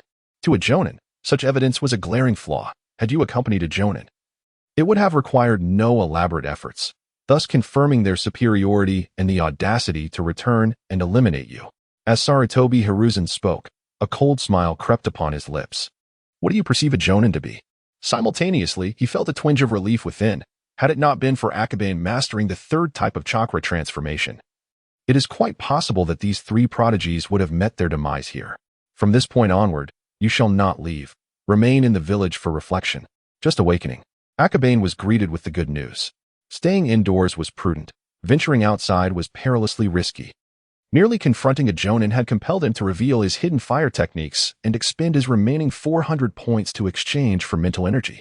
When the time of great conflict arrives, Jonin will be plentiful and elites as numerous as the stars. Stepping onto the battlefield will be fraught with instability. Akabane contemplated rising, but soon dismissed the thought. Having endured such hardship to earn a moment of respite, why rise so early? To serve as a mere tool? Teacher. But Jiraiya. Tsunade interjected with urgency. "We cannot go out. If Jiraiya appears, we will not be able to locate him in time. We have established cooperation with the Whirlpool Village, and soon, shinobi from there will assist in searching for Jiraiya." Sarutobi Hiruzen spoke with an air of indifference. "Tsunade, you possess tremendous talent, yet I do not wish for you to be constrained by it." "Teacher, I understand," Tsunade replied, lowering her gaze. Fully aware of the implications behind the third's words. "Please, train us even more rigorously," came the voice of Orochimaru. Akabane lay motionless on the bed. Yet his mind was a whirlwind of thoughts. These two children faced a significant setback. However, it is ultimately for the best. Sweat in peacetime leads to less bloodshed in battle. With Jiraiya's predicament weighing heavily, they too must strive harder. "Excellent. Your awareness brings me great comfort. First, Tsunade, you must learn to control your chakra, emotions, and strength. Orochimaru, you excel in all aspects, perfectly blending ninjutsu, taijutsu, and ninja tools. However, you currently lack formidable and effective offensive capabilities. Your next objective is to master the vacuum sphere and the great vacuum sphere." Orochimaru's initial chakra transformation was wind release. Hence the third's directive was to further enhance this aspect. Yet, within Orochimaru's heart, alternative thoughts brewed. He refrained from sharing these with the third, fully cognizant that the third would not acquiesce. "Now, Akabane, rise. I wish to speak with you privately." Sarutobi turned and walked toward the room. "Akabane has awakened?" Orochimaru paused momentarily before rushing inside. Tsunade hurriedly followed, only to find Akabane still reclining in bed, showing no signs of recovering. Cough cough, teacher. I have only just awakened," Akabane replied, sitting up with a hint of anxiety. The third's vigilance was astute. Despite his efforts to control his breathing and presence, he had still been detected. "If I could not discern this, I would be unworthy of the title Hokage," Sarutobi scoffed, dismissing Orochimaru and the others with a wave of his hand. He then sat by the bed, smoking a cigarette, appearing rather melancholic. "Shall I wait for you to speak?" Akabane silently pondered, yet remained mute. The room fell into a profound silence. Sarutobi Hiruzen, reluctantly, took a puff from his cigarette, feigning a cough, and then gently inquired, "Ahem. Akabane, do you harbor any differing sentiments towards the village?" "Not at all. Why would you think that?" Akabane promptly replied, "Your mastery of the five senses and your proficiency in illusion techniques surpass many within the village. Your talent for ninjutsu is remarkable. You command 3 forms of chakra transformation and could utilize the shadow clone technique, a B-rank ninjutsu, even during your time at the Ninja Academy. Moreover, your physical abilities are among the finest of the Urima clan." Hiruzen's effusive praise left Akabane increasingly perplexed. What was the purpose of this? Yet, despite all this, you have never shared your capabilities with us, and you remain aloof from others. Whom are you guarding against? Hiruzen sighed, an expression of melancholy crossing his face. A jonin is not easily trifled with. Even should the opponent be careless, one must seize the opportunity when it arises. Teacher, Akabane momentarily faltered, unsure of how to respond. Guarding against whom? He could not answer that himself. Perhaps it was against Danzo, or possibly against unknown enemies of the future. Hiruzen continued, still drawing on his cigarette. At first, I did not understand, until I viewed your creations. My manga? Akabane exclaimed, astonished, unable to grasp why the third Hokage would make such a statement. Then he heard Hiruzen assert, in your eyes, we are mere figures within your artwork. And you are the author who illustrates the world within the canvas. This will fortify you, augmenting your mental prowess beyond measure. Yet it may also lead you to lose your sense of self. I hope that during the coming days, you will cease your manga pursuits and reflect on other matters. Initially, Akabane was taken aback, horrified, thinking his secret had been uncovered. However, upon hearing the latter half of Hiruzen's words, his inner turmoil and fear began to dissipate somewhat. And he stammered, Teacher, perhaps you are indeed correct. That is good to hear. In a few days, return to Konoha. Peruse your family's tomes and spend time with your kin, Hiruzen concluded, wistfully smoking before taking his leave. Watching him depart, Akabane's wildly racing heart gradually calmed. Indeed, the third believed that his awakening of a unique Ito was due to his manga, rather than any form of time travel or other phenomena. Truly perceptive, he thought. I must exercise even greater caution in the future. Akabane fervently chastised himself, although it was merely a momentary fright. The third had not been entirely mistaken. He had indeed approached certain individuals in Konoha with the perspective of an observer of art. As for returning to Konoha, with the agreement between the Uzumaki and the village now established, everyone would soon be heading home. The implication of the third's words was likely to assist him in addressing matters concerning Danzo. Danzo was relentless, whether in times of peace or turmoil. He would always be up to mischief, and during this period, he was particularly fixated on the roots and the students. Such a precious holiday should be cherished. With no obligations to attend, Akabane promptly rose to inhale the fresh air, intending to observe the training of Orochimaru and Tsunade. Of course, his primary focus was on Tsunade. Given Orochimaru's nature and abilities, there was little value in his concern. However, he possessed considerable experience with the issues surrounding Tsunade. As a practitioner of the art of vitality, every ounce of chakra and stamina must be meticulously accounted for. The two individuals trained in different locations. Tsunade required a vast space to experiment with her superhuman strength techniques, while Orochimaru needed targets for his vacuum orb training. After searching, Kekkei discovered Tsunade outside the village, surrounded by numerous punch craters. However, it was evident that her control was not yet instinctive, resulting in craters of varying sizes and depths. After all, she was still young. Not yet the legendary Sannin of the future. Kekkei couldn't help but reflect on what events in the original narrative had led Tsunade to realize the importance of control, ultimately becoming the greatest medical ninja. For now, she remained quite naive. Orochimaru. It's you. I can't believe you ventured outside, Tsunade remarked, her tone devoid of astonishment, as she was far too preoccupied to engage in such banter. It seems I hold no significant image in your eyes. You clearly did not expect me to emerge and witness your training. Kekkei chuckled softly, unfazed. I'm not in the mood for such discussions. My teacher has tasked me with honing my control, and my thoughts are utterly directionless. Tsunade expressed her frustration, although her chakra control was not lacking. Achieving perfect mastery over her superhuman strength required a more refined control that she had yet to attain. I have a piece of advice for you, Kekkei began, swiftly drawing lines in the air. Before long, Tsunade found herself enveloped in a different realm. There, she beheld a figure, an alternate version of herself. Just as her astonishment grew, she witnessed her doppelganger unleash a punch that shattered the ground into countless beautiful fragments. Observe the effects of this punch. How does it differ from your own? Kekkei's voice echoed. Tsunade leaned in closer to examine the impact of the punch, her expression transforming into one of wonder, though seemingly indistinguishable. The cracks in the ground were remarkably uniform, and the surrounding area bore equal destruction. To achieve such precision demanded an extraordinary level of control. Indeed, what Kekkei had demonstrated was the very foundation of the cherry blossom impact she would create in the future. This punch had taken the application of superhuman strength to an entirely new level. Tsunade marveled at Kekkei's creative prowess in ninjutsu.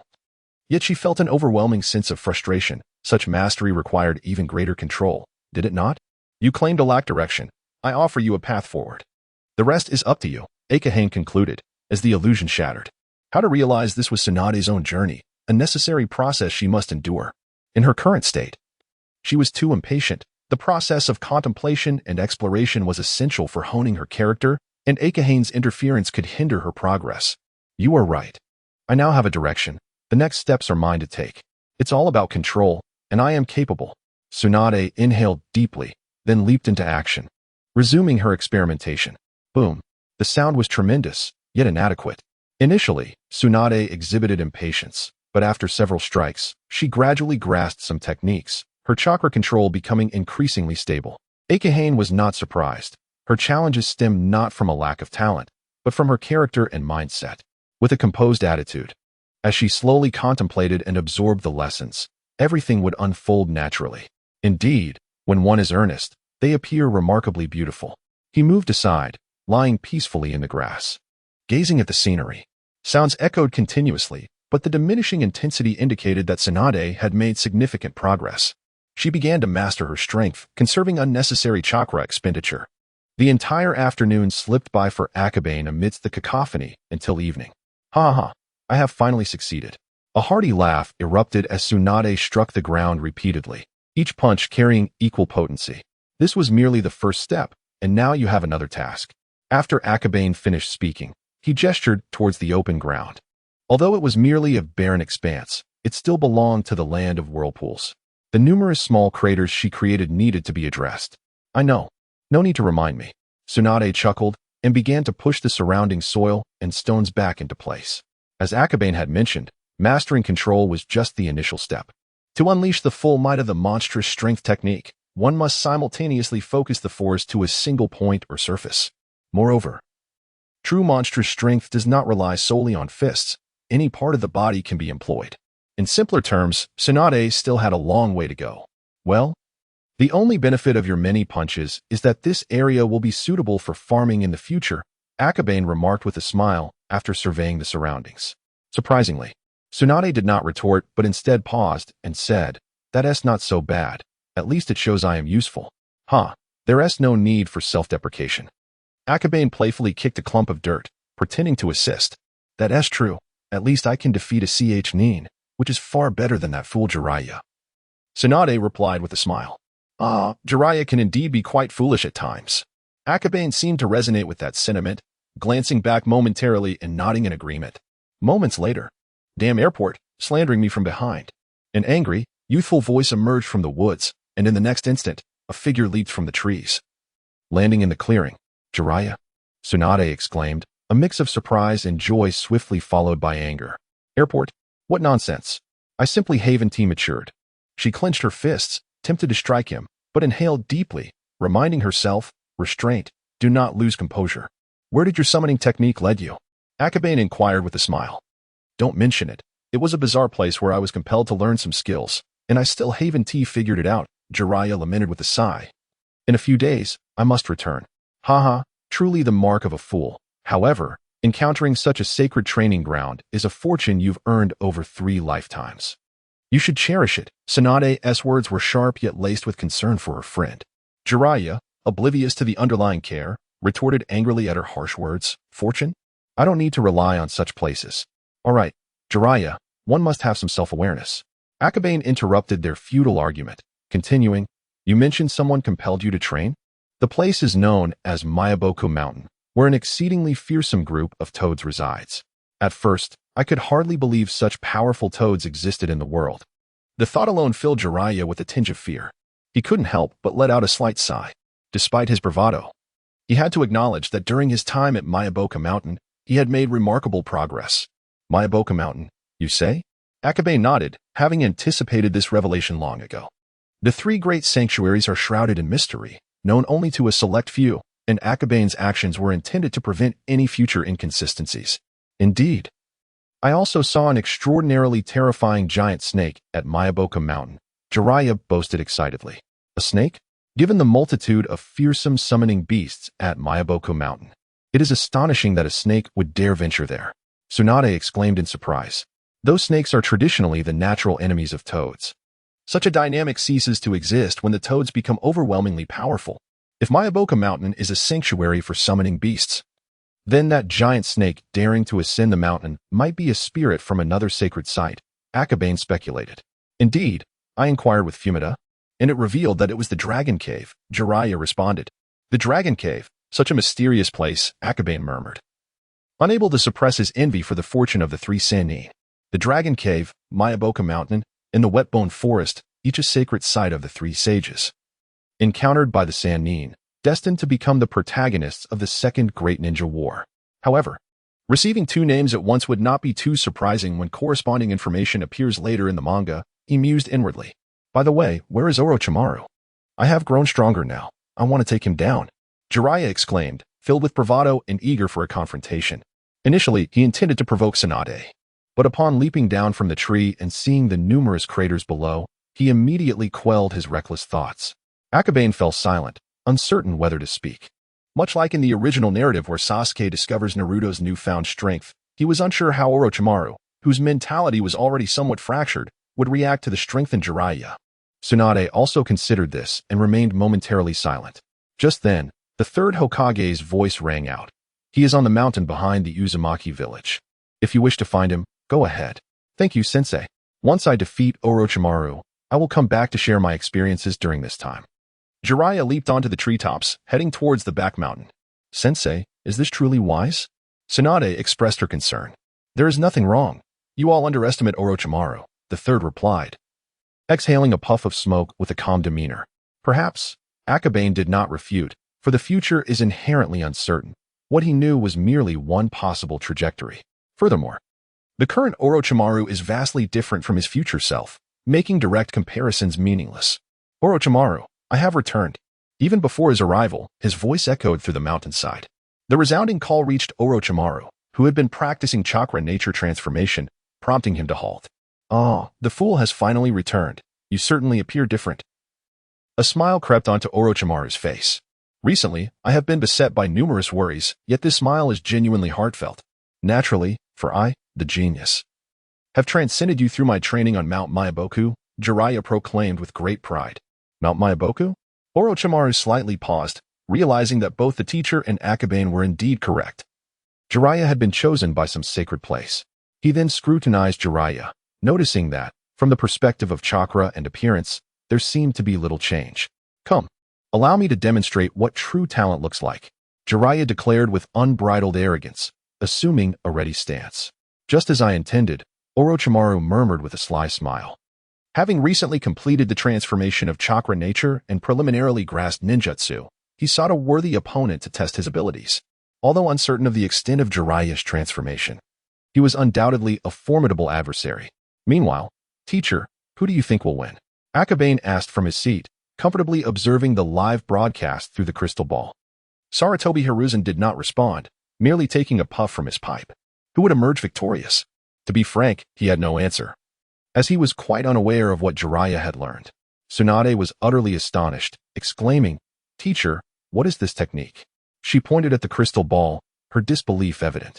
Sarutobi's expression stiffened slightly. His hand trembled, nearly spilling the hot ash onto himself. He had forgotten this detail. Had he known, he would not have allowed them to come. Regarding this technique, he pondered how to explain it to Tsunade. As I illustrated in my manga, this crystal ball is a technique known as the telescope technique. Akabane interjected, a devastating weapon on the battlefield. No, that is not what I meant. Teacher, this technique must have other purposes, right? Tsunade clenched her fists, casting a skeptical glance at the crystal ball. Cough. Tsunade, how could you think that? Would the teacher engage in such activities? Sarutobi replied with a serious demeanor. What am I thinking? I never said that. You projected your own thoughts onto it. Indeed, you and Jiraiya are cut from the same cloth. No wonder you took him on as a disciple. Tsunade's mind worked remarkably quickly, her associative skills quite sharp. This is a disaster. The room fell into silence in an instant. Sarutobi puffed on his pipe, contemplating how to re-establish his authority as a teacher. Akabane stared at the crystal ball, then back at Tsunade, gesturing several times. Tsunade, restrain yourself, maintain control. Taking a deep breath, Tsunade gradually relaxed her fists, yet her expression remained one of warning, as if cautioning the third Hokage to be wary in the future. Cough, cough. Let us return to the match. Sarutobi awkwardly diverted the topic. Were it not for the situation being irreversible, he would have slapped himself in frustration. Of all moments to reveal the telescope technique, it had to be in front of Tsunade. Sarutobi silently vowed never to carelessly use such techniques before Tsunade again, especially after Jiraiya's hospital visit. He certainly did not wish to follow in those footsteps. While they debated, the crystal ball revealed that Jiraiya and Orochimaru were now at the critical moment of determining victory. Akabane interrupted their thoughts, urging their attention back to the unfolding scene. Is this the vacuum sphere? Tsunade expressed mild surprise, for in just one afternoon, Orochimaru had mastered the application of the vacuum sphere. Such talent is indeed formidable. It is not merely a matter of ninjutsu, but also a disparity in combat experience. Sarutobi Hiruzen remarked timely.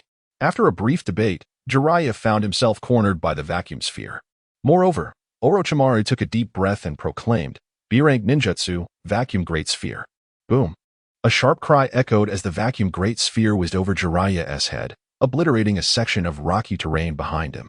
You have lost, Orochimaru stated flatly. Jiraiya glanced at his hands, still in disbelief. He then ruefully rubbed his nose and said, I didn't T-summon Bunta, otherwise you would not stand a chance against me. Although the current Toad Bunta was still in his youth, he possessed considerable strength. However, Jiraiya did not wish to rely on external aid against Orochimaru. You have indeed made significant progress, but we have not been idle during this time, so you still trail behind, Orochimaru reassured while simultaneously delivering a subtle jab. Akabane discreetly glanced at Tsunade. Both of them were rather proud, clearly concerned for Jiraiya yet choosing to act in this manner. This genius will undoubtedly surpass you. Just wait and see. Jiraiya, accustomed to losing, remained undeterred despite his recent defeat. The outcome of this match held little weight for him. Orochimaru, however, was different. In the past, he could have easily defeated Jiraiya using only taijutsu, but now he realized that he was no longer capable of that. Everyone is progressing. He gazed at the mountains, silently resolving. It's still not enough? I am not strong enough. Previously, he had no rivals, but now a target lay ahead. This small advancement felt utterly insignificant. TCH, I would call him arrogant, Tsunade scoffed. Yet she had to admit that Jiraiya could no longer be considered the weakest link. He had now risen to the status of an elite among the genin. Those who deemed him weak were simply those who had already attained the strength of a chunin. Sarutobi Hiruzen smiled warmly, pleased with the strengths of each of his 3.5 students. He would never admit that he found Jiraiya truly challenging to teach, originally. The only area Jiraiya excelled in was one he found difficult to impart. Fortunately, Jiraiya had encountered his own opportunity. All right, it is time to welcome Jiraiya back, Akabane yawned. Having expected a more thrilling battle, only to find Jiraiya still quite inexperienced. That is also true. Mayaboka Mountain is filled with toads. And he must have had a rather tough time there, Tsunade remarked with a hint of schadenfreude. I had them prepare everything long ago. But Jiraiya's portion still needs to be addressed. Sarutobi Hiruzen withdrew his chakra, nullifying the telescope technique. The Uzumaki clan did not dare to neglect them. And being located by the seaside, the table was laden with many precious seafood delicacies from Konoha. Akabane's appetite was piqued, had Jiraiya and Orochimaru not yet arrived. He would have eagerly begun the feast. Before long, the sound of hurried footsteps echoed from outside. They are back. Akabane rolled up his sleeves, preparing to indulge in a feast. However, Jiraiya burst in, and his first order of business was not dining but approaching Akabane. Akabane, I found this by the river. Could you take a look? What is it? Akabane turned his head, yet his hand had already seized a large shrimp, beginning to peel it. Look at this character. The style and technique are truly exquisite, but unfortunately, I only have fragments. Jiraiya sat beside him, mysteriously producing a torn corner of paper. The paper was in tatters, yet Jiraiya had painstakingly pieced it together, revealing a portion of the image. You are a master of comic art. Can you discern whose work this is? How would I know? Akabane responded, bewildered, his denial spilling forth. This artifact, struck by the water dragon bullet technique, could still be salvaged? Moreover, how idle could Jiraiya be? Oh, isn't this? Orochimaru was about to divulge the origin of this page of comic art when Tsunade interrupted him. If Jiraiya, with his rudimentary skills, had managed this, learning Akabane's technique would be an insurmountable challenge. Let me see. Sarutobi Hiruzen cast a glance and was instantly intrigued. Tsunade's gaze was fierce, akin to that of a fierce tiger. The teacher is merely curious about this artwork. With the upper hand, Sarutobi could only retreat begrudgingly, secretly lamenting. If Jiraiya had inquired not about the identity of the artist, but rather asserted that it was Akabane's work, there would be no way for him to deny it. Presently, he feigned nonchalance, quietly consuming seafood in his corner. This technique, alas, what a pity. Along the riverbank, I could only find these fragments. Jiraiya cherished the half-piece of paper as if it were a treasured relic. Why do you collect such things? Tsunade asked, her expression one of distaste. Had it not been for Akabane's insistence on restraint, she would have long since rushed over to tear that wretched artwork to shreds. You simply do not understand. It is the pinnacle of art, the very goal that a genius pursues, Jiraiya declared with utmost seriousness. Orochimaru remained silent, aware that it was merely a fragment of artistic work, while those ignorant might believe he had acquired a family heirloom. As a fellow connoisseur in certain respects, Sarutobi sighed softly and gestured toward the dining table. Let us eat. If we delay, Akabane will consume everything. Teacher, do not exaggerate. I have only taken 2 shrimp. Akabane retorted, unwilling to acknowledge Jiraiya's comment, fearing that revealing his hidden skills would disrupt his peace upon returning to the Leaf Village. Enough, enough, let us all eat. Sarutobi feigned ignorance, knowing that otherwise, the conversation would be endless. So cunning. I want to eat too, Jiraiya exclaimed, quickly dismissing the earlier topic from his mind. Yet, as they continued to eat, an unsettling feeling arose. Why does this dish? Looking up, they observed Tsunade pouring half a plate into her bowl, finishing it within mere seconds with a slurp. What on earth? Akabane stared, watching her hastily discarded shrimp shells, his heart aching. Such gluttony was an affront to the culinary arts. Why is everyone looking at me? Tsunade was momentarily taken aback, urging everyone to eat, remarking that the food was quite delicious. It's nothing, she added, observing their hearty appetites. I'll have them prepare more dishes. Sarutobi Hiruzen swallowed hard, taken aback by Tsunade's ferocity, which he had never witnessed during their previous meals together. Her current demeanor was truly intimidating. I apologize. My chakra consumption has been quite substantial, hence my substantial appetite, Tsunade acknowledged, lowering her head in embarrassment upon realizing her excessive consumption. After the morning battle and continuous training in the afternoon, her body had depleted significantly, and everything she consumed was merely replenishing her chakra. Akabane had seen a similar scene depicted in a comic, yet reality proved to be an entirely different matter. Silently, he picked up a few shrimp and crabs, noting that at Tsunade's eating pace, these would likely vanish from the table before he finished. Glancing sideways, he noticed that Orochimaru and Jiraiya appeared oblivious to the gravity of the situation, leisurely enjoying their meal, without any thought of hoarding food. Within mere seconds, the two were left staring blankly at the table. A few moments later, all 3 turned their gaze toward Akabane, who still had 2 crabs untouched on his plate. It's fine, Tsunade. It's merely chakra replenishment, which can be done at any time. Akabane protectively shielded his food with a wary expression. While Tsunade indeed required sustenance to restore her chakra, she currently lacked the need for a sealing technique and wasn't aging, so there was no need for such urgency. Ultimately, it was simply a desire to eat. He momentarily fell prey to Tsunade's influence, almost forgetting this fact. How stingy, he thought. Tsunade didn't press the issue. Having nearly replenished her chakra, she could afford to wait a little longer. New dishes arrived. Leave us some, please, at the airport. Our teacher hasn't eaten yet. As Akabane felt full and observed this scene, he couldn't help but feel a slight pang of nostalgia. This meal was their last supper in the land of whirlpools. The following morning, they would embark on their journey home. Despite the various trials and crises encountered during their time in the land of whirlpools, the overall experience had been rather joyous. He regretted that the comics had sold out. But only the children in the land of whirlpools were avid followers. This was likely due to the primary focus on Konoha, resulting in a lack of interest among the ninja of Uzumaki village in Naruto. Consequently, his points had not surged significantly during this period, remaining almost on par with the initial volume's release. With a deep sigh, Akabane contemplated his modest score of a little over 100 points against the staggering 4,000 points required for the sage body. The road ahead was fraught with challenges. He would need to explore other manga. Otherwise, the distribution in other countries could become quite troublesome. The portrayal of Konoha in Naruto indeed garnered far less enthusiasm in other nations. This was a matter of relatability. If one included the element of animosity from the nations outside the land of whirlpools, it would complicate matters further. Akabane pondered that he would need to devise a pen name. As a cross-national manga artist, he could not be confined to the market of the Land of Fire. Moreover, he needed to create more international works, akin to how One Piece found success in the Land of Water. After enjoying a satisfying meal, Akabane lingered behind to discuss Jingyue's matters with you. Sarutobi Hiruzen, smoking a cigarette, called out to Akabane after finishing his meal. Akabane paused for a moment, pondering what else there was to discuss regarding Uzumaki Kiyomi. It seemed only natural to take her away and allow her parents to manage the situation. Oh, let us hope it's nothing more serious. Tsunade chuckled coldly as she exited, returning to her residence.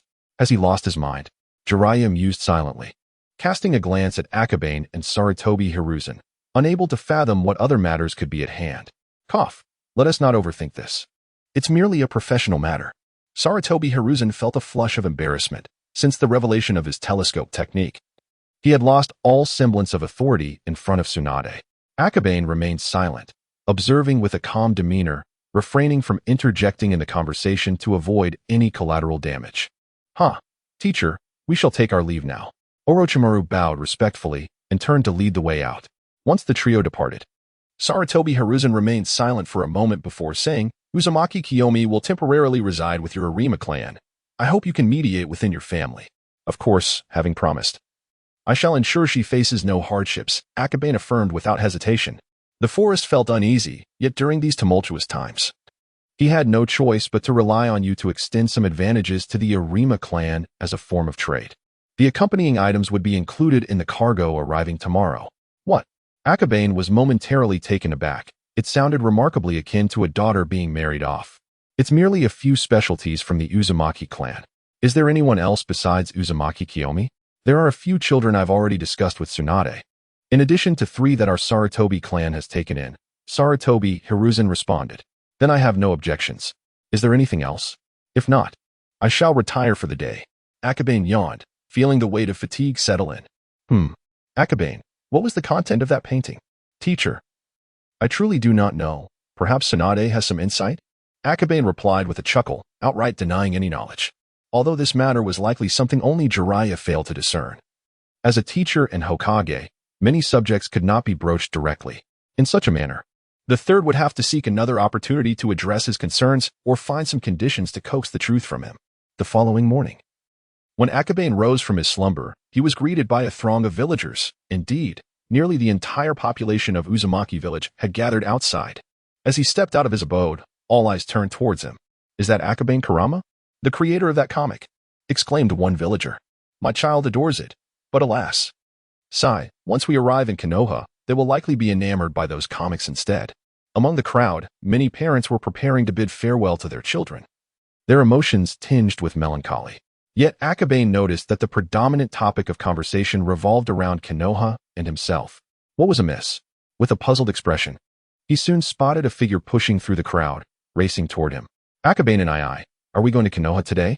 The little girl, clutching a book, a toy, and several photographs as mementos, seemed to have no intention of returning to the land of whirlpools. Akabane affectionately ruffled her hair and smiled gently. Yes, we are going to play at my home for a while. The little girl replied, somewhat apprehensive, though she did not appear fearful. In fact, Akabane did not even catch sight of Uzumaki Shuhei. Isn't your father coming to see you off? He inquired. A quick glance around revealed no sign of him, not even near Sarutobi Hizashi. My dad is very busy and could not come to send me off. He just asked me to take my things and go with you. She replied nonchalantly, displaying an independence that set her apart from the other children. Dressed beautifully, she resembled a princess. Akabane sensed something was amiss, but he could not pinpoint exactly what it was. His thoughts momentarily clouded. As he walked, he pondered the situation. On the way, he observed several mothers accompanying their children to Konoha. Shuhei had not come, perhaps occupied or perhaps unwilling to witness this scene. Yet Akabane couldn't shake the feeling that the atmosphere was subtly off. Upon reflection, he realized, no, I have been deceived by those 2 old men. The notion of temporarily residing at home and the so-called specialties of the Uzumaki clan were mere ruses. The crucial point was that he had indeed become the fool. He quickened his pace, hastening towards Sarutobi Hizashi, only to find that he had not yet arrived. All right, everyone, please return home. Now that we are all gathered, we can set off. Hizashi waved his hand, signaling the parents to depart. Teacher, Akabane has arrived as well. Let us embark. As it may be a long journey with the children, Orochimaru chimed in at the appropriate moment. Very well, let us depart, Kazama called out. and the caravan began its journey. Throughout the entire ordeal, Akabane was afforded no opportunity to voice his concerns. He had just arrived when he saw Hizashi marching ahead without a backward glance, exuding an aura of authority that deterred any dissent. How infuriating. That cunning old man. Truly no good. Just because he didn't allow me to draw. Akabane seethed, his gaze sweeping across the caravan. Among them, who could possibly be the specialties that Hizashi had mentioned? If he inadvertently discarded the cherished offerings from Uzumaki village, he would surely earn the ire of the entire community. Subsequently, Akabane cast a glance at the little girl following him with a look of anxiety etched upon her face. Sigh, very well.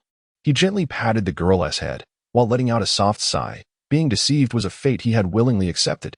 It's all right, let us proceed, he reassured her. Even though his heart was bleeding, he could only comfort the young girl. Her father had yet to arrive, and he could not abandon her midway. On their return journey, Sarutobi Hiruzen revealed his true form. This was a warning. Any rogue ninja daring to make a move would face the wrath of the ninja doctor. With the first great ninja war just concluded, Sarutobi Hiruzen's reputation was at its zenith. Few dared to provoke him, not even the leaders of the 5 great shinobi villages.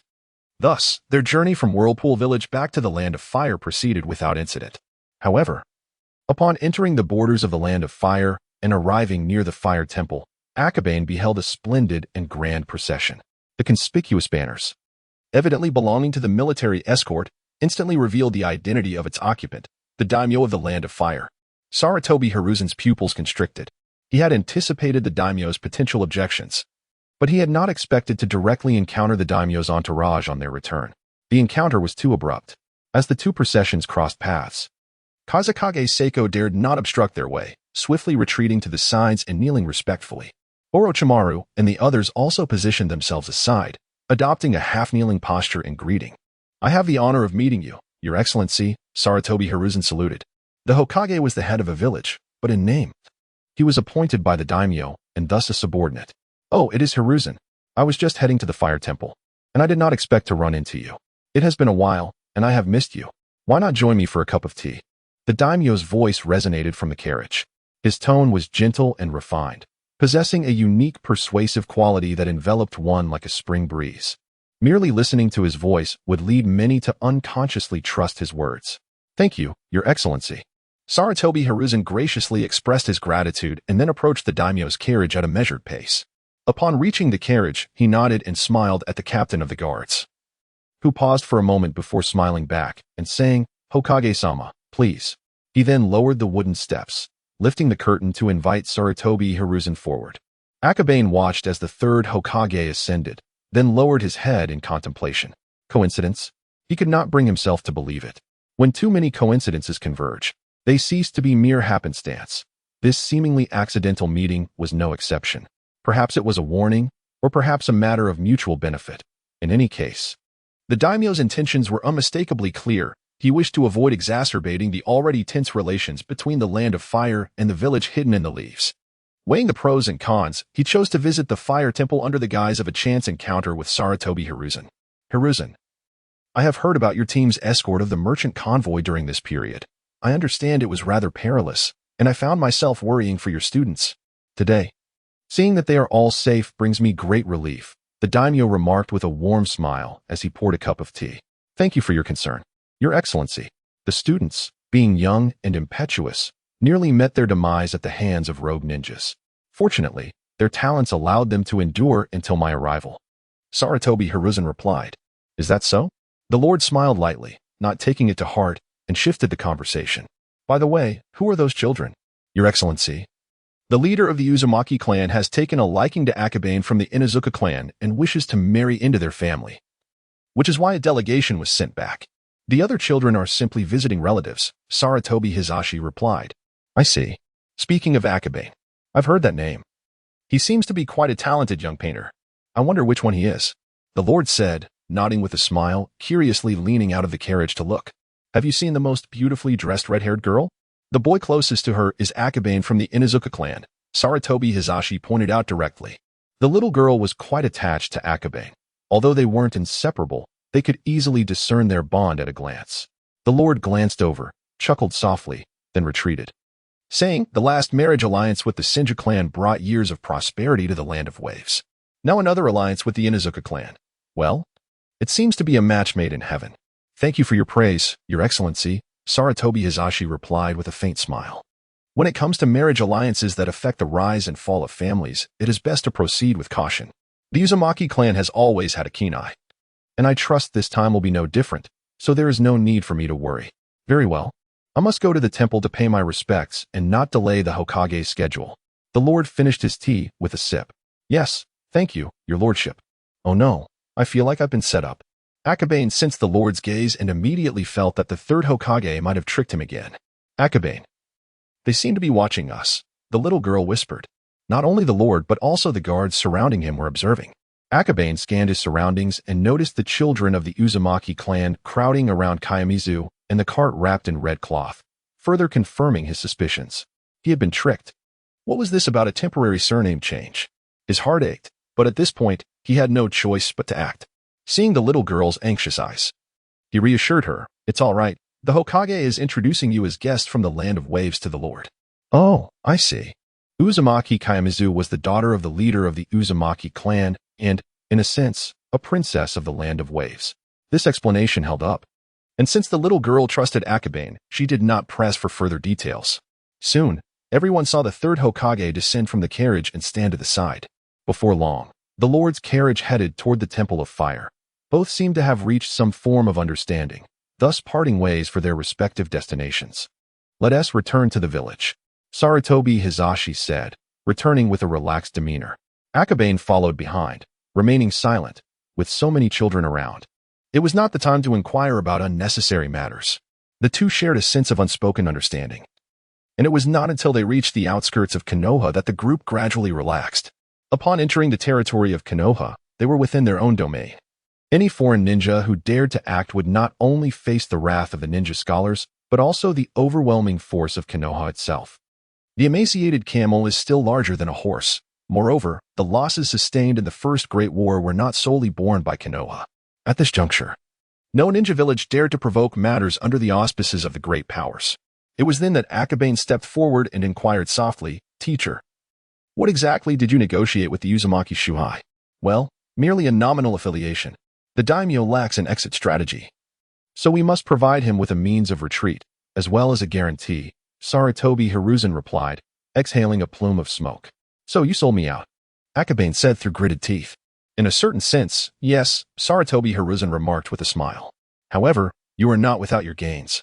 Do you recall what I mentioned about the specialties of the Uzumaki clan?" Are you suggesting?" Akabane's eyes widened in disbelief. "Indeed, you guessed correctly. It's the sealing techniques," Saratobi Hiruzen stated earnestly. "The price paid by the Uzumaki clan is their sealing arts." Akabane gasped sharply. This was one of the fundamental pillars of the Uzumaki clan's existence, and they were willing to part with it. Yet, upon deeper reflection, this represented an alternative route for the Uzumaki clan, armed with sealing techniques and their bloodline. Even if the land of the whirlpools were to fall, they could rely on Konoha to cultivate a new Uzumaki clan. This price was far less than the annihilation of their lineage. As he contemplated this, he couldn't help but admire Uzumaki Shuhai in silence. The bloodline limit of your clan is formidable, but when a bloodline limit reaches a certain threshold, you should be aware of the kind of mental aberration that can arise, Saratobi Hiruzen said slowly.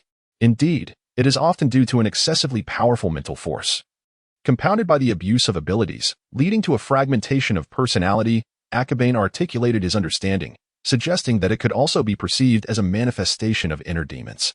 Precisely. However, with the sealing techniques, the issues plaguing your clan would be greatly alleviated. Saratobi Hiruzen added the latter part of his statement. Akabane comprehended his implication. Every clan possesses its unique secret arts, such as the Nara clan's shadow imitation techniques and the Inuzuka clan's beast mimicry jutsu. Konoha held the authority to discern their characteristics and capabilities, yet lacked the right to seize them for itself. Otherwise, it would find itself at odds with all ninja clans. The new Uzumaki clan consisted of only a handful of children, yet this did not hinder their rightful authority. Absent an official intermarriage, the Inuzuka clan could not acquire the sealing techniques. Experience is the best teacher. The third Hokage may be youthful, yet his methods were adept enough to manipulate Akabane with ease. Akabane detested this feeling, but had to concede that such a collaboration was entirely beneficial to him. "Your wisdom is truly commendable," he begrudgingly complimented through clenched teeth. "Ah, Merely a few extra years of life, Sarutobi Hiruzen chuckled, puffing away on his cigarette, disregarding the underlying resentment in Akabane's words. As Akabane slowed his pace, passing by Tsunade, he overheard her quietly asking, "What are you discussing? Did the teacher make some sort of deal?" "You may inquire directly with the teacher," Akabane sighed, uncertain how to face her, and sorrowfully returned to Uzumaki Kyatsuki's side. The little girl was oblivious to the unfolding events, yet she could sense that Akabane was not happy, and thus, she too felt a tinge of sadness. Refraining from inquiring further, it was only upon reaching the grand gate that Akabane began to regain his composure. He had come to a realization. After all, it was merely a matter of formality. He could simply let his parents adopt her as a goddaughter. The name change and the arrangement of staying would be seamless. "Children, ahead lies our village of Konoha," Sarutobi Hizashi announced, turning to point at the gate. "Oh, that emblem resembles ours," exclaimed one child, noticing the swirling design at its center. It dawned on them that Konoha was identical to the one depicted in Akabane's drawings. Each child clutched a comic, their curiosity about Konoha piqued. And upon seeing the familiar whirlpool in the emblem, a sense of belonging began to blossom within them. While this did not guarantee their complete integration into Konoha, it certainly alleviated any feelings of resistance or longing for home. Moreover, all the children turned their attention to Akabane, chattering eagerly about the meaning of the emblem. The symbol of Konoha was established by the first Hokage, representing the indelible friendship between Konoha and the Uzumaki clan, Akabane explained with a smile. In fact, the first Hokage's wife was a matriarch of your Uzumaki clan. Is that true? Even Uzumaki Kyatsuki appeared surprised. Indeed, my grandmother's name was Uzumaki Mido, Tsunade proudly interjected. Now it makes sense. Sister Tsunade's grandmother, one child pondered aloud. Sister Tsunade, was Grandma Mido beautiful? The children quickly brushed aside their initial apprehensions, eagerly engaging in the conversation. This was precisely why children were chosen. They were pure and innocent, their thoughts easily swayed and influenced. "We shall meet Grandma now.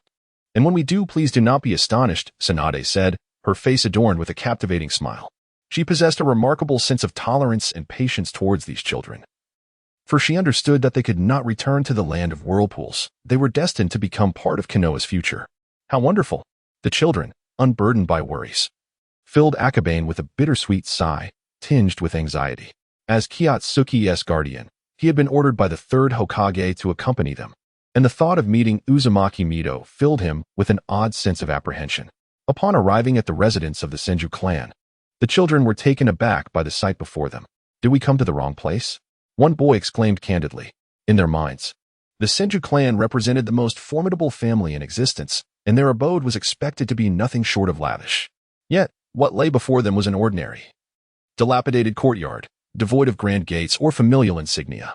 Had it not been for Tsunade's guidance, no outsider would have ever guessed that this was once the illustrious Senju clan. "Haha. My grandfather once said, we Senju do not indulge in such extravagances," Tsunade laughed heartily, only for her expression to shift to one of cold indifference as she turned to Akabane, the one leading the way. "Let us proceed, shall we, someone? I'm not here by choice, my heart aches with unspoken burdens." He sighed silently, leading the way toward the courtyard of the Uzumaki household. If given a choice, Akabane would rather not encounter her, yet failing to pay respects would ultimately lead to his own detriment in the future. Thus, he resolved to meet her. As he walked, he endeavored to self-soothe and bolster his spirits. Just before reaching the courtyard, he heard a sigh from within. A child had not visited in quite some time, and he pondered whether there would be any gifts. Alas, aging truly brings about neglect. Aging? How dare one speak of age? Akabane felt a sense of grievance.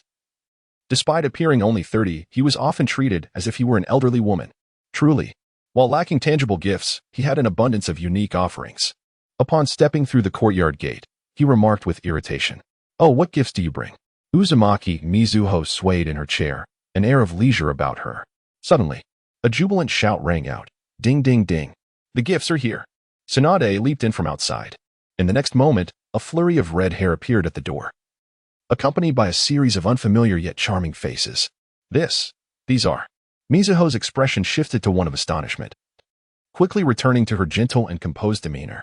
With a serene smile, she sat upright, exuding the grace befitting a princess of the land of whirlpools and the wife of the god of ninjas. "Children, come forth, allow your grandmother to see you." Her calm visage belied the subtle tremor of her hands, revealing the excitement within her heart. A group of children approached timidly, Yet Mizuho's stunning beauty and flowing red hair instilled a sense of familiarity within them. Before long, the youngest girl stepped forward, making her way toward her. Grandmother. Ah, yes. I know you. You are Getsu. And you are the true Nan and Chihiro. Mizuho had seen their photographs, the children of the Uzumaki clan, each face aligning swiftly with a name. But were these all? A flicker of disappointment and sorrow filled her heart. Indeed. Only these 10 children have come to Konoha. Tsunade understood, to some extent, the reasons behind their arrival. In that moment, she empathized with Mizuho's feelings. Yet in front of the children, she could not reveal too much sorrow. After all, she too was merely a child at heart. Little Tsunade, do they all reside with us? Mizuho maintained her smile, though her focus on the children intensified. No, Getsu stays with Akabane, Tsunade replied curtly. Huh. Mizuho was taken aback, her gaze shifting to Akabane. What is this? Yet she quickly regained her composure, nodding after a brief silence. I see. Getsu staying with the Kemizuru clan is indeed a wise choice. She was astute. Her earlier concerns had been unfounded. Being the daughter of the clan leader, she would not have been permitted to reside in Konoha otherwise. All right. Let us take a stroll and familiarize ourselves with the accommodations, Tsunade said, leading the children away, knowing that Mizuho undoubtedly had matters to discuss with Akabane. The little girl lingered behind, reluctant to leave Akabane's side. Come along and take a look. Your family is right here, so there is no need for concern. Akabane gently patted her head. Uzumaki Kyuki turned back, then pivoted to follow the main group. Uzumaki Mito lounged on a chair, her expression suddenly shifting, swaying back and forth for a while before she finally spoke. Why is she so clingy to you? And you, young man? Couldn't you have made an effort to visit me while you were in Konoha? After all this time, you arrive empty-handed. Where are your manga? Akabane was perplexed as to why Uzumaki Mito was so gentle with others yet displayed such a demeanor towards him. Was it because of his handsome appearance? At that moment, Uzumaki Mito sat up. Being only 10 years old, Akabane was at eye level with her as she fixed her gaze upon him and remarked, Though I am unaware of your thoughts, it feels rather impolite. How could it be? I merely wish to surprise grandmother, Akabane replied, retrieving the manga from his pocket. Issues 11 to 15 that he had illustrated in the Land of Whirlpools, perfectly compiled to present to Yamanaka Izumi. An original copy. Unfortunately, upon reaching Uzumaki Mito's hands, it seemed like a lost cause. Oh, this is the original artwork. Uzumaki Mito's eyes sparkled as she immediately sat up, her tone softening. I see I was not mistaken. You are indeed a good child. The truth is, women possess at least 2 faces. Otherwise, it is implausible for their moods to change so swiftly. Akabane thought to himself with a silent chuckle, then mustered a brave smile. Grandmother, please remember to make a copy for Mr. Yamanaka and have it printed and published promptly. Rest assured, dear, I shall handle this trivial matter for you. Uzumaki Mito assured him gently. About Kyuki, Akabane hesitated before inquiring. I trust you to take care of her. However, do not let your laziness rub off on her. As for the other matter, it's a dilemma I cannot assist with, Uzumaki Mito replied in a soothing tone. What do you mean I need your help? Akabane thought to himself, taken aback by her assumptions. You must understand me. As a grandmother, I cannot be the one to encourage her to be accommodating, Uzumaki Mito sighed. Grandmother, I beg you, please stop, Akabane interjected. He acknowledged his feelings towards Tsunade, and it seemed she harbored some interest in him as well, but he truly held no romantic thoughts about Kyuki.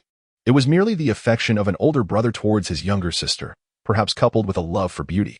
Nonetheless, he felt there was no need to divulge this to Uzumaki Mito.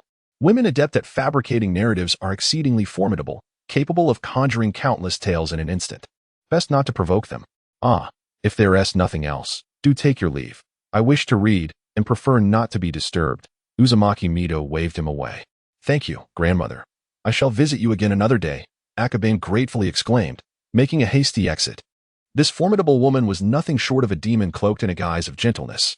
Alas, my artwork, he sighed inwardly, but then found solace in the thought of earning an additional 300 points. 300 points are sufficient for him to exchange for the most basic form of the Sharingan. However, there exists a dilemma. The Crimson Feather is not a member of the Uchiha clan.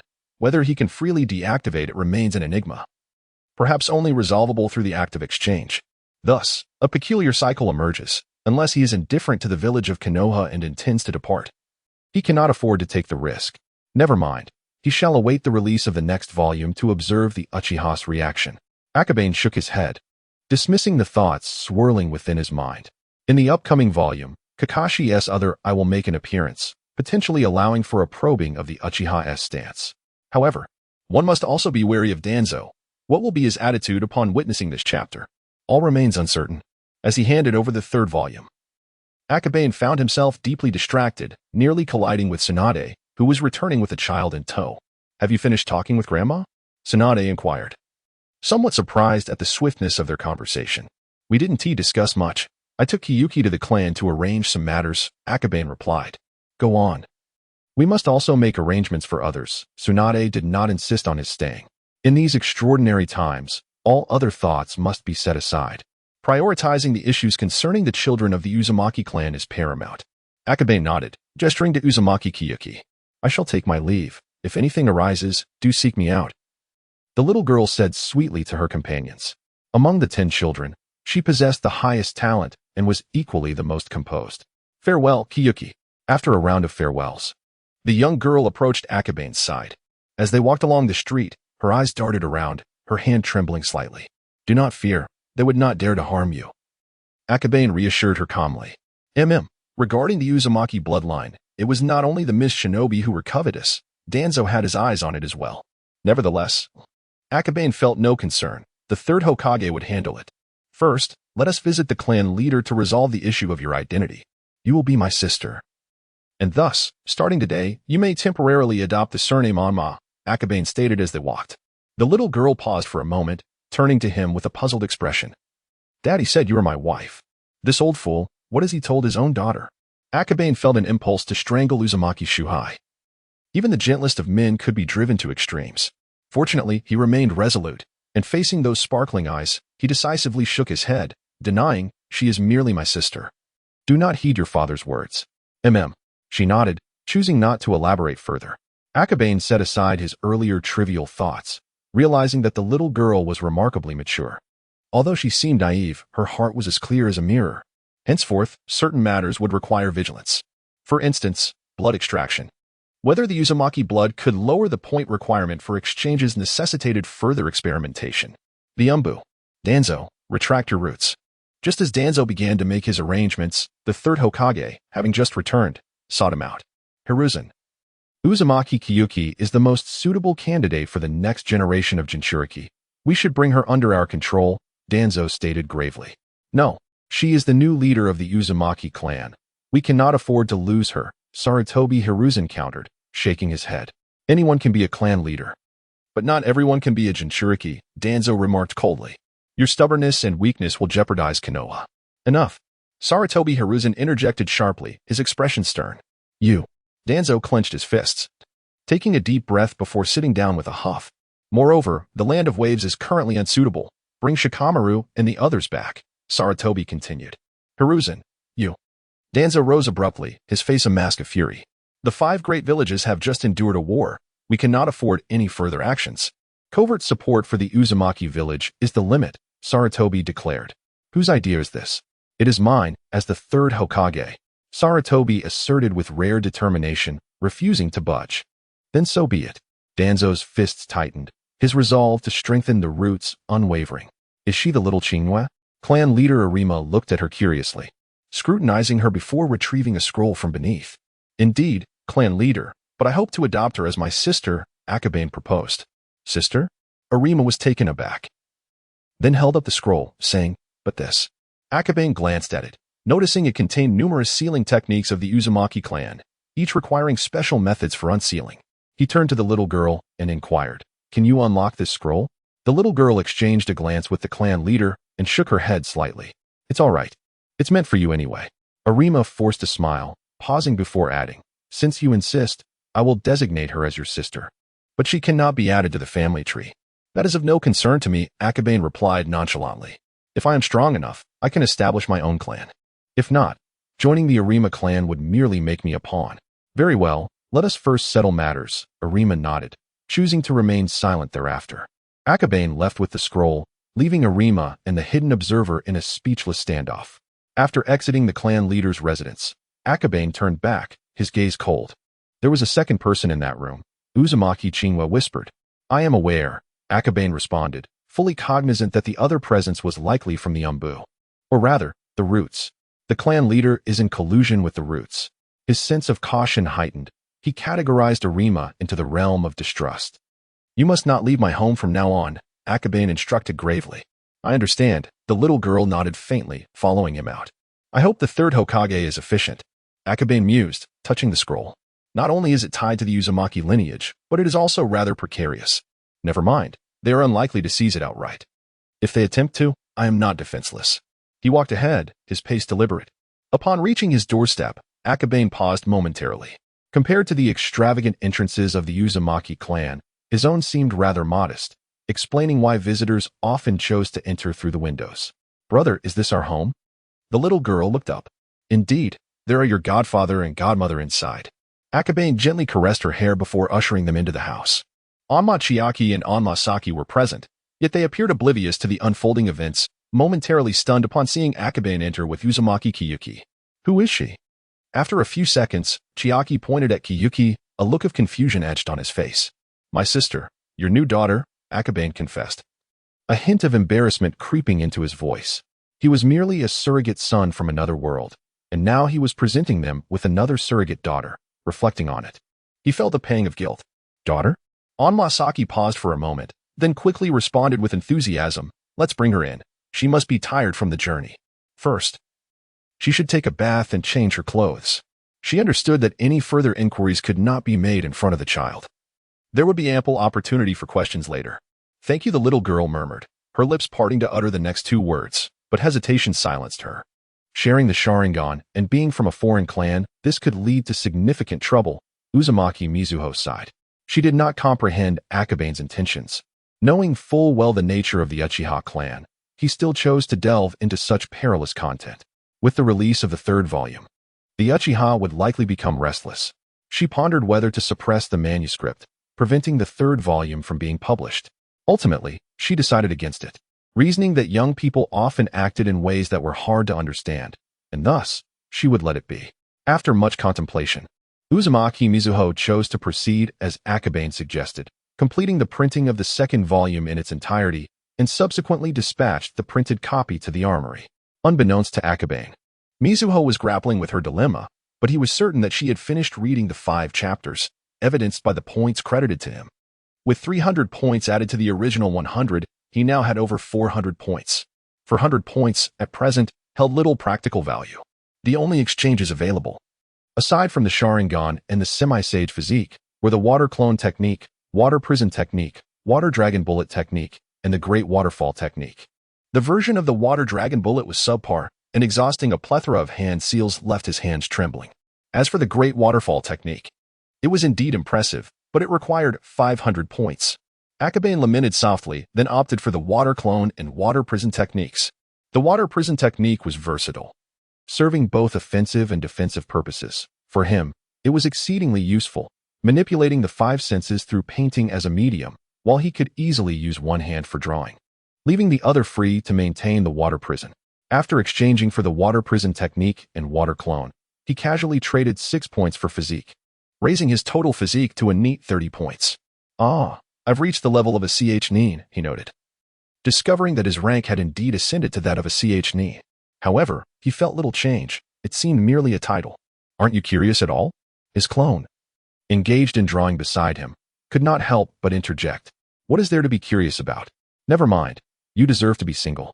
The clone retorted with a hint of scorn, pausing briefly to inquire, have you figured out how to deal with the Uchiha yet? Not yet. I am just preparing to have a heart-to-heart talk with my teacher. Akabane spoke directly, a light chuckle escaping his lips as he chose not to elaborate further. To prevent the Umbu from eavesdropping, deeper discussions were halted. Rising to his feet, he prepared to head towards the Umbu's location.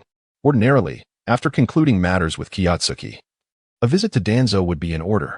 Yet, as he leaned against the bed, a lethargy enveloped him, and he found himself lingering until the afternoon before mustering any energy. Upon descending the stairs, he noticed Kiyotsuki interacting well with his parents. While they had not yet reached the point of calling them godfather or godmother, their enjoyment was evident. Akabane smiled faintly, informing them, I'm stepping out to see my teacher. All right, brother, take care on your way. So, he had gained another sister. Akabane mused. strolling leisurely down the street towards Danzo's vicinity. Passing by a manga shop, he observed several individuals entering and emerging with volumes in hand. The bustling trade in Konoha provided a small solace for his frustrations stemming from his failures in the land of whirlpools. Not long after he left, he found himself in a more secluded area when a figure suddenly appeared before him. Akabane, Lord Danzo requests your presence. Clad in black with a mask, it was an umbu. Ah, Urumai, you've joined the umbu, Akabane greeted weakly, the atmosphere instantly falling silent. Cough, cough. You recognized me? Urumai stifled a few coughs, clearly feeling a bit frustrated. Your voice still requires further disguise, Akabane remarked with a shrug.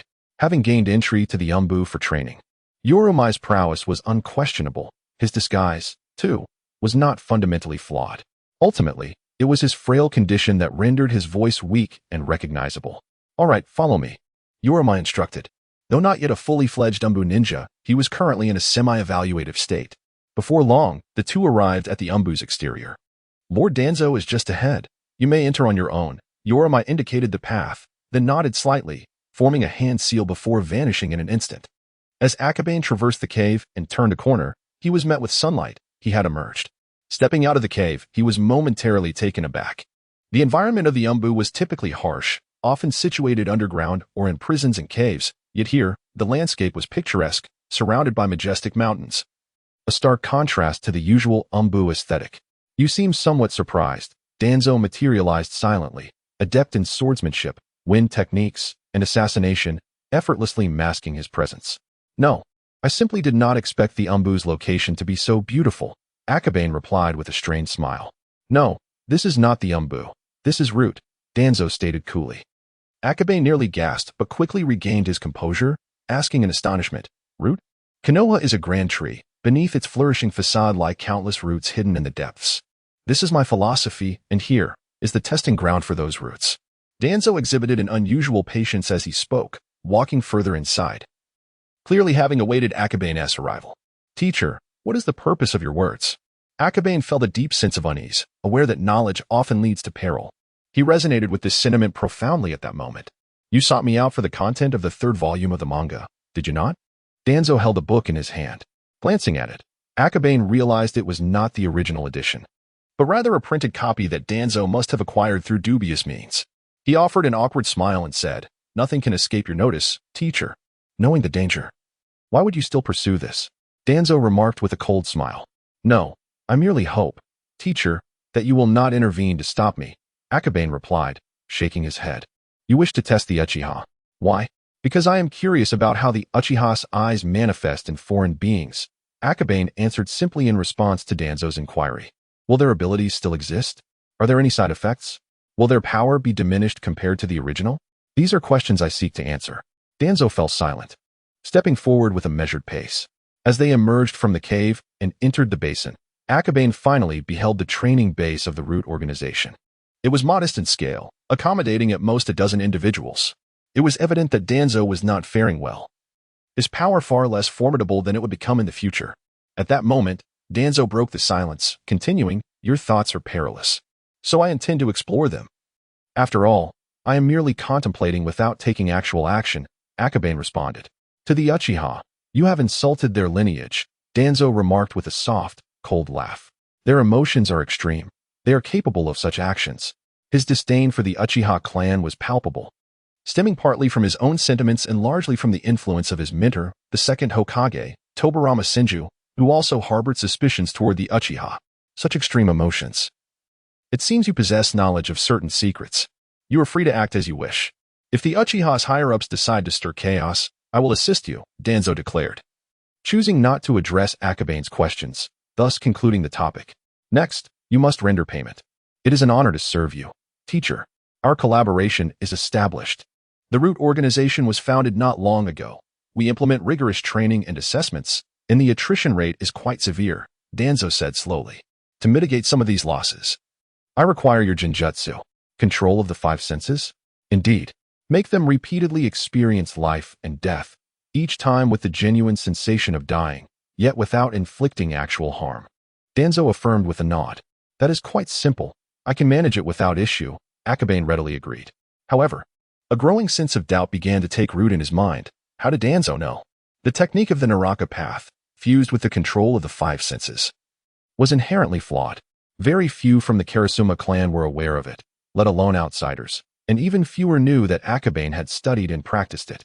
As these thoughts swirled in his mind, a name surfaced. Could it be that Orochimaru has collaborated with Danzo?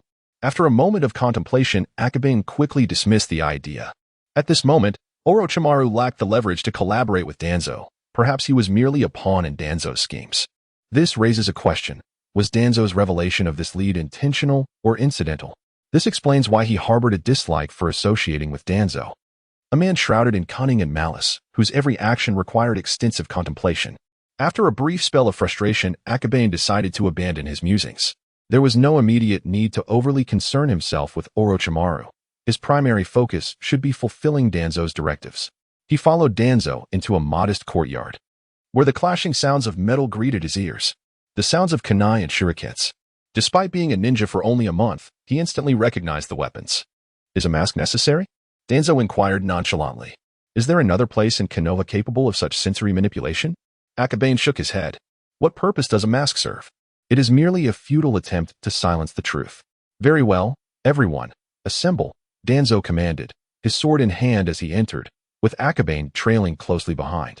Instantly, silence enveloped the area. In the blink of an eye, all present had gathered before him. This is the foundation.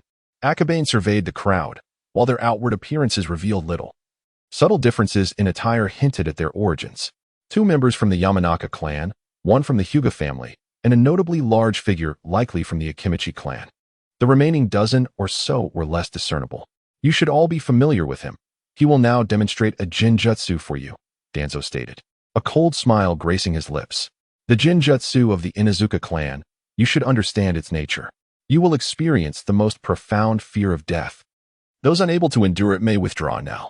Silence reigned. No one stepped forward. Akabane pursed his lips, uncertain of how Danzo had indoctrinated them. Perhaps he employed the same rhetoric used by the Foundation, yet one thing was clear to him. Absence of harm does not equate to the absence of fatality.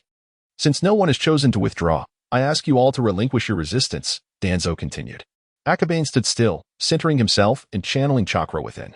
As everyone seated themselves, he formed hand seals, completing them in the blink of an eye. Naraka's vision.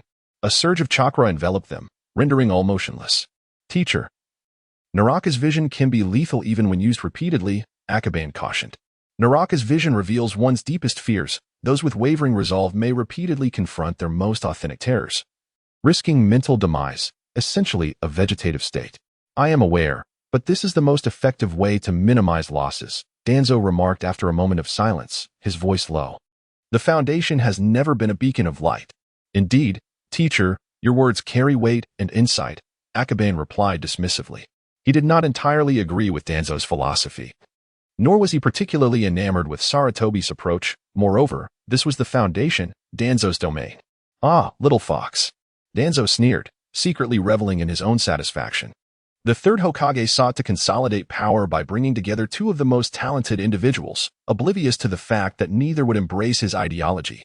In the end, it would all amount to naught. As time elapsed, the illusions gradually reached their most terrifying phase, with anguished cries reverberating through the valley. 1 second, 2 seconds, everyone awoke, drenched in cold sweat. Take a moment to rest, Danzo stated nonchalantly. Lord, we can still. My command is to rest, Danzo reiterated sternly. Yes, thank you, Lord. The group sat down, gasping for breath.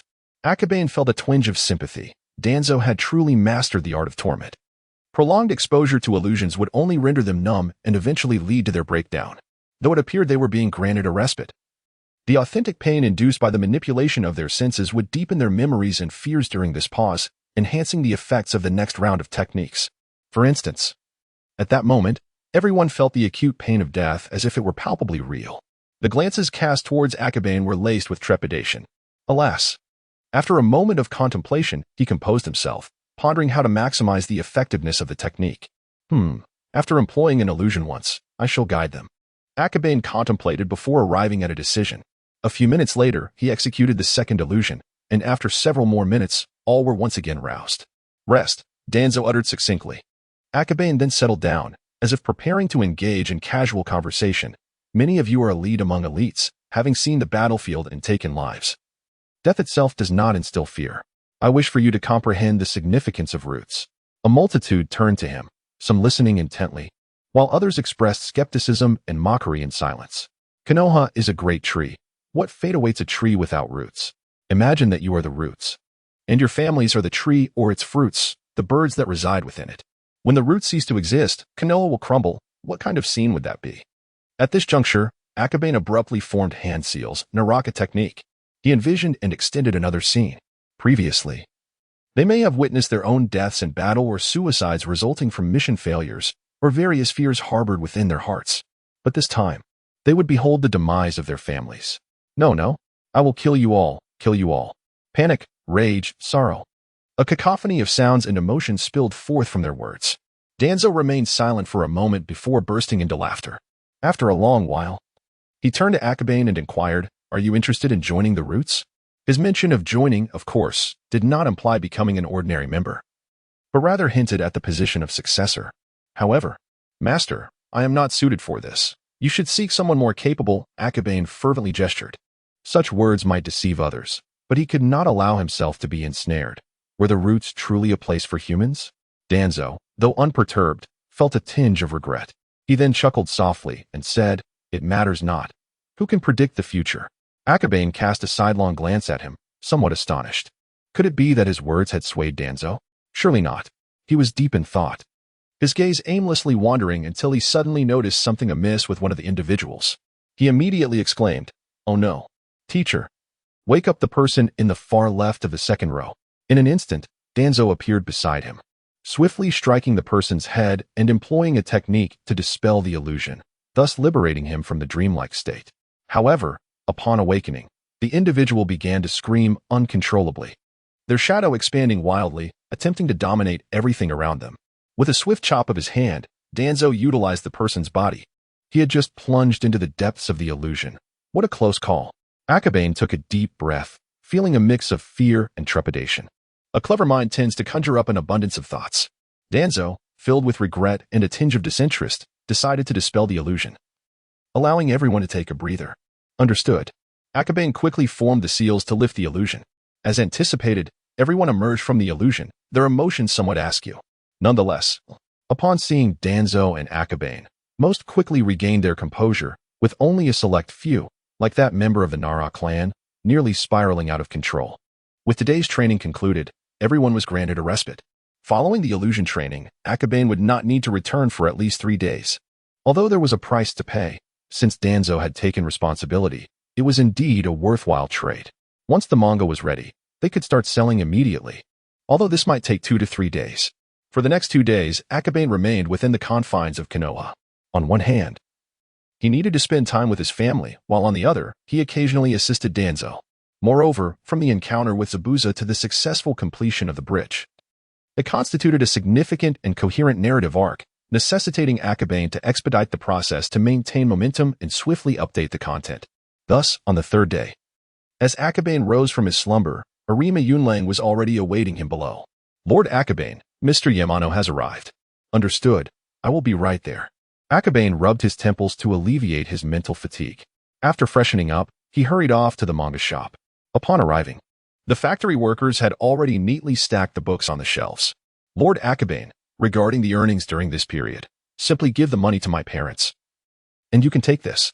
Akabane handed over the completed 4th volume to Yamano Izumi. The 4th volume? Yamano Izumi glanced through it.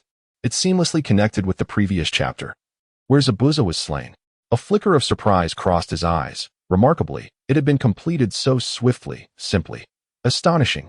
Yes. If you can print this many within 3 days, and if your trading partners are willing to assist in selling, I can offer them a commission of 20 to 30%.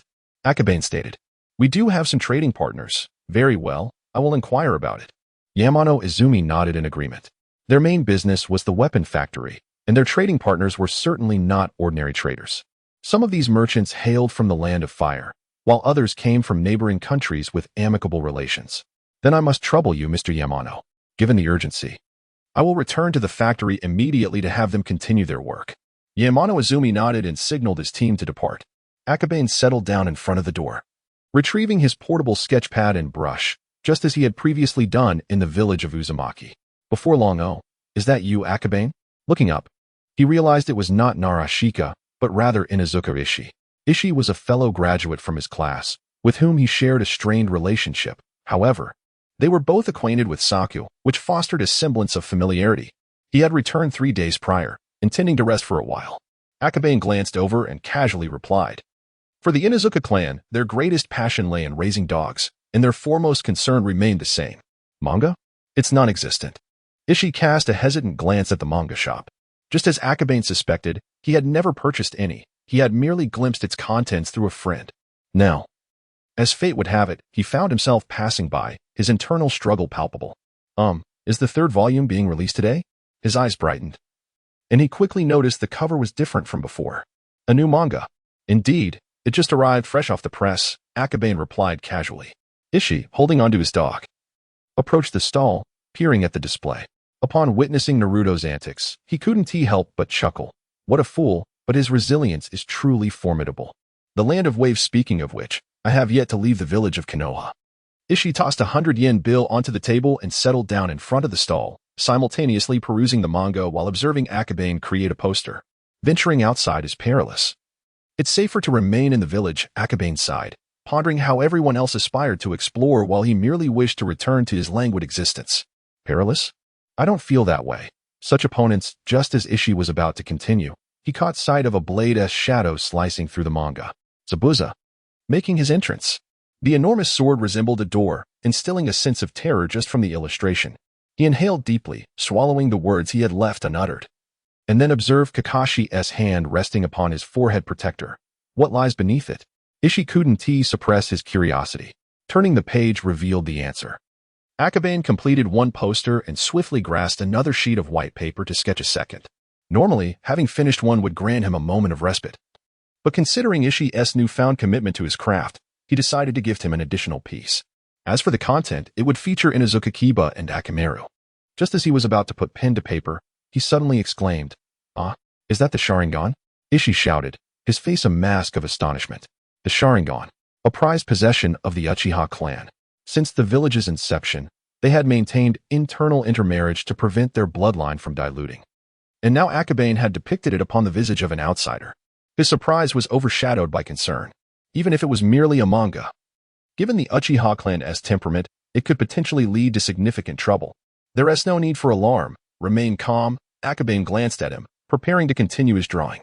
However, Ishii stood up, his expression grave, and urged, "Akabane, while there aren't many buyers yet, you should retract it and make alterations quickly. Otherwise, there is nothing to worry about." "Trust me," Akabane replied with a sigh. "Although it is intended for one's own good, with Danzo already having passed through. What is there to fear?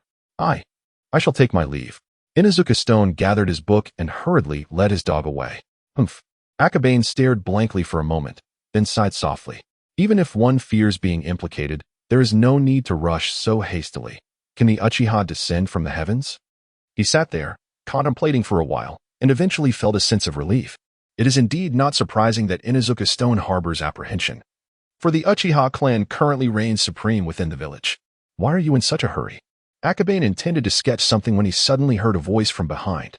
Turning around, he was taken aback to see Jiraiya?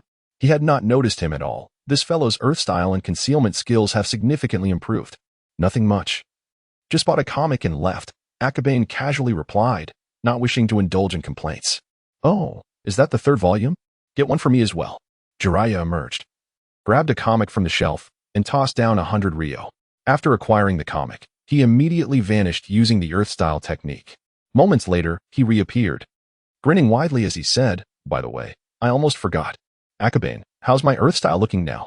I've made significant progress." Indeed, Akabane suspected that he had come specifically to display his newfound skills. I have other matters to attend to, farewell." Jiraiya laughed heartily, waved, and departed, presumably in search of Orochimaru. Afterward, Akabane sat for a considerable time. "Yunlang, does our shop's business always fluctuate like this?" Akabane mused, somewhat speechless. He had initially thought business was thriving, yet in reality, customers arrived sporadically. During the day, many were busy with missions and work, while others were unaware that new stock had arrived, resulting in fewer patrons. The peak would likely occur around evening. Kurama Yunlang explained. It appears we ought to establish fixed opening hours and perhaps promote our shop, Akabane contemplated. When the second volume was released, he was in the Whirlpool Village and completely unaware of the circumstances. Now it seemed many were oblivious to the comics updates. However, by evening, a substantial number of people would likely purchase the comics. At the latest, the Uchiha clan would take action by tomorrow. Well, there is no rush. An extra day will serve as a buffer. Chief, someone has left this outside the door. What is it? Uchiha Motoharu frowned. Even as a nin, there was no need for such fluster. Chief, please take a look. He arrived in the courtyard using the body flicker technique, and from his robe produced a book wrapped in black cloth. Unfolding the cloth revealed an illustrated volume, the cover depicting a handsome, cold-looking man wearing a mask, with a forehead protector slanting to obscure his left eye. What does Kurama's comic have to do with us? Uchiha Motoharu was perplexed.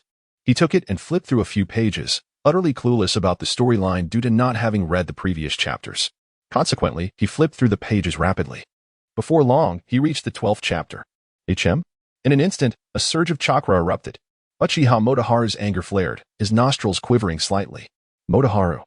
What is the matter? His wife sensed something amiss and stepped out to inquire with a puzzled expression. It's nothing. A clansman has come to discuss a matter with me. Uchiha Motohai replied. However, as he turned around, he discovered that the Chunin from earlier had vanished. He was momentarily taken aback, glancing down at the sketchbook in his hands. A shadow clone, merely to deliver the sketchbook to me, but what could be his purpose? Uchiha Motohai's mind raced. It was merely a sketchbook. Its narrative was purely fictional. Yet it had incited a clan meeting to avoid undue alarm. However, the masked ninja seemed to be Hatake Kakashi, evidently an outsider. An outsider, yet possessing a Sharingan. Manga, Kuruma Akabane, Danzo. As he contemplated, a sudden change swept over his expression. The Uchiha's steadfast position in Konoha relied heavily on the Sharingan. If outsiders could wield the Sharingan, could the Uchiha clan maintain its exalted status? Hypnosis, replication, genjutsu. The capabilities of the Sharingan were perfectly manifested in Kakashi. Though it was merely a comic, if the notion took root among the populace of Konoha, the Uchiha clan would indeed be in peril. Clan leader, a young one. At that moment, someone hurriedly approached. Uchiha Motohai looked up to find Uchiha Rin's father, Uchiha Hai. Upon seeing the sketchbook in the clan leader's hands, he paused momentarily, then scratched his head and said, Clan leader, you are already aware? An unfamiliar individual specifically delivered it. Uchiha Motohai calmly instructed, disseminate the information, convene an emergency meeting. Understood. Uchiha Hai promptly departed. Shortly thereafter, all the elders and key figures of the Uchiha clan gathered together. Due to their animosity towards the Kuruma clan, the number of Uchiha who had encountered the comic was few. Most of these elders and high-ranking ninjas had never laid eyes on it.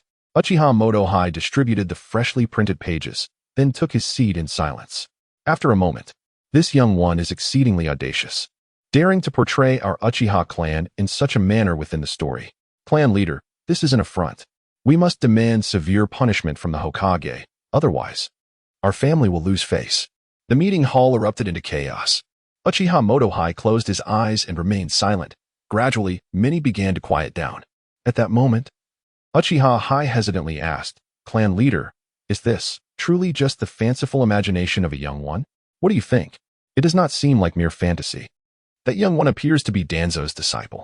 Upon hearing this, Uchiha Motohai nodded slightly and rose to his feet.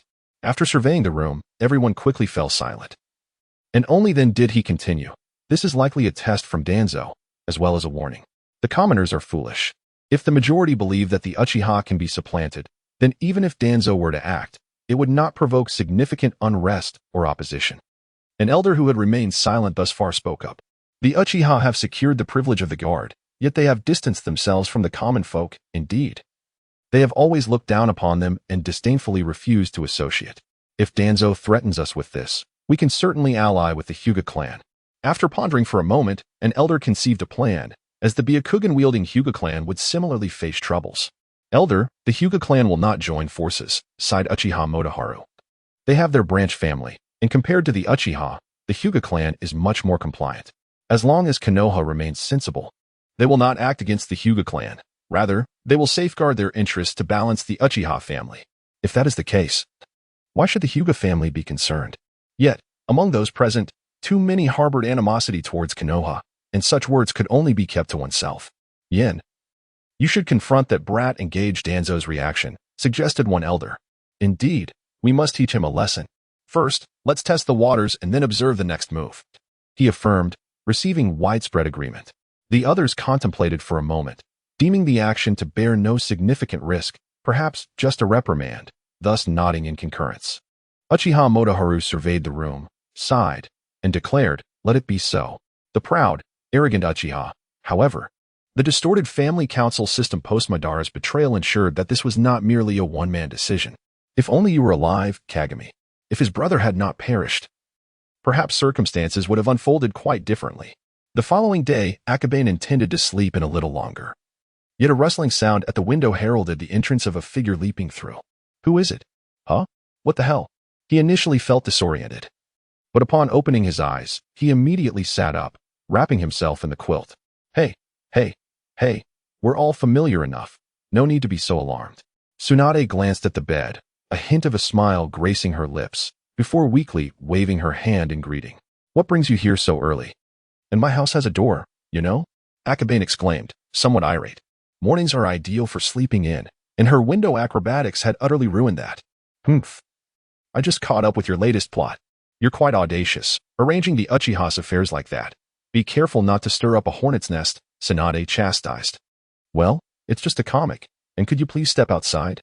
I need to change, Akabane replied, waving his hand dismissively. It's no trouble. We are comrades who have entrusted each other with our lives, Tsunade responded with a smile. Fine, I can't argue with you. He sighed.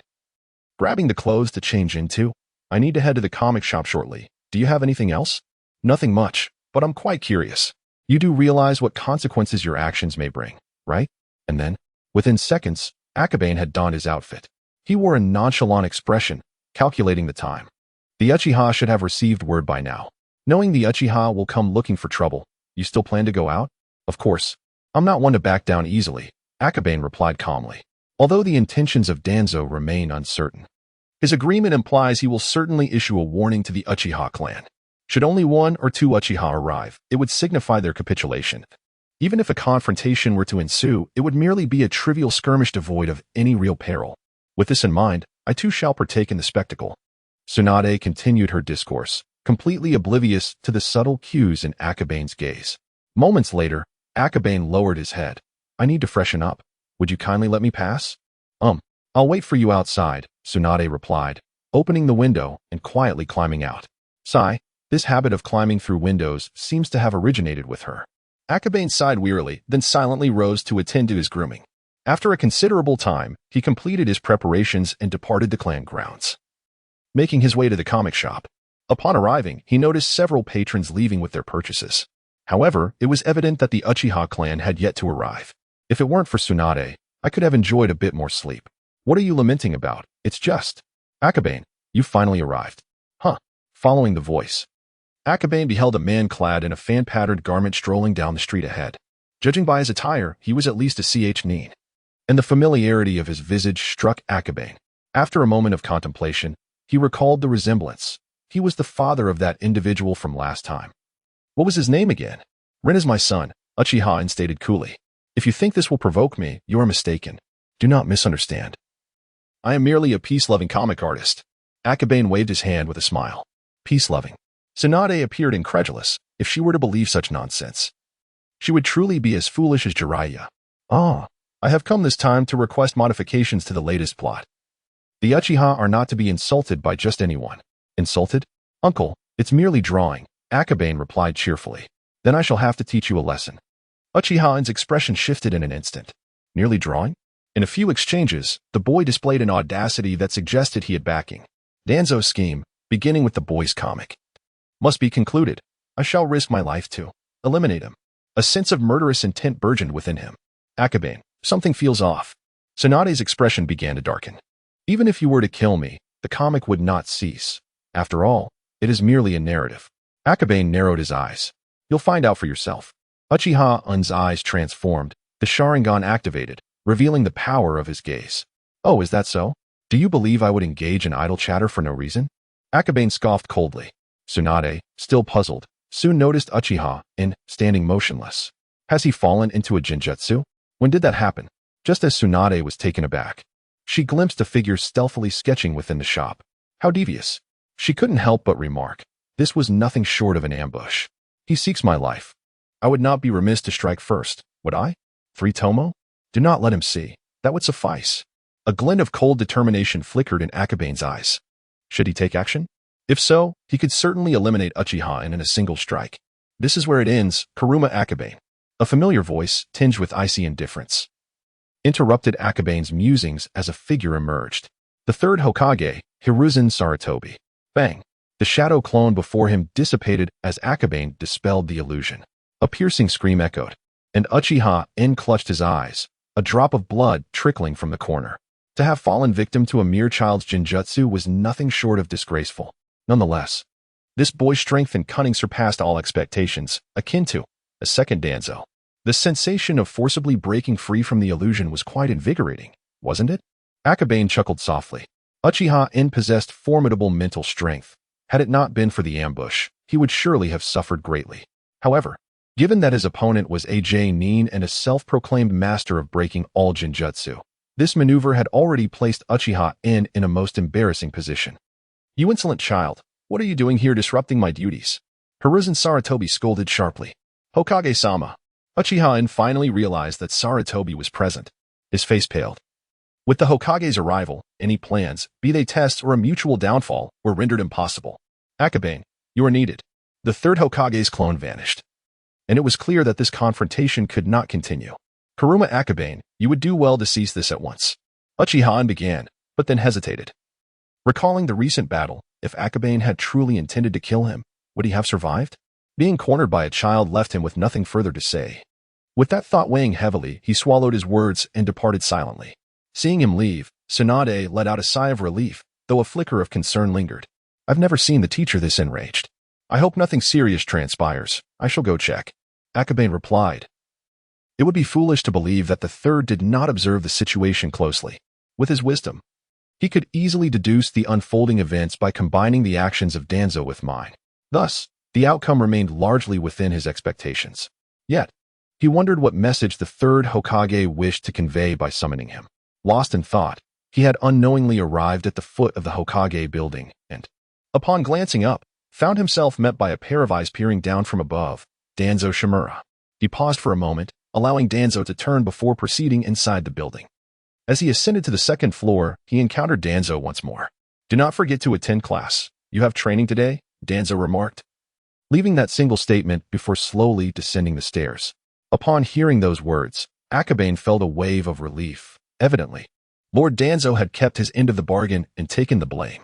Knock, knock, knock, come in. After gently tapping on the door and receiving a response, Akabane pushed the door open and offered a slight bow to Hiruzen Sarutobi. Kuruma Akabane, why have you acted in such a manner? Hiruzen Sarutobi inquired, his tone sharp and commanding. Lord Hokage, the Uchiha clan has grown exceedingly arrogant, seemingly forgetting the villagers of Konoha, transforming into an almost separate ninja village. Before the third Hokage, Akabane refrained from offering superficial responses. Even so, your actions are unjustifiable. You have disrupted the village's peace, Sarutobi Hiruzen exclaimed, rising in agitation. Akabane remained silent. It was evident that Danzo and the third had engaged in a dispute, rendering silence the wisest response at such a moment. You must halt the manga. This narrative requires revision, Sarutobi Hiruzen proclaimed after a brief silence. Lord Hokage, the seeds of distrust have already been sown, and I have portrayed little more than the appearance of the Sharingan in outsiders. Is that not sufficient? Do you wish to provoke the Uchiha further? After a heated exchange, the third Hokage sat with a look of disappointment in his eyes. Moments later, he continued, this matter must be resolved by any means necessary. If the story can be altered, that would be ideal. If not, we must restrict the abilities of outsiders using the Sharingan. Then I shall require more information, or perhaps you might offer some advice. Akabane chuckled. The third Hokage regarded Akabane in contemplative silence before finally speaking. You could clarify that the abilities of outsiders utilizing the Sharingan would be significantly diminished, and the difficulty of evolution would be severalfold compared to that of the Uchiha clan. Chief, the third interjected. Uchiha Inka, upon returning, refrained from mentioning Akabane's covert machinations that nearly led to a fatal encounter. That is reassuring, Uchiha Motohai sighed, feeling a sense of relief. The third's intervention signified that Konoha's stance was not so extreme. It was merely the actions of Danzo's faction. Yet, we cannot let this go unaddressed. Otherwise, our family's reputation will suffer immensely, Uchiha Inka declared solemnly. Indeed, we must pressure the Kurama clan while simultaneously communicating with the third, subtly suggesting he intervened to alleviate the conflict. As long as that young fool is not foolish, he will descend the proverbial staircase with ease, Uchiha Motohai asserted. However, Danzo and his ilk are exceedingly oppressive, if one day even the Hokage. Uchiha Inka fumed, but before he could finish, Uchiha Motohai raised a hand to silence him. They both fell into silence, and after a moment, Uchiha Motohai resumed, if we leave Konoha, where else can we go? Do you believe that with the emergence of this manga, others will not covet our eyes? There is no other Uchiha Madara. Leaving Konoha would render us akin to the next Uzumaki clan, Uchiha Motohai remarked coolly. The Uzumaki clan? The third Hokage had brought back 10 children from the land of whirlpools. I had my people investigate, and now the Uzumaki clan faces the threat of annihilation. With a heavy sigh, he continued, What? Annihilation? How could this be? Uchiha Inka exclaimed in utter shock. The Uzumaki clan maintained a strong bond with Konoha and possessed formidable strength. The notion that such a clan faced dire peril was nearly inconceivable. However, as Motohai recounted the information he had gathered, understanding dawned upon him. An innocent man suffers when possessing something precious, regardless of whether the manga exists. The other ninja villages yearn for the Sharingan. This issue is intrinsically unrelated to the manga, yet Akabane's portrayal candidly exposes this reality. He sighed, his mind growing ever more chaotic. At that moment, Uchiha Motohai suddenly smiled and remarked, Actually, this situation might just turn out to be a blessing in disguise. We could have Akabane write about the perils and shortcomings of the Sharingan in a more severe light.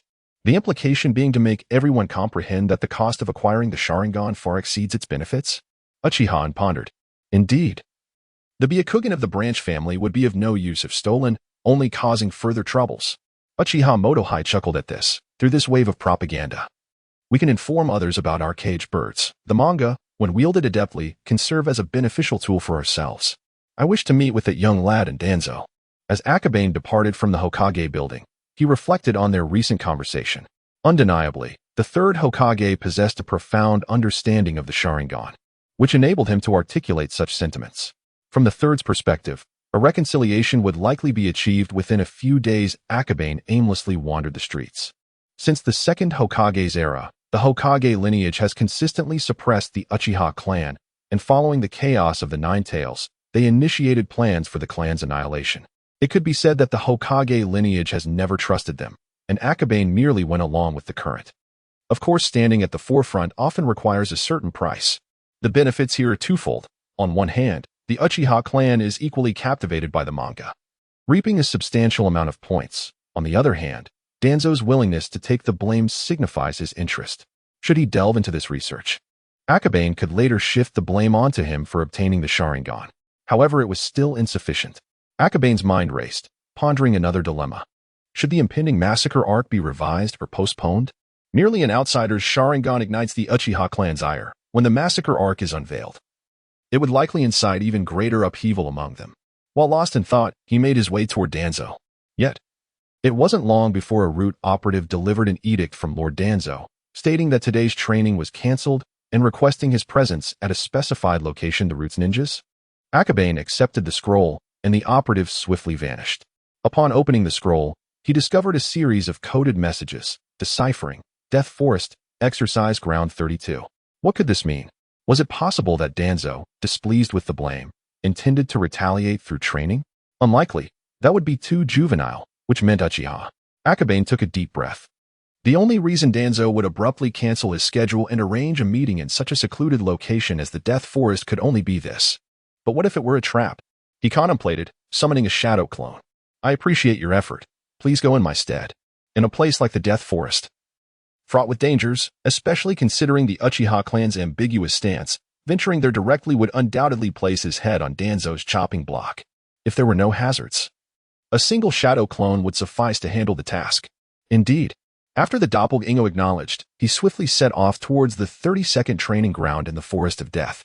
In the heart of this ominous forest, Danzo stood quietly, awaiting his visitor. Danzo-sama, it has been quite some time.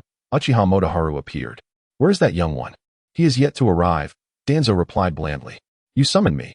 What is it you wish to discuss? What else could it be? We Uchiha are quite intrigued by the works of that young boy, Motoharu smiled.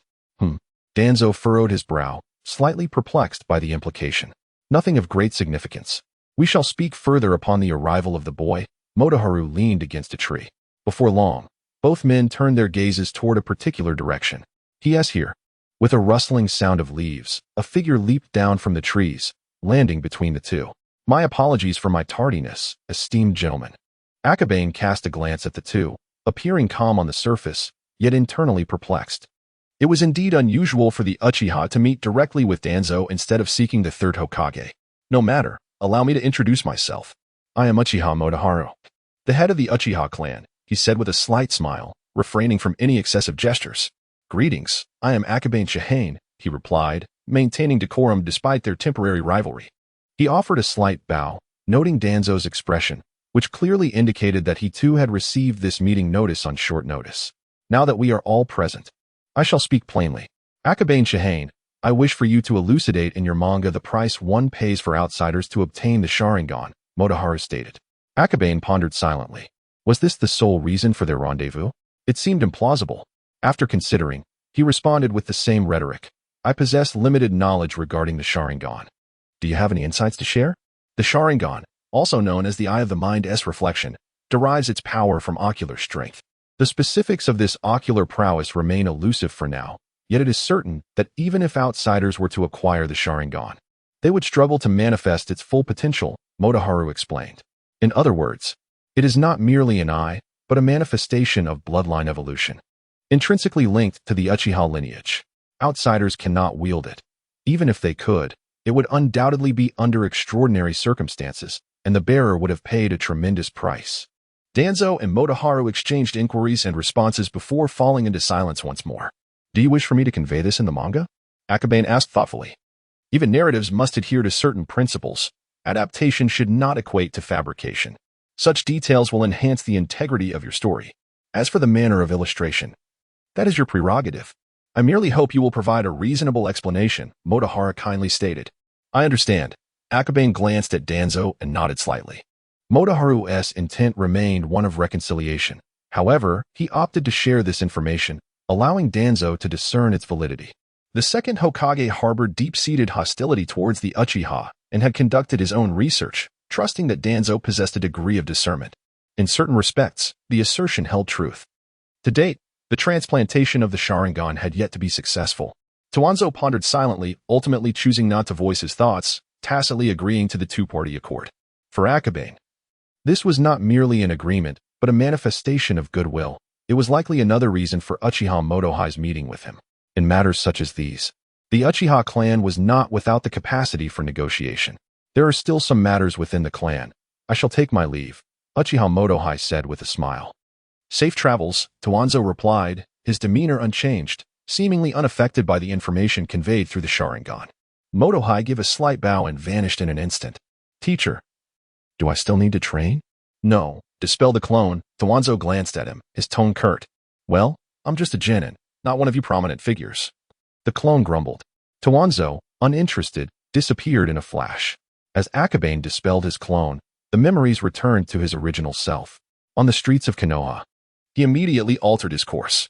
Originally, he intended to return home for a long rest, but upon recalling Tsunade, he redirected himself towards the manga shop. At the shop, many patrons were purchasing manga, while Tsunade sat at the entrance, lost in thought, so much so that she did not notice Akabane's arrival. Aren't you leaving? You're back. Tsunade stood up and immediately inquired. What did the teacher say? He didn't say much, just asked me to make a few adjustments. Akabane replied as he took a seat. Adjustments?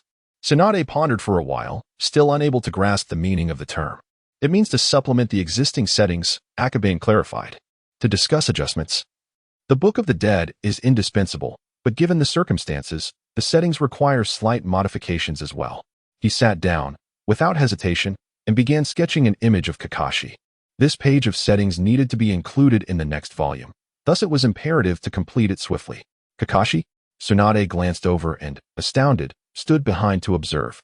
Within a minute or two, Kakashi's black and white likeness appeared on the paper, his forehead protector pushed up, revealing his right Sharingan.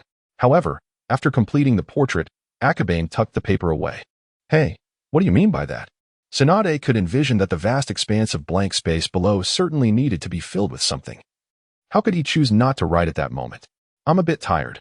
I'll rest for a while before continuing, Akabane said with a yawn. You forgot. I was awakened early by your noise today. Selfish man. Tsunade grumbled in discontent.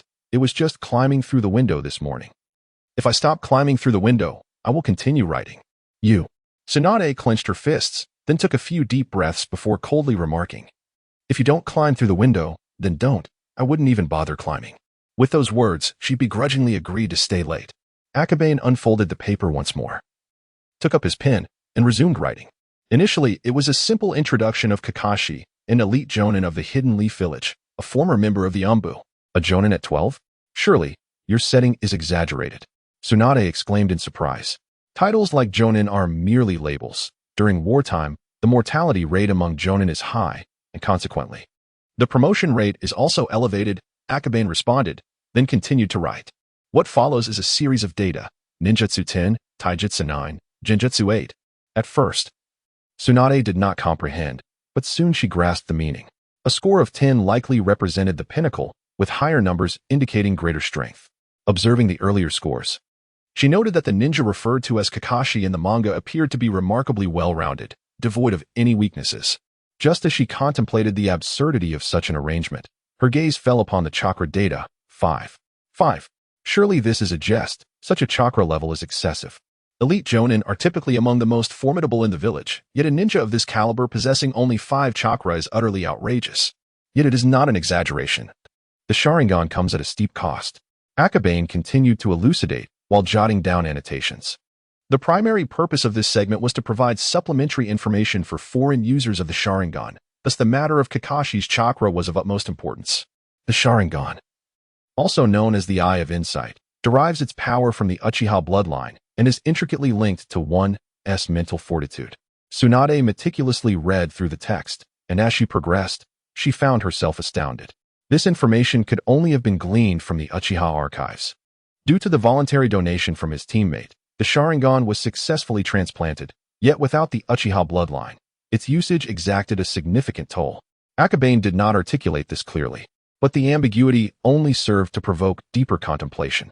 Tsunade fell into reflection and subsequently inquired, the condition for activating the Sharingan is voluntary, and does his scant chakra stem from this very reason? Quite close. Akabane concluded with a note of gratitude to the Uchiha clan for their assistance regarding the Sharingan data. This information was imparted to you by the Uchiha clan? Tsunade was left speechless, struggling to believe it. Indeed, it was explicitly stated by the patriarch of the Uchiha. Akabane smiled, refraining from further elaboration. Having just received the memories of the clone, he too found it hard to believe, yet the reality stood unyielding. He placed the page on the drawing board to dry before handing it directly to Tsunade. What do you want me to do with this? Tsunade paused, bewildered. The Senju clan is quite familiar with Yamano Izumi. Could you please expedite this and inform him to append urgency to the last page? Akabane stated with ease. Tsunade felt a surge of frustration. Regardless of her agreement, this paper would inevitably end up in her possession. Seated in her chair, she held the paper aloft. Hey, take it. You. I shall assist in delivering it. But as for your window, I am certainly climbing through. Tsunade retorted as she accepted Kakashi's data page with a cold smirk. My house has a door. Akabane found himself at a loss for words. Could she truly retract her promise? Can you manage to enter through the front? I care not. I'm leaving. Tsunade waved her hand dismissively, showing no concern.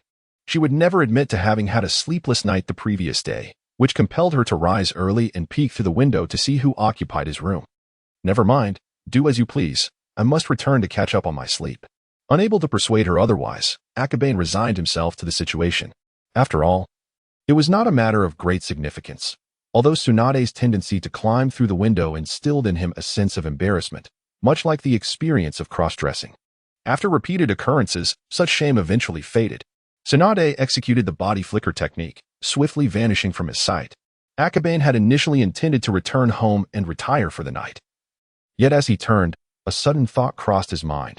Was Tsunade not heading towards the Senju clan? That direction led to the factory. Was this foolish girl planning to deliver something on my behalf? He paused for a moment, realizing that such an effort was unnecessary, for reasons unknown. A twinge of regret crept into Akabane's heart, as he thought he should have undertaken the journey himself. "Young master, are you planning to head back?" asked Arima Yunlang, his tone tinged with regret. "What is it?" Akabane glanced around and noticed a considerable number of people gathering. Each held a comic book. And as Akabane was called to attention, one individual inquired, "Lord Akabane, my child adores your comics. Could you possibly create a poster? I am willing to pay." He was merely an ordinary person, not a ninja, and 100 Ryo was not a trifling sum for him. Akabane scrutinized the crowd and observed that many, like him, were ordinary folk who hesitated to voice their requests. "Very well, but let us set aside the matter of payment. I shall create 10 posters, and in the future, each comic update will include a selection of 10 posters as gifts." 10? The crowd exchanged glances, caught between eagerness and hesitation. With 20 to 30 individuals present, would they truly have a chance to receive one? "Do not worry, I shall select randomly. Of course, this gentleman here will surely receive one," Akabane stated, pointing to the first man who had spoken, and then took a seat. "What shall I draw?" He pondered for a moment and decided to illustrate something he had never depicted before, a perfect opportunity for practice. Before long, the first piece was completed.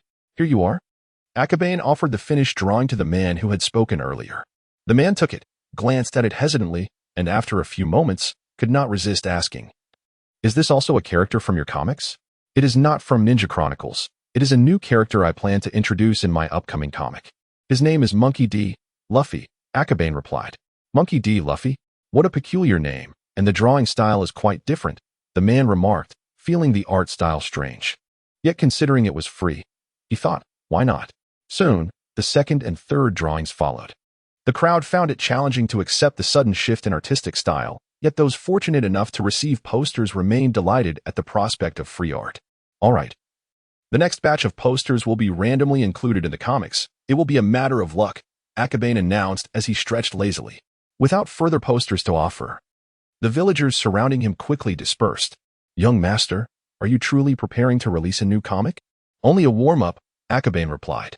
"I am already exhausted from working overtime, and I have no plans to create a new comic anytime soon.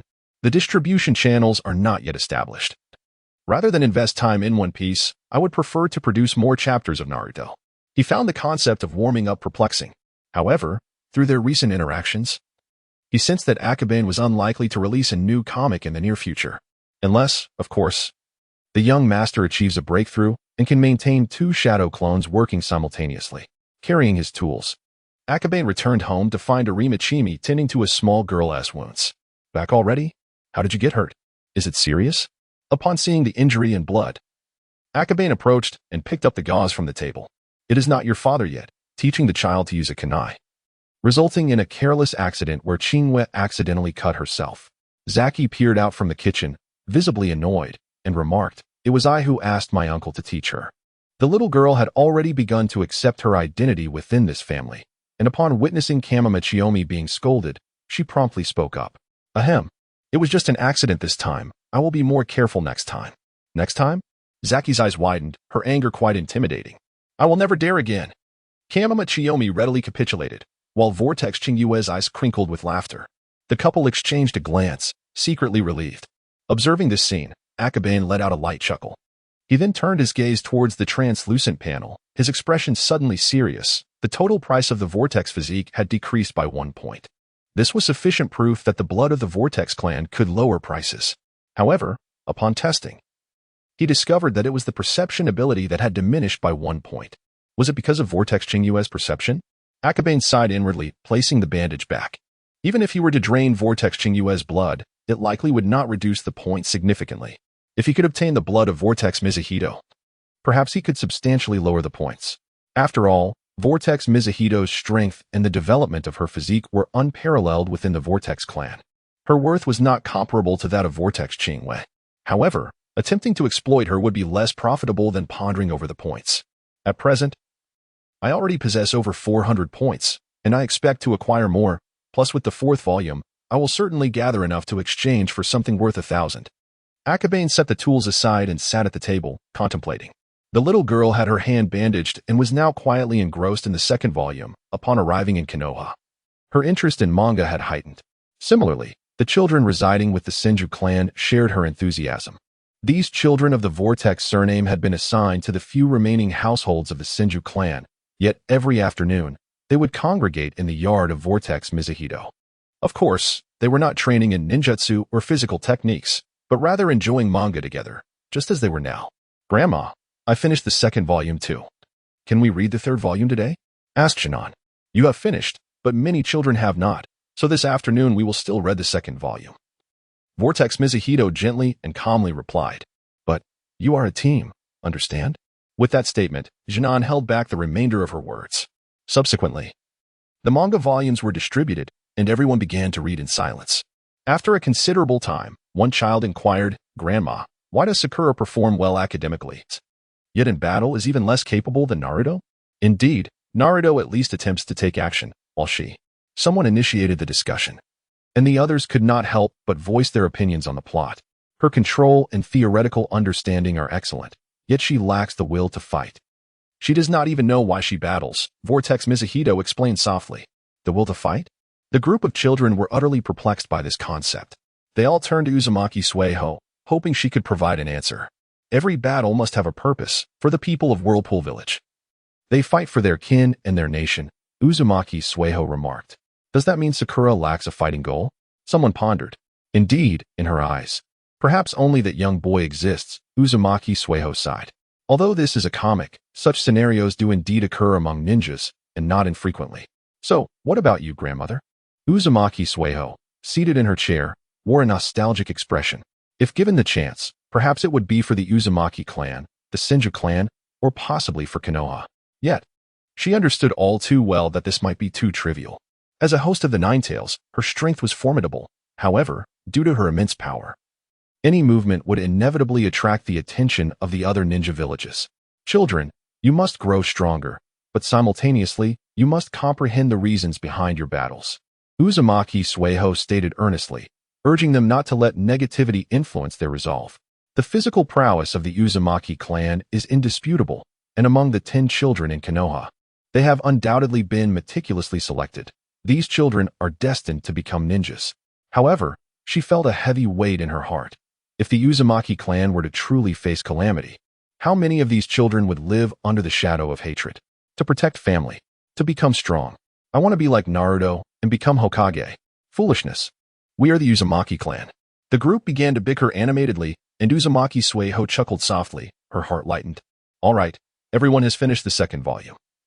Now we can move on to the third volume. It will be delivered tonight. Are they really this efficient? Indeed. Tsunade proudly waved a piece of paper. Stop waving it. I'll send this to you as well. Akabane sighed and pulled out a drawing from his pocket. What is this? Tsunade gasped and quickly covered her mouth, regaining her composure a moment later. This was a portrait depicting her current appearance. It's nothing, just a character sketch. Akabane shrugged and, after a pause, sincerely expressed his gratitude. Thank you for helping me deliver that page. It was a trivial matter. Besides, I need to practice my taijutsu as well. Tsunade joyfully tucked away the portrait. You all are so diligent. I must also strive to work harder. Akabane retrieved his tools. Half of the 5th volume remains. And Yamano Izumi has delivered today. He must finish the remaining part today as well. Great, you're finally being diligent. Forget I said anything. Another shadow clone. Tsunade was speechless. She should have known better than to expect anything. However, the next moment, she noticed Akabane bringing out his own set of tools. Did you think I would be lazy? Just kidding. Would I let you guess so easily? Akabane chuckled and, after a moment of contemplation, began to sketch. Well, then I shall commence my training as well. Tsunade was instantly filled with motivation. Even the most indolent souls have begun to strive. What excuse could I possibly have to remain idle? However, she deliberately distanced herself, as she has yet to master the intricacies of her strength with each punch. Boom. The sound reverberated, causing Akabane to pause momentarily. The commotion had significantly diminished. Tsunade's control has advanced remarkably. Yet, such proficiency is essential to perfect the medical system and to earn the title of the world's foremost medical ninja. Akabane reflected for a moment before hastily resuming his drawing. As dusk approached, young master, Mr. Yamano's convoy has arrived. He has already printed the manga. I understand. Please summon the clan members to arrange for the manga to be displayed. I will handle the promotional aspects.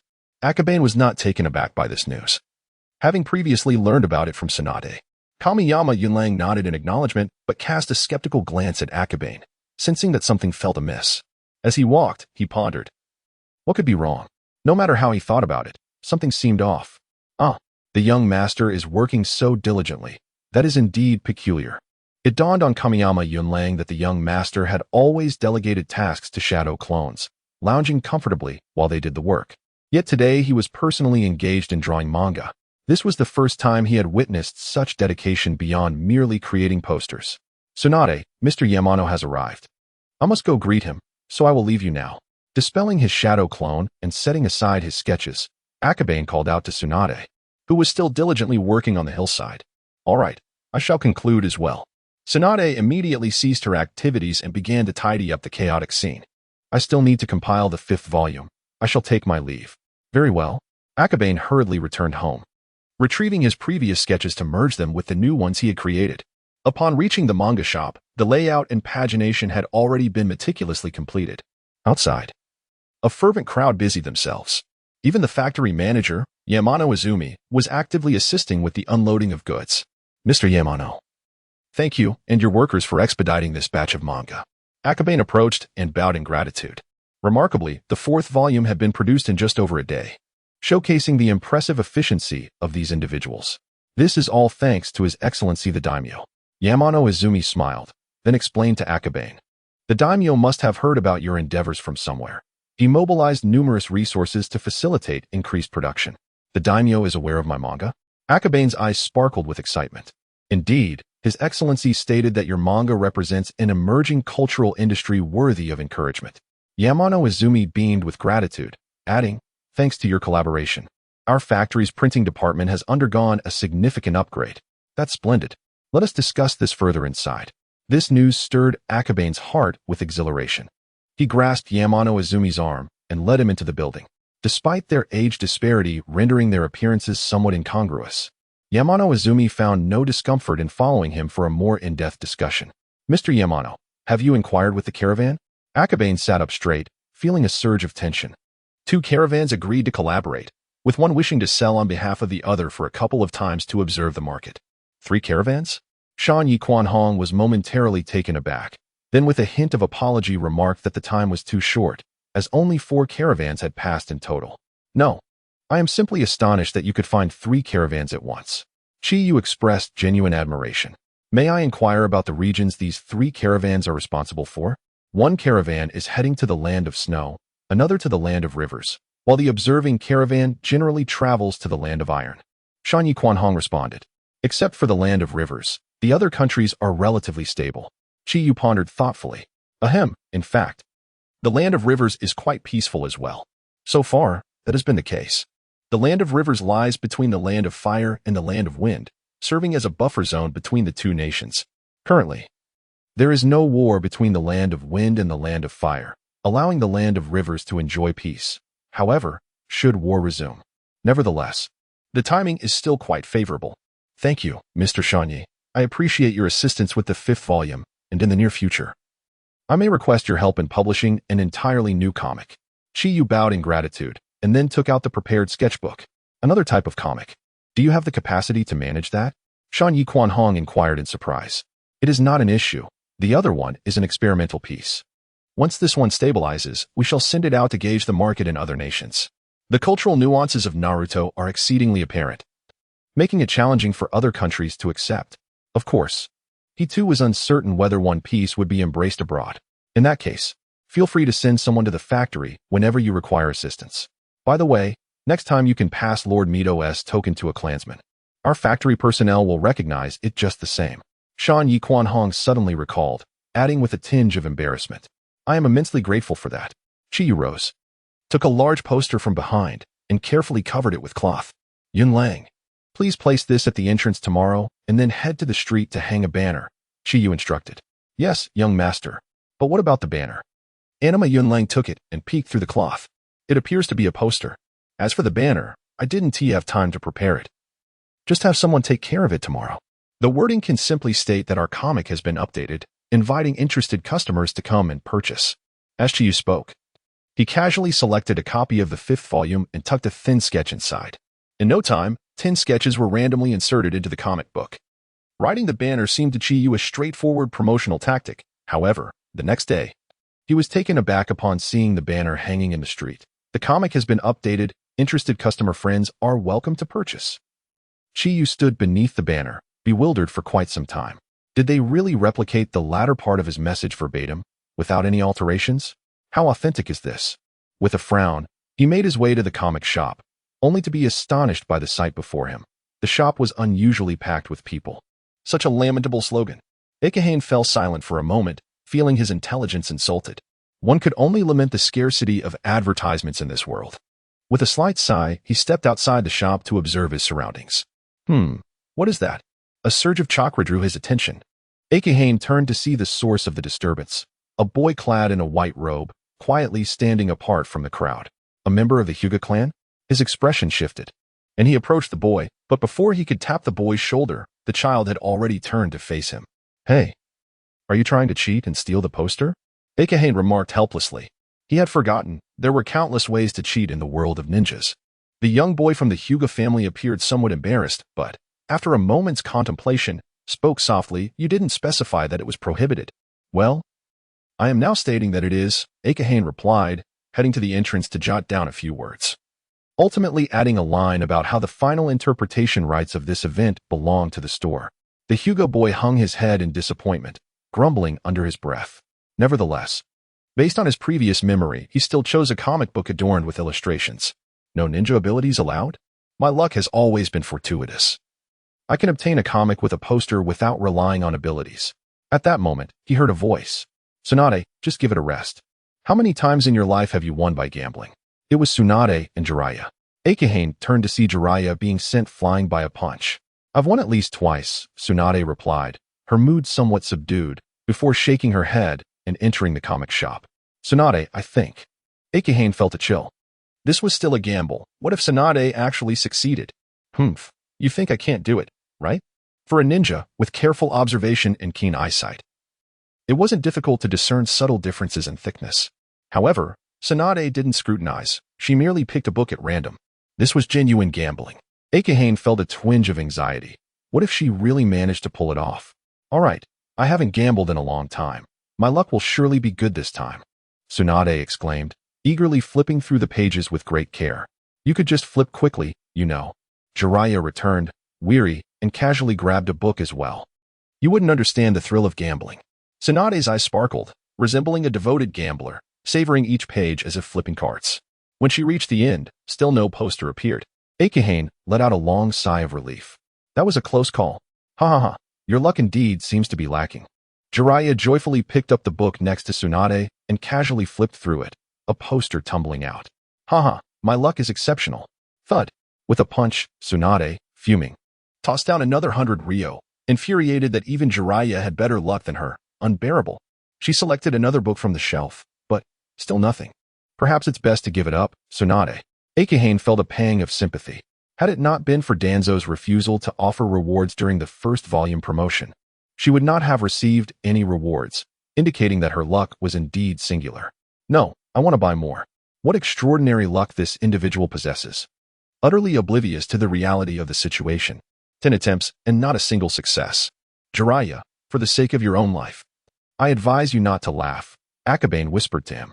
Although he himself was struggling to contain his own mirth, it would be unwise to stoke the flames, especially in front of a gambler whose eyes were ablaze with desperation. Jiraiya had initially intended to provoke a reaction, but an inexplicable pain shot through his ribs. Well, Tsunade, your misfortune is not your fault. Perhaps next time. Bang. With another punch, Tsunade stowed away her 10 comic books and stormed off in a fit of rage. These 11 were just enough. Purchasing another would necessitate giving one away, and besides, this particular volume had already consumed half of her savings. I merely wish to offer comfort, Jiraiya exclaimed, cradling his head in frustration. A person struck by misfortune should not seek to console another who is equally unfortunate. It will only be perceived as an insult, Akabane remarked sympathetically. Recalling his own past experiences of misfortune, Jiraiya, unaware of the term unlucky, speculated that it likely referred to someone with poor fortune. TCH. He settled into a chair by the door, preoccupied with his own thoughts.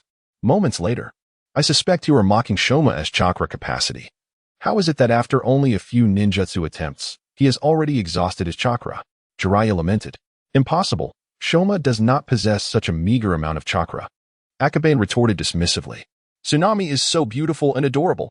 Wow, this young lady is even more stunning. Akabane. What is her name? Jiraiya's spirits lifted, brimming with excitement. You'll find out if you continue watching. Akabane shrugged. Akabane, I've noticed you are quite skilled at drawing girls. If you don't even think about it, I would never draw such mundane subjects. Without needing to hear the end of the sentence, Akabane understood the foolishness of Jiraiya's intentions.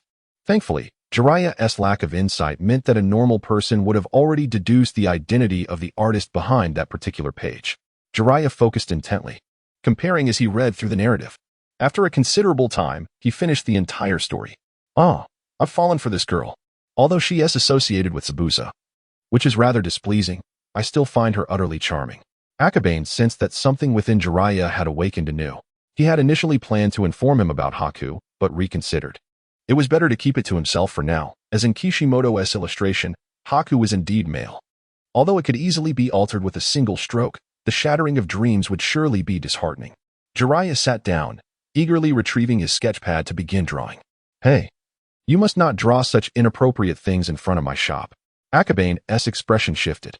However, at that moment, Jiraiya was as unyielding as Tsunade engrossed in gambling, completely impervious to reason. His hand moved swiftly, and within mere seconds, he had already sketched the outline on the paper. Do not disturb me. My inspiration is surging, and my mind is ablaze. Jiraiya exclaimed, exhilarated, as his pen moved with remarkable steadiness, creating delicate and graceful lines. In terms of artistic skill, he was making rapid strides. However, the content within the painting gradually veered towards an unhealthy direction. At that moment, a crowd of onlookers emerged from the shop. Akabane was about to intervene when he heard a familiar cough. Jiraiya, there should be limits to your mischief. Sarutobi? What a coincidence. Akabane cast a suspicious glance at Hiruzen Sarutobi. Had there not been so many people present, he surely would have intervened. Displaying such art in public was rather inappropriate, and yet, he was a student of the third Hokage. Truly embarrassing. Upon the appearance of Hiruzen Sarutobi, the onlookers immediately began to scold, clearly attempting to distance themselves from the situation. What is wrong with this painting? It is art. Jiraiya's face flushed, and he began to spout convoluted concepts about natural beauty and human artistry. Jiraiya, should you not be training? Yes, sensei. Faced with Hiruzen Sarutobi, Jiraiya could only dejectedly stow away his tools. It is commendable to have goals and determination, but they must be channeled appropriately, Sarutobi patiently admonished. I understand, sensei, Jiraiya replied. His head hung low, wearing an expression of remorse. Go train. If you do not, you will fall behind Orochimaru and Tsunade. How could I possibly be inferior to Orochimaru? Jiraiya erupted in indignation, defiantly declaring, I will head to Mayaboka Mountain to continue my training. Oh, there is a Chunin exam in 10 days. You must possess the confidence to prove yourself in the test, Sarutobi remarked with a smile. I will certainly surpass Orochimaru. Jiraiya retorted in frustration, grabbing his comics and drafts as he stormed off. How naive. Akabane mused, somewhat speechless. The third Hokage knew Jiraiya too well. A little provocation was all it took to spur him into fervent training. Much like Naruto, isn't it? Sarutobi chuckled softly while puffing on his pipe, then turned his gaze towards Akabane and the fourth volume of the comic. He had yet to read the latest updates, however. The Uchiha clan had not caused any disturbances since yesterday. Although the third was unaware of the events that transpired in between, it seemed they had reached a consensus, alleviating his concerns. Thus, he picked up the comic simply to see what Akabane had illustrated.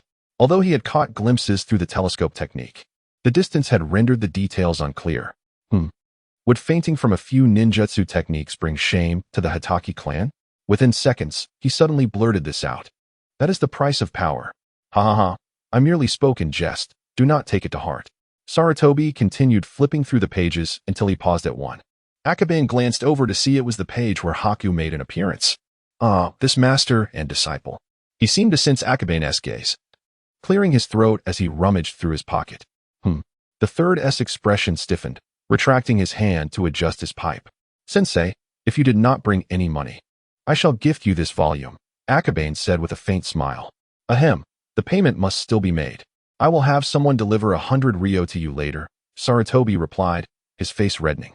due to the nature of his shadow clone. He had not brought much money with him when he stepped out.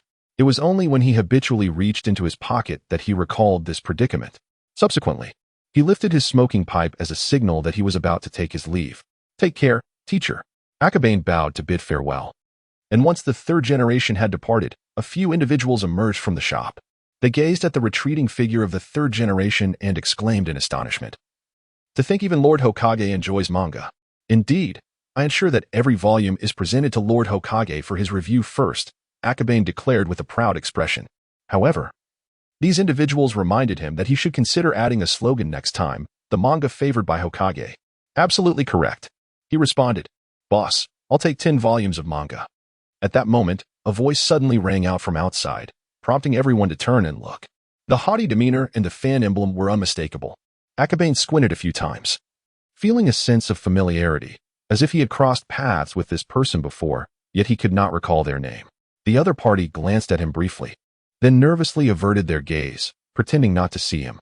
"Uchiha Ling, here are your 10 volumes of manga," said Anma Yunlang, enthusiastically retrieving 10 books from the shelf, stacking them neatly, and handing them over. Upon hearing the name, Akabane recollected the incident when this individual had caused a disturbance during the opening of the manga shop, only to be persuaded by him to turn over a new leaf. Indeed, it seemed they had now developed a fondness for manga.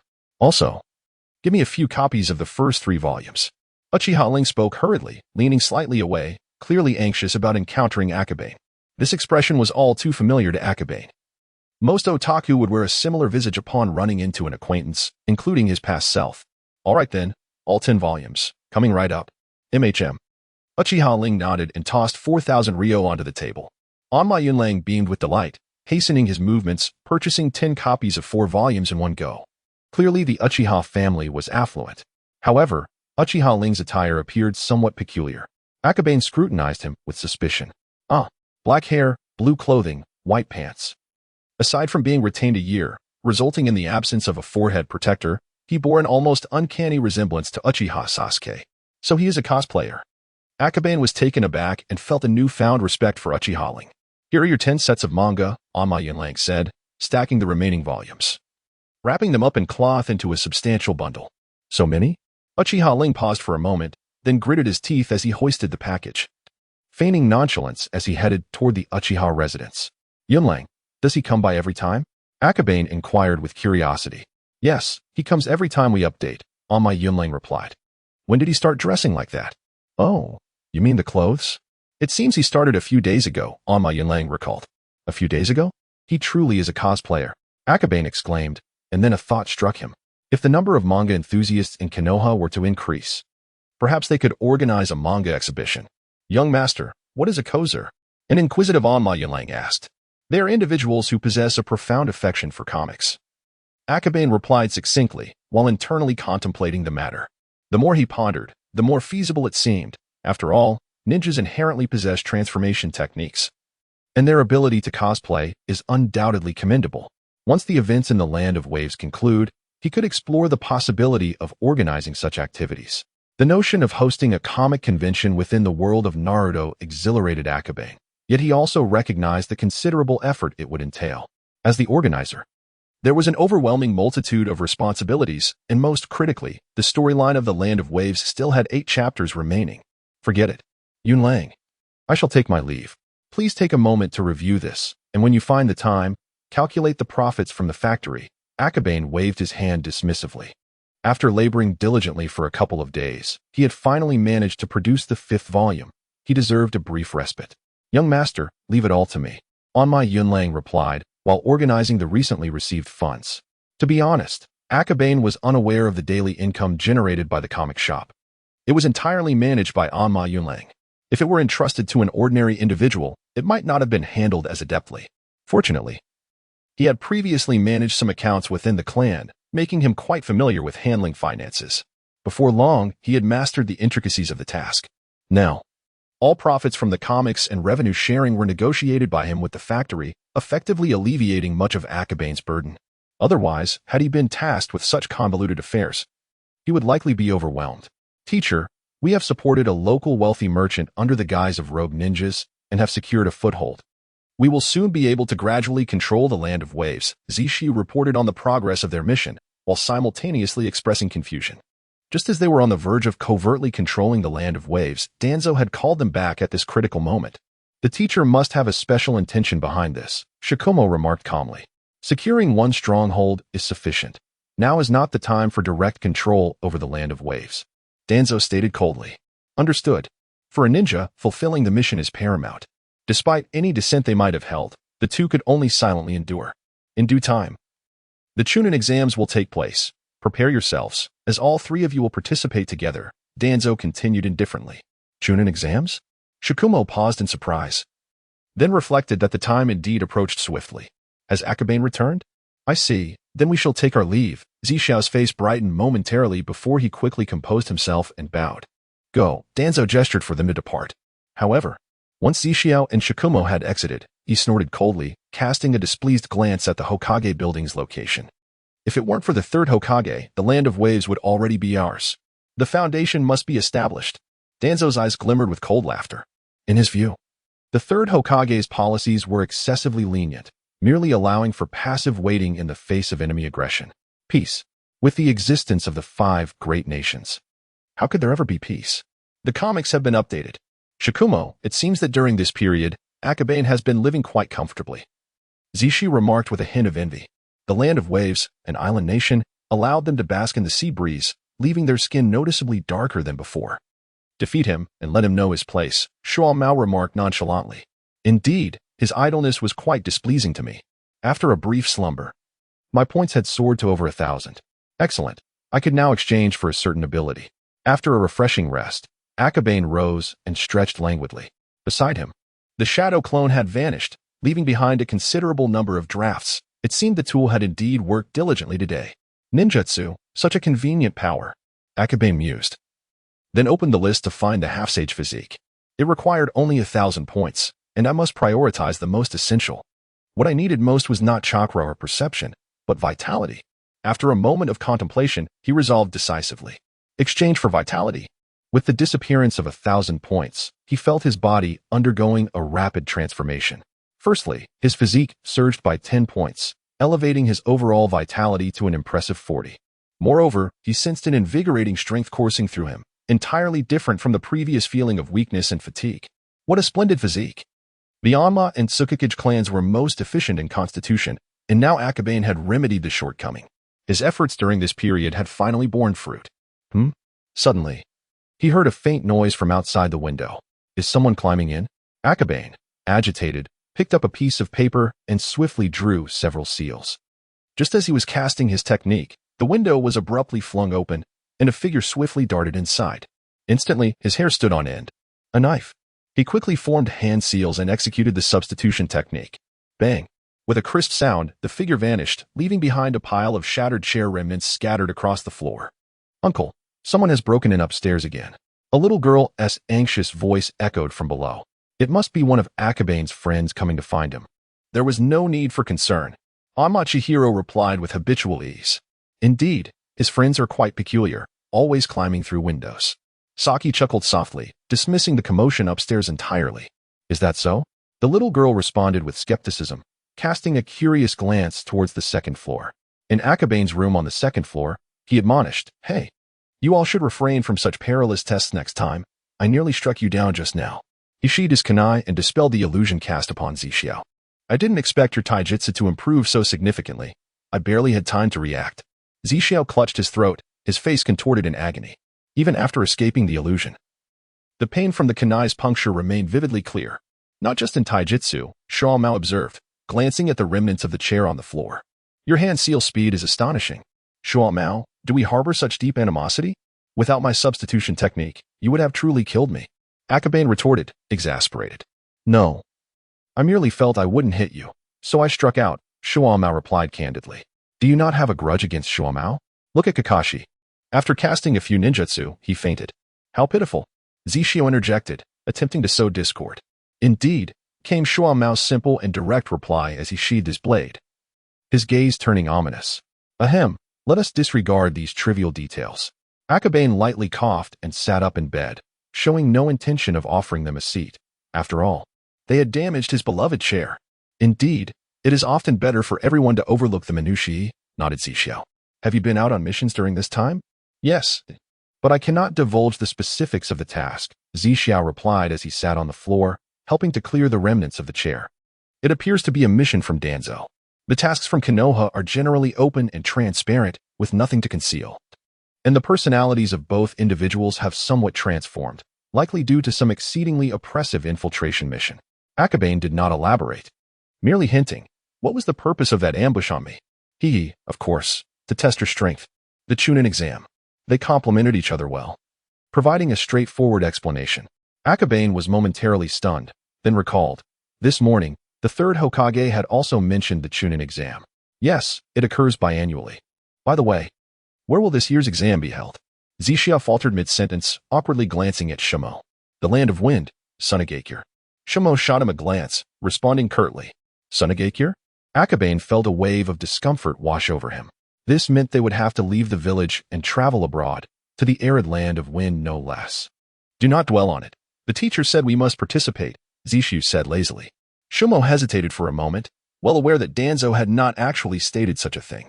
Regardless of how one views it, neither Danzo nor the third Hokage would acquiesce to Akabane's unreasonable demands. The Chunin exam is not merely a personal affair. That is true. Akabane sighed. More often than not, the Chunin exam serves as another battlefield for showcasing the strength of the ninja village, and participation requires the entire team. His absence would mean Shimo and Zixiao could not partake either. He did not care about titles, but, well, let us consider it a journey. I have yet to truly experience a desert at this age. Neither in my past life, nor in the present have I encountered a genuine desert. I have only seen glimpses of its beauty in photographs. With that thought, it did not seem so disheartening after all. Speaking of Sunagakure, Akabane recalled another matter. The caravan mentioned by Yamano Izumi seemed to be headed toward the Land of River. The Land of River is quite close to the Land of Wind. And this trip would be perfect to bring along the manga of the Pirate King. Excellent idea. Since we are going, we certainly cannot go empty-handed. The Sand Ninjas have surely never seen the sea. Akabane mused internally. By the way, Akabane, is Team 6 going as well? Zixiao suddenly inquired. During this time, they had not been at school and were not well informed about Team 6 affairs.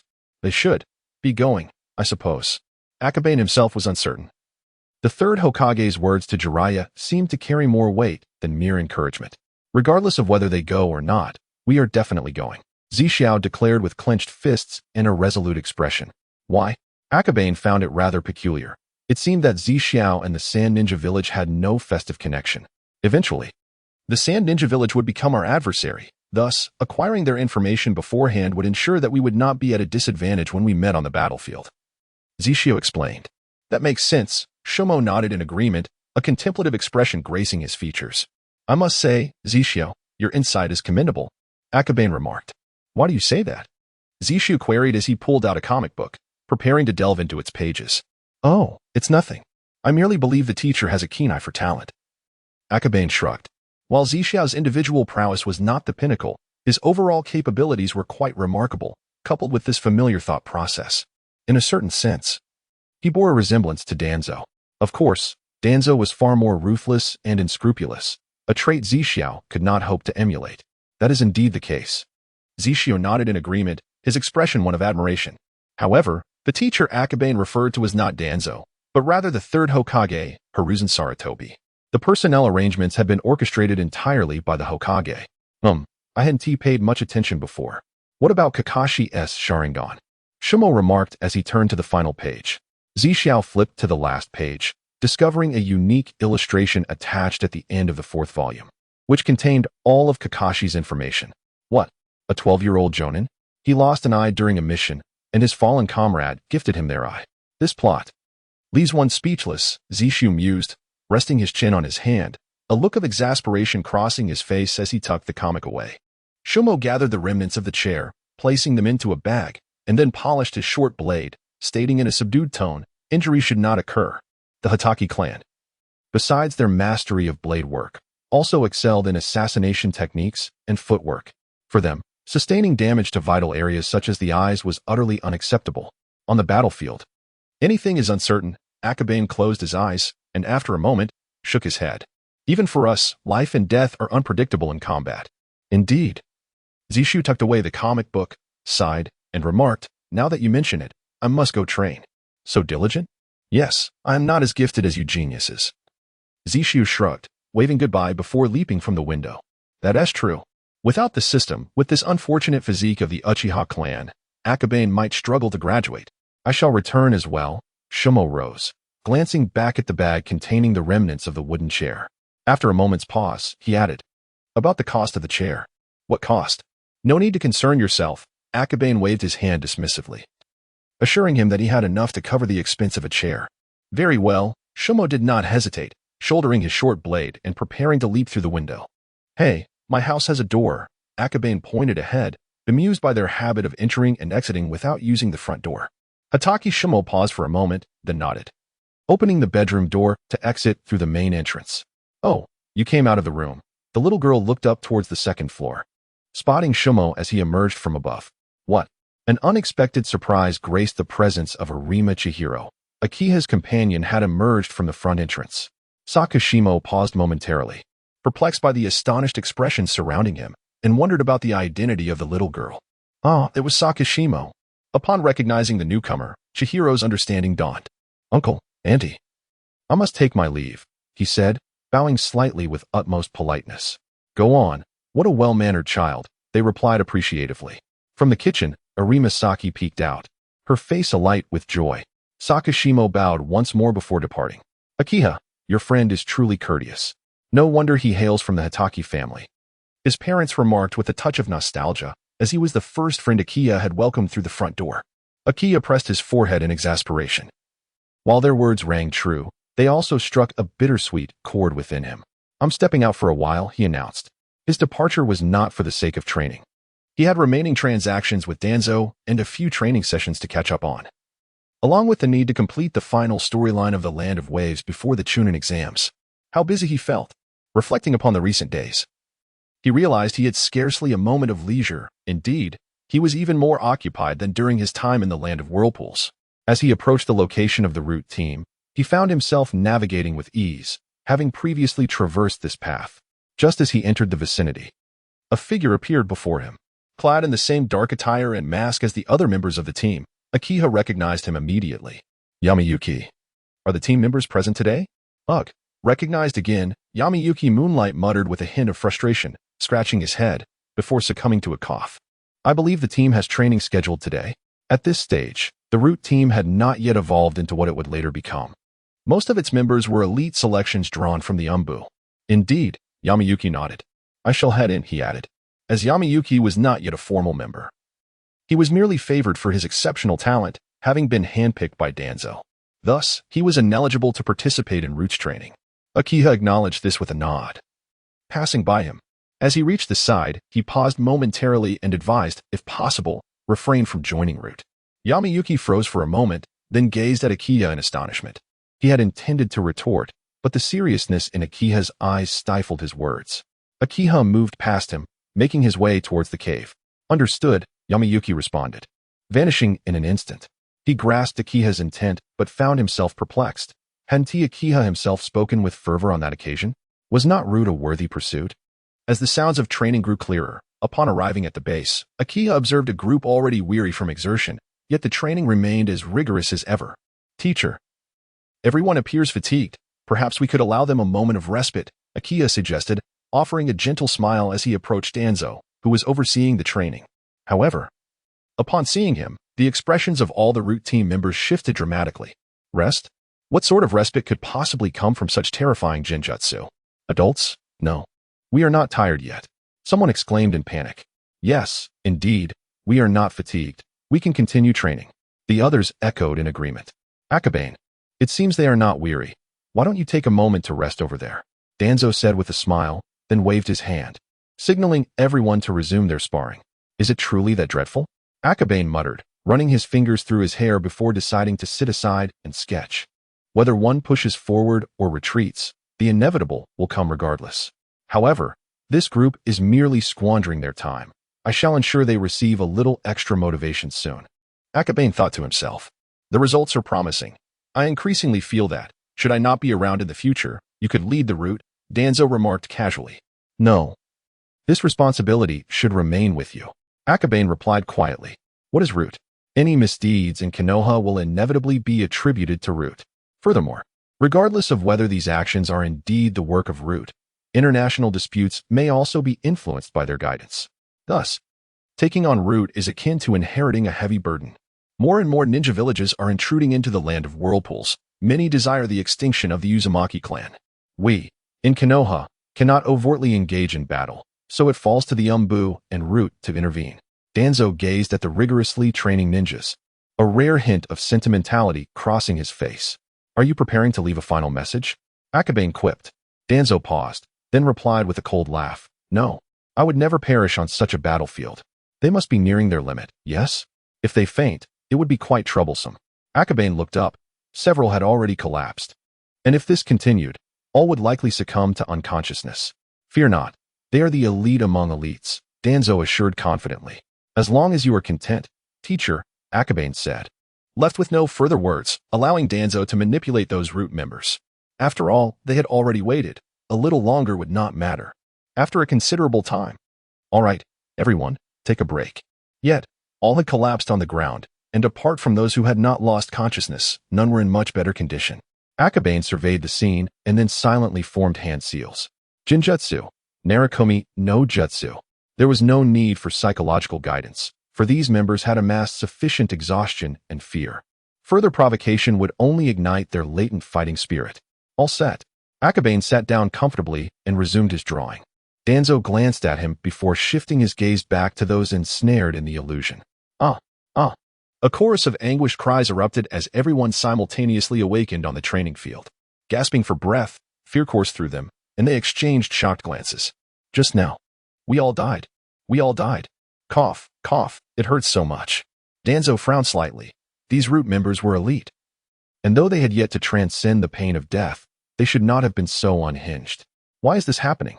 He had not experienced the illusion and could not comprehend the situation, so he turned to Akabane. I pulled them into the same illusion, Akabane replied nonchalantly. What? Danzo exclaimed in astonishment. The technique of Narikujin does not possess such capabilities. Is this an alteration of an illusion? Moreover, the complexity of releasing such an illusion, as well as the consumption of chakra, would increase exponentially. You, young man. After momentarily recovering from the initial shock, Danzo took a deep breath, feeling a significant surge of chakra. Akabane responded quietly. Previously, he would have felt discomfort after casting an illusion on so many individuals at once. Now, however, it required no effort at all. He was acutely aware that this was not merely due to the quantity of chakra, but also the vitality. The recovery of physical strength and energy had evidently accelerated. So, shall we proceed again? Akabane surveyed the group. Of course we shall. Unlike before. This time, everyone braced themselves and sat up resolutely. Can I be included this time? Danzo inquired as he settled down. No problem, but you must not resist. Or I will suffer the backlash, Akabane replied, forming hand seals and channeling chakra within him. In an instant, the illusion was unleashed. Within the illusion, Danzo glanced around. His back to the Hokage building and the Hokage statue. Was this Konoha? Fire release. Great fireball technique. Water release. The cacophony of sounds, the chaotic fluctuations of chakra. Even the sensation of the wind was astonishingly vivid. The manipulation of the five senses. He advanced from the building, where blood flowed freely on the streets, and countless dismembered corpses lay scattered. Danzo contemplated thoughtfully. No wonder they were so terrified yet resolutely entered the illusion. Within this realm, the war of Konoha unfolded. Before long, Danzo spotted members of Root. They were valiantly fighting, yet against the overwhelming number of enemies, they began to sustain injuries, their stamina waning. The manipulation of the five senses made this battle exceptionally realistic, creating the illusion of authenticity. This was no longer Narikujin. Truly terrifying, he reflected, his disciple, once forcefully thrust upon him by the third Hokage, had grown to such an extent. Boom. A deafening crash resounded as the gates of Konoha fell. The relentless tide of enemies was overwhelming. A Root member exclaimed in terror. We cannot allow them to breach. Fight. However, the three-pronged assault from the enemies left them overwhelmed. A remarkably effective illusion. Danzo formed hand seals, attempting to dispel the illusion. Upon opening his eyes, he saw Akabane painting. The scene depicted bore a striking resemblance to that within the illusion, the only difference being that the illusion was far more intricate and authentic. I see. It requires guided illusion. Danzo exhaled in relief. There are still significant flaws. This is merely a preliminary experiment, Akabane clarified. If there were true danger, he would not dare to use these individuals as subjects for experimentation. The final form of this technique will be to directly guide the illusion using mental energy, correct? Danzo remarked. Within the Umbu, there were numerous illusions that required torture, and with the Yamashiro clan studying the applications of mental energy, Danzo possessed considerable knowledge regarding mental energy and illusions. Indeed, but my mental energy is still insufficient. Akabane had attempted direct guidance, but the mental energy it consumed was exorbitant. He had depleted a significant portion of his chakra and mental vitality upon first use. However, his current ability to successfully wield this prototype is greatly attributed to his enhanced life force. This illusionary realm is intriguing, yet it seems only you can utilize it.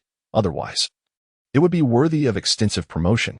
Danzo sighed softly, inquiring about its name. Entering such an illusion allows for a profound experience of the battlefield's terrors, enhancing teamwork to its utmost. It could be deemed the most ideal testing ground. Regrettably, only the Akimichi clan can harness its realism. Once the effect of genuine sensory perception is lost, the illusion's value diminishes significantly. Akabane chuckled inexplicably before replying, I have yet to finalize a name. Perhaps Guardians of Konoha or Bonds of the Hokage. Danzo pondered for a moment but opted for the former, Bonds of the Hokage. It sounds rather peculiar. Damn it, I've perished again. So close, just a hair's breadth from enduring the most harrowing wave. A group emerged from the illusion, each appearing even more fatigued than before, yet this time, despite their suffering, none exhibited signs of panic induced by fear. They were gradually overcoming it. Danzo mused inwardly. That will be all for today. Akabane gathered his tools and prepared to depart. Is it truly over? Will there not be another go? Some members of the Root team displayed disappointment. Although the realistic illusion was terrifying, it had allowed them to genuinely grasp the horrors of the battlefield and recognize their progress after 2 sessions. You have all become quite audacious, Danzo remarked coldly. Let us remain composed. An illusion integrated with genuine sensory perception can still inflict considerable mental damage. A man from the Root team spoke up. Akabane cast him a sidelong glance. His understanding of mental fortitude suggested he was from the Yamanaka clan. In truth, these individuals were all at least Chunin level, and enduring another round of illusions would pose little danger. However, such reckless abandon was not in their nature. Akabane waved his hand dismissively and proceeded toward the cave. Upon entering the cave, a figure materialized. A clone? Akabane pondered, glancing back. Danzo remained at the Root base. Your assignment here has concluded. You need not make a deliberate return. Understood, Sensei. Akabane nodded, recognizing that the primary objective of confronting his fear of death had been achieved, thus rendering further visits unnecessary. Should you hold any interest in the Root, you are welcome to return anytime, Danzo offered.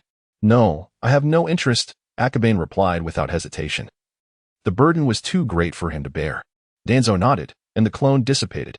As he traversed the cave, Akabane's pace gradually slowed. He turned to gaze back at the cave housing the Root base. The current Root team consisted of a cadre of death seekers.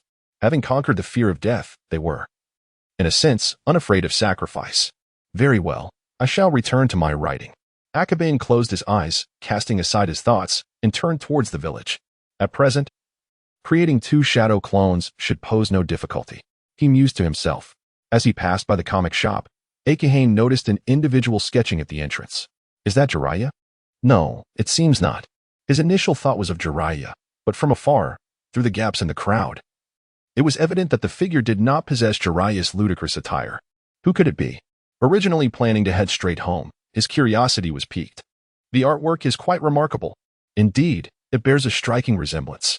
He seems to be that boy from the Y-High clan. Outside the crowd, Akahane could hear voices emanating from within. He craned his neck to see, but at merely 10 years of age, he was unable to discern the scene inside. After pondering for a moment, he leaped onto the roof of his house. Although the view was obscured, he could still make out some details. Peering down, Akahane observed a boy seated amidst the crowd, his easel and paper before him, his pencil moving swiftly. He was not depicting a woman, rather.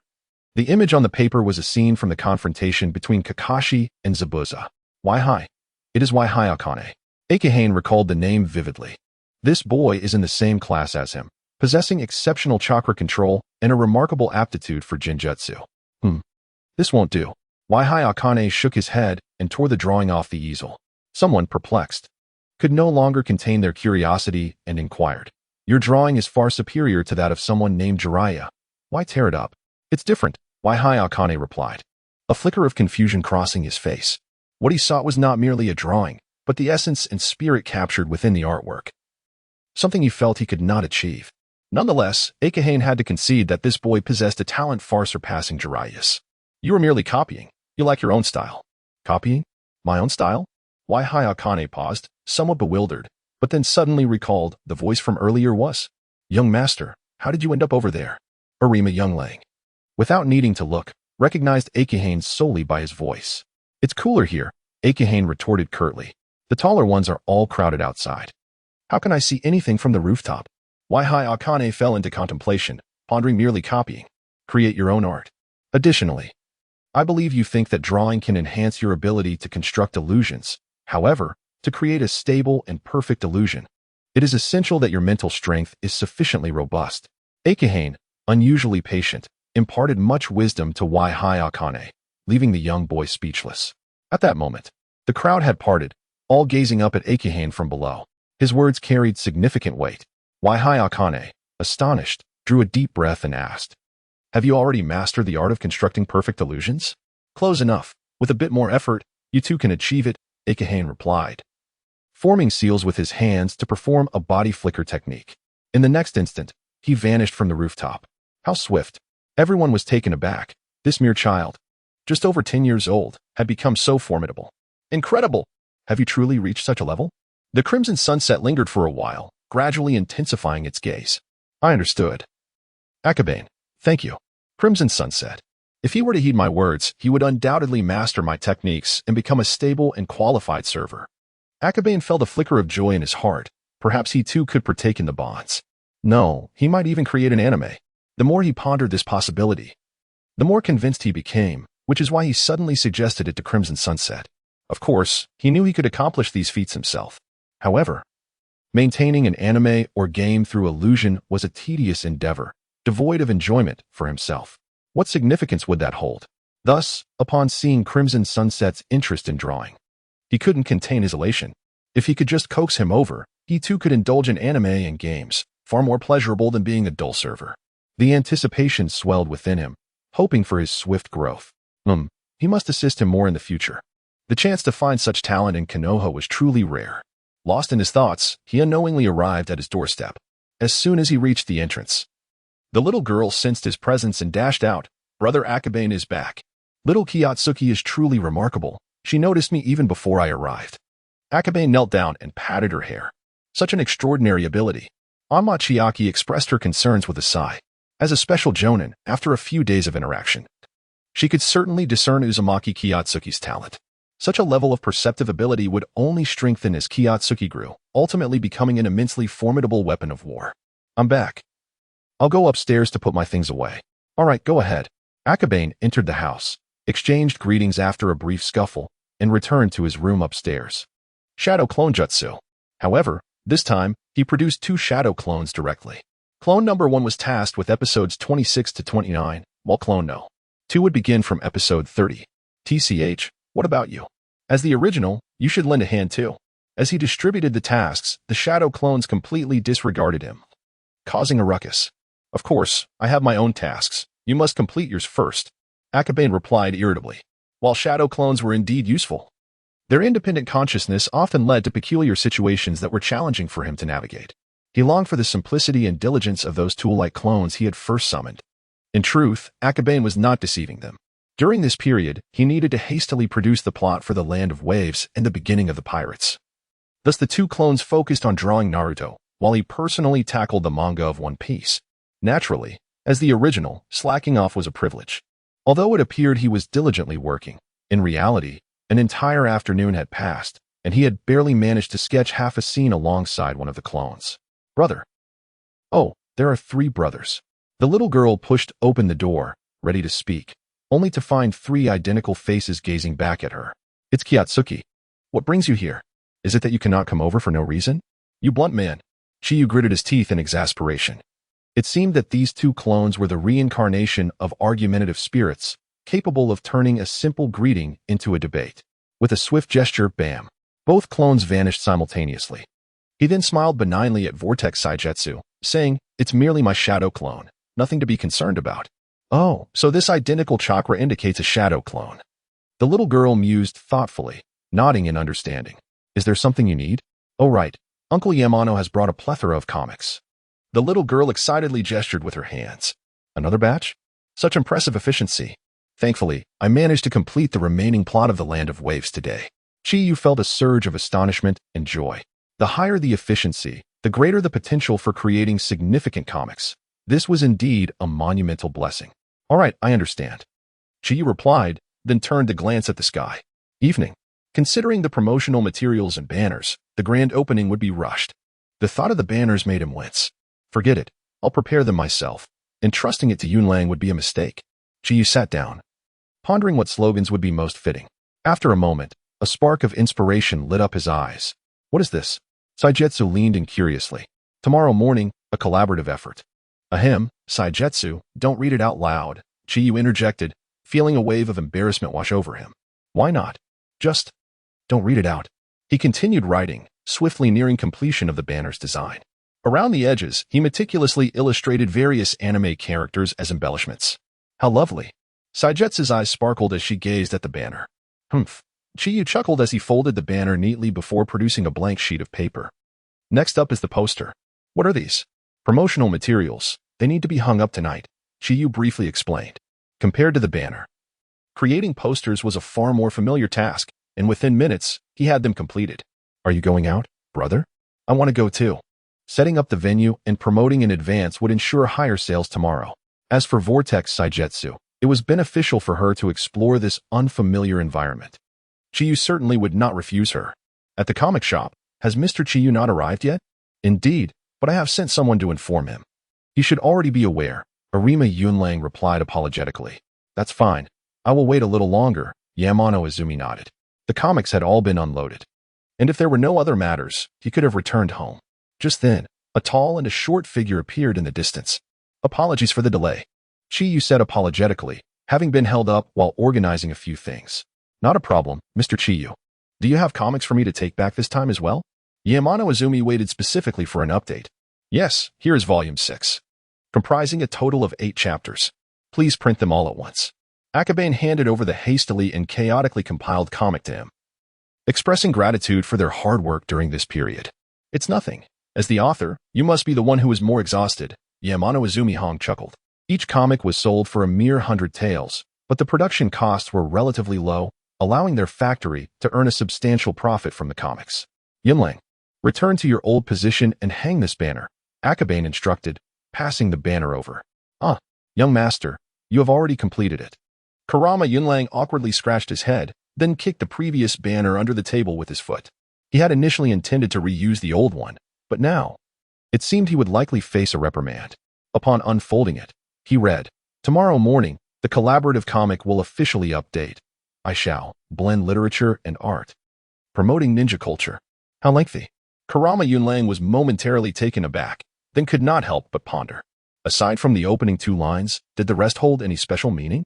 "Perhaps my understanding is not profound enough to grasp the mystery of this banner," he mused, then glanced at the poster being arranged.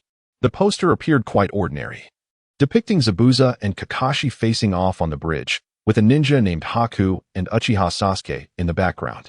Just by looking at the artwork, one could sense the tense atmosphere. Demon versus Copy Ninja. Naruto Bridge. Beneath a series of slogans lay a catalog, from which one could glean the storyline. Truly worthy of the young master. Kurama Yunlang became increasingly impressed and felt that the banner in his hands possessed an intricacy he could not discern. In Konoha, there was no concept of advertising fees, so Yunlang hung the banner in a prominent spot on the street. On his way back, he finally could not contain his curiosity and asked, "Young master, I saw your slogan. Although I do not comprehend its true meaning, it certainly seems impressive at first glance. Is there any profound significance?" "Oh, that? I simply wrote it on a whim," Akabane replied nonchalantly. "Indeed, it is as expected of you, young master." Kurama Yunlang admired him while feeling somewhat ashamed. He had contemplated using that previous terrible banner. Surely the young master could not bear to see it. Hence he wrote a new one himself. "As long as you understand," Akabane said, patting his shoulder, then beckoned to the little girl. The two of them walked home, one on each side.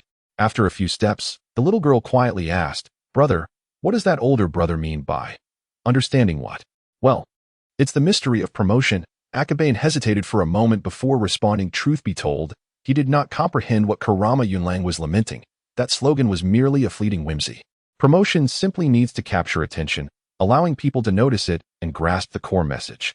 For instance, the blending of literature and art is insignificant. The key point is that the comic is updating. Regardless of how it is written, it is certainly better than Kurama Yunlang's dull promotional slogans. However, it seems Kurama Yunlang has slightly misunderstood something. What mystery? These are unimportant. I am a bit weary now and must return to rest properly. Akabane gently massaged his temples, seeking to alleviate his mental and physical fatigue. The simultaneous maintenance of two shadow clones, coupled with his own efforts, proved to be rather exhausting, even with the boost of vitality.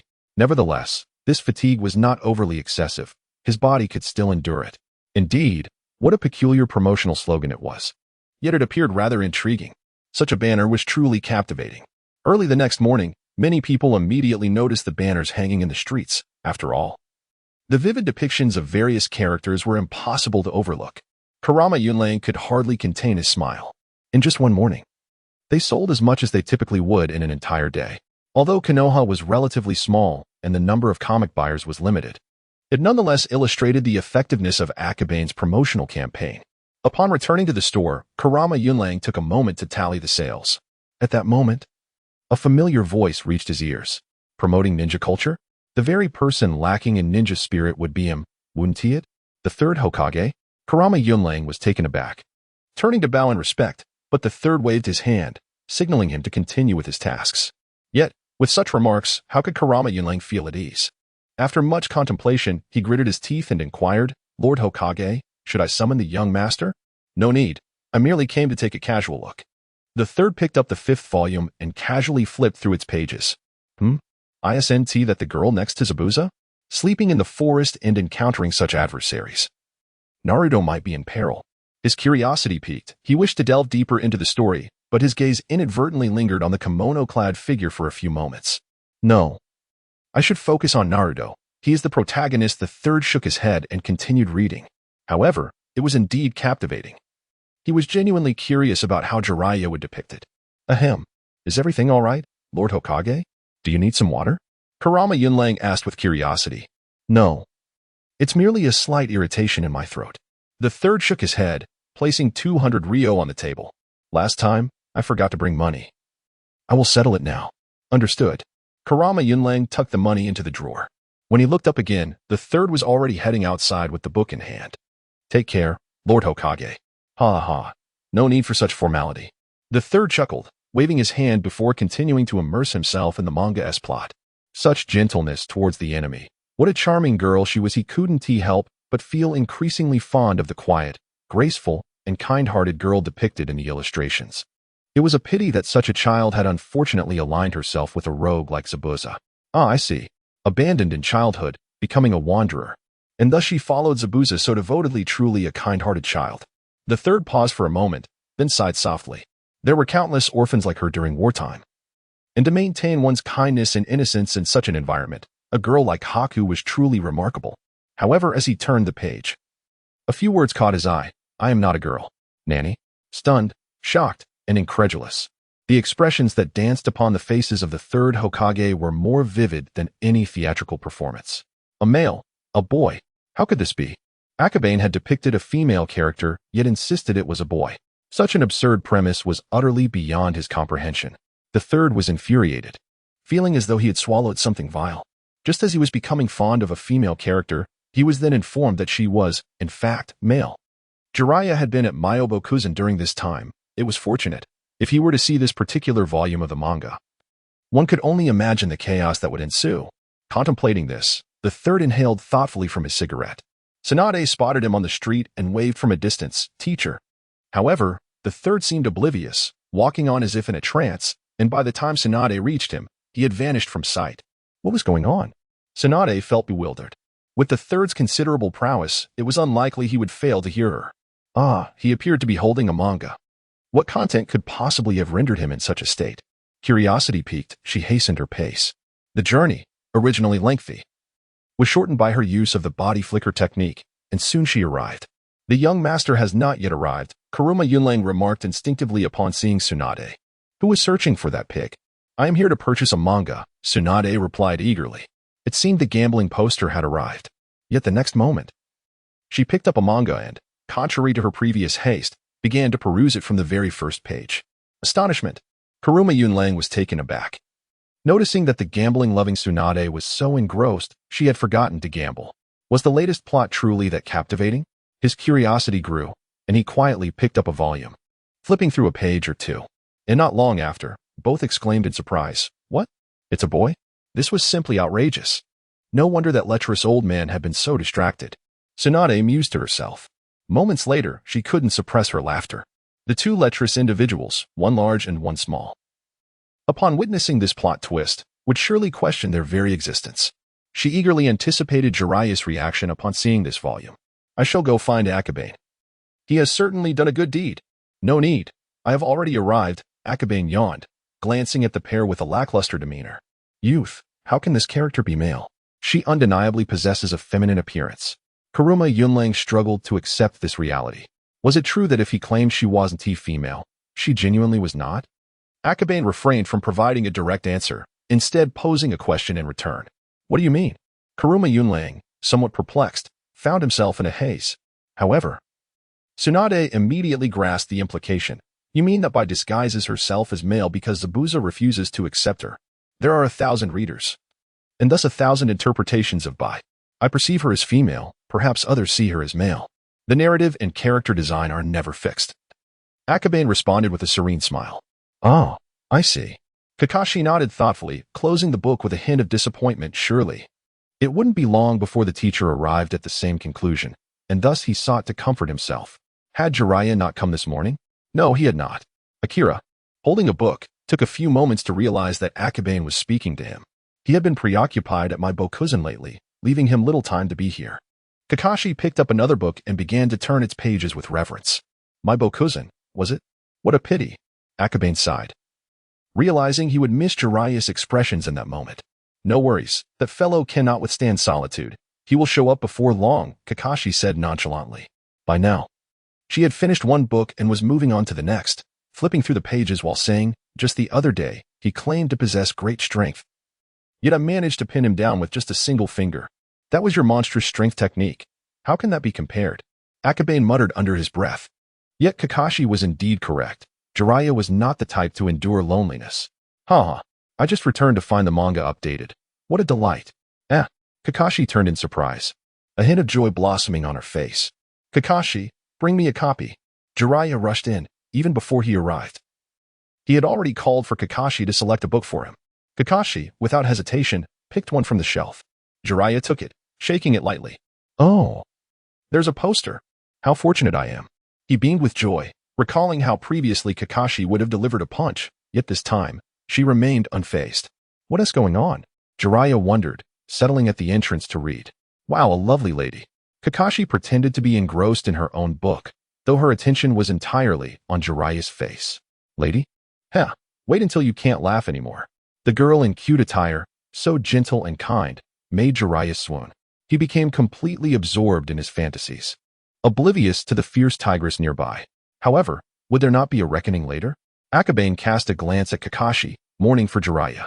In a mere second, Jiraiya's expression underwent 3 transformations: astonishment, disbelief, and existential questioning. The dream shattered.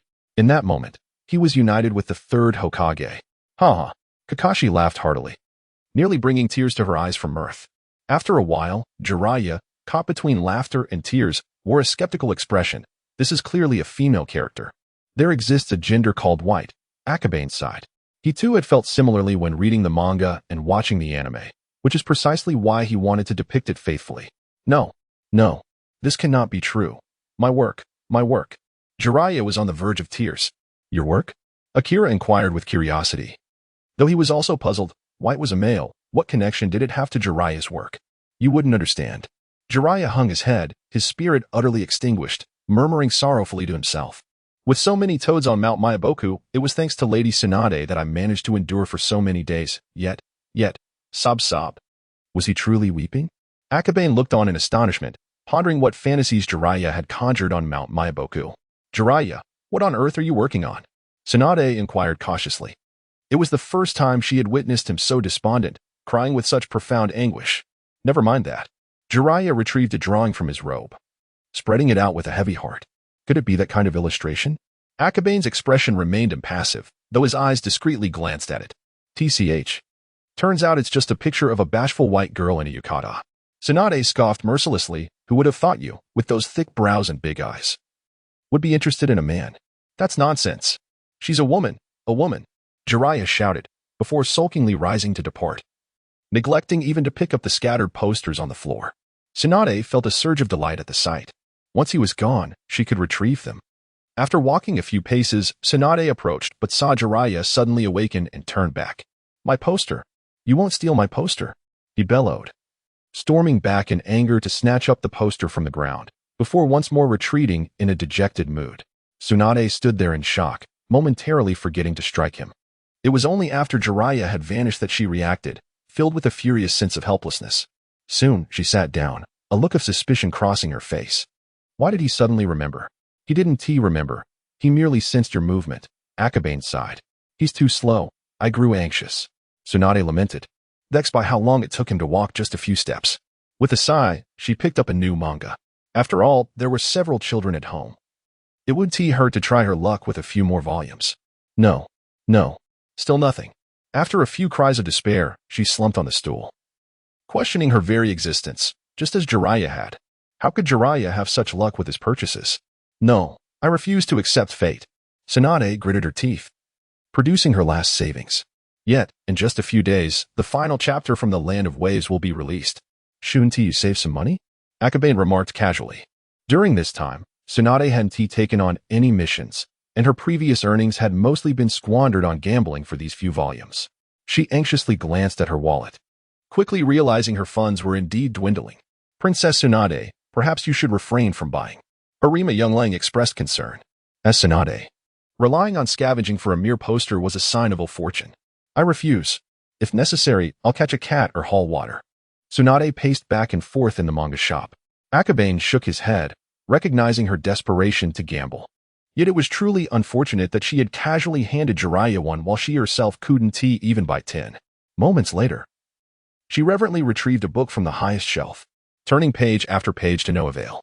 There have been no significant events during this period, Tsunade mused, unless Akabane's influence on the narrative had escalated to the demise of the third Hokage, or Mito.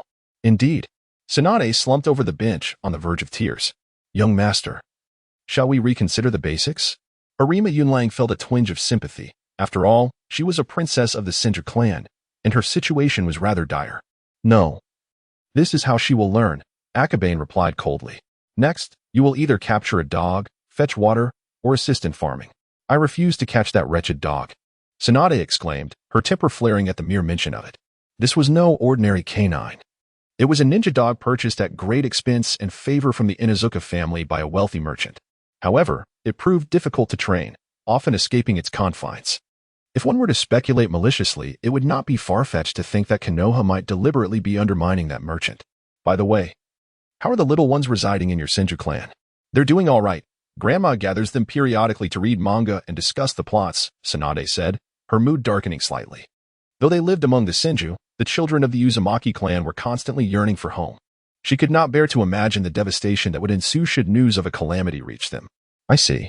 In that case, I can offer you another avenue for income, Akabane said, a glimmer of excitement flickering in his eyes before he quickly regained his composure. Have you heard of comic conventions? Comic conventions? Tsunade paused, puzzled by the term. Young master, what exactly is a comic convention? Arima Yunlang was equally perplexed. Simply put, it involves imitating characters from comics. Even recreating scenes, Akabane explained. Imitating? Does everyone at the convention have to do this? Tsunade inquired, beginning to grasp the concept but still unsure about certain aspects. Not everyone. Only a select few need to perform, while others wishing to attend must pay an entrance fee. Akabane patiently elaborated. Additionally, attendees can prepare homemade merchandise, such as fan art or character figurines, which can also be sold. I see. Tsunade's eyes brightened. So, will you participate? Of course. Such an entertaining endeavor must be pursued. And since your last volume comprises only part of the story, I can begin preparations for the convention in advance. Tsunade, astute as ever, quickly understood how to organize the event upon learning about the convention. As long as they could set it up, financial concerns would be trivial. She could not help but burst into laughter, enthusiastically patting Akabane on the shoulder. Thank you so much, Akabane. You truly are kind to me. I'll go prepare. MHM. Akabane raised an eyebrow and nodded nonchalantly. Tsunade left, excitedly clutching the manga, but once she was out of sight, Akabane's expression twisted in discomfort as he hugged his shoulders, wincing in pain. This girl, in her excitement, had completely disregarded moderation. How infuriating. Tsunade, did you manage to buy my manga? Here, I present 10 volumes. Tsunade placed the surplus manga on the ground and selected one for Uzumaki Mito. Just as she was about to speak, two thoughts suddenly crossed her mind. Grandmother, is the payment for these 10 books? Tsunade, I've heard that Akabane is hosting a promotional event where one can acquire books for free by obtaining a poster. Uzumaki Mito wore a gentle smile. Her voice tranquil and melodious, yet the implications of her words offered no warmth. At least for now, Tsunade remained as silent as a winter's chill. After a brief moment, she lowered her head and sat down, saying, Very well, I shall organize a manga exhibition. Would you be able to offer some financial support? A manga exhibition? What is that? Uzumaki Mito inquired, her curiosity piqued. Well, let me think of how to describe it, Tsunade mused, resting her chin on her hand as she recalled. After a moment, she explained, in simple terms, it involves dressing up as characters from manga, and at the exhibition, one can also sell self-made manga-related items, such as statues, fan art, and so forth. I see, that sounds quite interesting, Uzumaki Mito replied with a slight smile. Indeed, grandmother. Would you consider lending your support? Tsunade, sensing a glimmer of hope, leaned in with a beaming smile. That would be fine. However, before Tsunade could revel in her joy, Uzumaki Mito added, I will also participate, and I shall oversee the funds. Tsunade was taken aback. What does this mean? Although her grandmother agreed to provide support, the money would not be in her hands. No, it was more than that. To prevent Tsunade from gambling, her finances were strictly regulated, leaving her with little spare change beyond what she earned herself. At that moment, she envisioned the most dreadful outcome. What if the proceeds from the exhibition were seized by her grandmother? How disheartening. She felt as if she were shooting herself in the foot. Tsunade was filled with regret.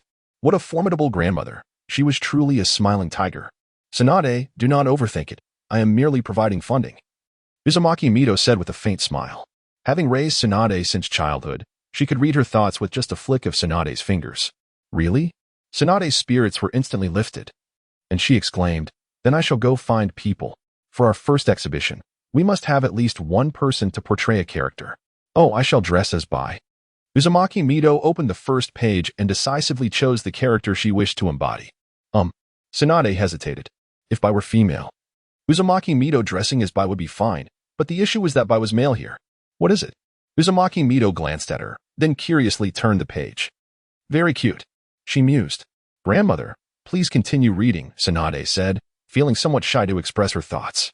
Uzumaki Mito nodded and continued to read slowly, page by page. This time, she came across a particular phrase and grasped Tsunade's meaning. Grandmother, do you understand now? To her surprise, it turned out to be a boy. However, the whirlpool of excitement sparkled in his eyes, and with a surge of chakra, he instantly transformed into a white outfit. Is not the portrayal of a boy even more adorable? Not only the transformation technique, but even the voice made it impossible to discern gender. What? Tsunade was astonished, never realizing that her grandmother possessed such skills. And what is this notion of cuteness? Go find someone else. Do not disturb me while I read my manga. Though her words were impatient, her expression and tone betrayed no hint of annoyance. For a fleeting moment, Tsunade nearly mistook him for the real Bai. Ever since the advent of manga, her grandmother seemed to grow increasingly youthful. While Tsunade marveled at this, she secretly rejoiced for her grandmother.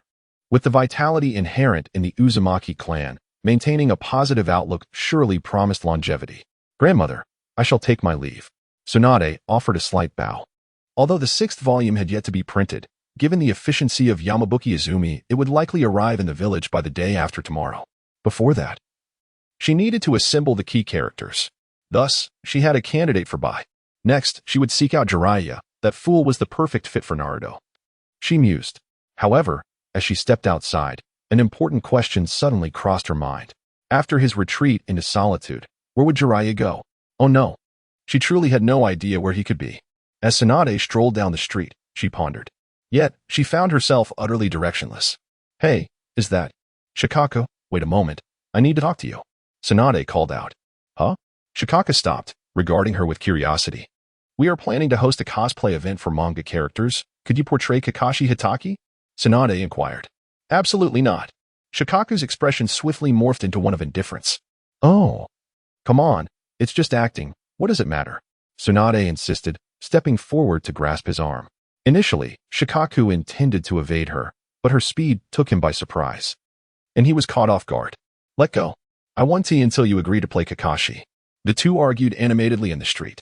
Truth be told, Shikaku was somewhat intrigued by the idea of acting, yet he had no desire to portray Kakashi. Nonetheless, Tsunade, with one hand gripping his arm, exerted just enough force that he could not break free. Damn it, you've improved significantly. Shikaku felt a headache coming on. There was no doubt that Tsunade had developed formidable control, perfectly managing her strength. Very well, I concede. Splendid. Tsunade beamed, releasing his arm and bowing repeatedly. I apologize, Shikaku. For the first comic convention, I must ensure perfection. Oh, forget it. Shikaku sighed and waved her off, continuing on his way. One down. Tsunade felt elated and proceeded to seek out Shizen, the third Hokage, and others, gathering all those she deemed suitable. Such enthusiasm. Akabane noted quietly as she passed by. Well, I suppose I shall lend a hand in finding a few more. It truly burdens her to handle everything alone. And he feels a twinge of guilt.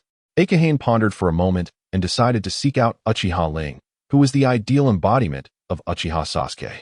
Of course, another reason was that Uchiha Ling was quite easy to locate. Every time a new manga was released, Uchiha Ling would visit the comic shop to purchase a substantial stack. By simply waiting at the shop, it was only a matter of time before this fellow would arrive. Indeed, not long after the ninja school dismissed, a figure appeared within Akahane's line of sight. 10 volumes of manga. Uchiha Ling approached the shop and tossed down 1,000 too. All right. I'll prepare that for you right away, Kurama Yunlang replied, and promptly went to gather the comics. Akahane, with a cheerful grin, pulled over a stool and said to Uchiha Ling, we are old classmates, so there's no need for such coldness. Why not sit down and have a chat? Uchiha Ling shot him a sidelong glance, snorted disdainfully, and retorted, we have nothing to discuss. Well, actually, I am planning to host a comic exhibition. You may not be familiar with comic exhibitions. They are events where everyone dresses as characters from manga, and there are vendors selling comics, figurines, or fan art. What do you think? Interested? Ignoring Uchiha Ling's expression, Akahane continued speaking. Uchiha Ling was indeed intrigued, yet upon glancing at Akahane, he immediately adopted a stern demeanor and replied, No, I am absolutely not interested. Is that so?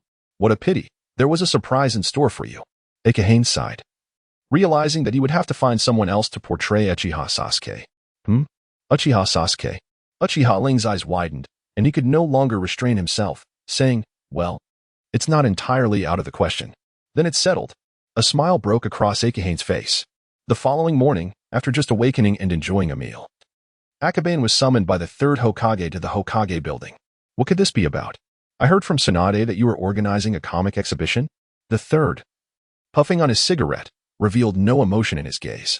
Indeed, with the storyline of the Land of Waves concluded, it is the perfect time to launch such an event. Akabane replied, hosting the exhibition is no issue. I can even provide the venue free of charge, but I hope the ticket fees can be waived. The third Hokage responded, holding his cigarette thoughtfully. You must discuss that with Tsunade, Akabane thought cautiously. To casually promise Tsunade benefits might lead to her unleashing her fists upon his establishment. I wish for all comic enthusiasts to enter the venue. I believe this would be advantageous for you, the third reasoned. Moreover, the daimyo will also attend. The daimyo? Are you jesting? Akabane was astonished. How could the daimyo, so far away, know about his exhibition plans? It is indeed true, the third replied, pausing briefly without elaborating. You nearly had me fooled. You invited the daimyo, didn't you? Akabane suddenly grasped the entire situation. The third's invitation to the daimyo aimed to elevate the exhibition to an official event, thereby mending relations with the daimyo. For Akabane, this was entirely beneficial, yet concerning Tsunade. I will ensure she is well compensated, so do not worry, the third assured. Well, if that is the case, I shall take my leave, Akabane remarked. Increasingly uneasy, preparing to depart. However, the third rapped his pipe against the table and sighed, saying, "Do not be in such haste to leave. You cannot evade this matter. Then please, be direct. What do you wish for me to do?" Akabane replied, resigned. Initially, the plan was simply to hold a comic exhibition, uniting fans and promoting comic culture while generating buzz for new releases, yet he had not anticipated the third's elaborate scheme. "I heard from Danzo that you transformed the technique of Naruto's vision into an illusion called guarding the hidden leaf village," the third said with a smile. "You wish for the daimyo to experience this and hope to alleviate their suffering, treating the illusion as a game?" Upon hearing this, Akabane instantly comprehended his intent. "Yes." The third nodded. "In truth, it is quite simple. You need to find a genjutsu master from the leaf, and I shall guide him step by step. However, I cannot find anyone, which is why I sought you." Sarutobi Hiruzen felt disheartened, acknowledging that the majority in the village were not as capable as a mere child, making it a daunting task for the Hokage. However, after Danzo's trials, none of the Umbu could accomplish it. "Very well, but I have conditions. It seems that finding a suitable server is not as straightforward as anticipated. I had hoped to obtain one without cost. Lacking benefits in that regard, I must seek alternatives. What do you desire?" The third observed the table and replied nonchalantly, "It cannot be excessive. For the next Chunin exam, I hope to bring a merchant caravan along." Akabane stated, "The land of wind?" The third pondered, "It is indeed rare for a merchant caravan from the land of fire to travel to the land of wind." Weighed the pros and cons, he ultimately nodded in agreement. "It is acceptable, but limited to books." "I understand." Unexpectedly achieving what he desired brought a sense of relief to Akabane. As he stepped outside, he fortuitously encountered Tsunade. "Hey, old lecher, what do you want?" Tsunade inquired, leaning in to speak softly. His expression momentarily froze as he awkwardly glanced around. Surely there must be Umbu lurking nearby? Moreover, with the ever-watchful eyes of ninjutsu above. The old man was likely observing from above. "Stop dawdling, what is it?" Tsunade urged, her impatience evident. Could it be that he had reconsidered and was unwilling to assume an elderly guise? On the contrary, he was quite supportive. Clearing his throat, Akabane replied, "It's all right. I'll go inside and find out." Tsunade chuckled, a gleeful tone in her voice as she proclaimed, "I've already secured most roles. Everything is ready." "Indeed. We shall discuss the details later. I will return to the store. Perhaps Mr. Yamano has already delivered the manga," Akabane said, waving farewell. The Hokage building held an air of mystery. Lingering there for too long could lead to unforeseen complications, and he preferred not to overstay his welcome. The mention of Yamano Izumi was merely a pretext. "All right, we shall talk later," Tsunade declared, undeterred and brimming with enthusiasm. Akabane couldn't help but feel a twinge of nostalgia for the vigor of youth. He mused about how reality would eventually temper her exuberance. "Never mind. I shall return to rest for a while and see where Hinata is," he sighed, surprised to find that no one in the Umbu had mastered the technique. Aside from the elder members of the Kurama clan, it seemed only the Uchiha or Hinata had any real potential. Finding a suitable candidate was no easy task. As he reflected, his gaze wandered around. The Hyuga family was a small clan within Konoha. As he walked back down the street towards the manga shop, he passed by Hinata's home. Over there." Akabane glanced up and spotted Hinata on the roof of his house. The young boy stood high above, observing everyone who passed by on the street. He was studying them. Hinata looked down and noticed Akabane. In truth, if one were not attentive, it would be easy to overlook him, for the 10-year-old Akabane was quite diminutive. In the next moment, he swiftly descended along the wall. "Akabane, were you looking for me?" he asked directly upon landing. As expected, he was indeed analyzing human emotions and expressions. "Yes. Do you remember what I mentioned earlier?" Akabane replied with a faint smile. "Yes. Stronger mental fortitude, control, and more intricate illusions." Hinata nodded in agreement. "That's the gist of it. Would you like to experience my illusion?" "Ah, is that possible?" A look of delight illuminated Hinata's face. As a scholar of illusion techniques, he was naturally eager to experience the so-called perfect illusion. "Then let us find a suitable location," Akabane suggested with a smile. "All right, let us go to my house," Hinata said politely as he moved to open the door. Akabane followed closely behind, and together they entered the house, one after the other. After settling down, Akabane began to elucidate his principles. The essence of illusion techniques lies in disrupting the flow of chakra, leading to a malfunction in the ninja's perception. Indeed, I have delved into the art of Naruto, which reveals the deepest fears within a person's heart, exposing the most terrifying scenes.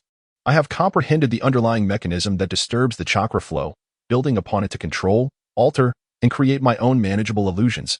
Akabane spoke slowly. Naturally, To call it research is somewhat misleading. It is primarily about applying the knowledge I have acquired. Sunset Crimson fell into contemplation and then, with a furrowed brow, remarked, "This likely requires the 5-sense manipulation of the Arima clan to achieve perfection, does it not? The 5 senses are indeed an integral part of illusions. Without precise control over them, one cannot claim true perfection. To manifest a genuinely flawless illusion, that is indeed the case." Akabane did not shy away from the truth. Yet reaching this stage grants one the qualification to pursue higher realms. The 5-sense illusion techniques are not solely within the purview of the Arima clan. For instance, the technique of dark passage influences vision. With diligent study, one day he too may master the illusion techniques that affect the 5 senses. The pinnacle of the Arima clan's strength lies in transforming illusions into reality. This is the essence of their bloodline. I understand now. Please perform the technique. Sunset Crimson said thoughtfully, nodding in agreement. Very well, I shall begin. Illusion. Before long, Sunset Crimson found himself enveloped in an illusion. He gazed into the distance, where a colossal fox demon roared towards the heavens. What is that? He gasped in astonishment, only to witness the fox unleashing energy orbs, each assault bearing immense destructive force. Although none were directed at him, the experience felt strikingly real. For a fleeting moment, he even questioned if this was reality. Suddenly, boom! A deafening explosion erupted as a tailed beast bomb landed perilously close to him. The terrifying chakra dispersed, and in an instant, everything was obliterated. Sunset Crimson felt an overwhelming pain coursing through his body. The next moment, he opened his eyes to find Akabane standing before him. The illusion had been dispelled. Sunset Crimson felt slightly dazed. Had Akabane utilized his bloodline ability, he would have perished. For a few seconds, he had even felt as if death were imminent. Once the caster believes in the illusion, the likelihood of transforming the unreal into the real significantly increases. Yet, it was evident that Akabane had not employed such powers. Take your time to reflect. You possess great talent in illusion techniques, and I shall refrain from saying more. Akabane smiled faintly, preparing to depart. Thank you, Akabane. Sunset Crimson said, overwhelmed with gratitude. He felt deeply touched. He had not expected Akabane to be such a warm-hearted individual during their school days. What an extraordinary person. Old man, what do you mean by that? In the Hokage office, Tsunade pounded her fist on the desk without reservation. I will compensate for the money and resources. The third Hokage quickly attempted to placate her to prevent any damage to his desk. Compensate? That's a load of nonsense. This is a matter for us fans. Is the daimyo a fan? Is the princess a fan? Tsunade exclaimed angrily.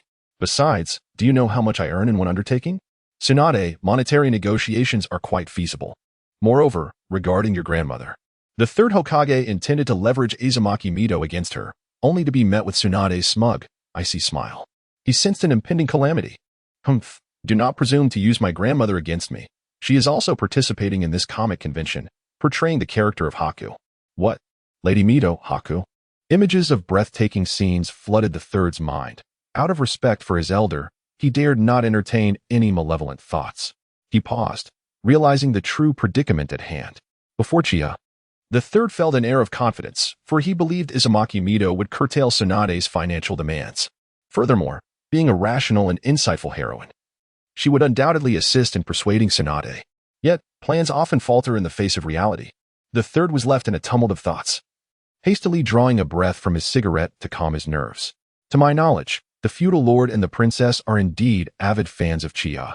He contemplated, deciding to approach the situation from the perspective of the convention itself. Is that truly the case? Tsunade expressed her astonishment. The feudal lord and the princess read comics? How astonishing. Indeed, the feudal lord had commanded the surrounding printing houses to assist in the comics production. No wonder the printing is so swift.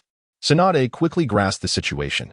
Such a vast quantity could not possibly be produced within a day relying solely on the printing equipment of the Yamanaka family's subsidiary. It became clear that the feudal lord had intervened, which provided an explanation. Yet, these facts alone would not suffice to sway Tsunade's resolve. The third continued to present his terms. Concerning financial matters, I can charge you based on the attendance of the day, and additionally, items sold within the convention need not be complimentary. Since you have stated this, what more can I say? Tsunade scoffed dismissively, waving her hand as she turned away. This condition, though begrudgingly, was somewhat acceptable. Now, Tsunade must be seething, contemplating smashing the table. Chia mused. After a flurry of activity, the third had reaped the rewards. while she had dismantled her office prior to the exchange with the Land of Waves. I wonder if the comics have arrived. They should be here by now. Glancing at his points, he noted 476. 8 episodes, however. With the upcoming Chunin exams, the Jainin are absent from the village, and points accumulate slowly. Never mind, I shall first exchange for attributes. As he walked, he manipulated the interface. It had been quite some time since he last exchanged for attributes. He currently possessed 40 points in physique and 78 in mental strength. After a moment's thought, he directly exchanged 10 points in physique and 7 in mental strength, resulting in 50 physique and 85 mental strength. Regrettably, he still lacked over 200 points. Otherwise, achieving 90 would have been even more splendid. Cheetah sighed. Though not afflicted with severe obsessive-compulsive tendencies, he found integers aesthetically pleasing. You rascals, hurry and unload the books. Yamanaka Izumi has arrived. Upon hearing the voice, Chia quickened his pace. Mr. Yamanaka, you completed it so swiftly. Approaching the comic shop, he indeed saw Yamanaka Izumi directing workers unloading the cargo. Haha. The quantity this time is quite substantial. We nearly failed to deliver on time today. Each volume was a third thicker than the previous one, filling 2 carts to the brim. The efficiency displayed by the Yamano family in producing this in such a short time speaks volumes about their team's printing prowess.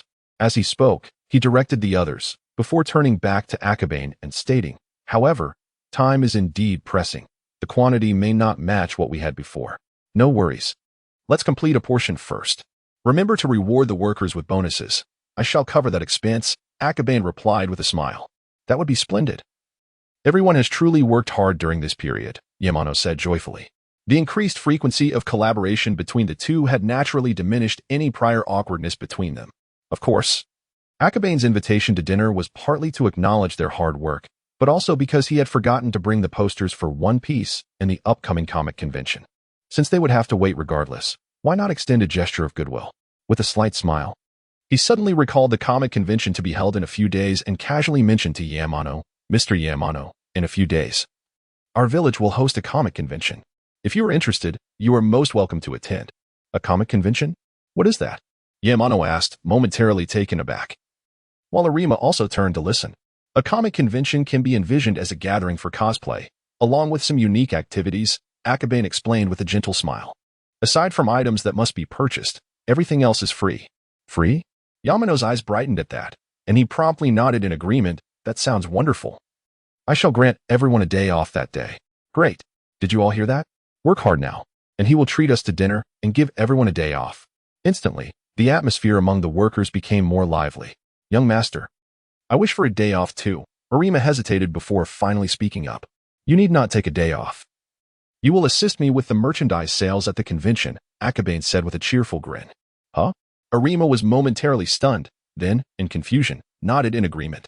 On another front, Tsunade ventured up the mountain, intending to discuss matters concerning the comic convention with Orochimaru. Just as she stepped outside, she noticed a peculiar bird perched atop the bathhouse, gazing down at the hot spring. A bird? But it appears rather odd. Tsunade furrowed her brow. It wasn't that the bird looked strange, but rather, its presence incited a desire within her to catch it and give it a good thrashing. Ah, Jiraiya. The realization hit her, and she understood the source of her peculiar feeling. Each time she witnessed Jiraiya's foolish antics, she felt the urge to discipline him. Now, this bird evoked the same sensation. How foolish of me to worry about his mood. Here he is, hiding in the bathhouse engaging in such disgraceful behavior. With her thoughts settled, Tsunade's anger surged. Unforgivable. She leaped onto the roof, and upon seeing Tsunade's sudden arrival, the bird took flight, flapping towards the opposite side of the roof in fright. Not escaping, indeed, it must be that foolish Jiraiya. Tsunade's speed intensified, and with a surge of chakra, she dashed to its side. With a single punch, boom, the bird was blasted out of its original form, soaring from the rooftop before ultimately colliding with a grand tree outside the bathhouse. What a sound! It seemed to echo from the outside. Below, a group of girls engaged in conversation, while Tsunade recoiled slightly, clenching her fist. Outside the bathhouse, Jiraiya gasped for breath. Momentarily immobilized, he felt as though his bones had shattered once more. Damn that airplane. Why strike so forcefully? Tsunade leaped down, her irritation palpable. Forceful? Tsunade scoffed, her chakra surging. No, no, you fool, that could cost lives. Jiraiya's face turned pale with fear, as he instinctively attempted to escape with a technique. However, Boom. With a leap and a stomp, the ground caved in, and Jiraiya narrowly emerged from the edge, sustaining new injuries. What technique is this? Do not resort to violence. Let us converse amicably. Jiraiya trembled in fear, kneeling to plead for mercy. You. Tsunade inhaled deeply upon seeing him kneel, declaring, "You must never spy on them while bathing again." "No problem." Jiraiya readily complied, though inwardly he mused, "I'm not spying. I'm merely gathering material. You must portray Naruto Uzumaki." Tsunade proposed another demand. "What? Why must I embody such a fool?" Jiraiya protested. "Do you seek a beating?" "No, I shall play Naruto Uzumaki." The prospect terrified him. She could now wield her extraordinary strength with her feet. Before the comic shop, Jiraiya, bandaged and visibly shaken, was engulfed in dread. Tenchikyaku? Akabane recalled a term that flashed through his mind. What kind of attack is that? How would I know? I was sent flying from the rooftop by a single punch. And when I attempted to escape with earth manipulation, that brute leaped over and nearly crushed my head with a kick. Jiraiya recalled the incident, feeling as though it had been a nightmare. It seems it wasn't tea. Akabane pondered, had it truly been a genuine Tenchikyaku? Jiraiya would have already lost his life. Terrifying. It appears the shadow looms even larger than the last, Jiraiya muttered. Who told you to go to the bathhouse? Akabane remarked with a smirk. Isn't this your fault? If you hadn't decided to depict the adorable Haku as male, would I have ventured to the bathhouse? Jiraiya fumed. Akabane raised an eyebrow. Could this truly be pinned on him? Jiraiya, perhaps you should speak less, Kuruma Yunlang interjected, having observed Akabane's expressions over time. That is a fair point. Here, take this comic and rest well, Akabane said, patting his shoulder. Ah, that hurts. You did that on purpose. Jiraiya yelped, as the impact on his ribs and arm elicited immediate pain. Comics? PSH. Jiraiya scoffed, shaking his head, yet his hand obediently accepted the book. With only one hand. He turned the pages of the comic. Another Sharingan? A high-ranking shinobi capable of utilizing merely 4 or 5 jutsu. I reckon removing that Sharingan might actually make him stronger. Jiraiya quipped disdainfully. In a certain sense, Kakashi, with his ordinary Sharingan, is indeed less formidable than if he were to gouge out his own eyes. Akabane smiled faintly. It appears that after training at Myobokuzen, Jiraiya has significantly enhanced both his strength and perspective. This is fortunate, as the Sand Ninjas are no easy adversaries. You fool. I heard you were nearly beaten to death by Tsunade, yet here you are, taking the time to read comics, a cold voice echoed from the rooftop. In the next moment, Orochimaru leaped down from above. Akabane was slightly taken aback. His heightened mental acuity allowed him to discern subtle differences. After a few days apart, Orochimaru had grown stronger, and his demeanor had undergone a profound transformation. Once solitary, he now exuded an aura of chilling indifference. Had he encountered the white serpent's shell, or perhaps signed a contract with a snake? Akabane pondered inwardly. Damn Orochimaru, where have you been? You've left me without a chance to challenge you to a duel. Although Jiraiya said otherwise, keen observers could see his underlying concern. It's nothing. Just found a place for training and research. But you, Jiraiya, look rather disheveled, Orochimaru remarked with a smirk as he descended from the rooftop. Well, you brought this upon yourself. Don't mind him, Akabane replied, shaking his head. Indeed, I heard you swore never to peep at the bathhouse again. What a disgrace. Orochimaru chuckled coldly. In truth, he had likely come out of concern for Jiraiya's injuries, but upon seeing that Jiraiya was fine, he reverted to his usual demeanor. Jiraiya was fuming, but he had no means to retaliate, as he was indeed the one who had been pummeled by Tsunade. I'd like one copy each of volumes 3 to 6. It has been quite a while since I last indulged, Orochimaru stated. All right. Kurama Yunlang skillfully retrieved the few remaining comic volumes from the shelf, assembling volumes 3 through 6. Orochimaru leisurely began reading from the 3rd issue. Orochimaru. The plot in the Land of Waves is quite intriguing. Let me tell you, the Mist Ninjas will appear later. Jiraiya grinned mischievously, trying to spoil the plot. Are you? Akabane shot a glance, his eyes reflecting a hint of discontent. However, Orochimaru remained indifferent, absorbed in the comic. Jiraiya rambled on, narrating much of the subsequent plot. But Orochimaru displayed no reaction, sitting there in serene calmness, engrossed in the storyline. Orochimaru, are you even listening to me? Jiraiya sensed something was amiss and paused in confusion. Orochimaru did not respond. Orochimaru? You dim-witted fool. Jiraiya called out thrice, but Orochimaru paid him no mind. He finally concluded that Orochimaru had somehow sealed off the external sounds. Damn it, Jiraiya, you are rather tedious, Akabane sighed. If this continues, I might as well drift into a dream. Oh, no, please. Oh, right, I just remembered I need to change my bandages. I must take my leave, Jiraiya.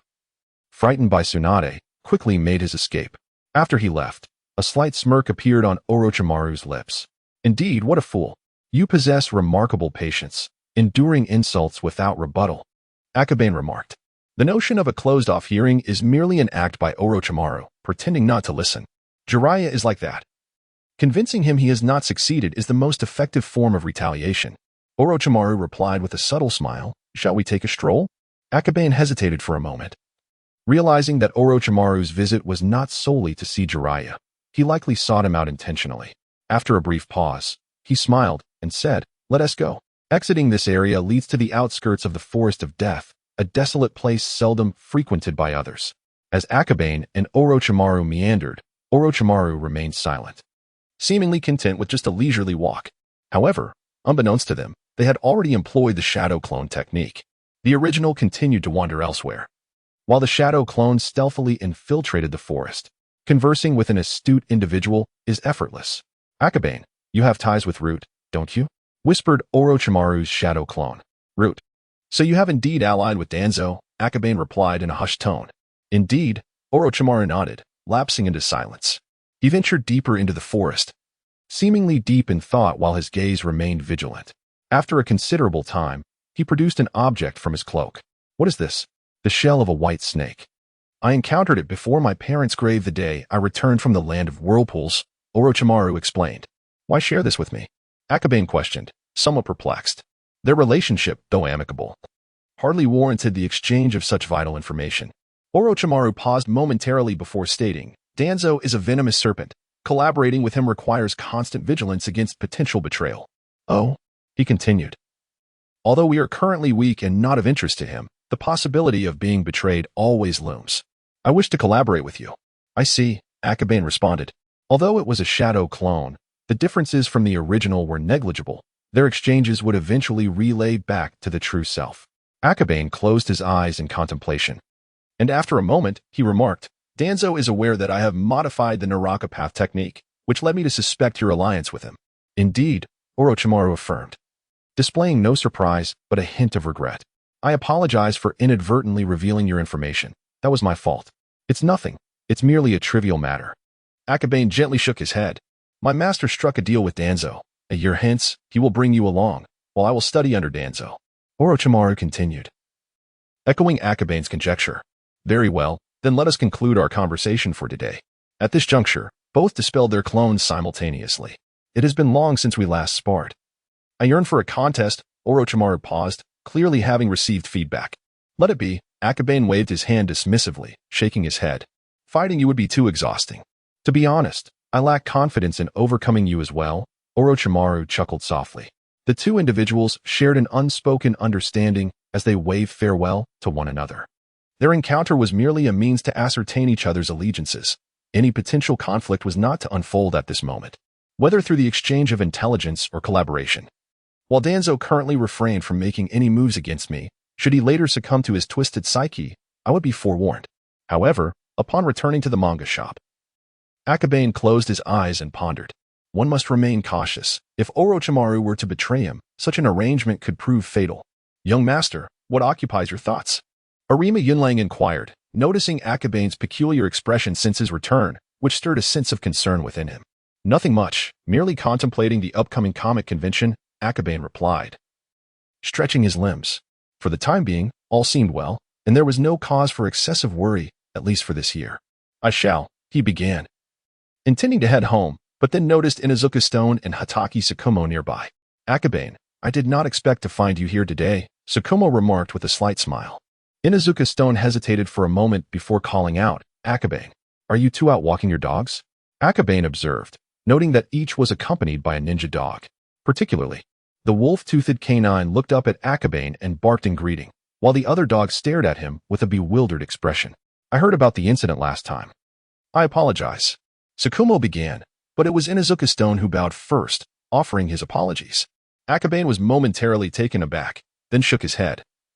You acted out of good intentions. I indeed did not handle that situation properly, so there is no need to dwell on it. One each.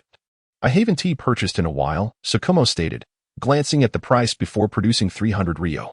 This volume is quite thick, hence the higher price. Arima Yunlang interjected quickly, fearing a misunderstanding between the two. I understand, Tsukumo replied as he took a copy and settled at the entrance to read. The wolf-toothed dog perched atop his head, its eyes occasionally darting between the manga and Akabane. This ninja dog, while not as intelligent as Pakin, possessed the ability to comprehend human speech and written words, leaving it somewhat perplexed. Such a vast range for the hidden mist technique. Tsukumo mused, momentarily startled. Is that truly feasible? Indeed, I once encountered a jonin capable of employing an even broader hidden mist technique than we had previously encountered. However, the larger the scope, the greater the chakra consumption, Akabane explained with a smile. For example, your character, the chief's son, might faint or even perish from chakra depletion after merely utilizing such a technique once. What do you mean by chief's son? Tsukumo retorted, slightly stiffening as he fought the urge to retaliate. To perish from chakra depletion, that seems rather excessive. Inuzuka Stone murmured to himself. Such a chakra reserve is likely inferior to even a chunin. How could one qualify as a jonin at that level? Yet, recalling Kakashi's previous performance, he pondered that it might indeed be plausible. How tragic. Inuzuka Stone expressed concern, fearing that if Tsukumo's chakra were similarly limited, it would be exceedingly unfortunate. Do not look at me. I have no issues with my chakra. Despite Shomo's taciturn nature, he could not suppress his anger. He cast a disapproving glance at Kekkei.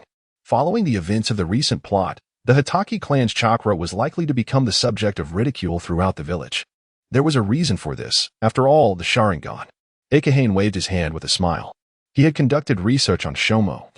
Although Shomo's chakra was not particularly abundant, it could barely rank in the middle among his peers. TCH, Shomo turned his head away, returning his attention to the unfolding narrative. Speaking of which, the Hitaki family had a good relationship with ours. Kakashi should rightfully possess his own ninja dog. Kekkei, you have erred. In that instant, Inuzuka Ishii seemed to grasp the essence, grinning with satisfaction as he declared, dogs are not hindered by heavy fog.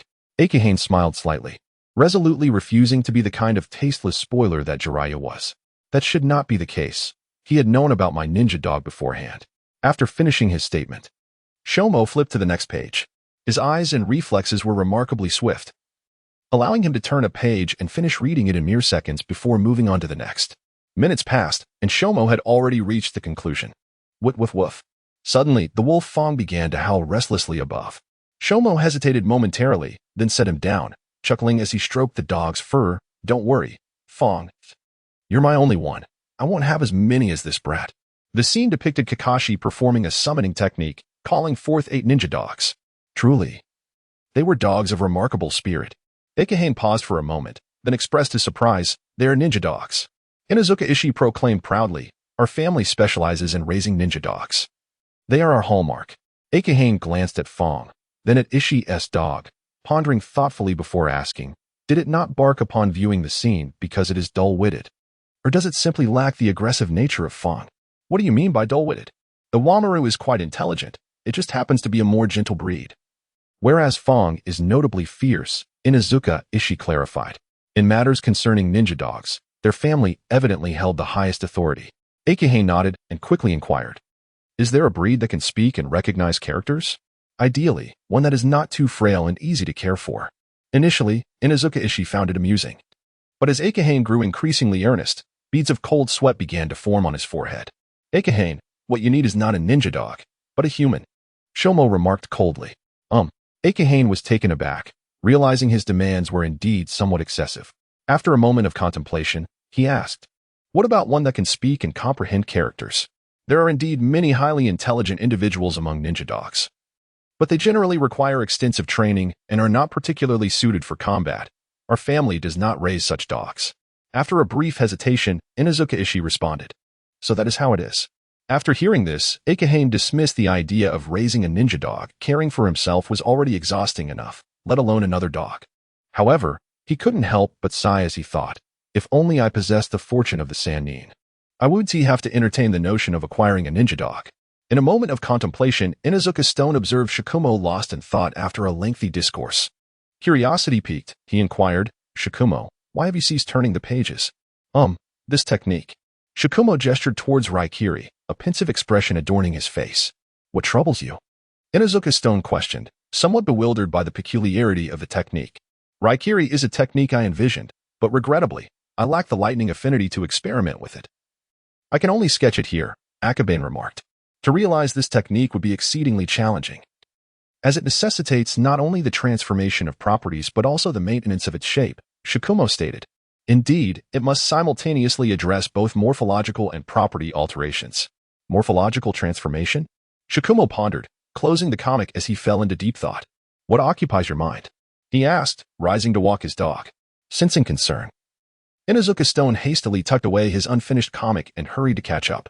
"That technique, in a certain sense, is achievable," Shikumo mused, "though I fear that it may be beyond the grasp of an ordinary individual." "What do you mean?" "I have heard that the Uchiha's eyes can perceive the trajectories of high-speed movements. Thus, a technique like Raikiri requires the Sharingan to unleash its full potential as a piercing ninjutsu."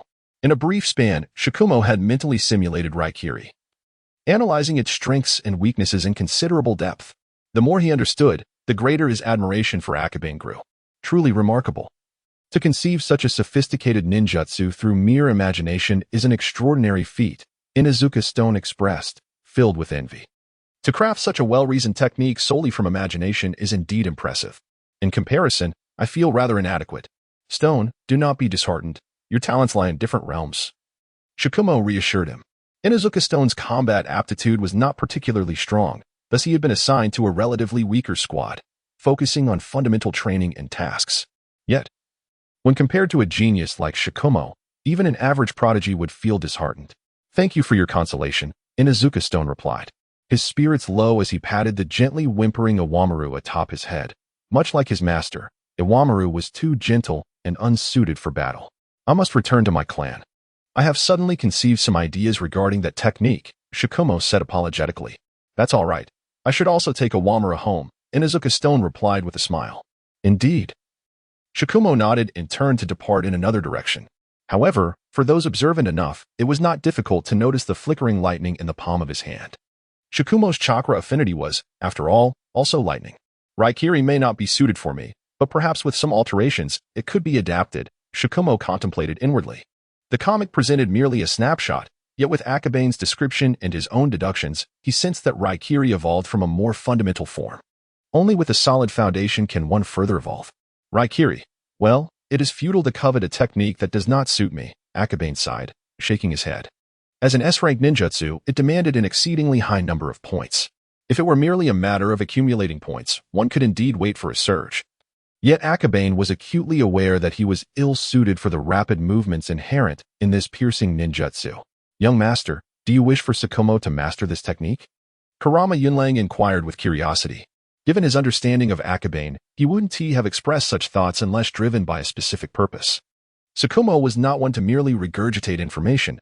He would develop his own variant of Raikiri. Akabane smiled subtly. "I am simply intrigued. Kakashi's Raikiri, Sasuke's Chidori stream, and the Chidori sharp spear, among others, are all transformations of the Chidori. Without the Sharingan, could Shikumo cultivate a version of Chidori that is perfectly suited to him?" This thought piqued his curiosity. However, he felt as though he was forgetting something important.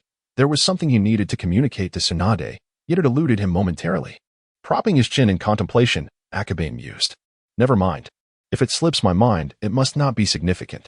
He shook his head, dismissing the thought, and waved goodbye to Kurama Yunlang as he trudged home with a heavy heart. With the conclusion of the Land of Waves arc, his exchange list had expanded with several new options. If he amassed enough points, he would undoubtedly redeem them all in one go. Techniques like Raikiri and Ice Release were trivial in comparison.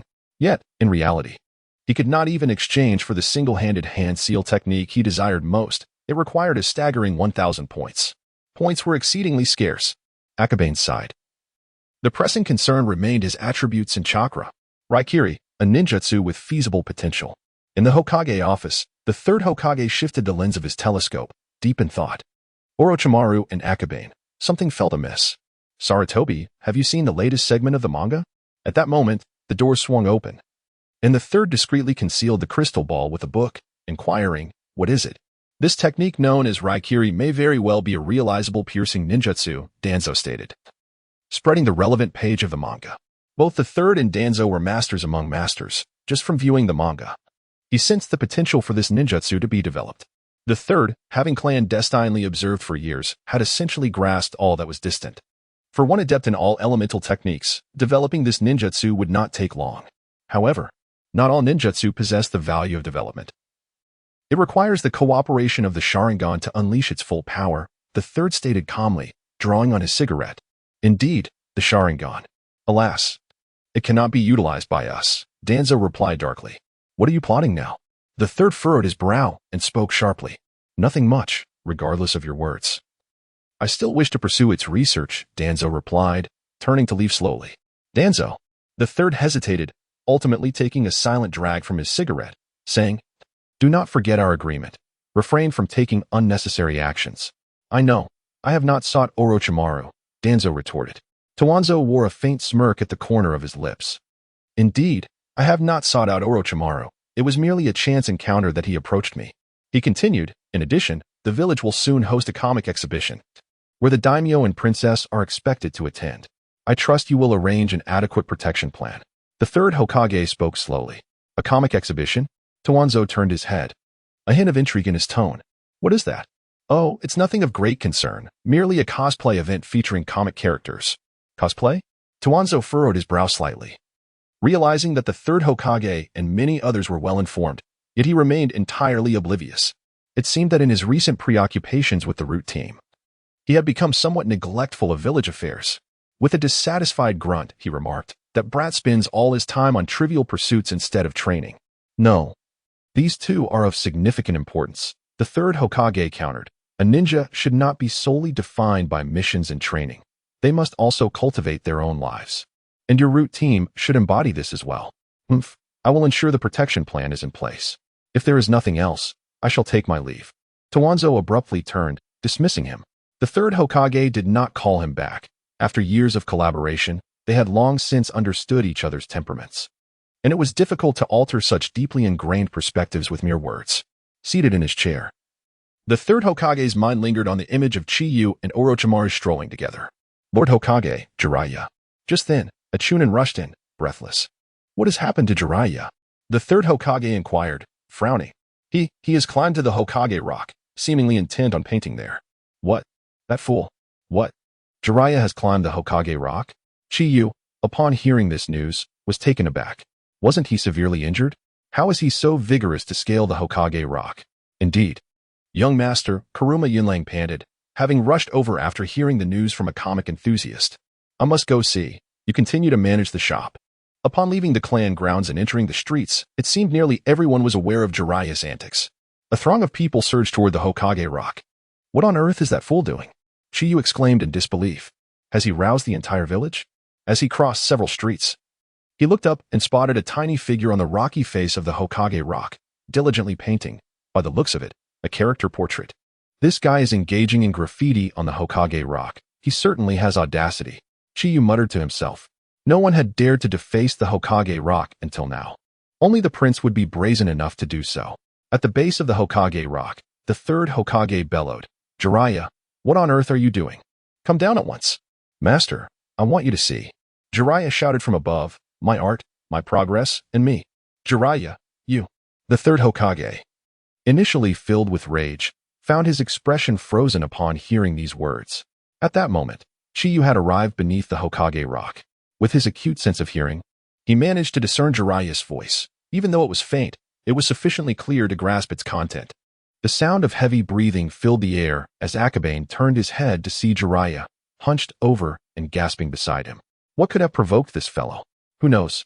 Perhaps someone had struck at a hidden vulnerability within him. This, Akabane himself was unaware of. As the afternoon wore on, Jiraiya suddenly ascended the Hokage rock, suggesting that something significant must have transpired in the interim. Was someone able to touch him? Tsunade appeared momentarily stunned. A hidden weakness within him? Jiraiya had always been carefree. And aside from the incident where Akabane had cast Naruto as male, he had never witnessed him lose composure. Was it true that such a buoyant person harbored psychological frailties? Lord Third had paid insufficient attention to Jiraiya. His gaze had been elsewhere. Contemplating the intelligence regarding Orochimaru, Akabane withheld the latter part of his thought. Tsunade, momentarily dazed, then turned her gaze towards the mountainside. Indeed, in an instant, she comprehended. Jiraiya's training, his progress, even his challenges against Orochimaru, were all aimed at gaining the third's acknowledgement of his advancement, were they not? What a fool. Although Tsunade's words were sharp and unforgiving, her demeanor softened. However, if this continued, matters would become complicated. Akabane sighed. At this moment, Jiraiya's image on the mountainside was beginning to take shape. That was him. From a purely artistic perspective, Jiraiya's work was not particularly commendable, yet it was certainly a step above Naruto's rudimentary scribbles. At the very least, anyone glancing at it could recognize it as his own. Jiraiya, come down. While you haven tea to face the Hokage rock, painting on the adjacent mountainside is also prohibited. The third, smoking his pipe, had already discerned the crux of the matter, yet the immediate priority was to coax this troublesome child down. Sensei, look at my artistic prowess, Jiraiya exclaimed, feeling an exhilarating rush. For the first time, he sensed that his teacher was paying attention to him rather than fixating on Orochimaru. I possess a considerable understanding of your artistic skills. Please come down, the third sighed. Is that so? Tsunade blinked in surprise. Did the teacher truly have such insight into his artistic talent? Akabane did not respond, though his expression bore a curious look. In a certain sense, the third may not have been lying. Rather, the truth was somewhat convoluted and perhaps not suitable for direct revelation. Yet simultaneously, he observed a shadow descending from the top of the Hokage rock. Shadow mimicry technique. It seemed Jiraiya's artwork was likely to remain incomplete. Akabane chuckled softly. Given Jiraiya's current single-mindedness, it would be surprising if he noticed the shadow above. The Nara clan had intervened, and likely the Yamanaka clan as well. Tsunade exhaled in relief. With both clans acting, Jiraiya would undoubtedly descend safely. However, another concern emerged. She hoped that upon his descent, her teacher would spare him. Tsunade sighed. Lord Third was currently enveloped in guilt. He would not come to harm. Akabane turned to leave. Connecting the dots, he had already begun to piece together part of the puzzle. After much contemplation, it seemed that the only possible catalyst for provoking Jiraiya could only be Orochimaru. It seems you have grasped the situation. Could you enlighten me on the matter? Tsunade cast a fleeting glance and promptly caught up. I am uncertain, merely speculating, replied Akabane as he turned to glance at the mountainside behind him. Jiraiya's artistic skills have indeed advanced remarkably. Even if it is merely conjecture, do share. My curiosity is piqued. Tsunade leaped ahead of him. I surmised that Jiraiya might have sought out Orochimaru for a duel, and perhaps Orochimaru inadvertently provoked him. Akabane shrugged. Perhaps there is truth to that. Upon hearing this, Tsunade found herself in substantial agreement. Orochimaru might wish to assist Jiraiya, yet one knows his character.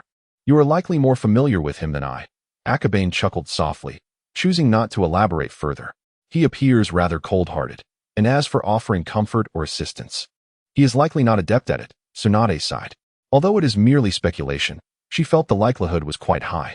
On the other hand, Orochimaru probably did not anticipate that Jiraiya would go to such extravagant lengths to prove himself. Oh, how did I end up down here? A startled exclamation from Jiraiya echoed not far off. You fool. There must be limits to your antics, should you dare to act so recklessly again. I shall deal with you myself. The third Hokage scolded. Now go and clean your painting. All right. I understand, Jiraiya murmured, scratching his head and letting out a soft sigh. Everyone disperse. There is nothing to see here. The ninjas began to scatter the crowd. Jiraiya intended to fetch water, but with one hand injured, he struggled considerably. We should lend a hand. Tsunade rolled up her sleeves, ready to assist, but was restrained by Akabane. Let us allow the third Hokage some privacy with him. Well, that is a valid point. Realizing this, Tsunade turned to see the third Hokage leaning against the Hokage rock, gazing up at Jiraiya as he cleaned the ink from his painting. Akabane retraced his steps, feeling a slight sigh escape him. It is somewhat ironic that what one strives so hard to escape is precisely what another yearns to attain. However, it is fortunate that for Jiraiya, he has already acquired what he desired. By the way, Akabane, when is the event at the comic convention scheduled? Tsunade inquired as she caught up with him. This matter is beyond our control. It depends on the wishes of our teacher and the third Hokage, Akabane responded, shaking his head. Tsunade's question suddenly reminded him that he had something to discuss with her. After a long period of contemplation, a sudden realization struck him. Have you decided on a candidate to portray Uchiha Sasuke? I have contacted Orochimaru, and he has agreed. Oh no. No wonder I felt I had forgotten something. It was this matter. Akabane took several steps before continuing. I have already called upon Uchiha Rin to portray Uchiha Sasuke. It seems that. What? Tsunade was momentarily taken aback, rendered speechless for a while. Well, that is the situation. I had intended to inform you earlier. But it slipped my mind, Akabane lamented, feeling a headache coming on. Since when did you become so close with the Uchiha? It is hardly commendable. He frequently visits the comic store, and I have enlisted him as a temporary aide. Akabane elaborated on the situation. This is troublesome. Tsunade sighed. Although the clash of characters is not a significant issue, it can be resolved by having one party concede. The problem lies with Orochimaru and Uchiha Rin. Never mind. I have devised a solution. Akabane pondered for a moment. What solution? Tsunade was momentarily taken aback. How could someone as proud as Orochimaru ever yield to Uchiha Rin? It seemed utterly implausible. For now, I shall keep it a secret. Akabane smiled faintly, a hint of mischief glimmering in his eyes. Huh? Tsunade was momentarily confused. By the time she regained her senses, Akabane had already distanced himself by several paces. Where are you going? To rest. Akabane waved his hand dismissively. It was currently impossible to locate Orochimaru. That rascal was deceiving Jiraiya, intending to evade his incessant pursuit while also avoiding the scrutiny of the Third's telescopic technique. He was likely engrossed in research somewhere. These individuals are becoming increasingly peculiar. Tsunade glanced back at the Hokage rock, then at the departing Akabane. Everyone has changed significantly, but... Oh, Jiraiya has dropped something. A few sheets of paper? The Third swiftly reached out and caught the fluttering pages. Moments later, he lowered his head, completely absorbed. After a while, Jiraiya wiped the ink stains from the rock wall and glanced down, momentarily stunned. The painting in his teacher's hands. That isn't mine, Jiraiya. While the white is indeed adorable, fantasies must have their limits. The Third silently tucked away the drawings, declaring, I shall take these. Teacher, you mustn't. Jiraiya felt as though he could weep. This was the culmination of his extensive research conducted in various baths. Those two color demons. Tsunade instantly clenched her fist. Yet, considering the rare moment of solitude they had, she chose not to disrupt it. I apologize, Jiraiya. I have always paid insufficient attention to you, and for that, I am truly sorry. The Third gently ruffled his hair. Orochimaru had only 1 year. He wished to dedicate that year to thoroughly teaching Orochimaru, ensuring that his principles would be passed down. Yet in the end, both Jiraiya and Tsunade were overlooked. It's nothing. I have always had the sages of Myaboka Mountain to assist me. Jiraiya scratched the back of his head, feeling somewhat embarrassed. Indeed, thank goodness for Myaboka Mountain. The Third reflected with a hint of nostalgia. Jiraiya was not devoid of talent, but to be candid, even the ninja doctor was unsure how to prescribe the right remedy. The element of surprise number 1 applies to this fellow as well. The following day, Akabane had yet to rise when suddenly a snake slithered through the wall. Instantly, he opened his eyes. What is this? The snake was not large, yet it adeptly raised its head and protruded its tongue. Hissed the little snake, climbed onto the table, aligning itself with Akabane's level. Then a voice emanated from within. Akabane, it is I. Wait, let us converse outside. Akabane summoned a shadow clone, transforming it into an insect, which then scurried through the window toward the forest. The small serpent followed closely behind, trailing into the depths of the forest. Noticing the absence of others around, Kekkei inquired, is this a spirit beast? Indeed, came the reply. I have been researching ninjutsu related to them during this time. The serpent flicked its tongue, continuing to make sounds. Is it a snake clone?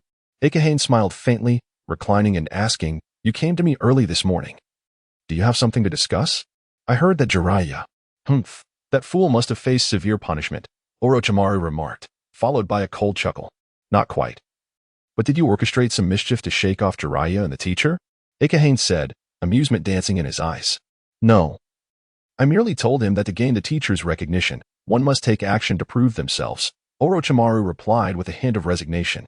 The element of surprise is always beyond your expectations, Kekkei chuckled softly. Jiraiya in his youth was strikingly similar to Naruto. By the way, Danzo showed me the sealing book, Orochimaru said, referring to the very object that Naruto had pilfered from the painting. It's a replica. The original belongs solely to the Third, Kekkei noted. The techniques within are incomplete. It seems Danzo has tampered with it privately. Additionally, he has recently expressed interest in providing me with information about the first Hokage, Orochimaru stated. The exchange of information is a result of our previous collaboration. He sent a snake clone to ensure maximum safety. Information on the first Hokage? He has accessed it quite early, Akabane mused, then realized. Orochimaru's initial research predominantly focused on immortality and regeneration. As an expert in this field, he must have conducted extensive studies on the first. After a moment's contemplation, Akabane remarked, Danzo's objective is likely would release, aligning with my suspicions. Orochimaru nodded in agreement. Since the era of Hashirama Senju, the Senju clan has not displayed would release, possibly linked to chakra, physique, and life force. Akabane continued, moreover, subsequent research will inevitably involve. I understand. The small serpent nodded and descended from the table. By the way, you are attending the comic convention too, aren't you? It raised its head. Questioning. Tsunade invited you to dress as Sasuke, but that role seems too juvenile. I have a more fitting character for you, Akabane said, a playful smile gracing his lips. Do you remember the first painting you acquired? Itachi Uchiha? Orochimaru's clone was momentarily taken aback, but that was merely a painting. How could one embody it? Indeed. At the comic convention, not only current characters will appear, but also some future ones, and your portrayal of Itachi Uchiha would be quite fitting. I refuse, Orochimaru stated flatly. Why? Akabane was taken aback. Because your intentions are dubious. Do not forget, snakes are exceedingly perceptive. Orochimaru retorted with a sneer. Well, fine, I confess. The one portraying Sasuke is Uchiha Rin. I thought your expressions as his brother would be quite amusing, Akabane said with a mischievous grin. Itachi Uchiha is Sasuke's brother? Orochimaru paused for a moment, then chuckled softly. How intriguing. I look forward to it. After finishing the summoning, the little snake vanished without a trace. Shortly thereafter, Akabane's clone voluntarily dissolved, and his memories returned to his true self. Fortunately, he remained undetected.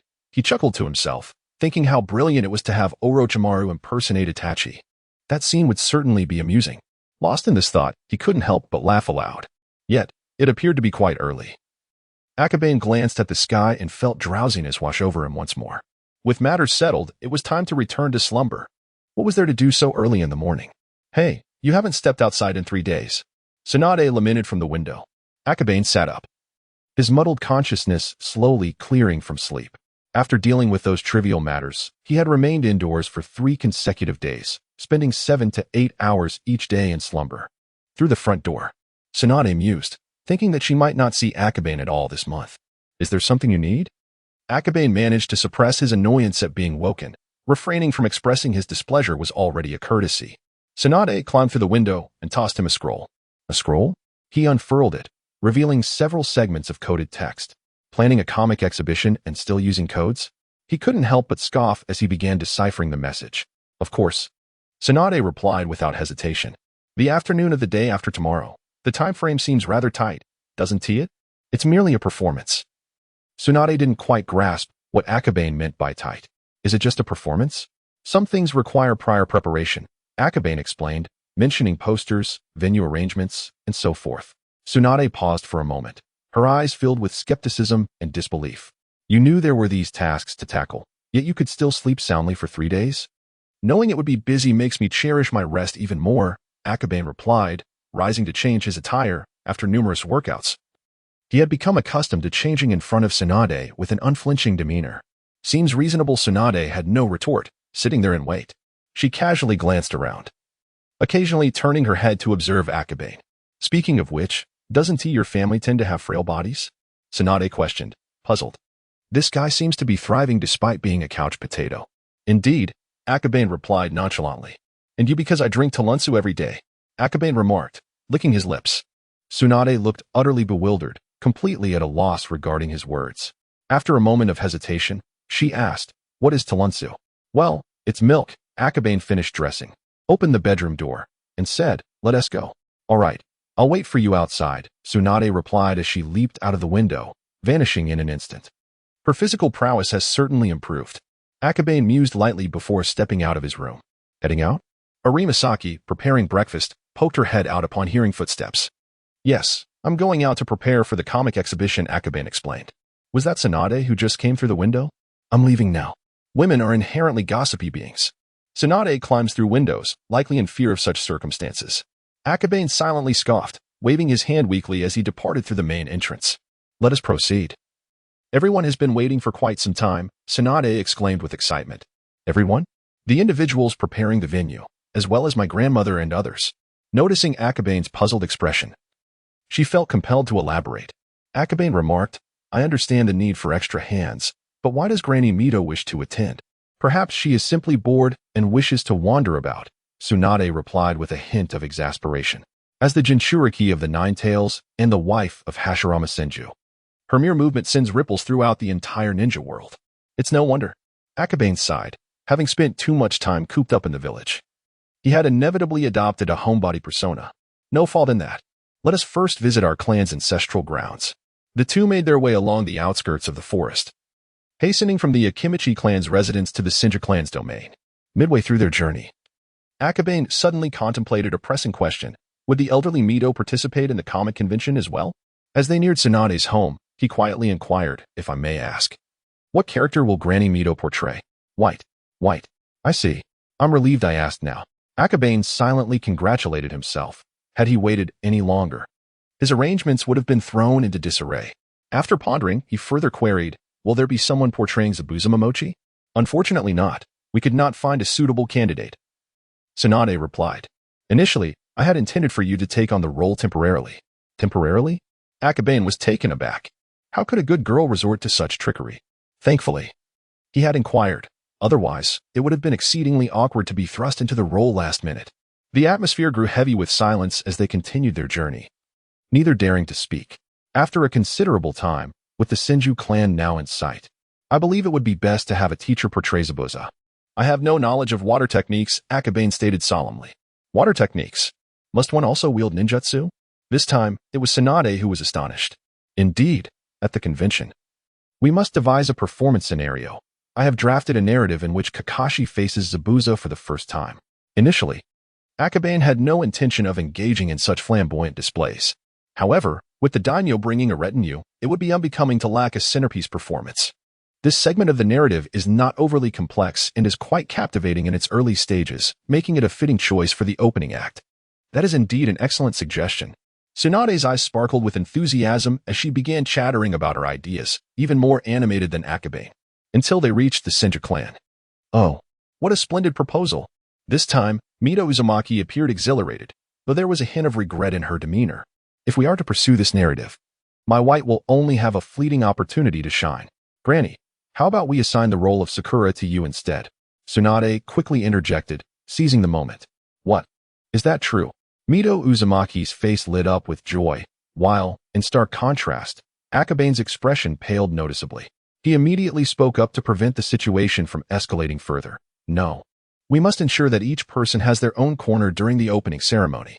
If you truly wish to perform, dear mother-in-law, you may wait until the ceremony concludes and seek a stage to portray your character using a shadow clone. Who is Uzumaki Mizu, though? The most esteemed elder of the entire Leaf Village. Having her portray Sakura will surely lead to an embarrassing moment for Shikumo when he turns around. He thought with a hint of disdain. TCH, such a tedious younger generation. Uzumaki Mizuho sighed, her enthusiasm waning. Let us go. Let us first take a look at the performance venue. All right, everyone, let us head out. Tsunade shouted, and instantly, a throng of people rushed out from the courtyard. Akabane scanned the area. Everyone from the Senju clan was present. We cannot afford to provoke them truly. I leave this place in your capable hands. Uzumaki Mizuho glanced towards the dozen or so individuals by her side, those who would not attend the venue, tasked with guarding the clan's territory. Yes, Mizuho-sama. Jinshian nodded in acknowledgement. Come along, little Akabane. I am quite curious about how you will arrange things, Uzumaki Mizuho said with a gentle smile. Ahem, in truth, many matters cannot be completed today, but it is wise to go ahead and set things up. Akabane spoke with a slight stutter. There was no way around it. Each individual here held an esteemed status, all being veterans who had fought alongside the first Hokage. Some matters were best clarified in advance. What? It's still not finished? Uzumaki Mizuho paused, then smiled softly. No worries, I can assist with certain tasks. I'm all right. I will head to the shop to retrieve the posters. A batch of posters had been printed by Yamano Izumi, which had arrived at the store yesterday, so it was the perfect opportunity to collect them and prepare for display. Few I've managed to avoid a disaster. Akabane silently exhaled, finding it truly challenging to deal with an older otaku, especially one as clever as this particular grandmother. There's no need. A shadow clone can handle the trip, Uzumaki Mizuho said. Her eyes narrowed, a captivating smile gracing her face. However opening, it will surely reveal something unpleasant. Akabane thought to himself, feeling a wave of sympathy for Tsunade. With a grandmother like this, there would be no secrets to keep. Let us proceed. Uzumaki Mizuho's demeanor was gentle yet commanding. With a simple statement, everyone bowed their heads, offering no objections. The aura of authority from a higher status. After all, she was the wife of the first Hokage, proving to be no mere ornament. For she had managed to uphold his policies and strategies even after his passing, effectively decentralizing the Senju clan. Akabane held a quiet admiration in his heart. Little Tsunade. Where are we headed? A member of the Senju clan inquired. The location is on a mountain. I am uncertain about the specifics, Tsunade replied, shaking her head. The information regarding the venue is well concealed, requiring a unique code from Konoha to decipher. A mountain, that is the only detail provided. Let me take a look. Uzumaki Mizuho took the scroll, glanced at it briefly, then returned it to Tsunade. It seemed she had some knowledge of it. Akabane cast a fleeting glance, but upon contemplating the duplicitous nature of Uzumaki Mido, he stifled his curiosity and refrained from speaking. For a moment, the atmosphere grew heavy with silence. After a considerable distance, with no one daring to inquire, Uzumaki Mido could no longer contain herself and glared at Tsunade and Akabane, asking, "Aren't you two the least bit curious?" As for the members of the Senju clan, she could hardly be bothered to ask. These individuals were utterly obedient, only heeding her words. Without her prompting, they would not utter a single superfluous remark. Such a dynamic rendered the situation rather dull. We will know once we reach the location, won't we? Tsunade replied nonchalantly. Indeed, Akabane promptly nodded, dutifully continuing his stride. Boring little brats, Mido sighed softly. The area they were approaching had once served as a training base for the Umbu, though it had been abandoned after the Umbu had fully formed. I see. An old Umbu base. Akabane pondered, recognizing that such a place would undoubtedly have secret passages and special protective areas, allowing for a swift retreat of the daimyo and the princess in the event of an attack. Truly, it was an ideal location. Look, that mountain over there is it. Mido pointed towards a distant, towering peak. Though still far away, its grandeur was beginning to reveal itself. Satisfied with their curiosity, the group pressed on. And with the swiftness characteristic of ninjas, they soon arrived at their destination. Upon reaching the site, Akabane was taken aback to discover that the actual base was this smaller mountain adjacent to them. Tsunade fell momentarily silent. Contemplating the absurdity of having the daimyo scale such a high peak, they would likely need to prepare for a new daimyo succession ceremony the following day. Mido chuckled. Well, no one dares to respond to that. Let us proceed. There are many people ahead, Mido remarked, brushing off the conversation. Indeed. She was perhaps the only one in the land of fire bold enough to say such things. Surviving since the era of the first Hokage, the current daimyo was undeniably an esteemed elder, also serving as Tsunade's grandfather. However, while he was nominally her grandfather, their relationship was not particularly close. After all, a king remains a king, and considering that Tsunade's parents' marriage was a political alliance, interactions between the two clans had dwindled significantly since the passing of Hashirama and Tobarama Senju. Lord Mido, esteemed members of the Senju clan, a figure suddenly appeared, kneeling before the group. You are from the Yamanaka clan. I scarcely recognized you. You've grown so much. Mido smiled warmly. This demeanor was starkly different from how she interacted with Akabane and Tsunade. I am honored that Lord Mido still remembers me. The Umbu ninja exclaimed with uncontainable excitement, growing ever more reverent towards Uzumaki Mido, instantly discerning his identity. He could hardly believe he stood before the legendary wife of the first Hokage. Yamanaka Yoko, please provide an update, Mido commanded. Yes. Yamanaka Yoko rose and began to report the recent developments to Uzumaki Mido in meticulous detail. Had it been anyone else, such treatment would have been inconceivable. Indeed. The shadows arrived here first, undertaking repairs and constructing a grand venue. As Akabane ventured into the mountains, he beheld the hidden gathering place, recently renovated and transformed into a luxurious mountain paradise. However, the grandeur of the space posed a formidable challenge for decoration. It was indeed a vast area, suggesting that we must lend our assistance, remarked Uzumaki Mido with a smile. Lord Mido, there is no need for you to lift a finger. We shall handle this, interjected Oilwoman Atsu. Not at all. Our tasks differ. If anyone sees areas requiring assistance, please expedite the completion of the repairs here, Mido replied with a chuckle, surveying the surroundings. She then beckoned to Akabane and Tsunade. Come here, both of you. What now? Akabane murmured to himself as he followed her lead. Akabane, given the scale of this project, it appears you could use some help, Mito stated. So teach me how to draw. What? Akabane was taken aback, realizing that she had specifically brought him here to ask that. Didn't he catch that?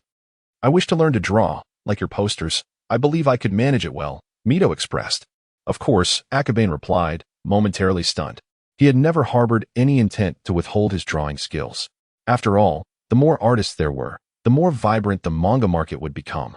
Moreover, those with decent artistic talent but weaker narratives could be nurtured as his own illustrators, capable of creating other comics. A splendid idea. Now, let us discuss what kind of drawings you need. Don't let my appearance fool you. I've recently been studying artistic techniques. Mito maintained her sweet smile. Subsequently, she formed hand seals, and instantaneously, a drawing board, brushes, ink, and more materialized beneath the small pavilion. Numerous sheets of paper already bore sketches of characters and backgrounds. Akabane glanced over, noting that most were fan art from Naruto, including an illustration of a woman resembling Shiro. Well, Granny, your artistic skills are indeed commendable, but the expression of light and shadow could use enhancement. In the gaze, Akabane picked up the best drawing and began to articulate its flaws. Mito listened quietly, nodding along, seemingly grasping the concepts. In stark contrast, Tsunade wore a perplexed expression, utterly bewildered by their conversation. By the way, Granny, if you find the time, the works you create could be sold or gifted at the comic exhibition, Akabane added as an afterthought. That sounds wonderful. I shall give it a try, Mito replied. Picking up a brush, dipping it in ink, and closing her eyes to ponder for a moment before swiftly putting pen to paper. Her hand was steady, and her drawing speed was remarkable. Within minutes, a character's outline emerged before them. Is that me? Tsunade exclaimed in surprise, then quickly felt a pang of embarrassment, wanting to snatch the drawing away. The image depicted a young Tsunade casting dice, a substantial amount of cash in her hands, radiating sheer joy. Though their appearances may not be identical, the expressions and aura are perfectly replicated. It is hard to believe that in merely a few exchanges, Uzumaki Mizuhito has grasped this level of mastery.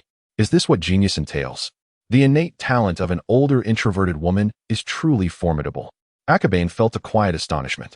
Indeed, when it comes to painting, having guidance can significantly accelerate one's progress. Hey, I shall price this artwork for sale shortly. No, this painting cannot be sold. Tsunade's face turned pale upon hearing this. If such a piece were to circulate, her reputation as Tsunade Heim would be irrevocably tarnished. Is that so? Then I shall create another, she replied. Moments later, another portrait of young Tsunade emerged, this one depicting Shinji Tobarama cradling the young Tsunade, radiating warmth and endearment. No. This one too cannot be sold, Shikaku interjected. Even if Akabane provided the theoretical basis, this technique exists only in theory. This is the foundational lightning release of reverse engineering. I feel I am merely a step away, Shikamaru remarked, seated on the grass in the death forest, panting heavily. Beside him sat the current clan leader of the Hatake family, Hatake Kazami, an elite jonin and Shikamaru's father. Very well, let us attempt once more.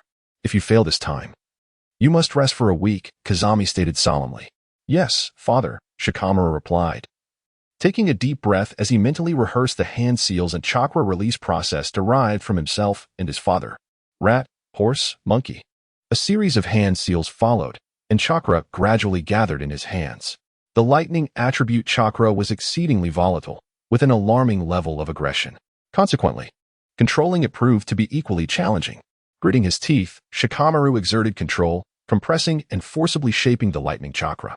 A sharp crackling sound erupted, and under the intense light, both Shikamaru and Kazami's pupils constricted.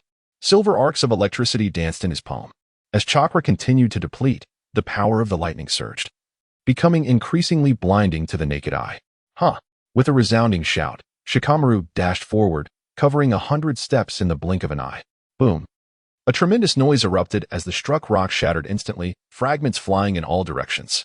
Kazami appeared in an instant, slicing through the debris with a swift strike, then sweeping Shikamaru away from the chaos with a flick of his sleeve. By this point, Shikamaru had already succumbed to unconsciousness. Kazami's heart was heavy with mixed emotions. He understood the theoretical viability of this technique, but its execution proved exceedingly difficult, even for an elite jonin like himself. Yet, his own son had accomplished it. Shikamaru, you are remarkable, he silently acknowledged. a hint of pride flickering across his usually indifferent visage. Painting is quite simple. Little Tsunade, you should give it a try. It is a valuable skill, Uzumaki Mizuhito chuckled. Absolutely not. Tsunade turned her head away, visibly displeased. To her, Uzumaki Mizuhito was merely an eccentric old woman, quite irksome.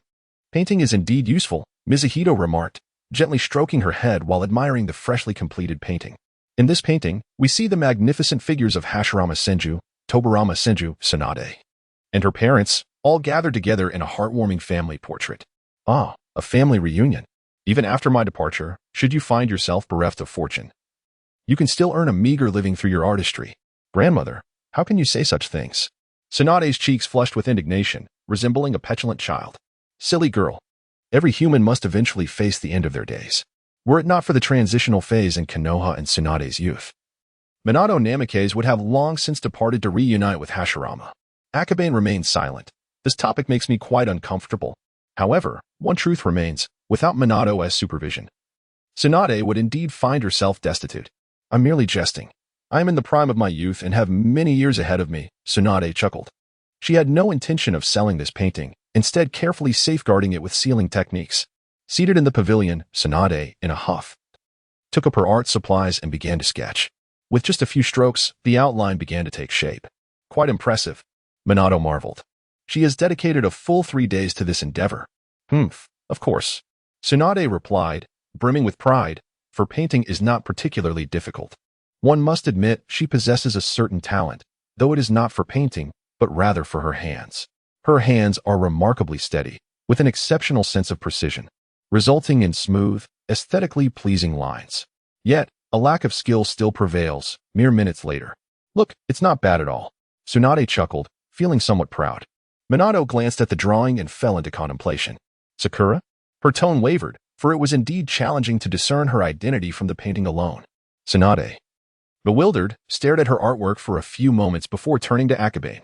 In her eyes, Akabane perceived a yearning for validation. However, to be frank, while her line work is commendable, the facial features, expressions, and movements are a chaotic mess. Sakura, I'm afraid I cannot recognize this generic face. He desperately wanted to laugh, but stifled it for his own safety. It's clearly me. Tsunade, disheartened, cast aside the drawing, instantly losing her remaining enthusiasm for painting. Akabane finally succumbed, bursting into laughter. Tsunade herself? How abstract. Who would recognize that? Now that you mention it, I do see a slight resemblance, Minato remarked earnestly. However, at this moment, it was evident that Tsunade would not believe him. Ahem. I have undergone rigorous training and usually manage to suppress my laughter. Akabane coughed lightly. That is enough from you. Tsunade, flustered and enraged, felt her chakra surge, nearly unleashing her monstrous strength. Yet, Minato reached out, gently grasping her wrist. In an instant, the chakra fluctuations dissipated. No jokes now. I must focus on my work. You've truly vexed me. Akabane decisively shifted the topic to avoid further aggravating Tsunade's fragile spirit. With a few hand seals, 2 clones materialized. Without further ado, let us get to work efficiently. Upon finishing his words, Akabane did not allow them any time to cause a ruckus and took the initiative to begin painting. The 2 shadow clones glanced at one another and promptly started selecting their tools. Shadow clones? Huh, you little rascals certainly know how to take it easy. Vortex Mizuho cast a glance, stretched his limbs to loosen up, and then shadow clone technique. With a surge of chakra, 8 clones materialized. Everyone, please bear with me. Vortex Mizuho said politely, even bowing slightly to his clones. The clones reciprocated the gesture before commencing their tasks. Akabane sighed inwardly, observing others' clones. When compared to his own, the disparity was evident. This is rather disheartening. I think I shall watch them work instead. Tsunade pursed her lips. After some experimentation, she found that mastering the art of painting was indeed no simple feat. However, she had little interest in this skill. And even the challenge it presented did not compel her to delve deeper. Do not stray from this scope. Understood. After another round of admonitions, Vortex Mizuho finally permitted Tsunade to leave. Akabane was tempted to call her back. With only him and Vortex Mizuho remaining, an unsettling feeling lingered in his heart. Although she appeared merely 30 years old, exuding the charm of a youthful woman, her heart was undeniably dark. In a pavilion, over a dozen individuals toiled diligently. Within just half an hour, Akabane felt overwhelmed. What was it like to work under the watchful eyes of elders? If he were to slack off, he would surely hear about it. Yet, Working diligently felt excessively burdensome. How vexing. While Akabane grappled with his frustrations, he strongly condemned Tsunade's act of sneaking away. I've already painted several pieces while you've only managed so little. Vortex Mizuho, having completed a painting, smiled gently and said, one must never divide their focus when working. This will not do on the battlefield. Yes, Granny. Akabane wiped away a tear in silence, mentally cursing Tsunade for leading him into this predicament. After more than an hour, Akabane dispelled his shadow clones. Was this mere collection of posters truly sufficient? Vortex Mizuho inquired with some perplexity. Certainly not enough, but I have reached my limit. Akabane replied wearily. This was his devised excuse for escape, by claiming his body could no longer endure the strain of shadow clones.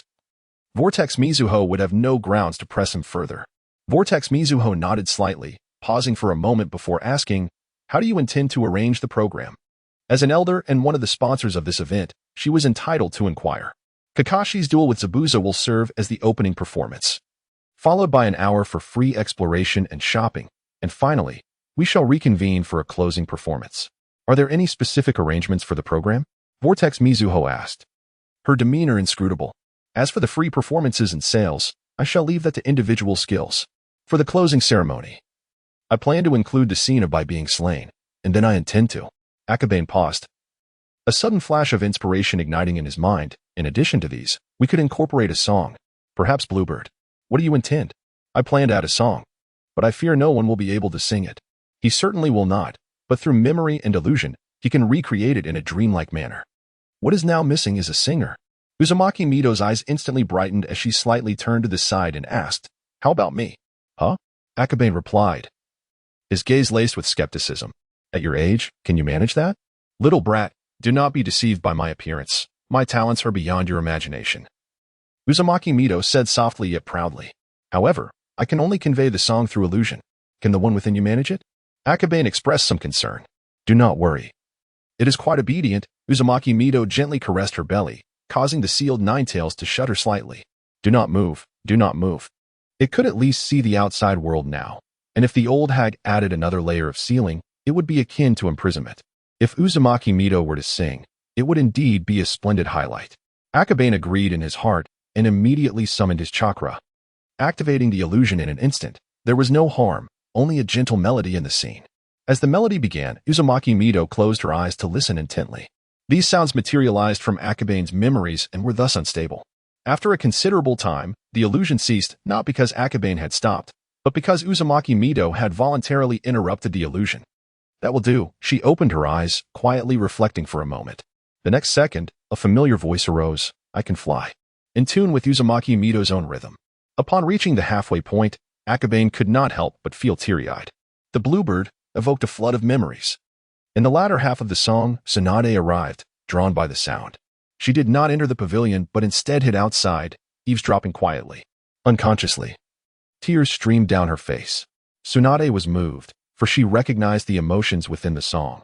The bluebird symbolized freedom, yet her grandmother was not free. Soon, the song reached its conclusion. Uzumaki Mito lamented, without instruments, it still lacks a certain flavor. It was already marvelous, Akabane responded, devoid of any flattery.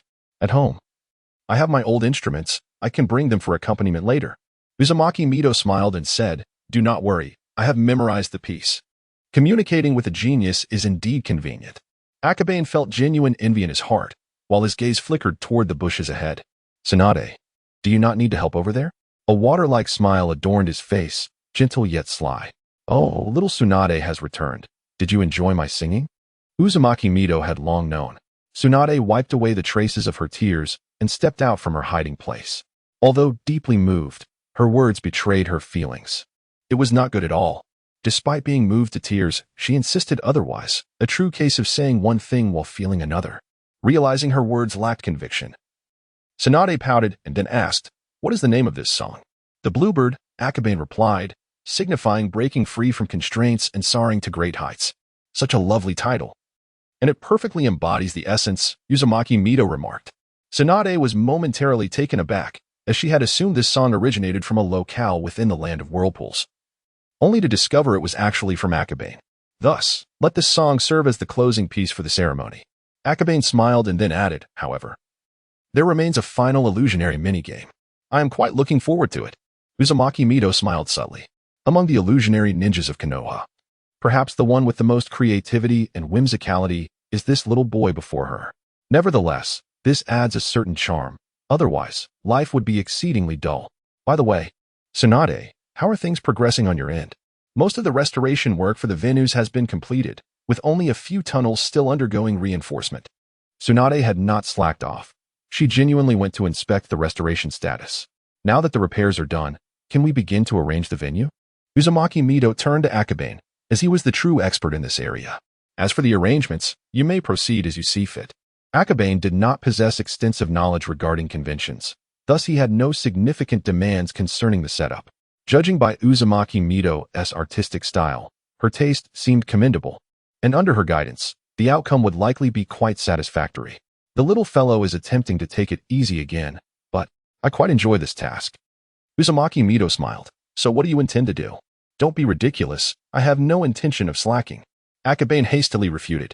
He admitted that initially, he had indeed contemplated sneaking off for a brief nap, but upon recalling the numerous tasks that lay ahead, he quickly dismissed the idea. However, Tsunade clearly did not believe him, her gaze filled with skepticism. Since the daimyo is coming, the program must not be improvised. Akabane immediately explained. That makes perfect sense. So how will you arrange it? Let us first check on Kakashi Hitaki. Akabane was well aware of Kakashi's talent, given enough time. He was confident that Kakashi would undoubtedly develop his own Chidori or Raikiri. Of course, the fundamental difference between Chidori and Raikiri is minimal.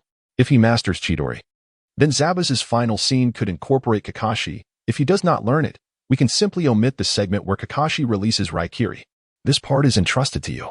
Akabane waved his hand and promptly set off. He did not wish to linger for even a moment longer. Granny, I still believe he just wants to take it easy. Once he departed, Tsunade remarked with a pout. Little Tsunade, sometimes turning a blind eye can make life far more delightful. Uzumaki Mito seemed to hint at something. Yes, Granny. Tsunade was aware that Uzumaki Mito was alluding to her secret gambling activities. Moreover, do you not find that designing and arranging things is far more splendid than merely directing others? After pondering for a moment, Uzumaki Mito picked up her brush and began to draw.